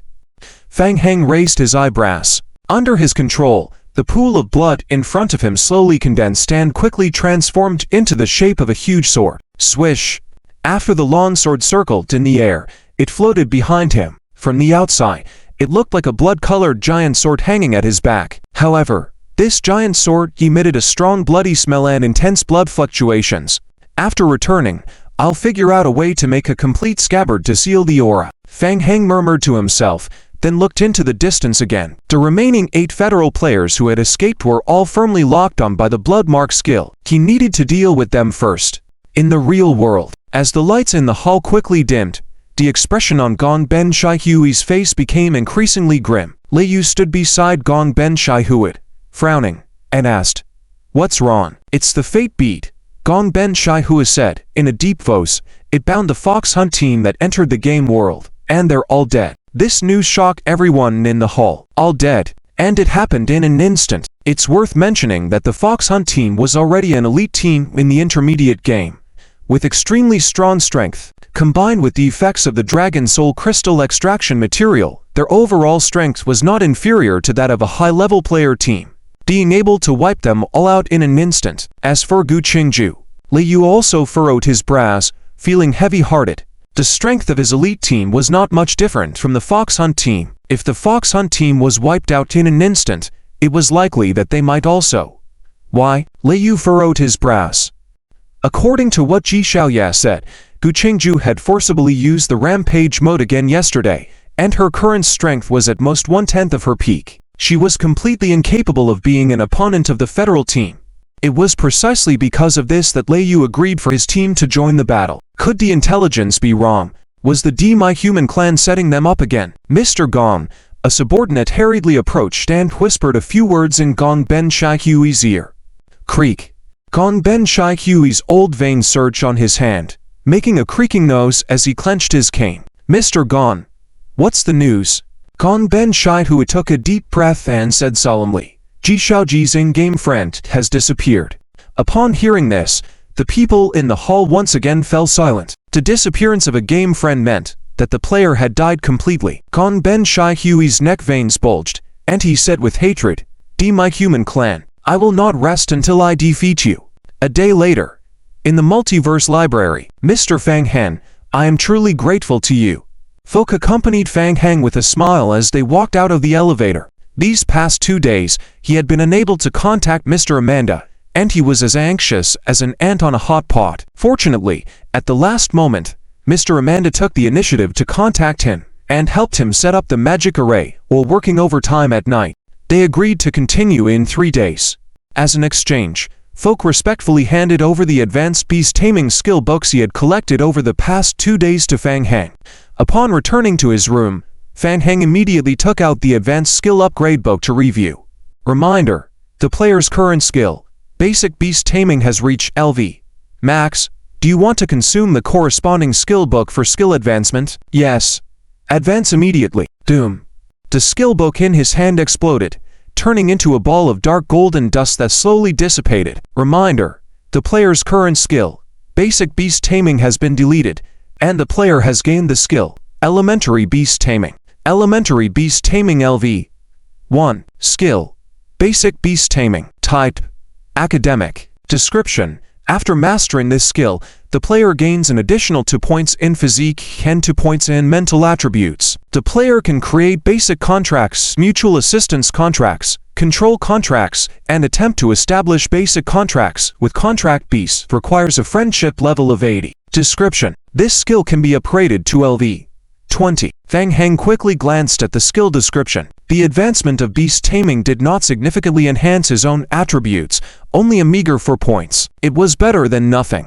In addition, after promoting to elementary beast taming, his sensitivity to contracts seemed to have increased slightly, allowing him to establish a more advanced control contract with summoned creatures. The control contract had a stronger bond with the summoned beast but would also lower the summoned creature's goodwill towards him. Currently, using a control contract on the Phantom Rat was completely unnecessary. It would be better to leave a small number of zombie avatars to continue gaining experience in the game world, and then look for a more suitable contract after raising beast taming to a higher level. With that in mind, Fang Heng put away the intermediate skill upgrade book and checked the time once again. 1 day had passed, and Gong Ben Shai Hui's side had once again fallen into calm. If all goes well, the teleportation channel within the unknown game world should have been completed, and there will no longer be a need for the subhuman tribe to continue providing energy to the channel. In addition, after 2 full days, about 1/4 of the game world has been cleared of zombie avatars. The collected number of zombie avatars is also sufficient. An estimated tens of millions of corpses are gathered together, forming a vast sea of corpses. Continuing in this manner will consume a substantial amount of energy every day to maintain the survival of the abnormal infected zombie entities. Mr. Gong Benhua's side has temporarily concluded. It is time to consider the next plan. Fang Heng opened the game warehouse and entered the game. First, he entered the Chibolia game world through the teleportation channel. Currently, the 3 mage towers in the game world have been completed. These 3 mage towers can transfer forces and supplies between each other. Fang Heng first arrived at the Merc Temple. Since the last agreement to carry out a big plan, Ji Xiaobo and Yuan Jixian have immediately taken action. After completing the agreed-upon tasks, they have been waiting at the Merc Temple for Fang Heng's message. Upon seeing the teleportation channel light up, everyone immediately stood up from the nearby pile of stones. Brother Fang, Fang Heng quickly surveyed the surroundings. Apart from Ji Xiaobo and the others, there was also Sandy studying ancient magic arrays on the side. While studying, Sandy muttered softly to himself, saying something indistinct. Fang Heng directly ignored Sandy and asked, "Is everyone prepared?" "All set. The magic array has been fully repaired." Ji Xiaobo excitedly nodded. "Brother Fang, I've come up with many ideas again, and I've collected 3 Merc runes. I'm still working on the remaining ones, and I have some leads on one of them. Lord Danny promised to help us try." "Good. That should be enough." Fang Heng took the 3 Merc runes from Ji Xiaobo. The main purpose of the Merc runes is to control spatial fluctuations to ensure the stability of the magic array operation. Initially, the undead Grand Magician Merc relied on the Merc runes to stably control the entire Death Realm portal. Now, he only needs to control the broken Death Realm fissure and does not need all the Merc runes. 6 runes are enough. Fang Heng stepped forward, crouched down, and lightly touched the magic rune on the floor. Game prompts flashed rapidly on his retina. Tip: the player has now completed the repair of Merc's magic array. Tip: before using the Merc magic array, it needs to be partially charged. During the charging period, it may be sensed by other forces triggering hostile missions, so players should be careful. Yuan Jixian and Yuan Ji's walked up. Fang Heng, the exterior defense barrier has been completed outside. We managed to obtain the external construction blueprint of the ice fortress and replicated it outside. However, many processes could not meet the requirements, and time was limited, so the defense barrier now has the most complete defense effect only for the first 5 minutes. After that, the defense strength starts to significantly decrease, and it will start collapsing gradually after 10 minutes. When the 2 of them began constructing the defense barrier, they were a bit puzzled. The time was too tight. The defense barrier they built in such a short time was very weak. In reality, it could only support 5 minutes to protect them from the cold energy of the Yin Vein ice breath. What use was 5 minutes? Are they meant to use it to escape? Well done. Thanks to your help, Fang Heng said. Acquiring the blueprint for construction and the subsequent protection of the magic array barrier were both mentally exhausting tasks, which Fang Heng had no time to do, so he entrusted them to Yuan Jixian and his brother. At least for now, their completion was excellent. By the way, Fang Heng, Yuan Jixian reminded Fang Heng, many players from the Holy Court have come to investigate these past 2 days. With the early information provided by Li Qingren, we dealt with several groups of players in advance, but the intensity of the investigation has increased gradually since this morning. We can still handle it now, but it will be different later. All right, Fang Heng replying, patting Yuan Jixian's shoulder. No problem. After tonight, we won't need to continue guarding the temple. Yuan Jixian was stunned. We don't need to. Yuan Ji's, straightforward as always, looked at Fang Heng and asked, why not? Has the plan changed? Or are we giving up? No. We are going to take action tonight, Fang Heng said. Hearing this, both of them's expressions changed. Ji Xiaobo, however, was delighted and immediately approached. Brother Fang, are we launching a major counterattack tonight? Is that right? A major counterattack? What is this about? Yuan Jixian and Yuan Ji's looked at each other and then turned to Fang Heng together. They felt that Fang Heng was planning a significant move. Yes. Fang Heng nodded, looking a bit serious. In a solemn tone, he explained, activating Merc's magic array requires a massive amount of energy. We cannot supply it in large quantities in a short time, so we can only charge it. The charging process is estimated to take 3 hours. It's now 7:30. You will start charging at 8:30, so it should be fully charged by 11:30. Fang Heng calculated the time and nodded, saying, by then, I will be coordinating with you at the other end of the magic array. You will start the magic array at exactly 12 o'clock. No problem. Leave it to me. Ji Xiaobo emphatically thumped his chest, his heart pounding rapidly, clearly filled with excitement. The undead major counterattack he has been dreaming of seeing is about to come true today. Yuan Jixian and Yuan Ji's couldn't help but feel tense as well. What's this major counterattack? How come they were not informed? It seems like they are planning to do something using the fracture of the death realm. Yuan Ji's was somewhat uneasy and warned. Fang Heng, the defense barrier we have now can only hold for 5 minutes. By then we might. It's fine. After activating the magic array, you must immediately leave the Merc Temple area. Even if the situation changes, it will not affect you in completing the main mission. Fang Heng reassured them, placing his hand on Yuan Ji's shoulder. This is just a worst-case scenario. If everything goes smoothly, we will give the Holy Core a little taste of our strength. Yuan Jixian nodded, saying, understood. Our cooperation with Fang Heng is limited to completing the main task restarting Merc's magic array. They are not aware of Fang Heng's plan for a counterattack against the Holy Court. Yet, they have a slight intuition about it.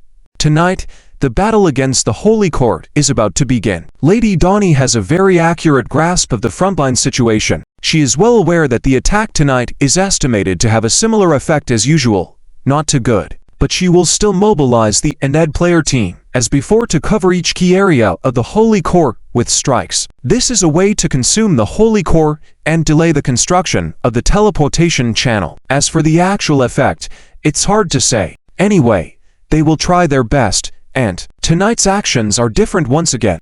While launching an attack on the enemy, they will officially begin executing the retreat plan. Originally, it was estimated that it would take 5 to 8 days to complete the construction of the teleportation channel of the Holy Court. However, plans could not keep up with changes. No one expected that the Holy Court would expend a large amount of resources and go all out for exceeding the expected speed of constructing the teleportation channel, combined with the inadequate investment of the Holy Court player team.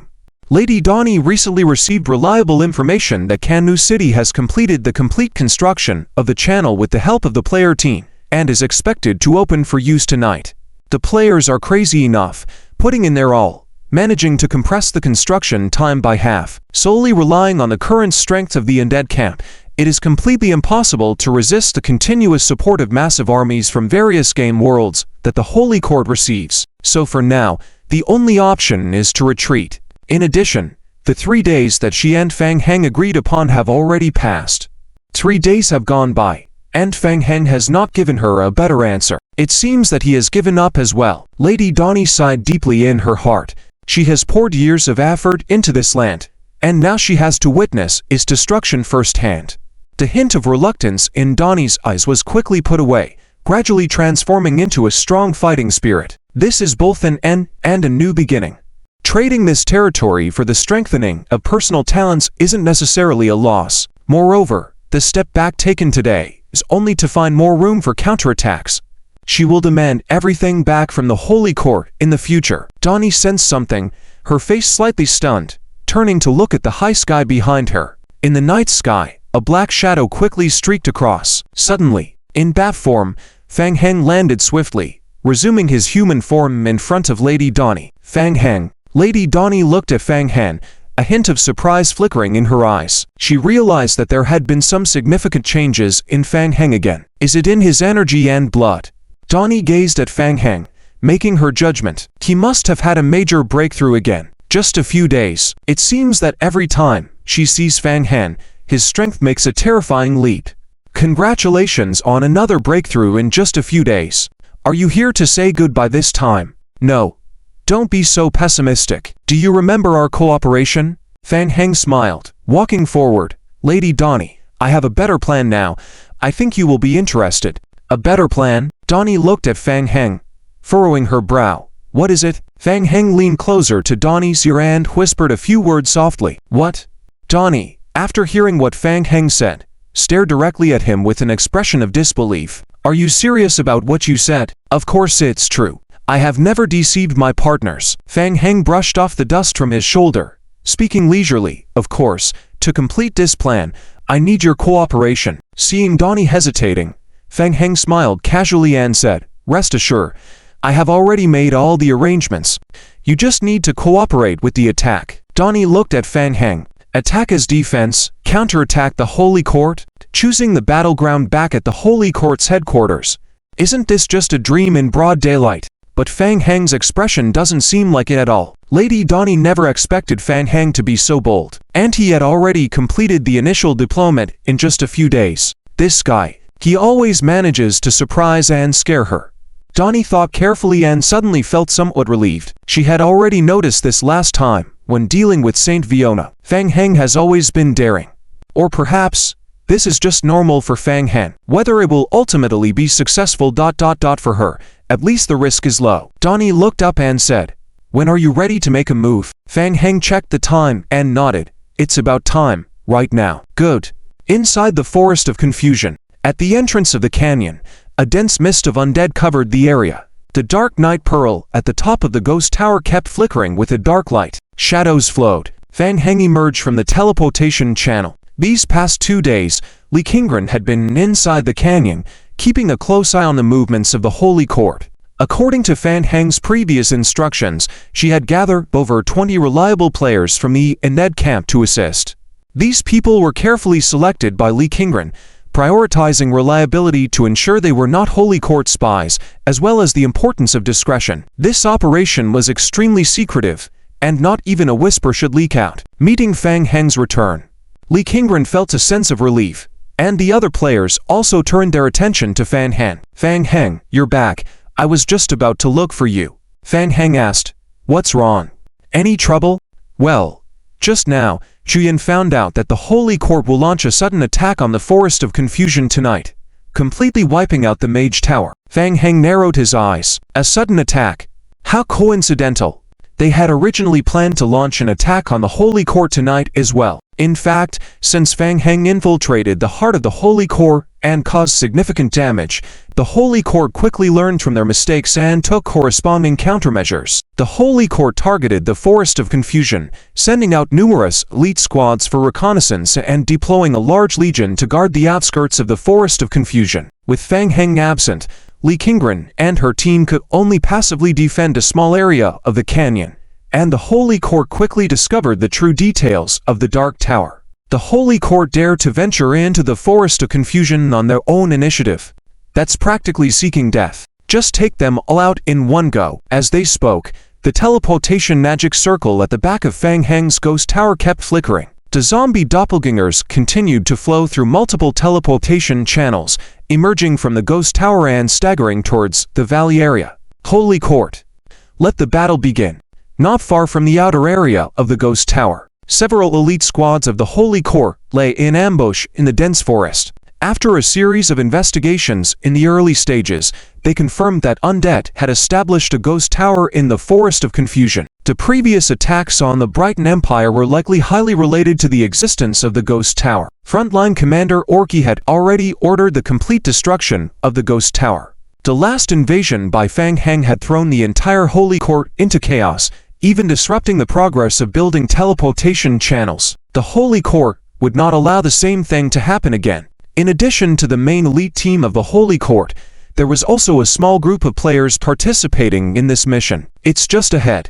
In the low bushes, the Holy Court squad leader in charge of this mission observed the area ahead with some vigilance. The zombies controlled by Fang Han were not ordinary. Their individual strength rating had long surpassed the mid-level gaming standard, and due to the unique terrain restrictions of the Forest of Confusion, they could not enter on a large scale. Including players, the team consisted of only 40 people. Zombie creatures have strong vitality, very tough to deal with. We don't need to engage with them too much. We will create opportunities for you later. Your task is to seize the chance to destroy the Ghost Tower, nodded Hunter, Vice President of the Amber Players Guild. The Amber Guild was the top guild of the Holy Court faction in the middle-tier gaming world. Originally, the Amber Guild would not even bother to run for this kind of mission. A mission that involved a direct conflict with the Lord of the Boundary like Fang Han. Not interested at all. High risk, low reward. There was absolutely no need to participate in such a task.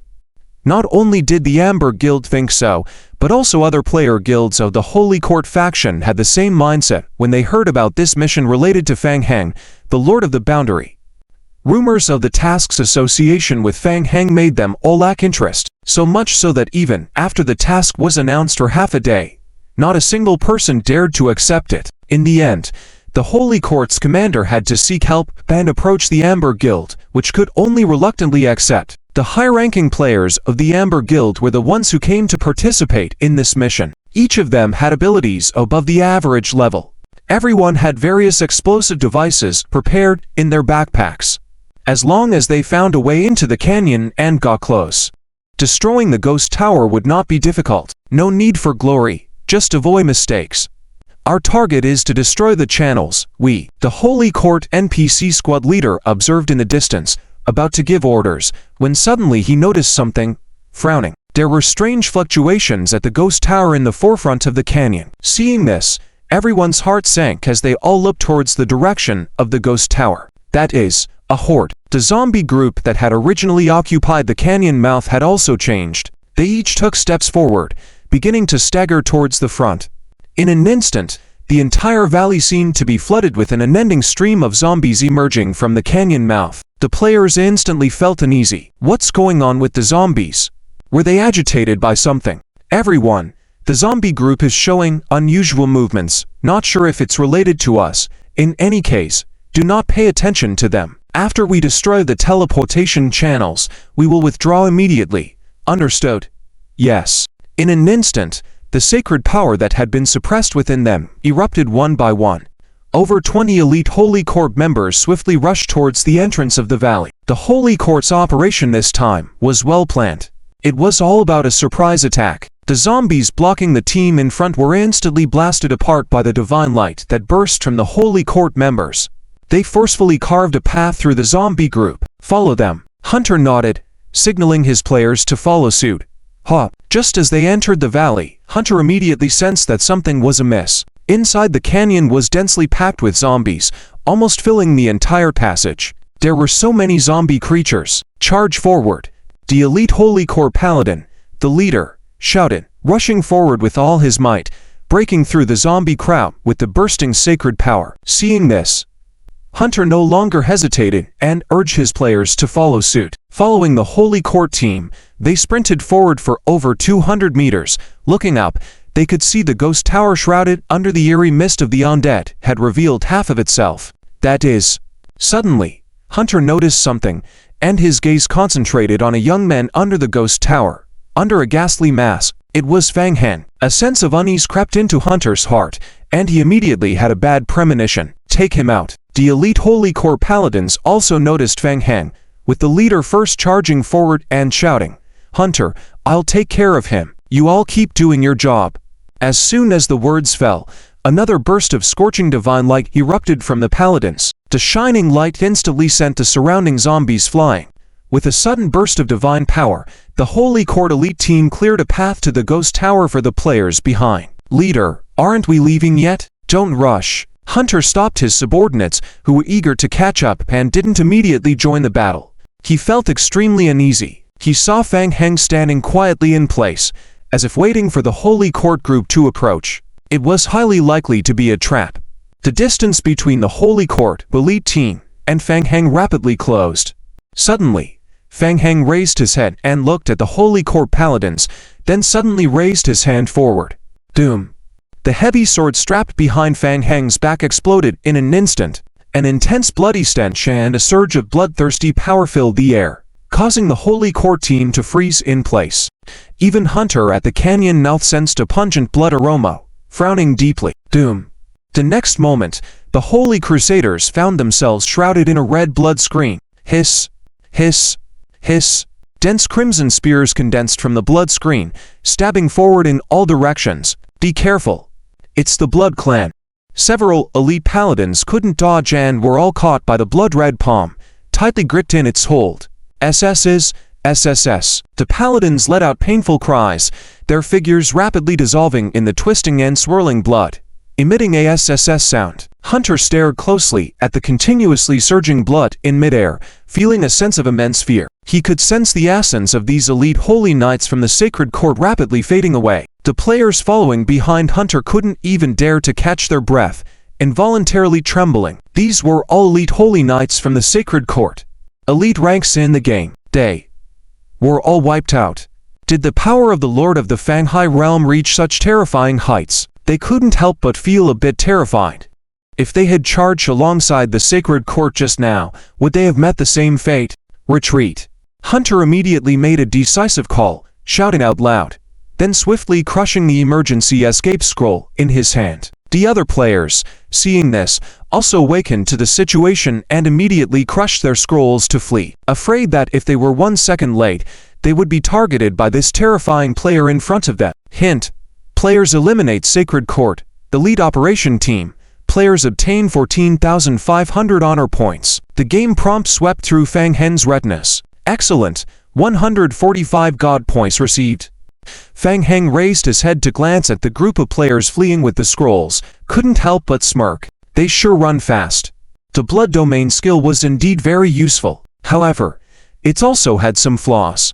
High concentration blood was always a consumable. Just now, in order to save time, he went all out, resulting in a small depletion of blood.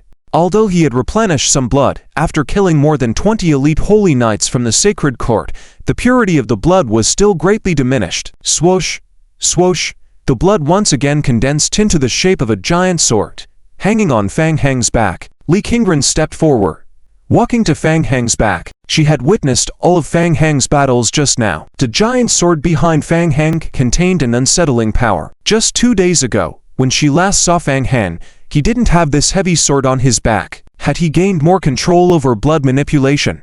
All within these 2 short days. If it were her, she would never be able to single-handedly take down 20 elite holy knights of the sacred court, especially in such a short time. Unconsciously, Fang Heng's strength had already far surpassed her own. The frightening speed of his progress. In the rear, players from the Ined camp followed suit. Their expressions towards Fang Heng had become somewhat unusual. Many of them had met Fang Heng several times in the Ined Research Society more than 2 months ago. Was this the Fang Heng they knew? The change in strength was a bit too drastic, wasn't it? Sister, are we ready? We can set out too. Li Qingren observed the endless army of zombies behind them and nodded, saying, all right. Under Fang Heng's command, the army of zombie copies continuously flowed out from the canyon entrance, moving slowly towards the outskirts of the Bewilderment Forest. These 2 days, the zombie copies had made some basic modifications to a small part of the Bewilderment Forest area, slightly increasing the ordinary zombie copies' movement speed within the Bewilderment Forest. Let's go. ... Not far from the Bewilderment Forest, a white light shone as Hunter and several players escaped using the emergency escape scrolls. Recalling Fang Heng dealing with the elite team from the sacred court just now, the players still felt lingering fear. Needless to say, the mission at hand had certainly failed. Even if they were offered 10 times the reward, they didn't want to go execute the Soul Tower mission again. The guy they encountered just now was too terrifying. Whether he was Fang Heng or not was no longer important. Survival came first. Let's go. Hunter immediately instructed the players to return the way they came. Besides reporting the annihilation to the sacred court, there was also the abnormality in the zombie group. They had seen a large number of zombie creatures pouring out from the canyon passage just now. These zombies were obviously problematic. Looking at their direction, these zombie creatures were most likely heading towards the outskirts of the Bewilderment Forest. This meant that the undead camp would likely open another attack on the heartland of the Brighton Empire through the Bewilderment Forest. Waves of attacks every 3 days, and each time stronger than the last. Who could handle that? Hunter's mouth twitched with bitterness as he hurriedly left the Bewilderment Forest, rushing to inform Guardian Commander Galanch, who was responsible for guarding the outskirts of the Bewilderment Forest. Galanch was unaware of Hunter and the others' actions tonight. The Sacred Court had tasked him with guarding the periphery of the Bewilderment Forest, to prevent the undead from infiltrating the heartland of the Brighton Empire again through the Bewilderment Forest. Due to the vastness of the crossroads on this side of the Bewilderment Forest, fortifying the area was extremely difficult. After hearing Hunter's report, Galanch pondered for a moment, called over his personal guards, and ordered them to defend a small area with all their might. Hunter was stunned upon hearing this and thought to himself, "Is it enough for you to defend with all your might? Wasn't this taking things a bit too lightly? Shouldn't he issue a warning and request support from various directions?" Seeing Hunter's puzzled expression, Galanch nodded and said, "You may go. I have my own plans." Hunter furrowed his brows, nodding before taking his leave. He knew that Galanch didn't trust him. It couldn't be helped. Their relationship wasn't exactly friendly to begin with, and the recent mission failure had further decreased their bond. Perhaps Galanch thought he was finding excuses for the failure of the mission. Hunter scoffed inwardly, thinking that whatever had to be done had been done, and whether or not Galanch believed it was the commander's concern. Wait, Fang Heng was about to lead his undead army over again. Staying here wouldn't bring any benefits. It was better to run. Yes. Quickly return to the city to make arrangements. There might be another special mission coming up. Be prepared early and maybe make a profit. Let's go. Deciding on the gains and losses, Hunter immediately led the players under him to hurriedly leave and return to their temporary base camp city. Galanch watched the departing players, thinking to himself, a bunch of useless people. In these 2 days, the Bewilderment Forest had seen frequent small-scale abnormal movements of zombie creatures, which had also cost him a great deal mentally. Did he need to make such a fuss over just a few zombie creatures' movements? Ridiculous. Galanch didn't hold Hunter in high regard but had other plans in mind. The information he received from the front line just now indicated that the undead's attack on the front line had begun. As usual tonight, the assault tonight was unusually fierce. Commander, our patrol team deploy outside the Enchanted Forest has discovered abnormalities. A large number of zombie groups have appeared in the Enchanted Forest area, seemingly gathering to break through the perimeter. A puzzled look crossed Galen's face. They really came. Immediately mobilize troops for defense. Take me to see what's going on. Yes. Galen immediately followed his subordinates to the outskirts of the Enchanted Forest where the anomaly was reported. Looking up, he furrowed his brows. Shadows flicker in the Enchanted Forest. It was too dark to see clearly, but he could tell that there were at least tens of thousands of zombie groups hidden within. The Holy Court Paladin team had already assembled outside the Enchanted Forest, forming a defensive line to firmly hold their ground. They're here.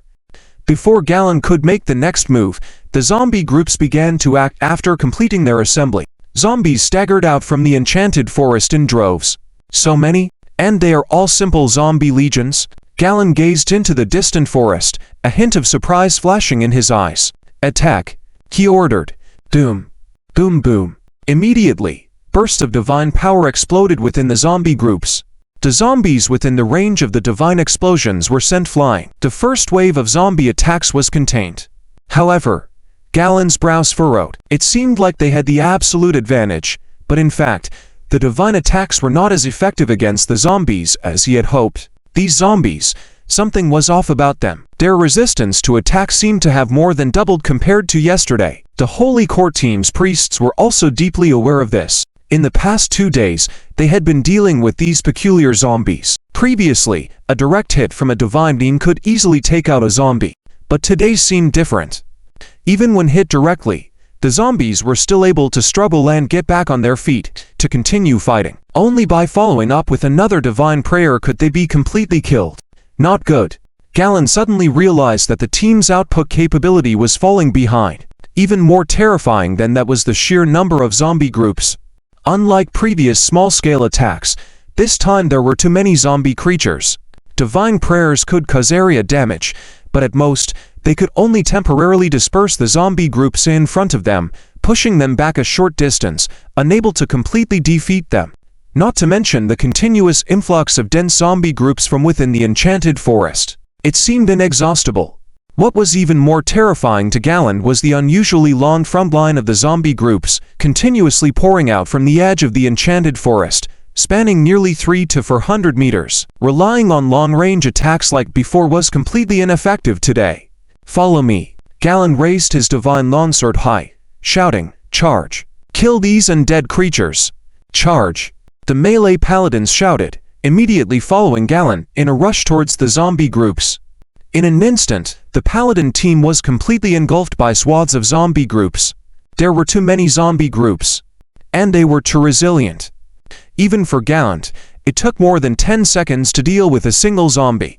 Not good. As the battle went on, Galen's mood grew heavier. Though the zombies' defensive capabilities were low and a single sweep of his divine power could take out a group, their high health was terrifying. After sweeping them more than 10 times, not a single zombie was completely eliminated. The effective damage inflicted as his team charged into the zombie groups was minimal, and unknowingly, they were being surrounded by the zombies. Continuing like this would likely lead to them being completely encircled by zombies. Retreat. Galen immediately signaled the player team to slowly retreat, keeping a distance from the zombie groups. Looking up, the front was filled with an endless sea of zombies that seemed to have multiplied many times compared to before. And the numbers were still increasing. Trouble escalated. There were too many of them. Even if the zombie group stood still, it would take a substantial amount of time to purify them. Quick! Mobilize reinforcements. We need support. Try to avoid direct confrontation and lead them away. Understood. Meanwhile, in the enchanted forest, people observed the distant battlefield. Faction Hearth nodded silently. After evolving to the highest stage of the vampire lineage, the strength of the zombie creatures had significantly improved. The most noticeable was the zombies' terrifying self-healing abilities. This increased the success rate of their plan. This operation paid off. Lee Kingren and the other players from the undead faction in the area were not clear on what specifically was happening, but they felt that the zombies had become more resilient, with quicker life recovery speeds. Additionally, the zombies' agility and strength attributes had also slightly enhanced, though these enhancements were not very noticeable compared to their healing abilities. Lee Kingren even felt that even with a direct approach, it would be enough to give the Holy Court a headache for quite some time. Other players following along were equally unnerved by what they saw. The strength of Faction Hearth's leader had already reached such a frightening level. What terrified them the most was not the individual strength of the zombies, but the sheer number of the zombie groups. The seemingly endless streams of zombies continued to pour out from the Spirit Tower. Kingren, I leave this place to you for now. Contact us through the survival radio channel in case of any emergencies. All right. Lee Kingren nodded and watched as Faction Hearth leapt into the air, transforming into a bat form and flying towards a distant location. In the forefront of the battlefield, Galen and his team quickly gathered with the outer-lying paladin teams to manage the straggling zombie groups. They found the slow speed of the zombie group's movements and kept a safe distance while engaging in hit-and-run tactics. But Galen found it increasingly challenging. His attempts to distract the zombie groups had failed several times. Once the channel is completed, there will be a continuous stream of reinforcements from the Holy Court arriving at the Kipalea game world. If I remember correctly, the channel in the Kanu city will be completed tonight. We must find a way to intercept this group of zombies. We need support from nearby cities and the front line. Inform Kanu city that the undead are heading towards them, and they should be prepared. Fortunately, apart from zombies, there are no other types of soldiers in the undead team. Therefore, the movement speed of the undead army is very slow, giving them plenty of time to prepare in advance and find a way to intercept them outside Kanu City. The news of a large number of zombies appearing in the bewildered forest region quickly stirred the Kipalea Holy Court camp. Each Holy Court commander who received the request for help found it strange. Are just some zombie creatures worth such a big show? In any case, after receiving the request for help, various teams immediately gathered manpower and rushed to the edge of the bewildered forest to provide support. Not only the Holy Court, but players also received related missions. So, Is this a desperate battle for the undead this time? Holy Court camp players immediately became nervous. The rewards for this mission are very good, and players immediately mobilized, with players of all sizes and guild teams rushing to support the bewildered forest region. Not to mention that the description in the mission is not clear, and players initially thought of the enemies as ordinary low-level undead. However, when the most recent group of players arrived after much effort and truly entered the battle area, they were immediately stunned. At a glance, players could only see a dark mass in the distance, countless hordes of zombies, and there were constantly more groups of zombies emerging from deep within the bewildered forest. No end in sight. The players who had come to support each other looked at each other. The zombie hordes were too dense. Roughly estimating, there were at least hundreds of thousands, and the number of zombie hordes was far from reaching its limit. Can Fang Hen, the lord of the Fang Heng realm, control all these zombie hordes alone? Does he really have such abilities? Hey, you guys over there, come over here. Don't just stand there like fools. Upon hearing the call of the Holy Court squad leader, players immediately woke up and joined the battle, following suit. At this point, Galenki had already gathered the Holy Court teams that had arrived one after another and established a frontline defense line. Divine power waves continuously burst within the zombie hordes. Players naturally dared not get too close to the zombies, fearing being caught in the midst of them, so they hid behind and used area of effect skills into the zombie hordes. The denser the group of creatures, the higher the total damage from area of effect skills, and the easier it is to mix in with the crowd. However, this time was different. After a few waves of area of effect skills were unleashed, players immediately looked bitter. Well, after depleting all mana, only 1 or 2 zombies were killed, earning a dozen points of camp contribution. Can zombies really be this tough? Players had indeed heard rumors about the dreadful nature of the zombie hordes controlled by Lord Fang Heng, and now that they actually saw them, they couldn't help but be amazed. Much more resilient than rumored. How do we even play this? Focus fire. Don't waste mana. Focus fire on one zombie for output. Two NPC Holy Court guards at the side saw the players randomly casting skills into the tidal wave of bodies and couldn't help but angrily rebuke them. The players shrank back their necks and quickly focused their fire. However, even so, the entire Holy Court army still couldn't withstand the slow advance of the zombie army. Iduo town is right behind. We must stop them. Don't let them get close to the town. The low-level zombie creatures may not have high attack power, but after accumulating in numbers, the entire zombie horde formed a giant meat grinder. The meat grinder slowly pushed forward. Anything that dared to stand in front of them will inevitably be completely devoured. The guards on the walls of Edo town encountered the hordes of zombies gradually approaching, continuously using arrows in attempt to resist for a moment. The zombie horde resisted the players' output step by step, directly resisting damage. They rushed toward the town and then swung their claws to attack the walls. In just 5 minutes, the entire town fell into the attack of the zombie hordes, until it was completely engulfed. Players watched this scene in shock, speechless. Unstoppable. Completely unstoppable. Even a large imperial capital couldn't stop so many zombie hordes from constantly scratching. How do we fight this battle? Does this mean that from now on, the situation between the entire Holy Court and the undead is going to turn around? Not good. They're heading towards Kannu City. Quick, delay their progress. Buy time for Kannu City. Meanwhile, in Kannu City, currently, Kannu City has been largely controlled by Chu Yan's devout guild. Not long ago, Fang Heng also arrived at Kannu City and met with Chu Yan. Boss Fang. Chu Yan saw Fang Heng approaching, suppressed his excitement, walked up to Fang Heng, and whispered, "The teleportation channel has been set up ahead of schedule, and the final test will be conducted soon. It will be operational very soon." These 2 days, Kannu City had been able to complete the construction of the teleportation channel at lightning speed, thanks to the efforts of Chu Yan. Of course, a large part of the rare materials were provided through secretive channels by Fang Hen. It can be said that a significant portion of this success was due to Fang Hen's efforts. Chu Yan continued, "The biggest problem at the moment is Lord Sano. While we have taken on the task of guarding Kannu City, the Holy Court still has some reservations about the players. And as the city lower, Sano has absolute command over the city." Fang Heng nodded lightly. "Okay, take me there to have a look." Soon, the two arrived at the newly established teleportation area in the northern part of Kannu City. In the center of the teleportation channel area, there stood a 3-meter-high teleportation gate, with many maintenance personnel surrounding a large ripping device on the side for inspection. Wait for the teleportation channel to be opened. The channel has just been completed, and the initial phase is the most unstable, so we will conduct a test soon. Our people have received the task of establishing the teleportation channel, and they will assist in opening the teleportation channel throughout the testing process. Okay. Fang Heng nodded, glanced at the other side of the spatial tearing device, and behind the guards, the city lord Sano quietly said, "Is he the city lord? I hope he can be led away." Two members of the Holy Court hurriedly stepped forward and reported to Lord Sano.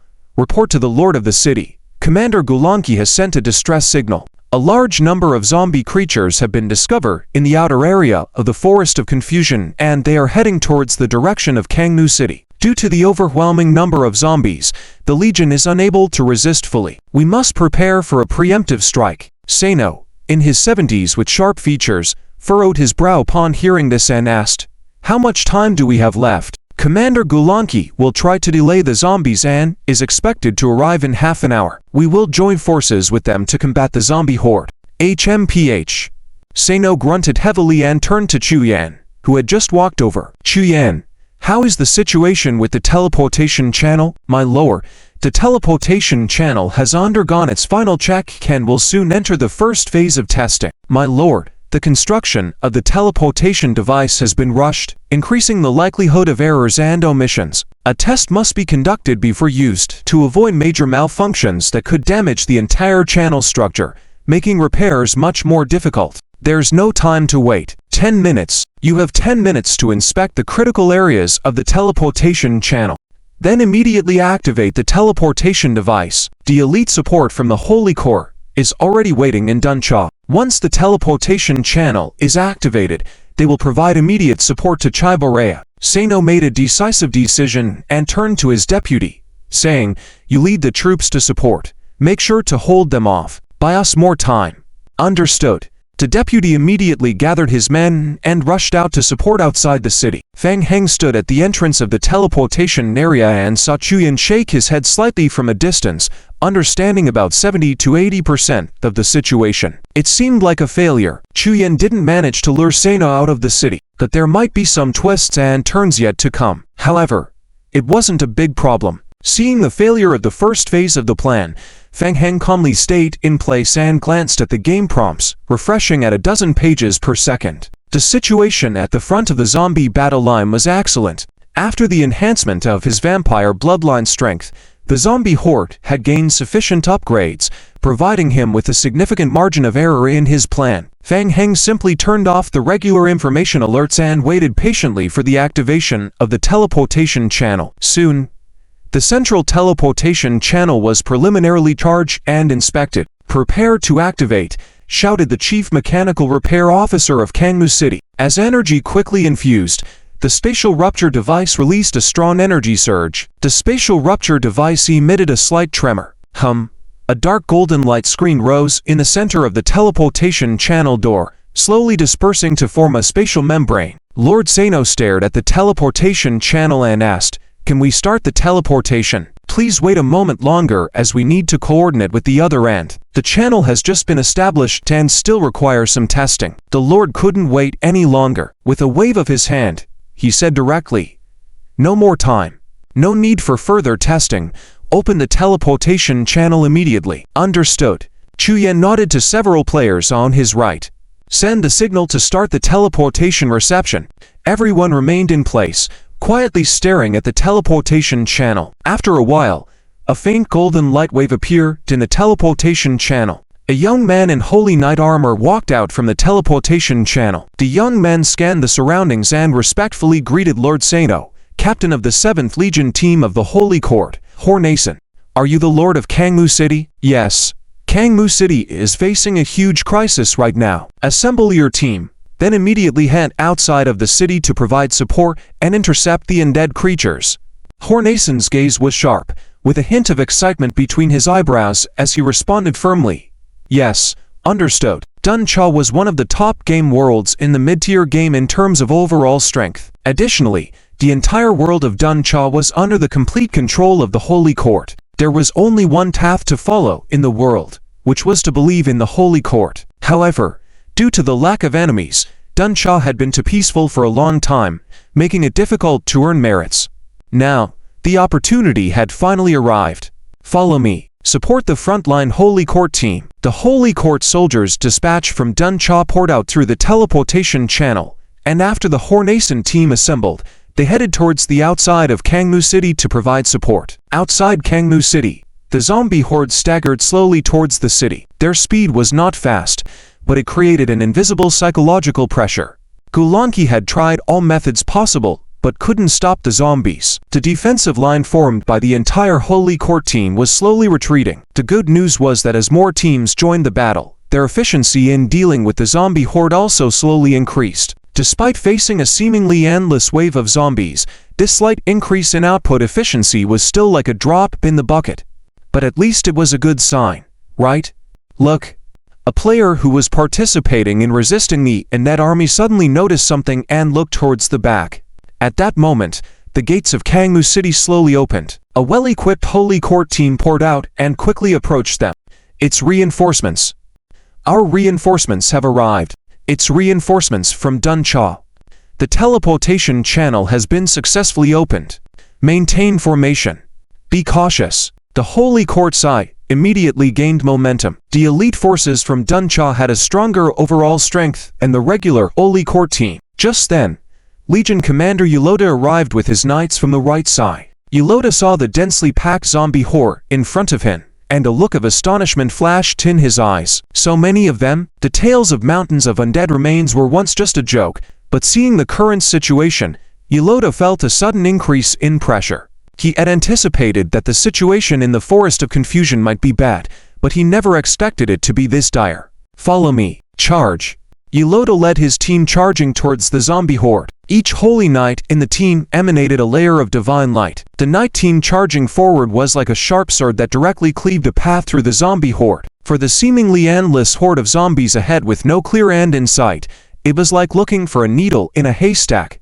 After a sprint, they had already depleted a portion of their sacred energy, making it impossible for this kind of charge to last. In the rear, Gulanki's heart sank as his face turned slightly pale. He had thought that as long as they held out until the team's rescue arrived, they could defend Camwood City. But now it seemed like that was not the case at all. The number of zombies was simply too many. Every time a batch fell, 2 or 3 more would emerge. The speed of their kills couldn't keep up with the speed at which they were being produced. How many more were there? Lee Kingren and over 20 players from the Undead camp were mixed among the dense group of zombies at the rear, observing the battle from a distance. In fact, the number of zombies and the achievements they had made far exceeded their expectations. They were now just as confused as the members of the Holy Court. Just how many hordes of zombies did Fang Heng control? Although the reinforcements from the Holy Court had already arrived, giving a faint fluctuation in the battle situation, Lee Kingren knew deep down that the Holy Court was absolutely unable to hold off the zombies. With just these reinforcements, at least with their current strength, it was completely impossible. Being in the rear of the zombie horde allowed them a clearer view. The zombies at the front were just a small part of the entire horde. A large number of zombies had already spread throughout the desolate forest. More zombies were constantly emerging from the Tower of Ghosts, continuously flowing towards the front lines. The sheer number of these terrifying zombie hordes was enough to make even them feel a chill down their spines. Players even thought along the way, if only they had known how powerful Fang Heng was, why didn't they just go head-on and push through in one wave? Not to mention the players from the Undead camp cheering at the rear. And the players couldn't help but look towards Lee Kingren. Speaking of which, Lee Kingren had put in a lot of effort to bring them here, but now it seemed like they didn't need to intervene at all. What was Fang Heng's intention in having them follow him? Lee Kingren lowered his head to check the game interface, glanced at the system time, and said, "It's almost time. Follow me, everyone." Lee Kingren gestured to everyone. "We'll circle around to the north gate of Camwood City from the side. Be cautious." Understood. Not far away, inside the open gates of Camwood City, seeing that after the initial chaos, the zombie horde outside continued to slowly advance towards the city, the guards inside the city immediately became tense. This was bad. They had thought that the reinforcements would save Kamwood City from disaster, but it seemed. Judging by the situation, Kamwood City was simply unable to hold its ground. Among the crowd, Fang Heng had taken advantage of the distraction and, under the guidance of two players from a devout guild, quietly left the teleportation area and arrived at the north gate of Kamwood City. Fang Heng quickly scanned the city's defensive layout. There weren't many guards on the city walls. Most of the guards inside Kamwood City were concentrated in the southern gate area, preparing to defend against the oncoming zombie horde. Clearly, the guards at the northern gate were somewhat distracting. It's about time. Let's begin. Fang Heng swiftly put on the devil's mask and leapt towards the city wall. Who goes there? The guards on the wall noticed the anomaly and immediately shouted, "Halt!" Hearing this, Fang Heng obediently stopped in his tracks.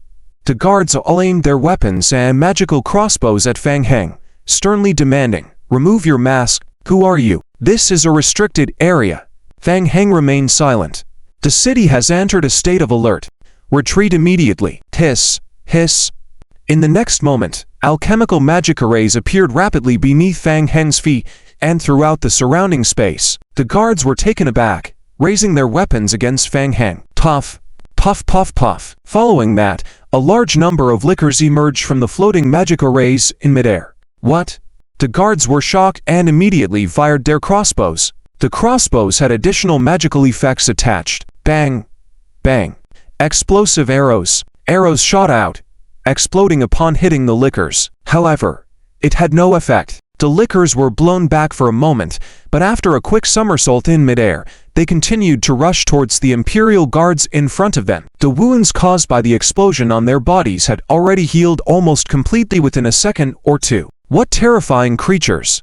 The ordinary Imperial Guards on the city wall were no match for the liquor horde. They were dumbfounded by the scene in front of them, and after one round of crossbow attacks, they didn't have time to reload before the liquor horde immediately pounced on them. After knocking down the guards, the liquors were quickly surrounded by more liquors, launching a fierce attack. Subsequently, more and more zombie minions crawled out from the magic arrays around Fang Heng.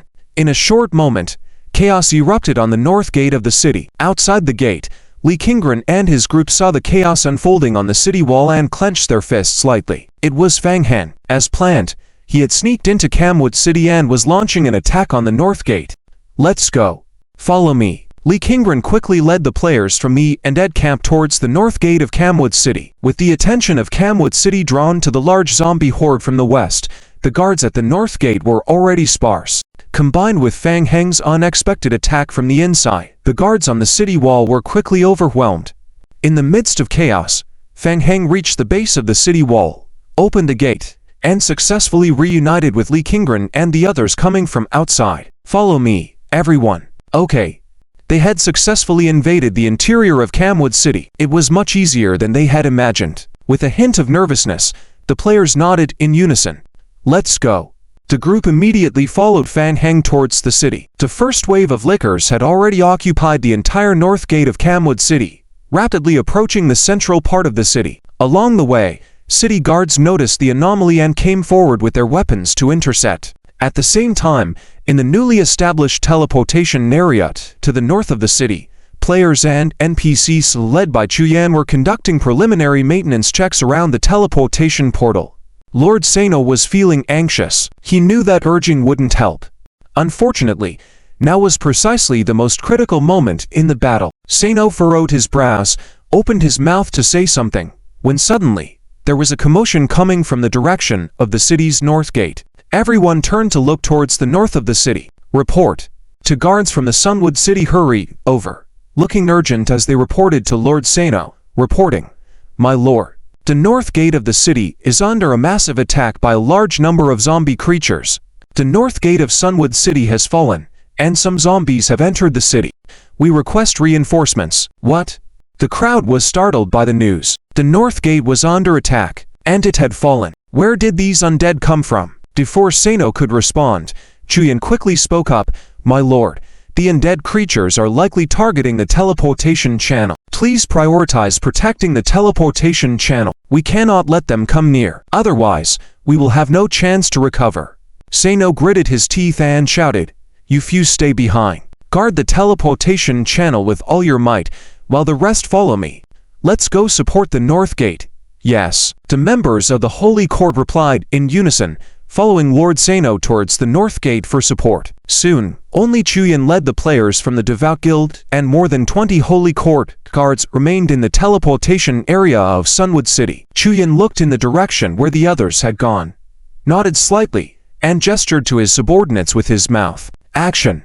At this moment, Sano was unaware that there was a traitor in his own team. He was leading his elite team towards the North Gate for support. However, shortly after leaving the teleportation area, he was shocked by what he saw. The city was in chaos. Just as the guard had reported, in less than 3 minutes, the entire North Gate of the city had completely fallen. The remaining Imperial guards in the city were still resisting the onslaught of the Devourers and zombie creatures, fighting while retreating. There was blood and body parts everywhere, and new zombie creatures kept emerging from cocoons to join the battle. Sano clenched his teeth and loudly commanded, "Stop them!" His elite group of holy knights immediately charged into the battlefield, blocking the assault of the zombie creatures. Not far away, hidden in the shadows behind a corner, Fang Heng stared at Sano, squinting his eyes. "The real leader has appeared.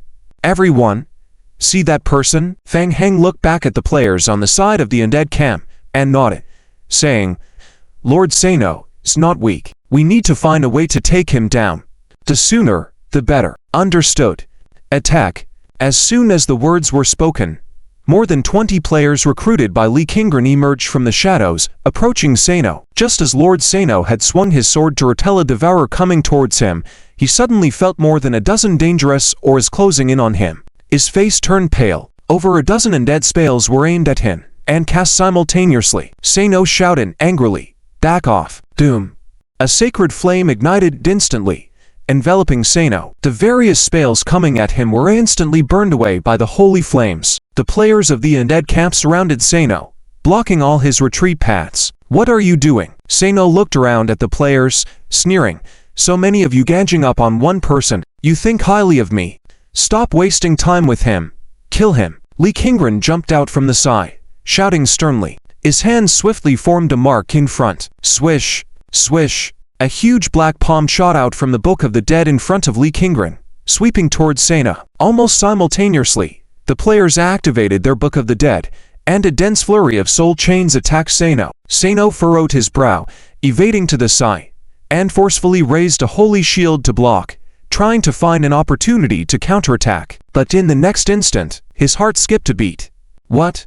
Suddenly, he felt like something was tightly gripping his heart, his blood accelerating uncontrollably within his body. The defensive barrier of holy spells he was about to cast was paused. Not good. Because of this pause, the barrier spell failed to activate. Doom. Doom. Doom. The dense soul chain struck Sano. Bang. Bang. Dang. Lord Sano was knocked back. "Keep going." Li Qingren shouted loudly as he watched Sano being pushed back. The players immediately controlled the soul chains to chase and deliver more blows. Sano's face turned extremely pale, the continuous attacks from undead spells intensifying the flow of blood within his body. He couldn't catch his breath, and the following barrage of soul chain attacks caught up with him. He could only grit his teeth and endure it. However, the fluctuations in his blood circulation grew stronger, and he couldn't find an opportunity to counterattack. Sano's heart sank to the bottom. The players watching were somewhat puzzled by Sano's state. Originally, the strength of the player team was superior to Sano's, and defeating him was just a matter of time. Unexpectedly, it seemed so easy this time. Pressing on, everyone watched as the Lord's health slowly decreased until his body was pierced by the soul chains. Is it over? Did it end this easily? Is Lord Sano just a pushover? Focus, Li Qingren exclaimed. Don't let his soul escape. His sentence had barely ended when he controlled the Book of the Dead soul chains to pierce Sano's soul that was half escaping. Chi. The soul chain struck against Sano's soul barrier, bursting into a sacred light. The undead players by his side immediately assisted, focusing and controlling the Book of the Dead. In an instant, a dozen soul chains continuously struck Sano's soul. In a short moment, the barrier quickly gave way and burst open with a loud explosion. Sano's soul was completely obliterated. Nearby city guards witnessed this and morale instantly plummeted, dispersing and fleeing in all directions, becoming food for the devourers. Reminder: player team kills Lord Sano, According to contribution, players gain 5,000 points of Undead Camp honor. Stop the elite souls of the Holy Court from escaping to prevent them from leaking information. Don't let anyone get away. Fang Heng glanced at the game prompt and stepped forward from behind, nodding to Li Qingren. Calmwood City teleportation area. Chuyan and his subordinates were still repairing the space-tearing device. From afar, they saw a horde of zombies approaching the teleportation area. The elite guardian team of the Holy Court, who were stationed and there looked extremely grim, raising their weapons in preparation for battle. But there was no sign of Lord Sano. Could something have happened? The hearts of the elite team sank. It's the undead. They're coming. Do not let them get near the teleportation portal. Chuyan immediately shouted, signaling the surrounding Holy Court guards to intercept the zombie horde. With the Lord of the city nowhere to be found, in the chaos, the guards followed Chuyan's command and rushed forward. Only Chuyan and his team of players were left by the teleportation channel. Chuyan immediately raised his hand to signal to his companions. Quick, barrier. The players immediately activated a defensive barrier, protecting the teleportation channel securely within it to prevent being affected by the ensuing battle. Chuyan then nodded towards Fang Hen, who was behind the zombie horde, and looked at the players beside him. Restart the teleportation channel. Send a request signal to that side. Understood. The player immediately started operating the device. Buzz. After flickering a few times, the dark golden light screen on the teleportation portal of the space-tearing device stabilized once again. Seeing the zombie horde swiftly advancing towards a Holy Court guards, Chuyan waved his hand and gestured to his subordinates, saying, Fang Lao has settled things on his end. Let's go. Into the channel. With that, Chuyan led his subordinates from the Devout Guild player team and entered the portal. Nearby, Fang Hen led the zombie horde to clear out the remaining Holy Court guards while keeping an eye on Chuyan and his team's movements. After dealing with the remaining guards, they entered the teleportation area and approached the teleportation portal. The outer defense barrier reserved by the Devout Guild dissipated slowly due to energy consumption. The teleportation portal behind the defense barrier remained stable. Soon after, Li Qingren arrived with the Undead Camp players in haste to join Fang Heng. They were surprised to see that the ongoing battle outside had not impacted the space-tearing device at all. Li Qingren approached Fang Heng and whispered, Fang Heng, all elite Holy Court captains have been eliminated, and the souls have been cleansed. Fang Heng turned to look at the space-tearing device and nodded towards the undead players behind Li Qingren. Everyone, begin. Familiarize yourselves with the operation of the space-tearing device, send a teleport request to the channel, and prepare for battle. The undead players invited to participate in the mission were all well-versed in mechanical studies. Hearing this, they looked at each other, finding the situation strange. The teleportation channel on the other side. Wasn't that Dune City, one of the headquarters of the Holy Court in the mid-tier game? What was Fang Heng's main goal connecting to that side?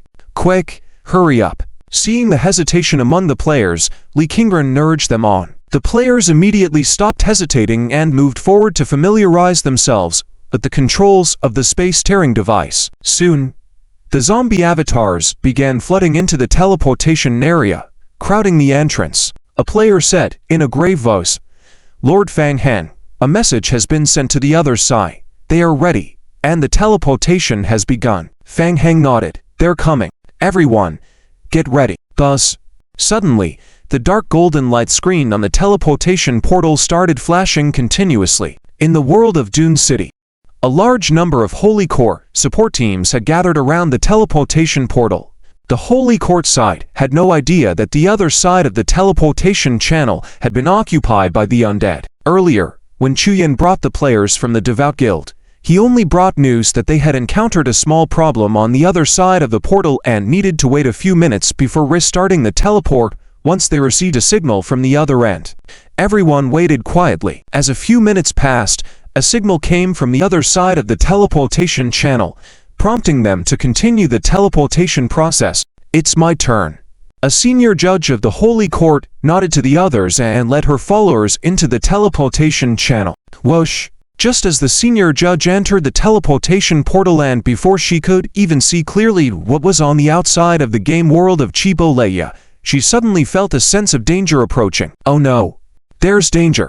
It's an ambush! By the time she thought of countermeasures, it was already too late. Intense undead spells came crashing towards her. with her life already on the lower side, and, in an unguarded state, she was instantly bombarded by over 20 undead players guarding the entrance. Lee Kingren shouted harshly, "Quick, don't let her soul escape." The players were well prepared, and immediately controlled the Book of the Dead to collectively pierce the soul of the judge. Hint. Player team killed Holy Core, support team leader, senior judge. Players gained 1000 points of faction honor. The players guarding the entrance of the teleportation channel looked at the game prompt flashing on their retinas, feeling exceptionally excited. Stimulating. Now they understood. Fan Heng had gone through all these operations to block the Holy Court's teleportation channel. Simply put, it was to block the monster spawn point, treating the Holy Court like regular monsters. Lee Kingren silently glanced at Fang Heng, feeling relieved. The first step of the plan had gone smoothly as Fang Heng had pre-planned. She knew very well that Fang Heng's intentions were far more than just blocking the spawn point and killing monsters. Feeling Lee Kingren's gaze, Fang Heng nodded in her direction, then quickly turned and headed towards the southern part of the city. Monster spawning could only last for a short time. Even if they killed all the reinforcements and destroyed their souls to avoid being noticed, the Holy Core was not foolish. They would soon discover something was wrong. There wasn't much time left for him. Strike fast. The entire city had not completely fallen yet. The city empire's guards were still putting up their final resistance. None of this mattered. They would not be a concern. Fang Heng immediately gathered the lickers and mutated, infected zombie avatars and quickly headed to the western city gate. Along the way, the arriving Imperial guards gathered, attempting to block the advance of the zombie horde. Unexpectedly, what surprised them even more was that the city was breached without their knowledge. The attack actually came from behind. Suddenly, the entire city wall fell into chaos once again. Outside the city of Kanmu, Commander Gulan was still leading the Holy Court army in a fierce resistance, but suddenly heard the murmurs of the players behind him. Frowning, he looked back. What? Seeing the scene on the city wall behind, Gulan was instantly drenched in cold sweat. While he was trying everything to delay the footsteps of the zombies here, he did not expect Kanmu City to be breached from behind first. What's going on? Is the Lord of Sano City just idling around? Before he could fully comprehend, the guards hurried over to report, "My lord, there is currently chaos in Kanmu City. We can't get in touch with them. It's feared that it has fallen." Fallen? Without any sign of movement, he was still waiting for the reinforcements to arrive, and suddenly only two batches came, then followed by news of the city's fall. Damn it, why did it happen so fast? Gulan inwardly complained about his team's incompetence, but then suddenly realized something and turned sharply to look towards Kanmu City. At first glance, the city wall seemed to be full of figures, but upon closer inspection, the masses gathered on the city wall were not Imperial guards, but a horde of undead creatures. Kanmu City had already been overrun by the undead. Not good. Their current position was extremely dangerous. Once Kanmu City completely fell, they would likely face being caught in a pincer attack by the zombies. Alerted, Gulan immediately ordered, "Pass the command down, retreat to the right immediately, bypass Kanmu City, and retreat towards the direction of Cone County City. Abandon Kanmu City." Yes, the order was quickly issued, and the Holy Court team maintained their formation, slowly changing their steps and retreating in a different direction. As the players in the Legion realized the retreat had begun, they were initially confused, unsure of what was happening, wondering why they were suddenly abandoning Kanmu City. After all, the players had come with the idea of earning substantial mission contribution points. Unexpectedly encountering the terrifying horde of zombies on the front lines made them abandon their initial plans, now only thinking about blending in with the team. Where the Legion went, they followed. Since they were already there, they might as well benefit a bit. And so, they changed direction together and retreated. To their surprise, just a few minutes after the retreat had begun, a dark mass surged out from Kanmu City not far ahead. A horde of zombies. Upon seeing the zombies, the players felt a chilling sensation. Why were there zombies everywhere? The next moment, they received a game prompt that Kanmu City had fallen. What the heck? How did Kanmu City suddenly fall? And why were so many zombie hordes pouring out from the city? It was unbelievable. In a short span of time, as Gulan led the team to gradually change direction and retreat, the two hordes of zombies in front merged into one and once again surged towards them. The terrifying zombie horde. How many of them were there exactly? Among the layers of zombie hordes, Fang Heng mingled among them, gazing from afar at the Holy Court army ahead. He thought it would take some effort to consolidate the zombie forces, but the Holy Court people turned out to be quite smart, knowing they couldn't win and chose to give up instead. This was for the best, buying him more time. A higher margin for error. Fang Heng quickly planned a new route for his zombie horde, having them pass through Kanmu City as a waypoint before leaving from another direction, continuing to advance towards the heart of the Empire. The Holy Court Legion soon noticed the changes in the zombie horde. Commander Gulan and the arriving reinforcements led by Commander Arata gathered their troops together, both looking towards the direction of Kanmu City. The movements of the zombie horde had become very strange.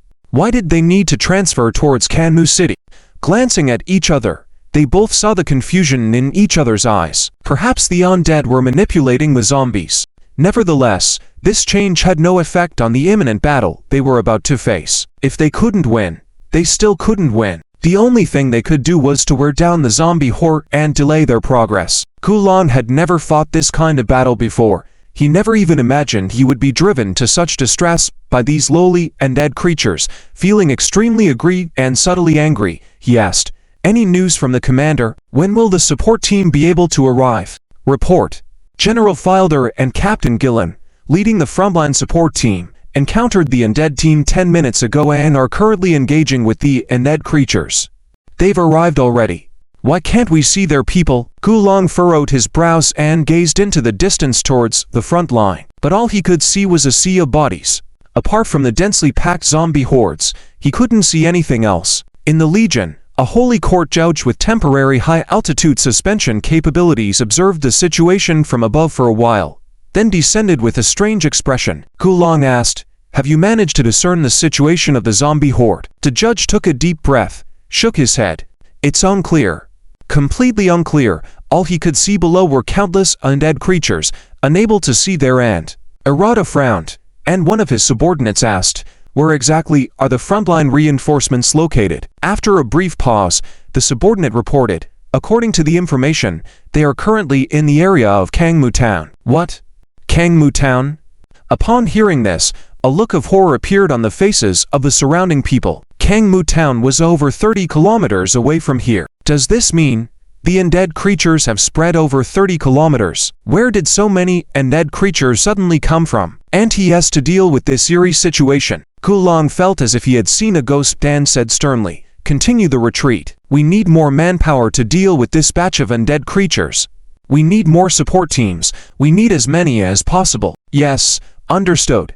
Inside Kanmu City, players were blocking the entrance to the teleportation channel. For every reinforcement from the Holy Court team that arrived via the teleportation channel, one was eliminated. The players were moved as they looked at Fang Heng. What new arrangement does the Lord of Fang Heng have? Understood. Without asking more, several players who controlled the teleport device began to send the request signal. The teleportation channel of the space-ripping device can only operate unidirectionally at the same time. If both sides choose to enter at the same time, it will cause chaos, so whenever the direction of the teleportation channel needs to be changed, a request signal will be sent first, and both sides will confirm the direction of the teleportation. Soon after the signal was sent out, the teleportation on the other side stopped. Fang Heng nodded to Gu Qingju beside him, and quickly transformed into a form of sacred arts.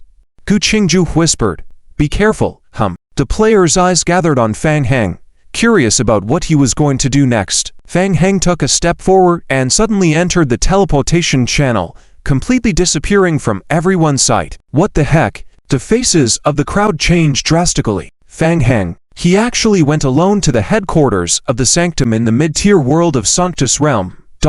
Several dark golden lights flashed before Fang Heng's eyes. Game prompts quickly appeared.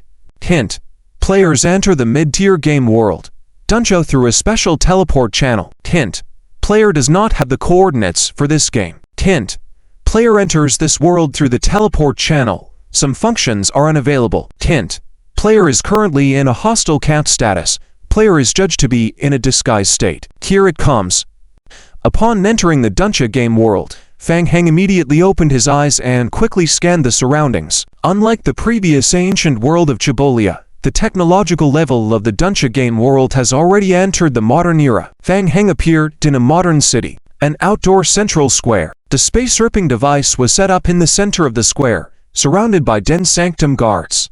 A large number of elite Sanctum teams had already assembled on one side of the square, ready to send reinforcements to the game world of Kyberia through the teleport channel at any time. Seeing Fang Heng step out of the teleport channel, everyone present cast probing glances at him. Chu Yan was prepared on the side and quickly stepped forward, explaining, "He is my subordinate, responsible for checking and verifying the status of the teleport channel. There is no problem with the teleport channel, and we can proceed with the teleportation. Don't dawdle, hurry up."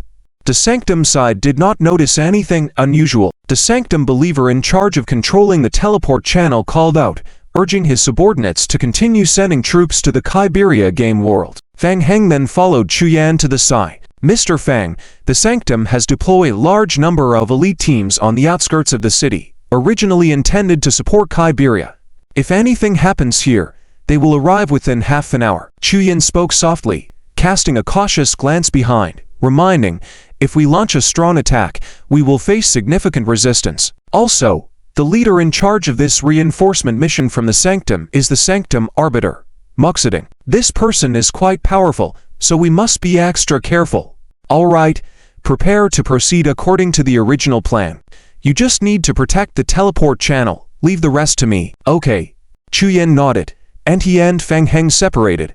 He then instructed the players of the Devout Guild who were standing guard near the teleport channel to continue guarding it. 2 other Devout Guild players guided Fang Heng to walk towards the other side. "Mr. Fang, please follow us."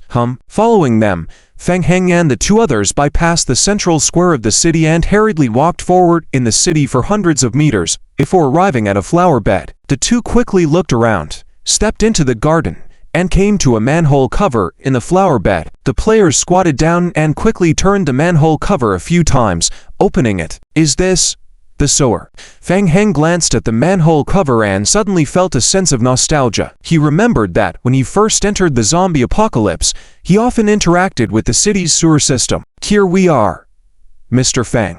The city's underground sewage system is extensive, covering every corner of the city. Please follow us." Fang Heng followed the 2 into the city's sewer system. Time was running out, and the Sanctum could detect anomalies in the teleport channel at any time, so they needed to set up quickly. The Devout Guild looked for many places, and finally chose the sewer system as a gathering point. It was convenient and concealed. And close. Following the 2 down the sewer, they ran for more than 5 minutes before stopping. "You 2, step back." The 2 Devout Guild players quickly stepped back a distance upon hearing this. Immediately, Fang Heng raised his hands in front of him and gathered them into a handprint. Hiss! Blood overflowed from Fang Heng's forehead. The Devout Guild players hiding nearby suddenly felt their hearts convulse. Glancing back, they saw droplets of blood seeping from Fang Heng's forehead. The blood floated in midair. A chaotic spatial vortex gradually formed around the blood, with the edges of the vortex shimmering with a dangerous red light, exuding a dangerous aura. A shrill hiss rent the air, and the spatial vortex suddenly burst open. It turned out to be a blood-red teleportation gate. Hiss! Hiss hiss hiss! In the next instant, a large number of feeders swiftly rushed out of the blood-red teleportation gate. The 2 Devout Guild players were stunned at the sight, their gaze fixed on the teleport gate in front of them. Countless feeders were surging out of the teleport gate, quickly spreading out through various entrances of the city's sewer system. Both of them swallowed hard. Before they could say anything, a second chaotic space began to form gradually with the blood seeping from Fang Heng's forehead. Dang! The second teleport channel opened. The dense crowd of feeders rushed out from the 2 chaotic space teleport channels, converging into a red stream that rapidly spread throughout the city. Hint: player consumes 10% of their maximum blood pool value, summoning a bloodline teleport channel. Hint: your skills trigger intense spatial fluctuations within a certain range, which may be perceived. Fang Heng stopped his movements and turned around to look at the teleport gate behind him. Opening to bloodline teleport channels caused his maximum blood pool value to decrease by 20%. Not a problem. It's a bit of a small loss. Not important. Seizing the transmission channel now is the most important step in the plan and must not be lost. The combat power of the zombie horde must be enhanced. Transforming the liquors has the least consumption and is the most direct way to enhance combat power. At the same time, Just as Fang Heng opened the Blood Clan passage, the arbitrator of the Saint Court in the city, Mu Ziding, suddenly sensed something, furrowed his brow, slowly turned his head, and looked towards a nearby direction. A missionary of the Saint Court, seeing Mu Ziding's unusual expression, took 2 steps forward and asked softly, "Master, have you discovered anything unusual?" Mu Ziding's eyes flashed with some doubt, nodded and said, "Yes, I sensed a strange spatial fluctuation, like the Blood Clan." Blood Clan? Spatial fluctuation? Everyone present couldn't help but exchange glances. How could the Blood Clan appear in this place? Did they sense it wrongly? The missionary also felt puzzled, pondered for a moment, and asked, "Master, should we send someone to investigate?" Just then, 2 guards from the Saint Court hurriedly arrived from the square, knelt down, and reported, "Arbitrator, a large number of undead creatures suddenly emerged from various corners of the city. Resembling ghouls, the city guards are in the process of clearing them out." The guards of the Saint Court were very anxious, sweat appearing on their foreheads. "The undead creatures are extremely powerful. Undead creatures? Where did these undead creatures come from? It's strange. For thousands of years, undead creatures have never appeared before. Why are they appearing now, at such a critical moment? Is it premeditated?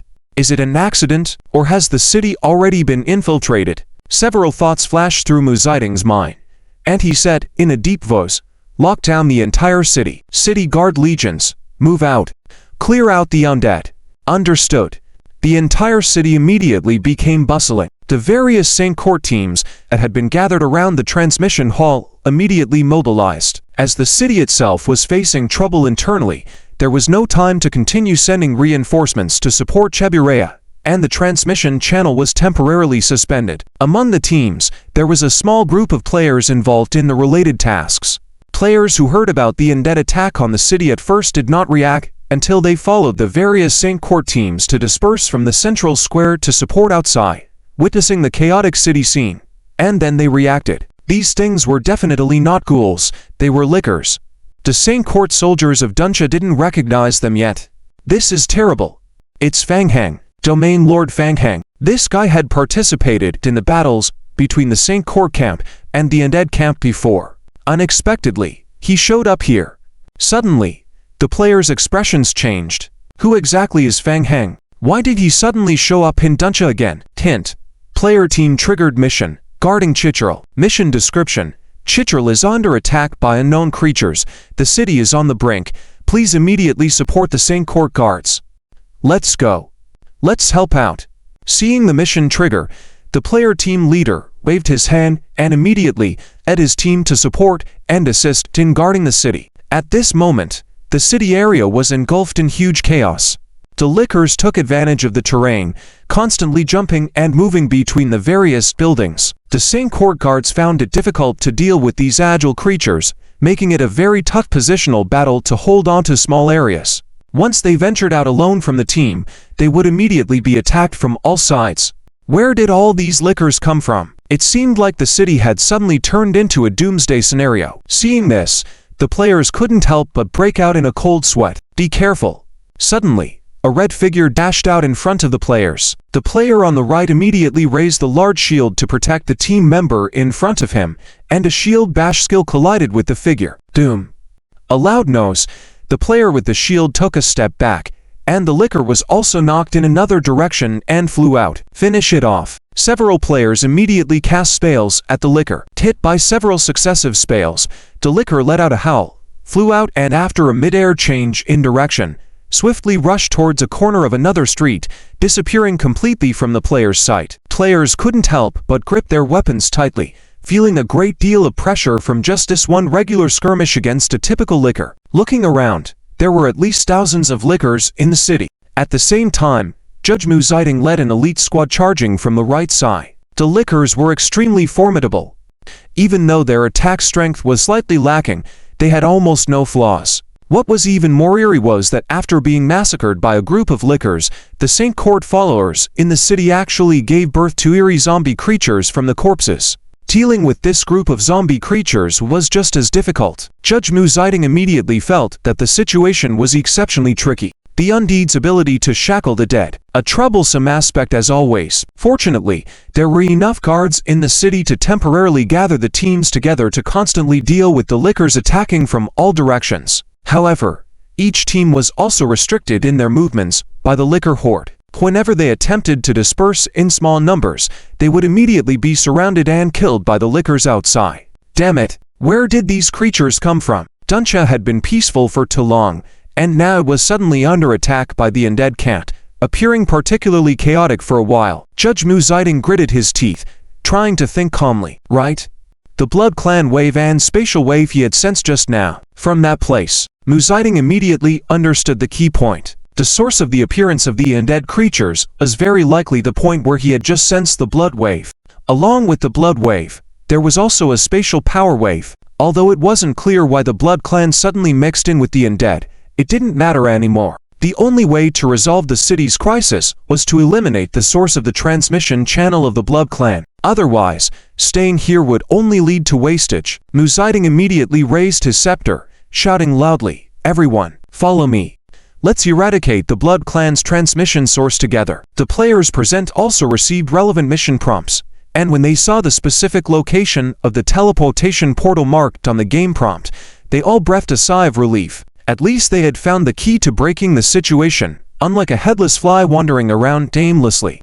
Not far away, Fang Heng had already left the sewer area in advance and was observing the movements of the Holy Court from the side. It was almost time. Just as he had expected, the people of the Holy Court were drawn to the teleportation portal. The group of lickers could buy him some time. So now it was time for the next step. Fang Heng turned towards the central teleportation square in the city. At this moment, most of the teams originally gathered in the teleportation square had been redeployed to support the city, and there were guards at various entrances on the outside. Instead, it was empty inside the square, with only Chuyan and two other Holy Court teams remaining.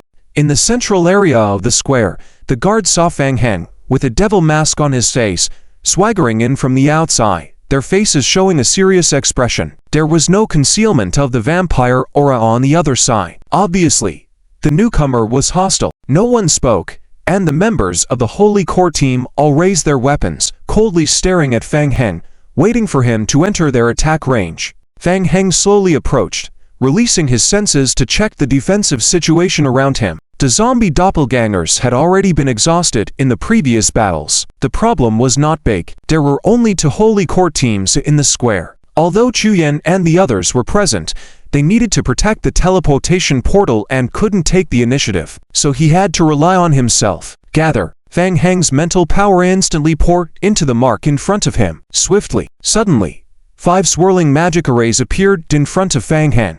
After the vampire bloodline was elevated to the highest level, Fang Heng's mental power also rose slightly. Now he could summon 5 undead skeletal leaders at the same time. Bang! Bang! Dang! A white frosty breath burst out from the magic array. Immediately after, the 5 undead skeletal leaders revealed themselves from the magic array and advanced towards a Holy Court knights ahead. It's the undead. Stop them. Protect the teleportation portal.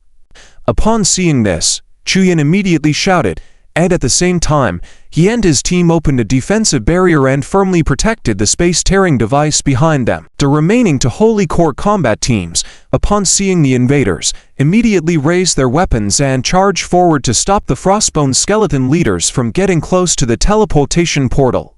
Doom. The undead skeleton leaders swung their ice-cold cleavers forward. Dang. As the cleavers swung, a visible icy breath followed. Quick and decisive, Fang Heng narrowed his eyes, to blood glints bursting from his pupils as he instantly switched to his vampire form and flew forward. As he swiftly attacked the Holy Court members, the huge sword on his back exploded with a loud bang. Blood splattered. The thick blood flew to the extreme, splattering into sharp spikes in midair. Be careful. The Holy Court Knight team, already struggling to deal with the 5 undead skeletal leaders, were shocked at the terrifying blood aura Fang Heng exuded as he rushed towards them. They tensed up, wanting to resist the attack. Whoosh! Whoosh! The blood spikes condensed in midair emitted sharp whistles, attacking the Holy Court Knight Guard team head-on. The speed was so fast that it was extremely difficult to evade. Not to mention the hundreds of spikes covering the air. The dense formation made it impossible for them to dodge at all. Unable to dodge, they could only resist head-on. The knights concentrated their holy shields to the utmost extent. Their bodies tensed up in an attempt to resist the attacks of the blood spikes. Bang! Bang! Dang! The blood spikes struck the holy shields, erupting in a series of blasts. The intense force of blood and aura exploded in the square. The ordinary holy shield was unable to withstand the overwhelming blood force. The shields around the knights were instantly overwhelmed by the blood, and the knights were swallowed up by the blood, emitting a hissing sound, melting into a pure mass of blood, and flew back towards Fang Heng. The remaining holy court knights, seeing this, paled.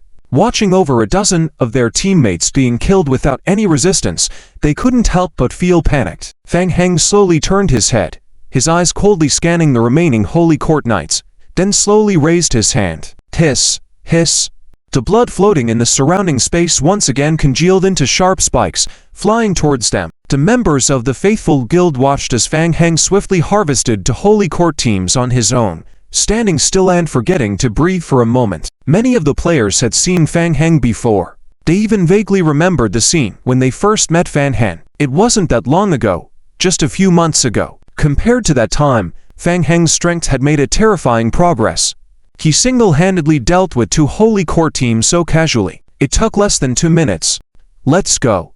When the surroundings fell silent again, Chu Yan took a distant look at Fang Heng and suppressed his excitement, whispering to the faithful guild players to immediately leave the central square of the city. He had just received a game warning and had also been deducted a large part of the holy court reputation. Continuing to communicate with Fang Heng might lead to the system detecting a problem. Fang Heng glanced at Chu Yan and his group rapidly retreating from the central square of the city, controlled the 5 undead skeletal leaders to stay there, slowly walked forward, and headed towards the running space-tearing device. On the other side of the teleportation portal, about 10 minutes ago, the players noticed that the teleportation on the other side of the portal had stopped. The monster spawn had temporarily ceased.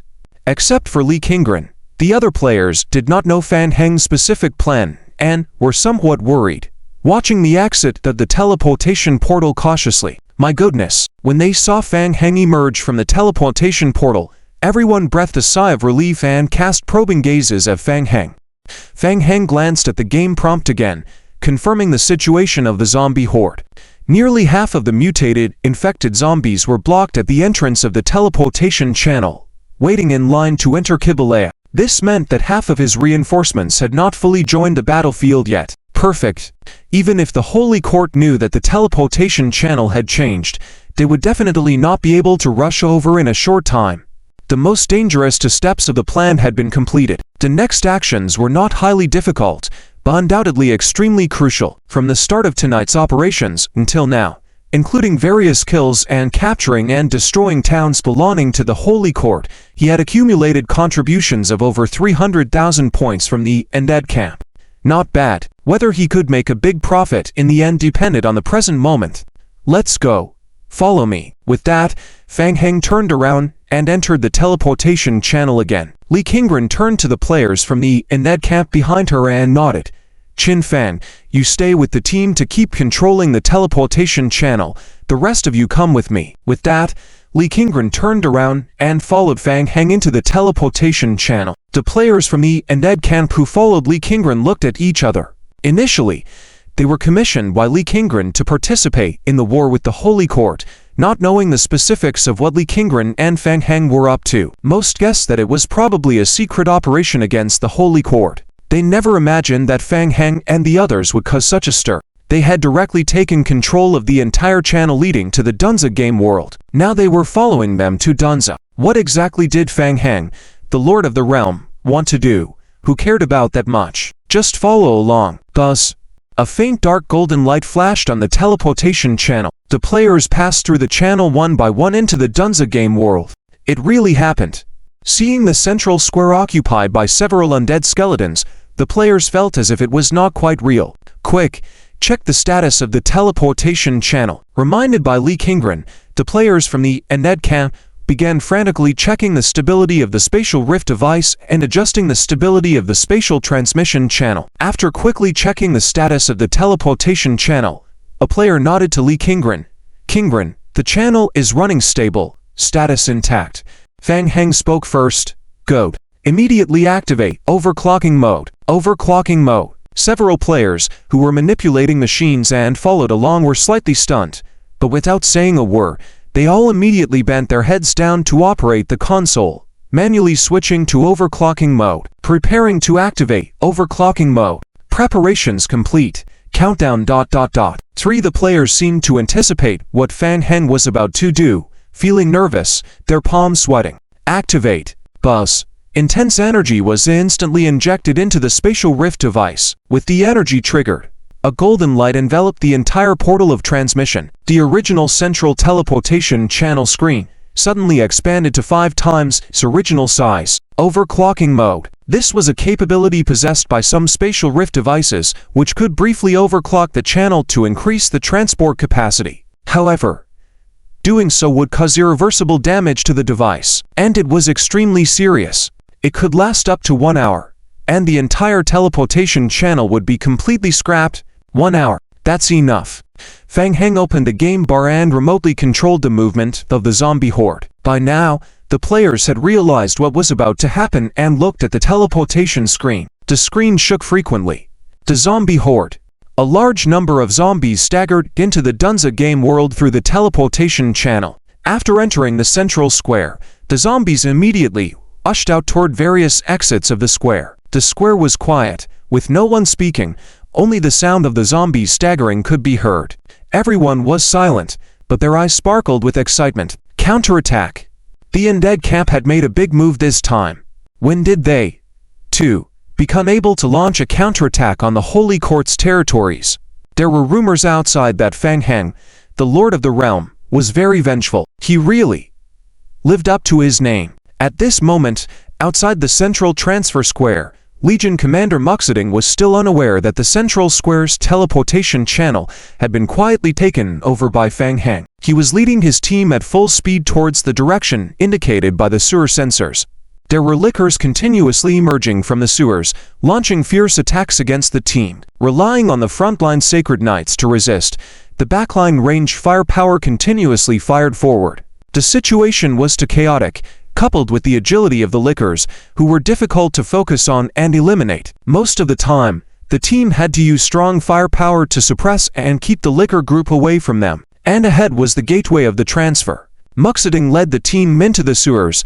Seeing the 2 red floating transfer gates suspended in midair, a solemn expression appeared in his eyes. The transfer gate exuded a strong vampire atmosphere, but there was a continuous stream of undead zombies pouring out from the transfer channel. The zombies had congested the entire underground sewer in front of them, blocking the route that the group was already on. Muxiding scanned the underground tunnel area, searching for suspicious figures among the zombie horde. He had always been curious.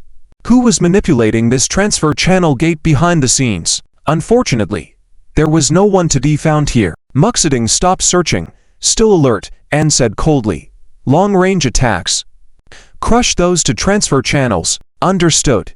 In an instant, the sacred priests in the rear used a large number of long-range spells to bombard the Turid transfer doors. Bang! Bang bang. Under the onslaught of spells, the transfer channel shook violently. The players following the team could clearly see the durability of the transfer channel significantly reduced. Effective. At this moment, the players were somewhat grateful. Fortunately, they arrived early. Otherwise, if they had delayed, the entire underground tunnel might have been completely flooded by the zombies, and it would have become increasingly troublesome to destroy the transfer channel. Be careful. There might be an ambush. Muxiding felt something was off in his heart and reminded everyone to be extra vigilant. However, until the transfer channel was completely shattered by the divine powers, the hidden ambush he had been wary of did not appear. Muxiding couldn't help but be puzzled. It was strange. The enemy setting up a transfer channel here must have paid a price. How could they be so easily destroying? Although the transfer channel was destroyed, the groups of zombies and lickers that came through the transfer channel did not disappear because of it. They continued to rush towards the team. The area in the sewer was too narrow and not suitable for combat. Seeing this, Muxiding no longer thought too much and waved his hand. Retreat first. Got it. The group slowly changed direction and began to retreat. Legion Commander, the situation has changed. The central square in the city is under heavy attack by a large number of undead creatures. Muxiding listened, feeling a sudden shock in his heart, and suddenly reacted. Not good. They are trying to lure us away from the mountain. They want to destroy the spatial teleportation channel. Quick! Return to the central square. Mukting immediately called upon his elite team to return to the teleportation point for support. However, it was too late. By the time the team pushed back against the hordes of flesh eaters and made their way back to the teleportation area, it was already too late. Looking up into the distance, all Mukting could see was a dark mass of zombie creatures ahead. The zombies were crowded and swaying, pouring out of every exit towards the central square. There were at least tens of thousands of them. Damn it! In this situation, the teleportation channel over there must have already fallen. The players also wore astonished expressions. How could they have destroyed the zombie creature's teleportation channel outside, only for so many undead to appear at home? As they made their way, the players suddenly felt as if they were being led by the undead. Fortunately, at this moment, various teams, both inside and outside the city, were gathering towards the center, with large teams working to contain the spread of undead creatures. Mukting's face darkened as he shouted commands. Don't panic. Retreat in an orderly manner. The threat of the zombies is not great. Maintain formation. Clear them out. Yes. Meanwhile, inside the central square, Fang Heng saw Mukting and his legion slowly retreating outside, revealing a regretful expression. If the other party dared to enter the central square, he was confident that he could coordinate with a large number of zombie clones and undead players beside him to kill them. Make sure he never leaves here. Too bad. Mukting did not rush in blindly. At the moment, he had more important matters to attend to, so Fang Heng could only let Mukting leave. Fang Heng nodded towards Li Qingren beside him. Handle things here. Maintain the stability of the teleportation channel. Evacuate immediately if the situation turns bad. Do not worry about me. Yes. Be careful. Fang Heng nodded and immediately transformed into bat form, flying towards the city outskirts. On the outskirts of the city, two players from the Devout Guild kept glancing around on the roadside. Upon seeing Fang Heng approaching, they waved to greet him. Boss Fang. We are here. We're ready. Please follow us. Okay. Fang Heng immediately walked towards the two, getting into a red Jeep parked on the side of the road. Boss Fang, we've set up the magic array in the basement of an amusement park. It's very secluded over there, and everything has been arranged according to your instructions. Well, thank you. Fang Heng glanced at the time and nodded faintly. There are 57 minutes left. We need to hurry. We'll make it. The player stepped on the gas pedal, and the Jeep carrying Fang Heng raced towards their destination. 15 minutes later, the Jeep stopped at an amusement park in the city. Due to a recent accident a few days ago, the entire amusement park was temporarily closed for comprehensive maintenance and ceased all external opening. It was already late at night, and no one would enter at this hour. Boss Fang, we've taken control of this amusement park. Nobody will come tonight, the player assuredly said, leading Fang Heng into the amusement park, until they reached the basement at the back of the amusement park. By this time, the basement had been completely transformed. The ground was covered with densely packed magic runes of the magic array.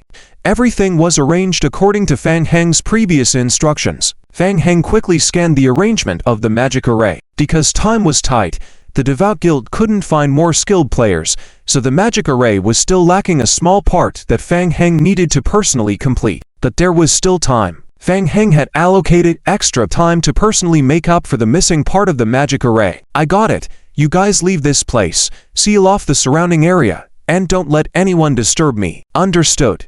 The two players nodded in unison and immediately left. Fang Heng took one last look at the time, calculating in his mind. There was plenty of time. The news of the undead outbreak should have already spread outside, and as estimated, the forces from the Holy Hall would gradually arrive at the city in about half an hour. Their attention would be drawn to the undead creatures over there. So, all of his plans were arranged to be executed within an hour. The final step.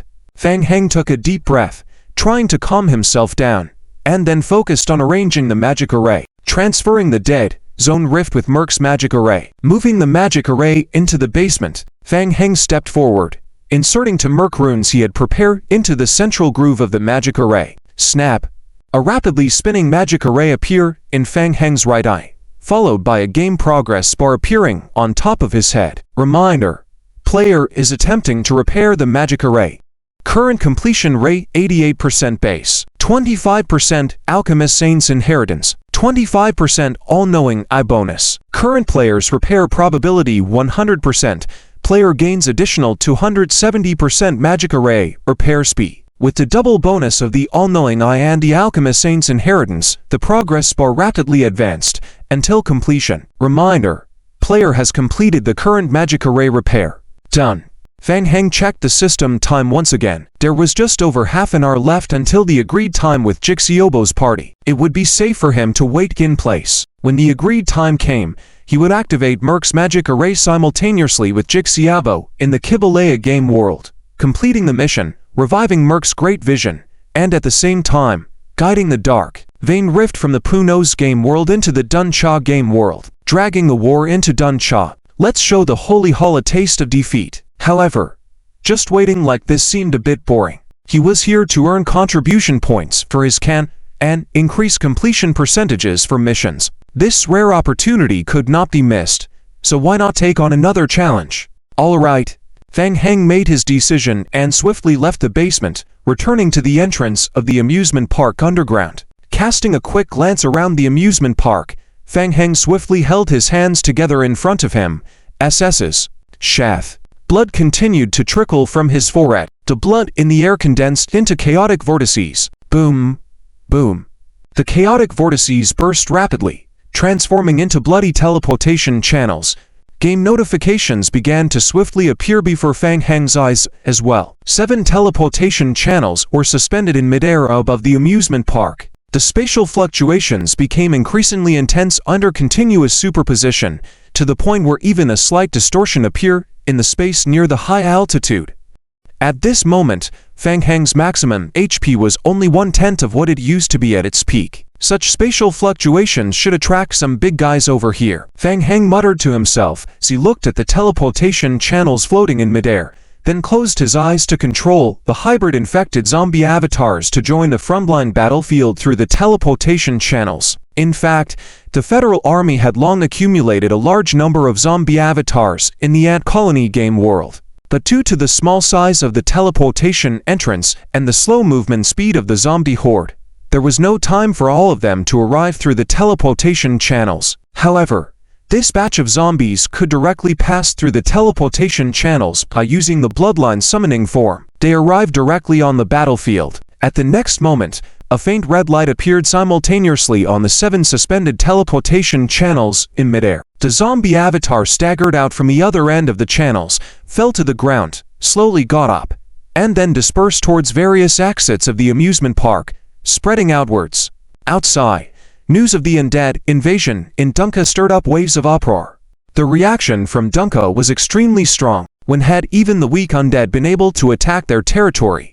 This was simply a disgrace to the Holy See. Fang Heng's actions thoroughly angered the Holy See's local forces in Dunka. Throughout history, Dunka had always been an important depot of forces and a point for spreading faith for the Holy See among the lower realms, supporting a large number of Holy See believers. Various Holy See garrison armies in Dunka were immediately mobilized and rushed to support. The first batch of supporting troops, originally gathered near the city, quickly arrived within 10 minutes of the incident.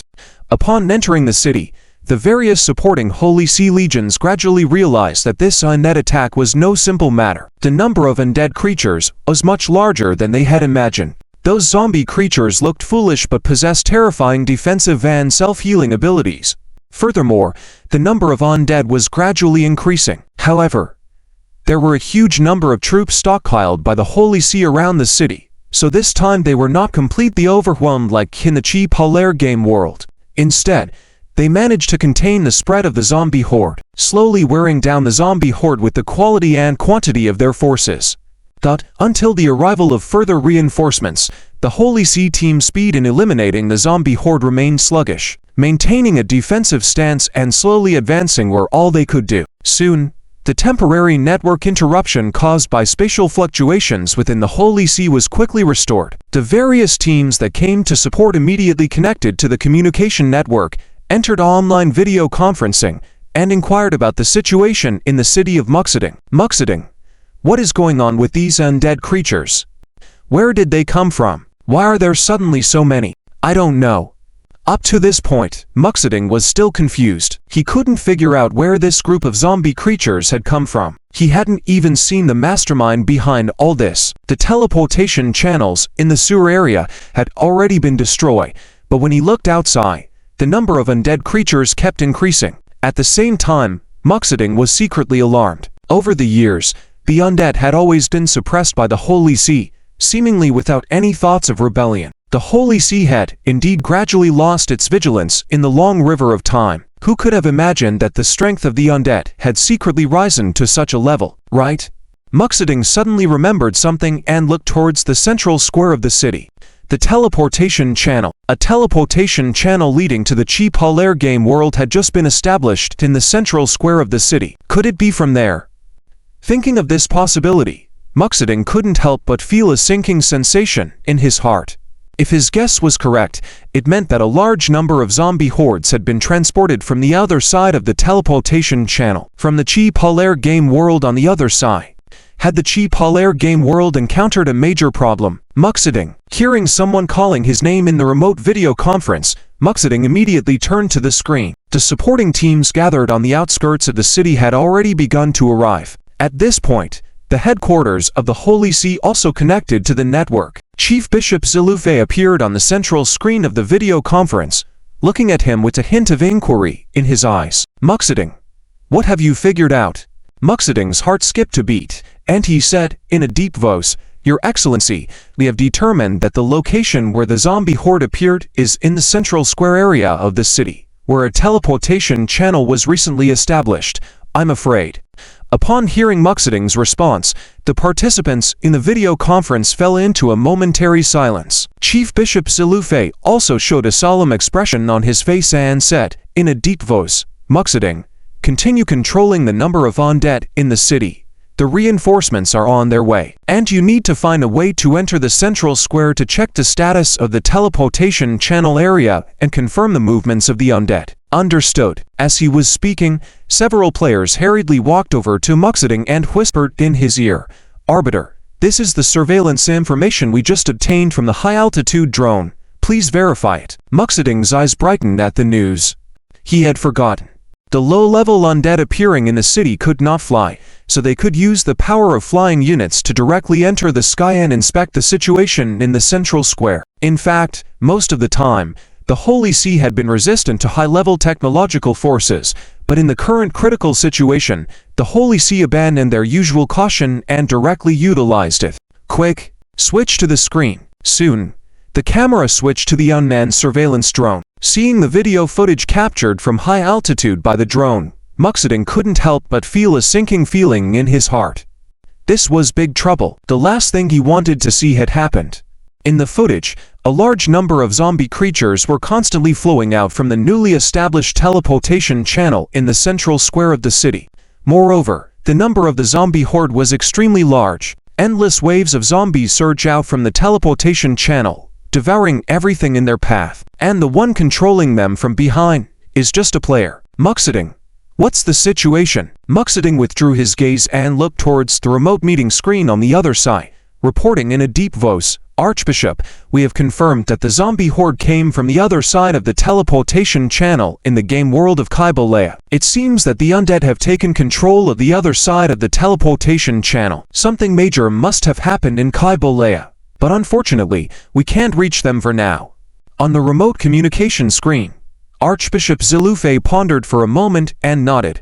We will figure out a way for Chi Polaire. Muxiding, the reserve Holy Army, is halfway here. You stay here to intercept the undead. When the Holy Army arrives, we will directly destroy the teleportation channel. Archbishop, please give us a little more time. Muxiding's heart was stirred as he immediately spoke.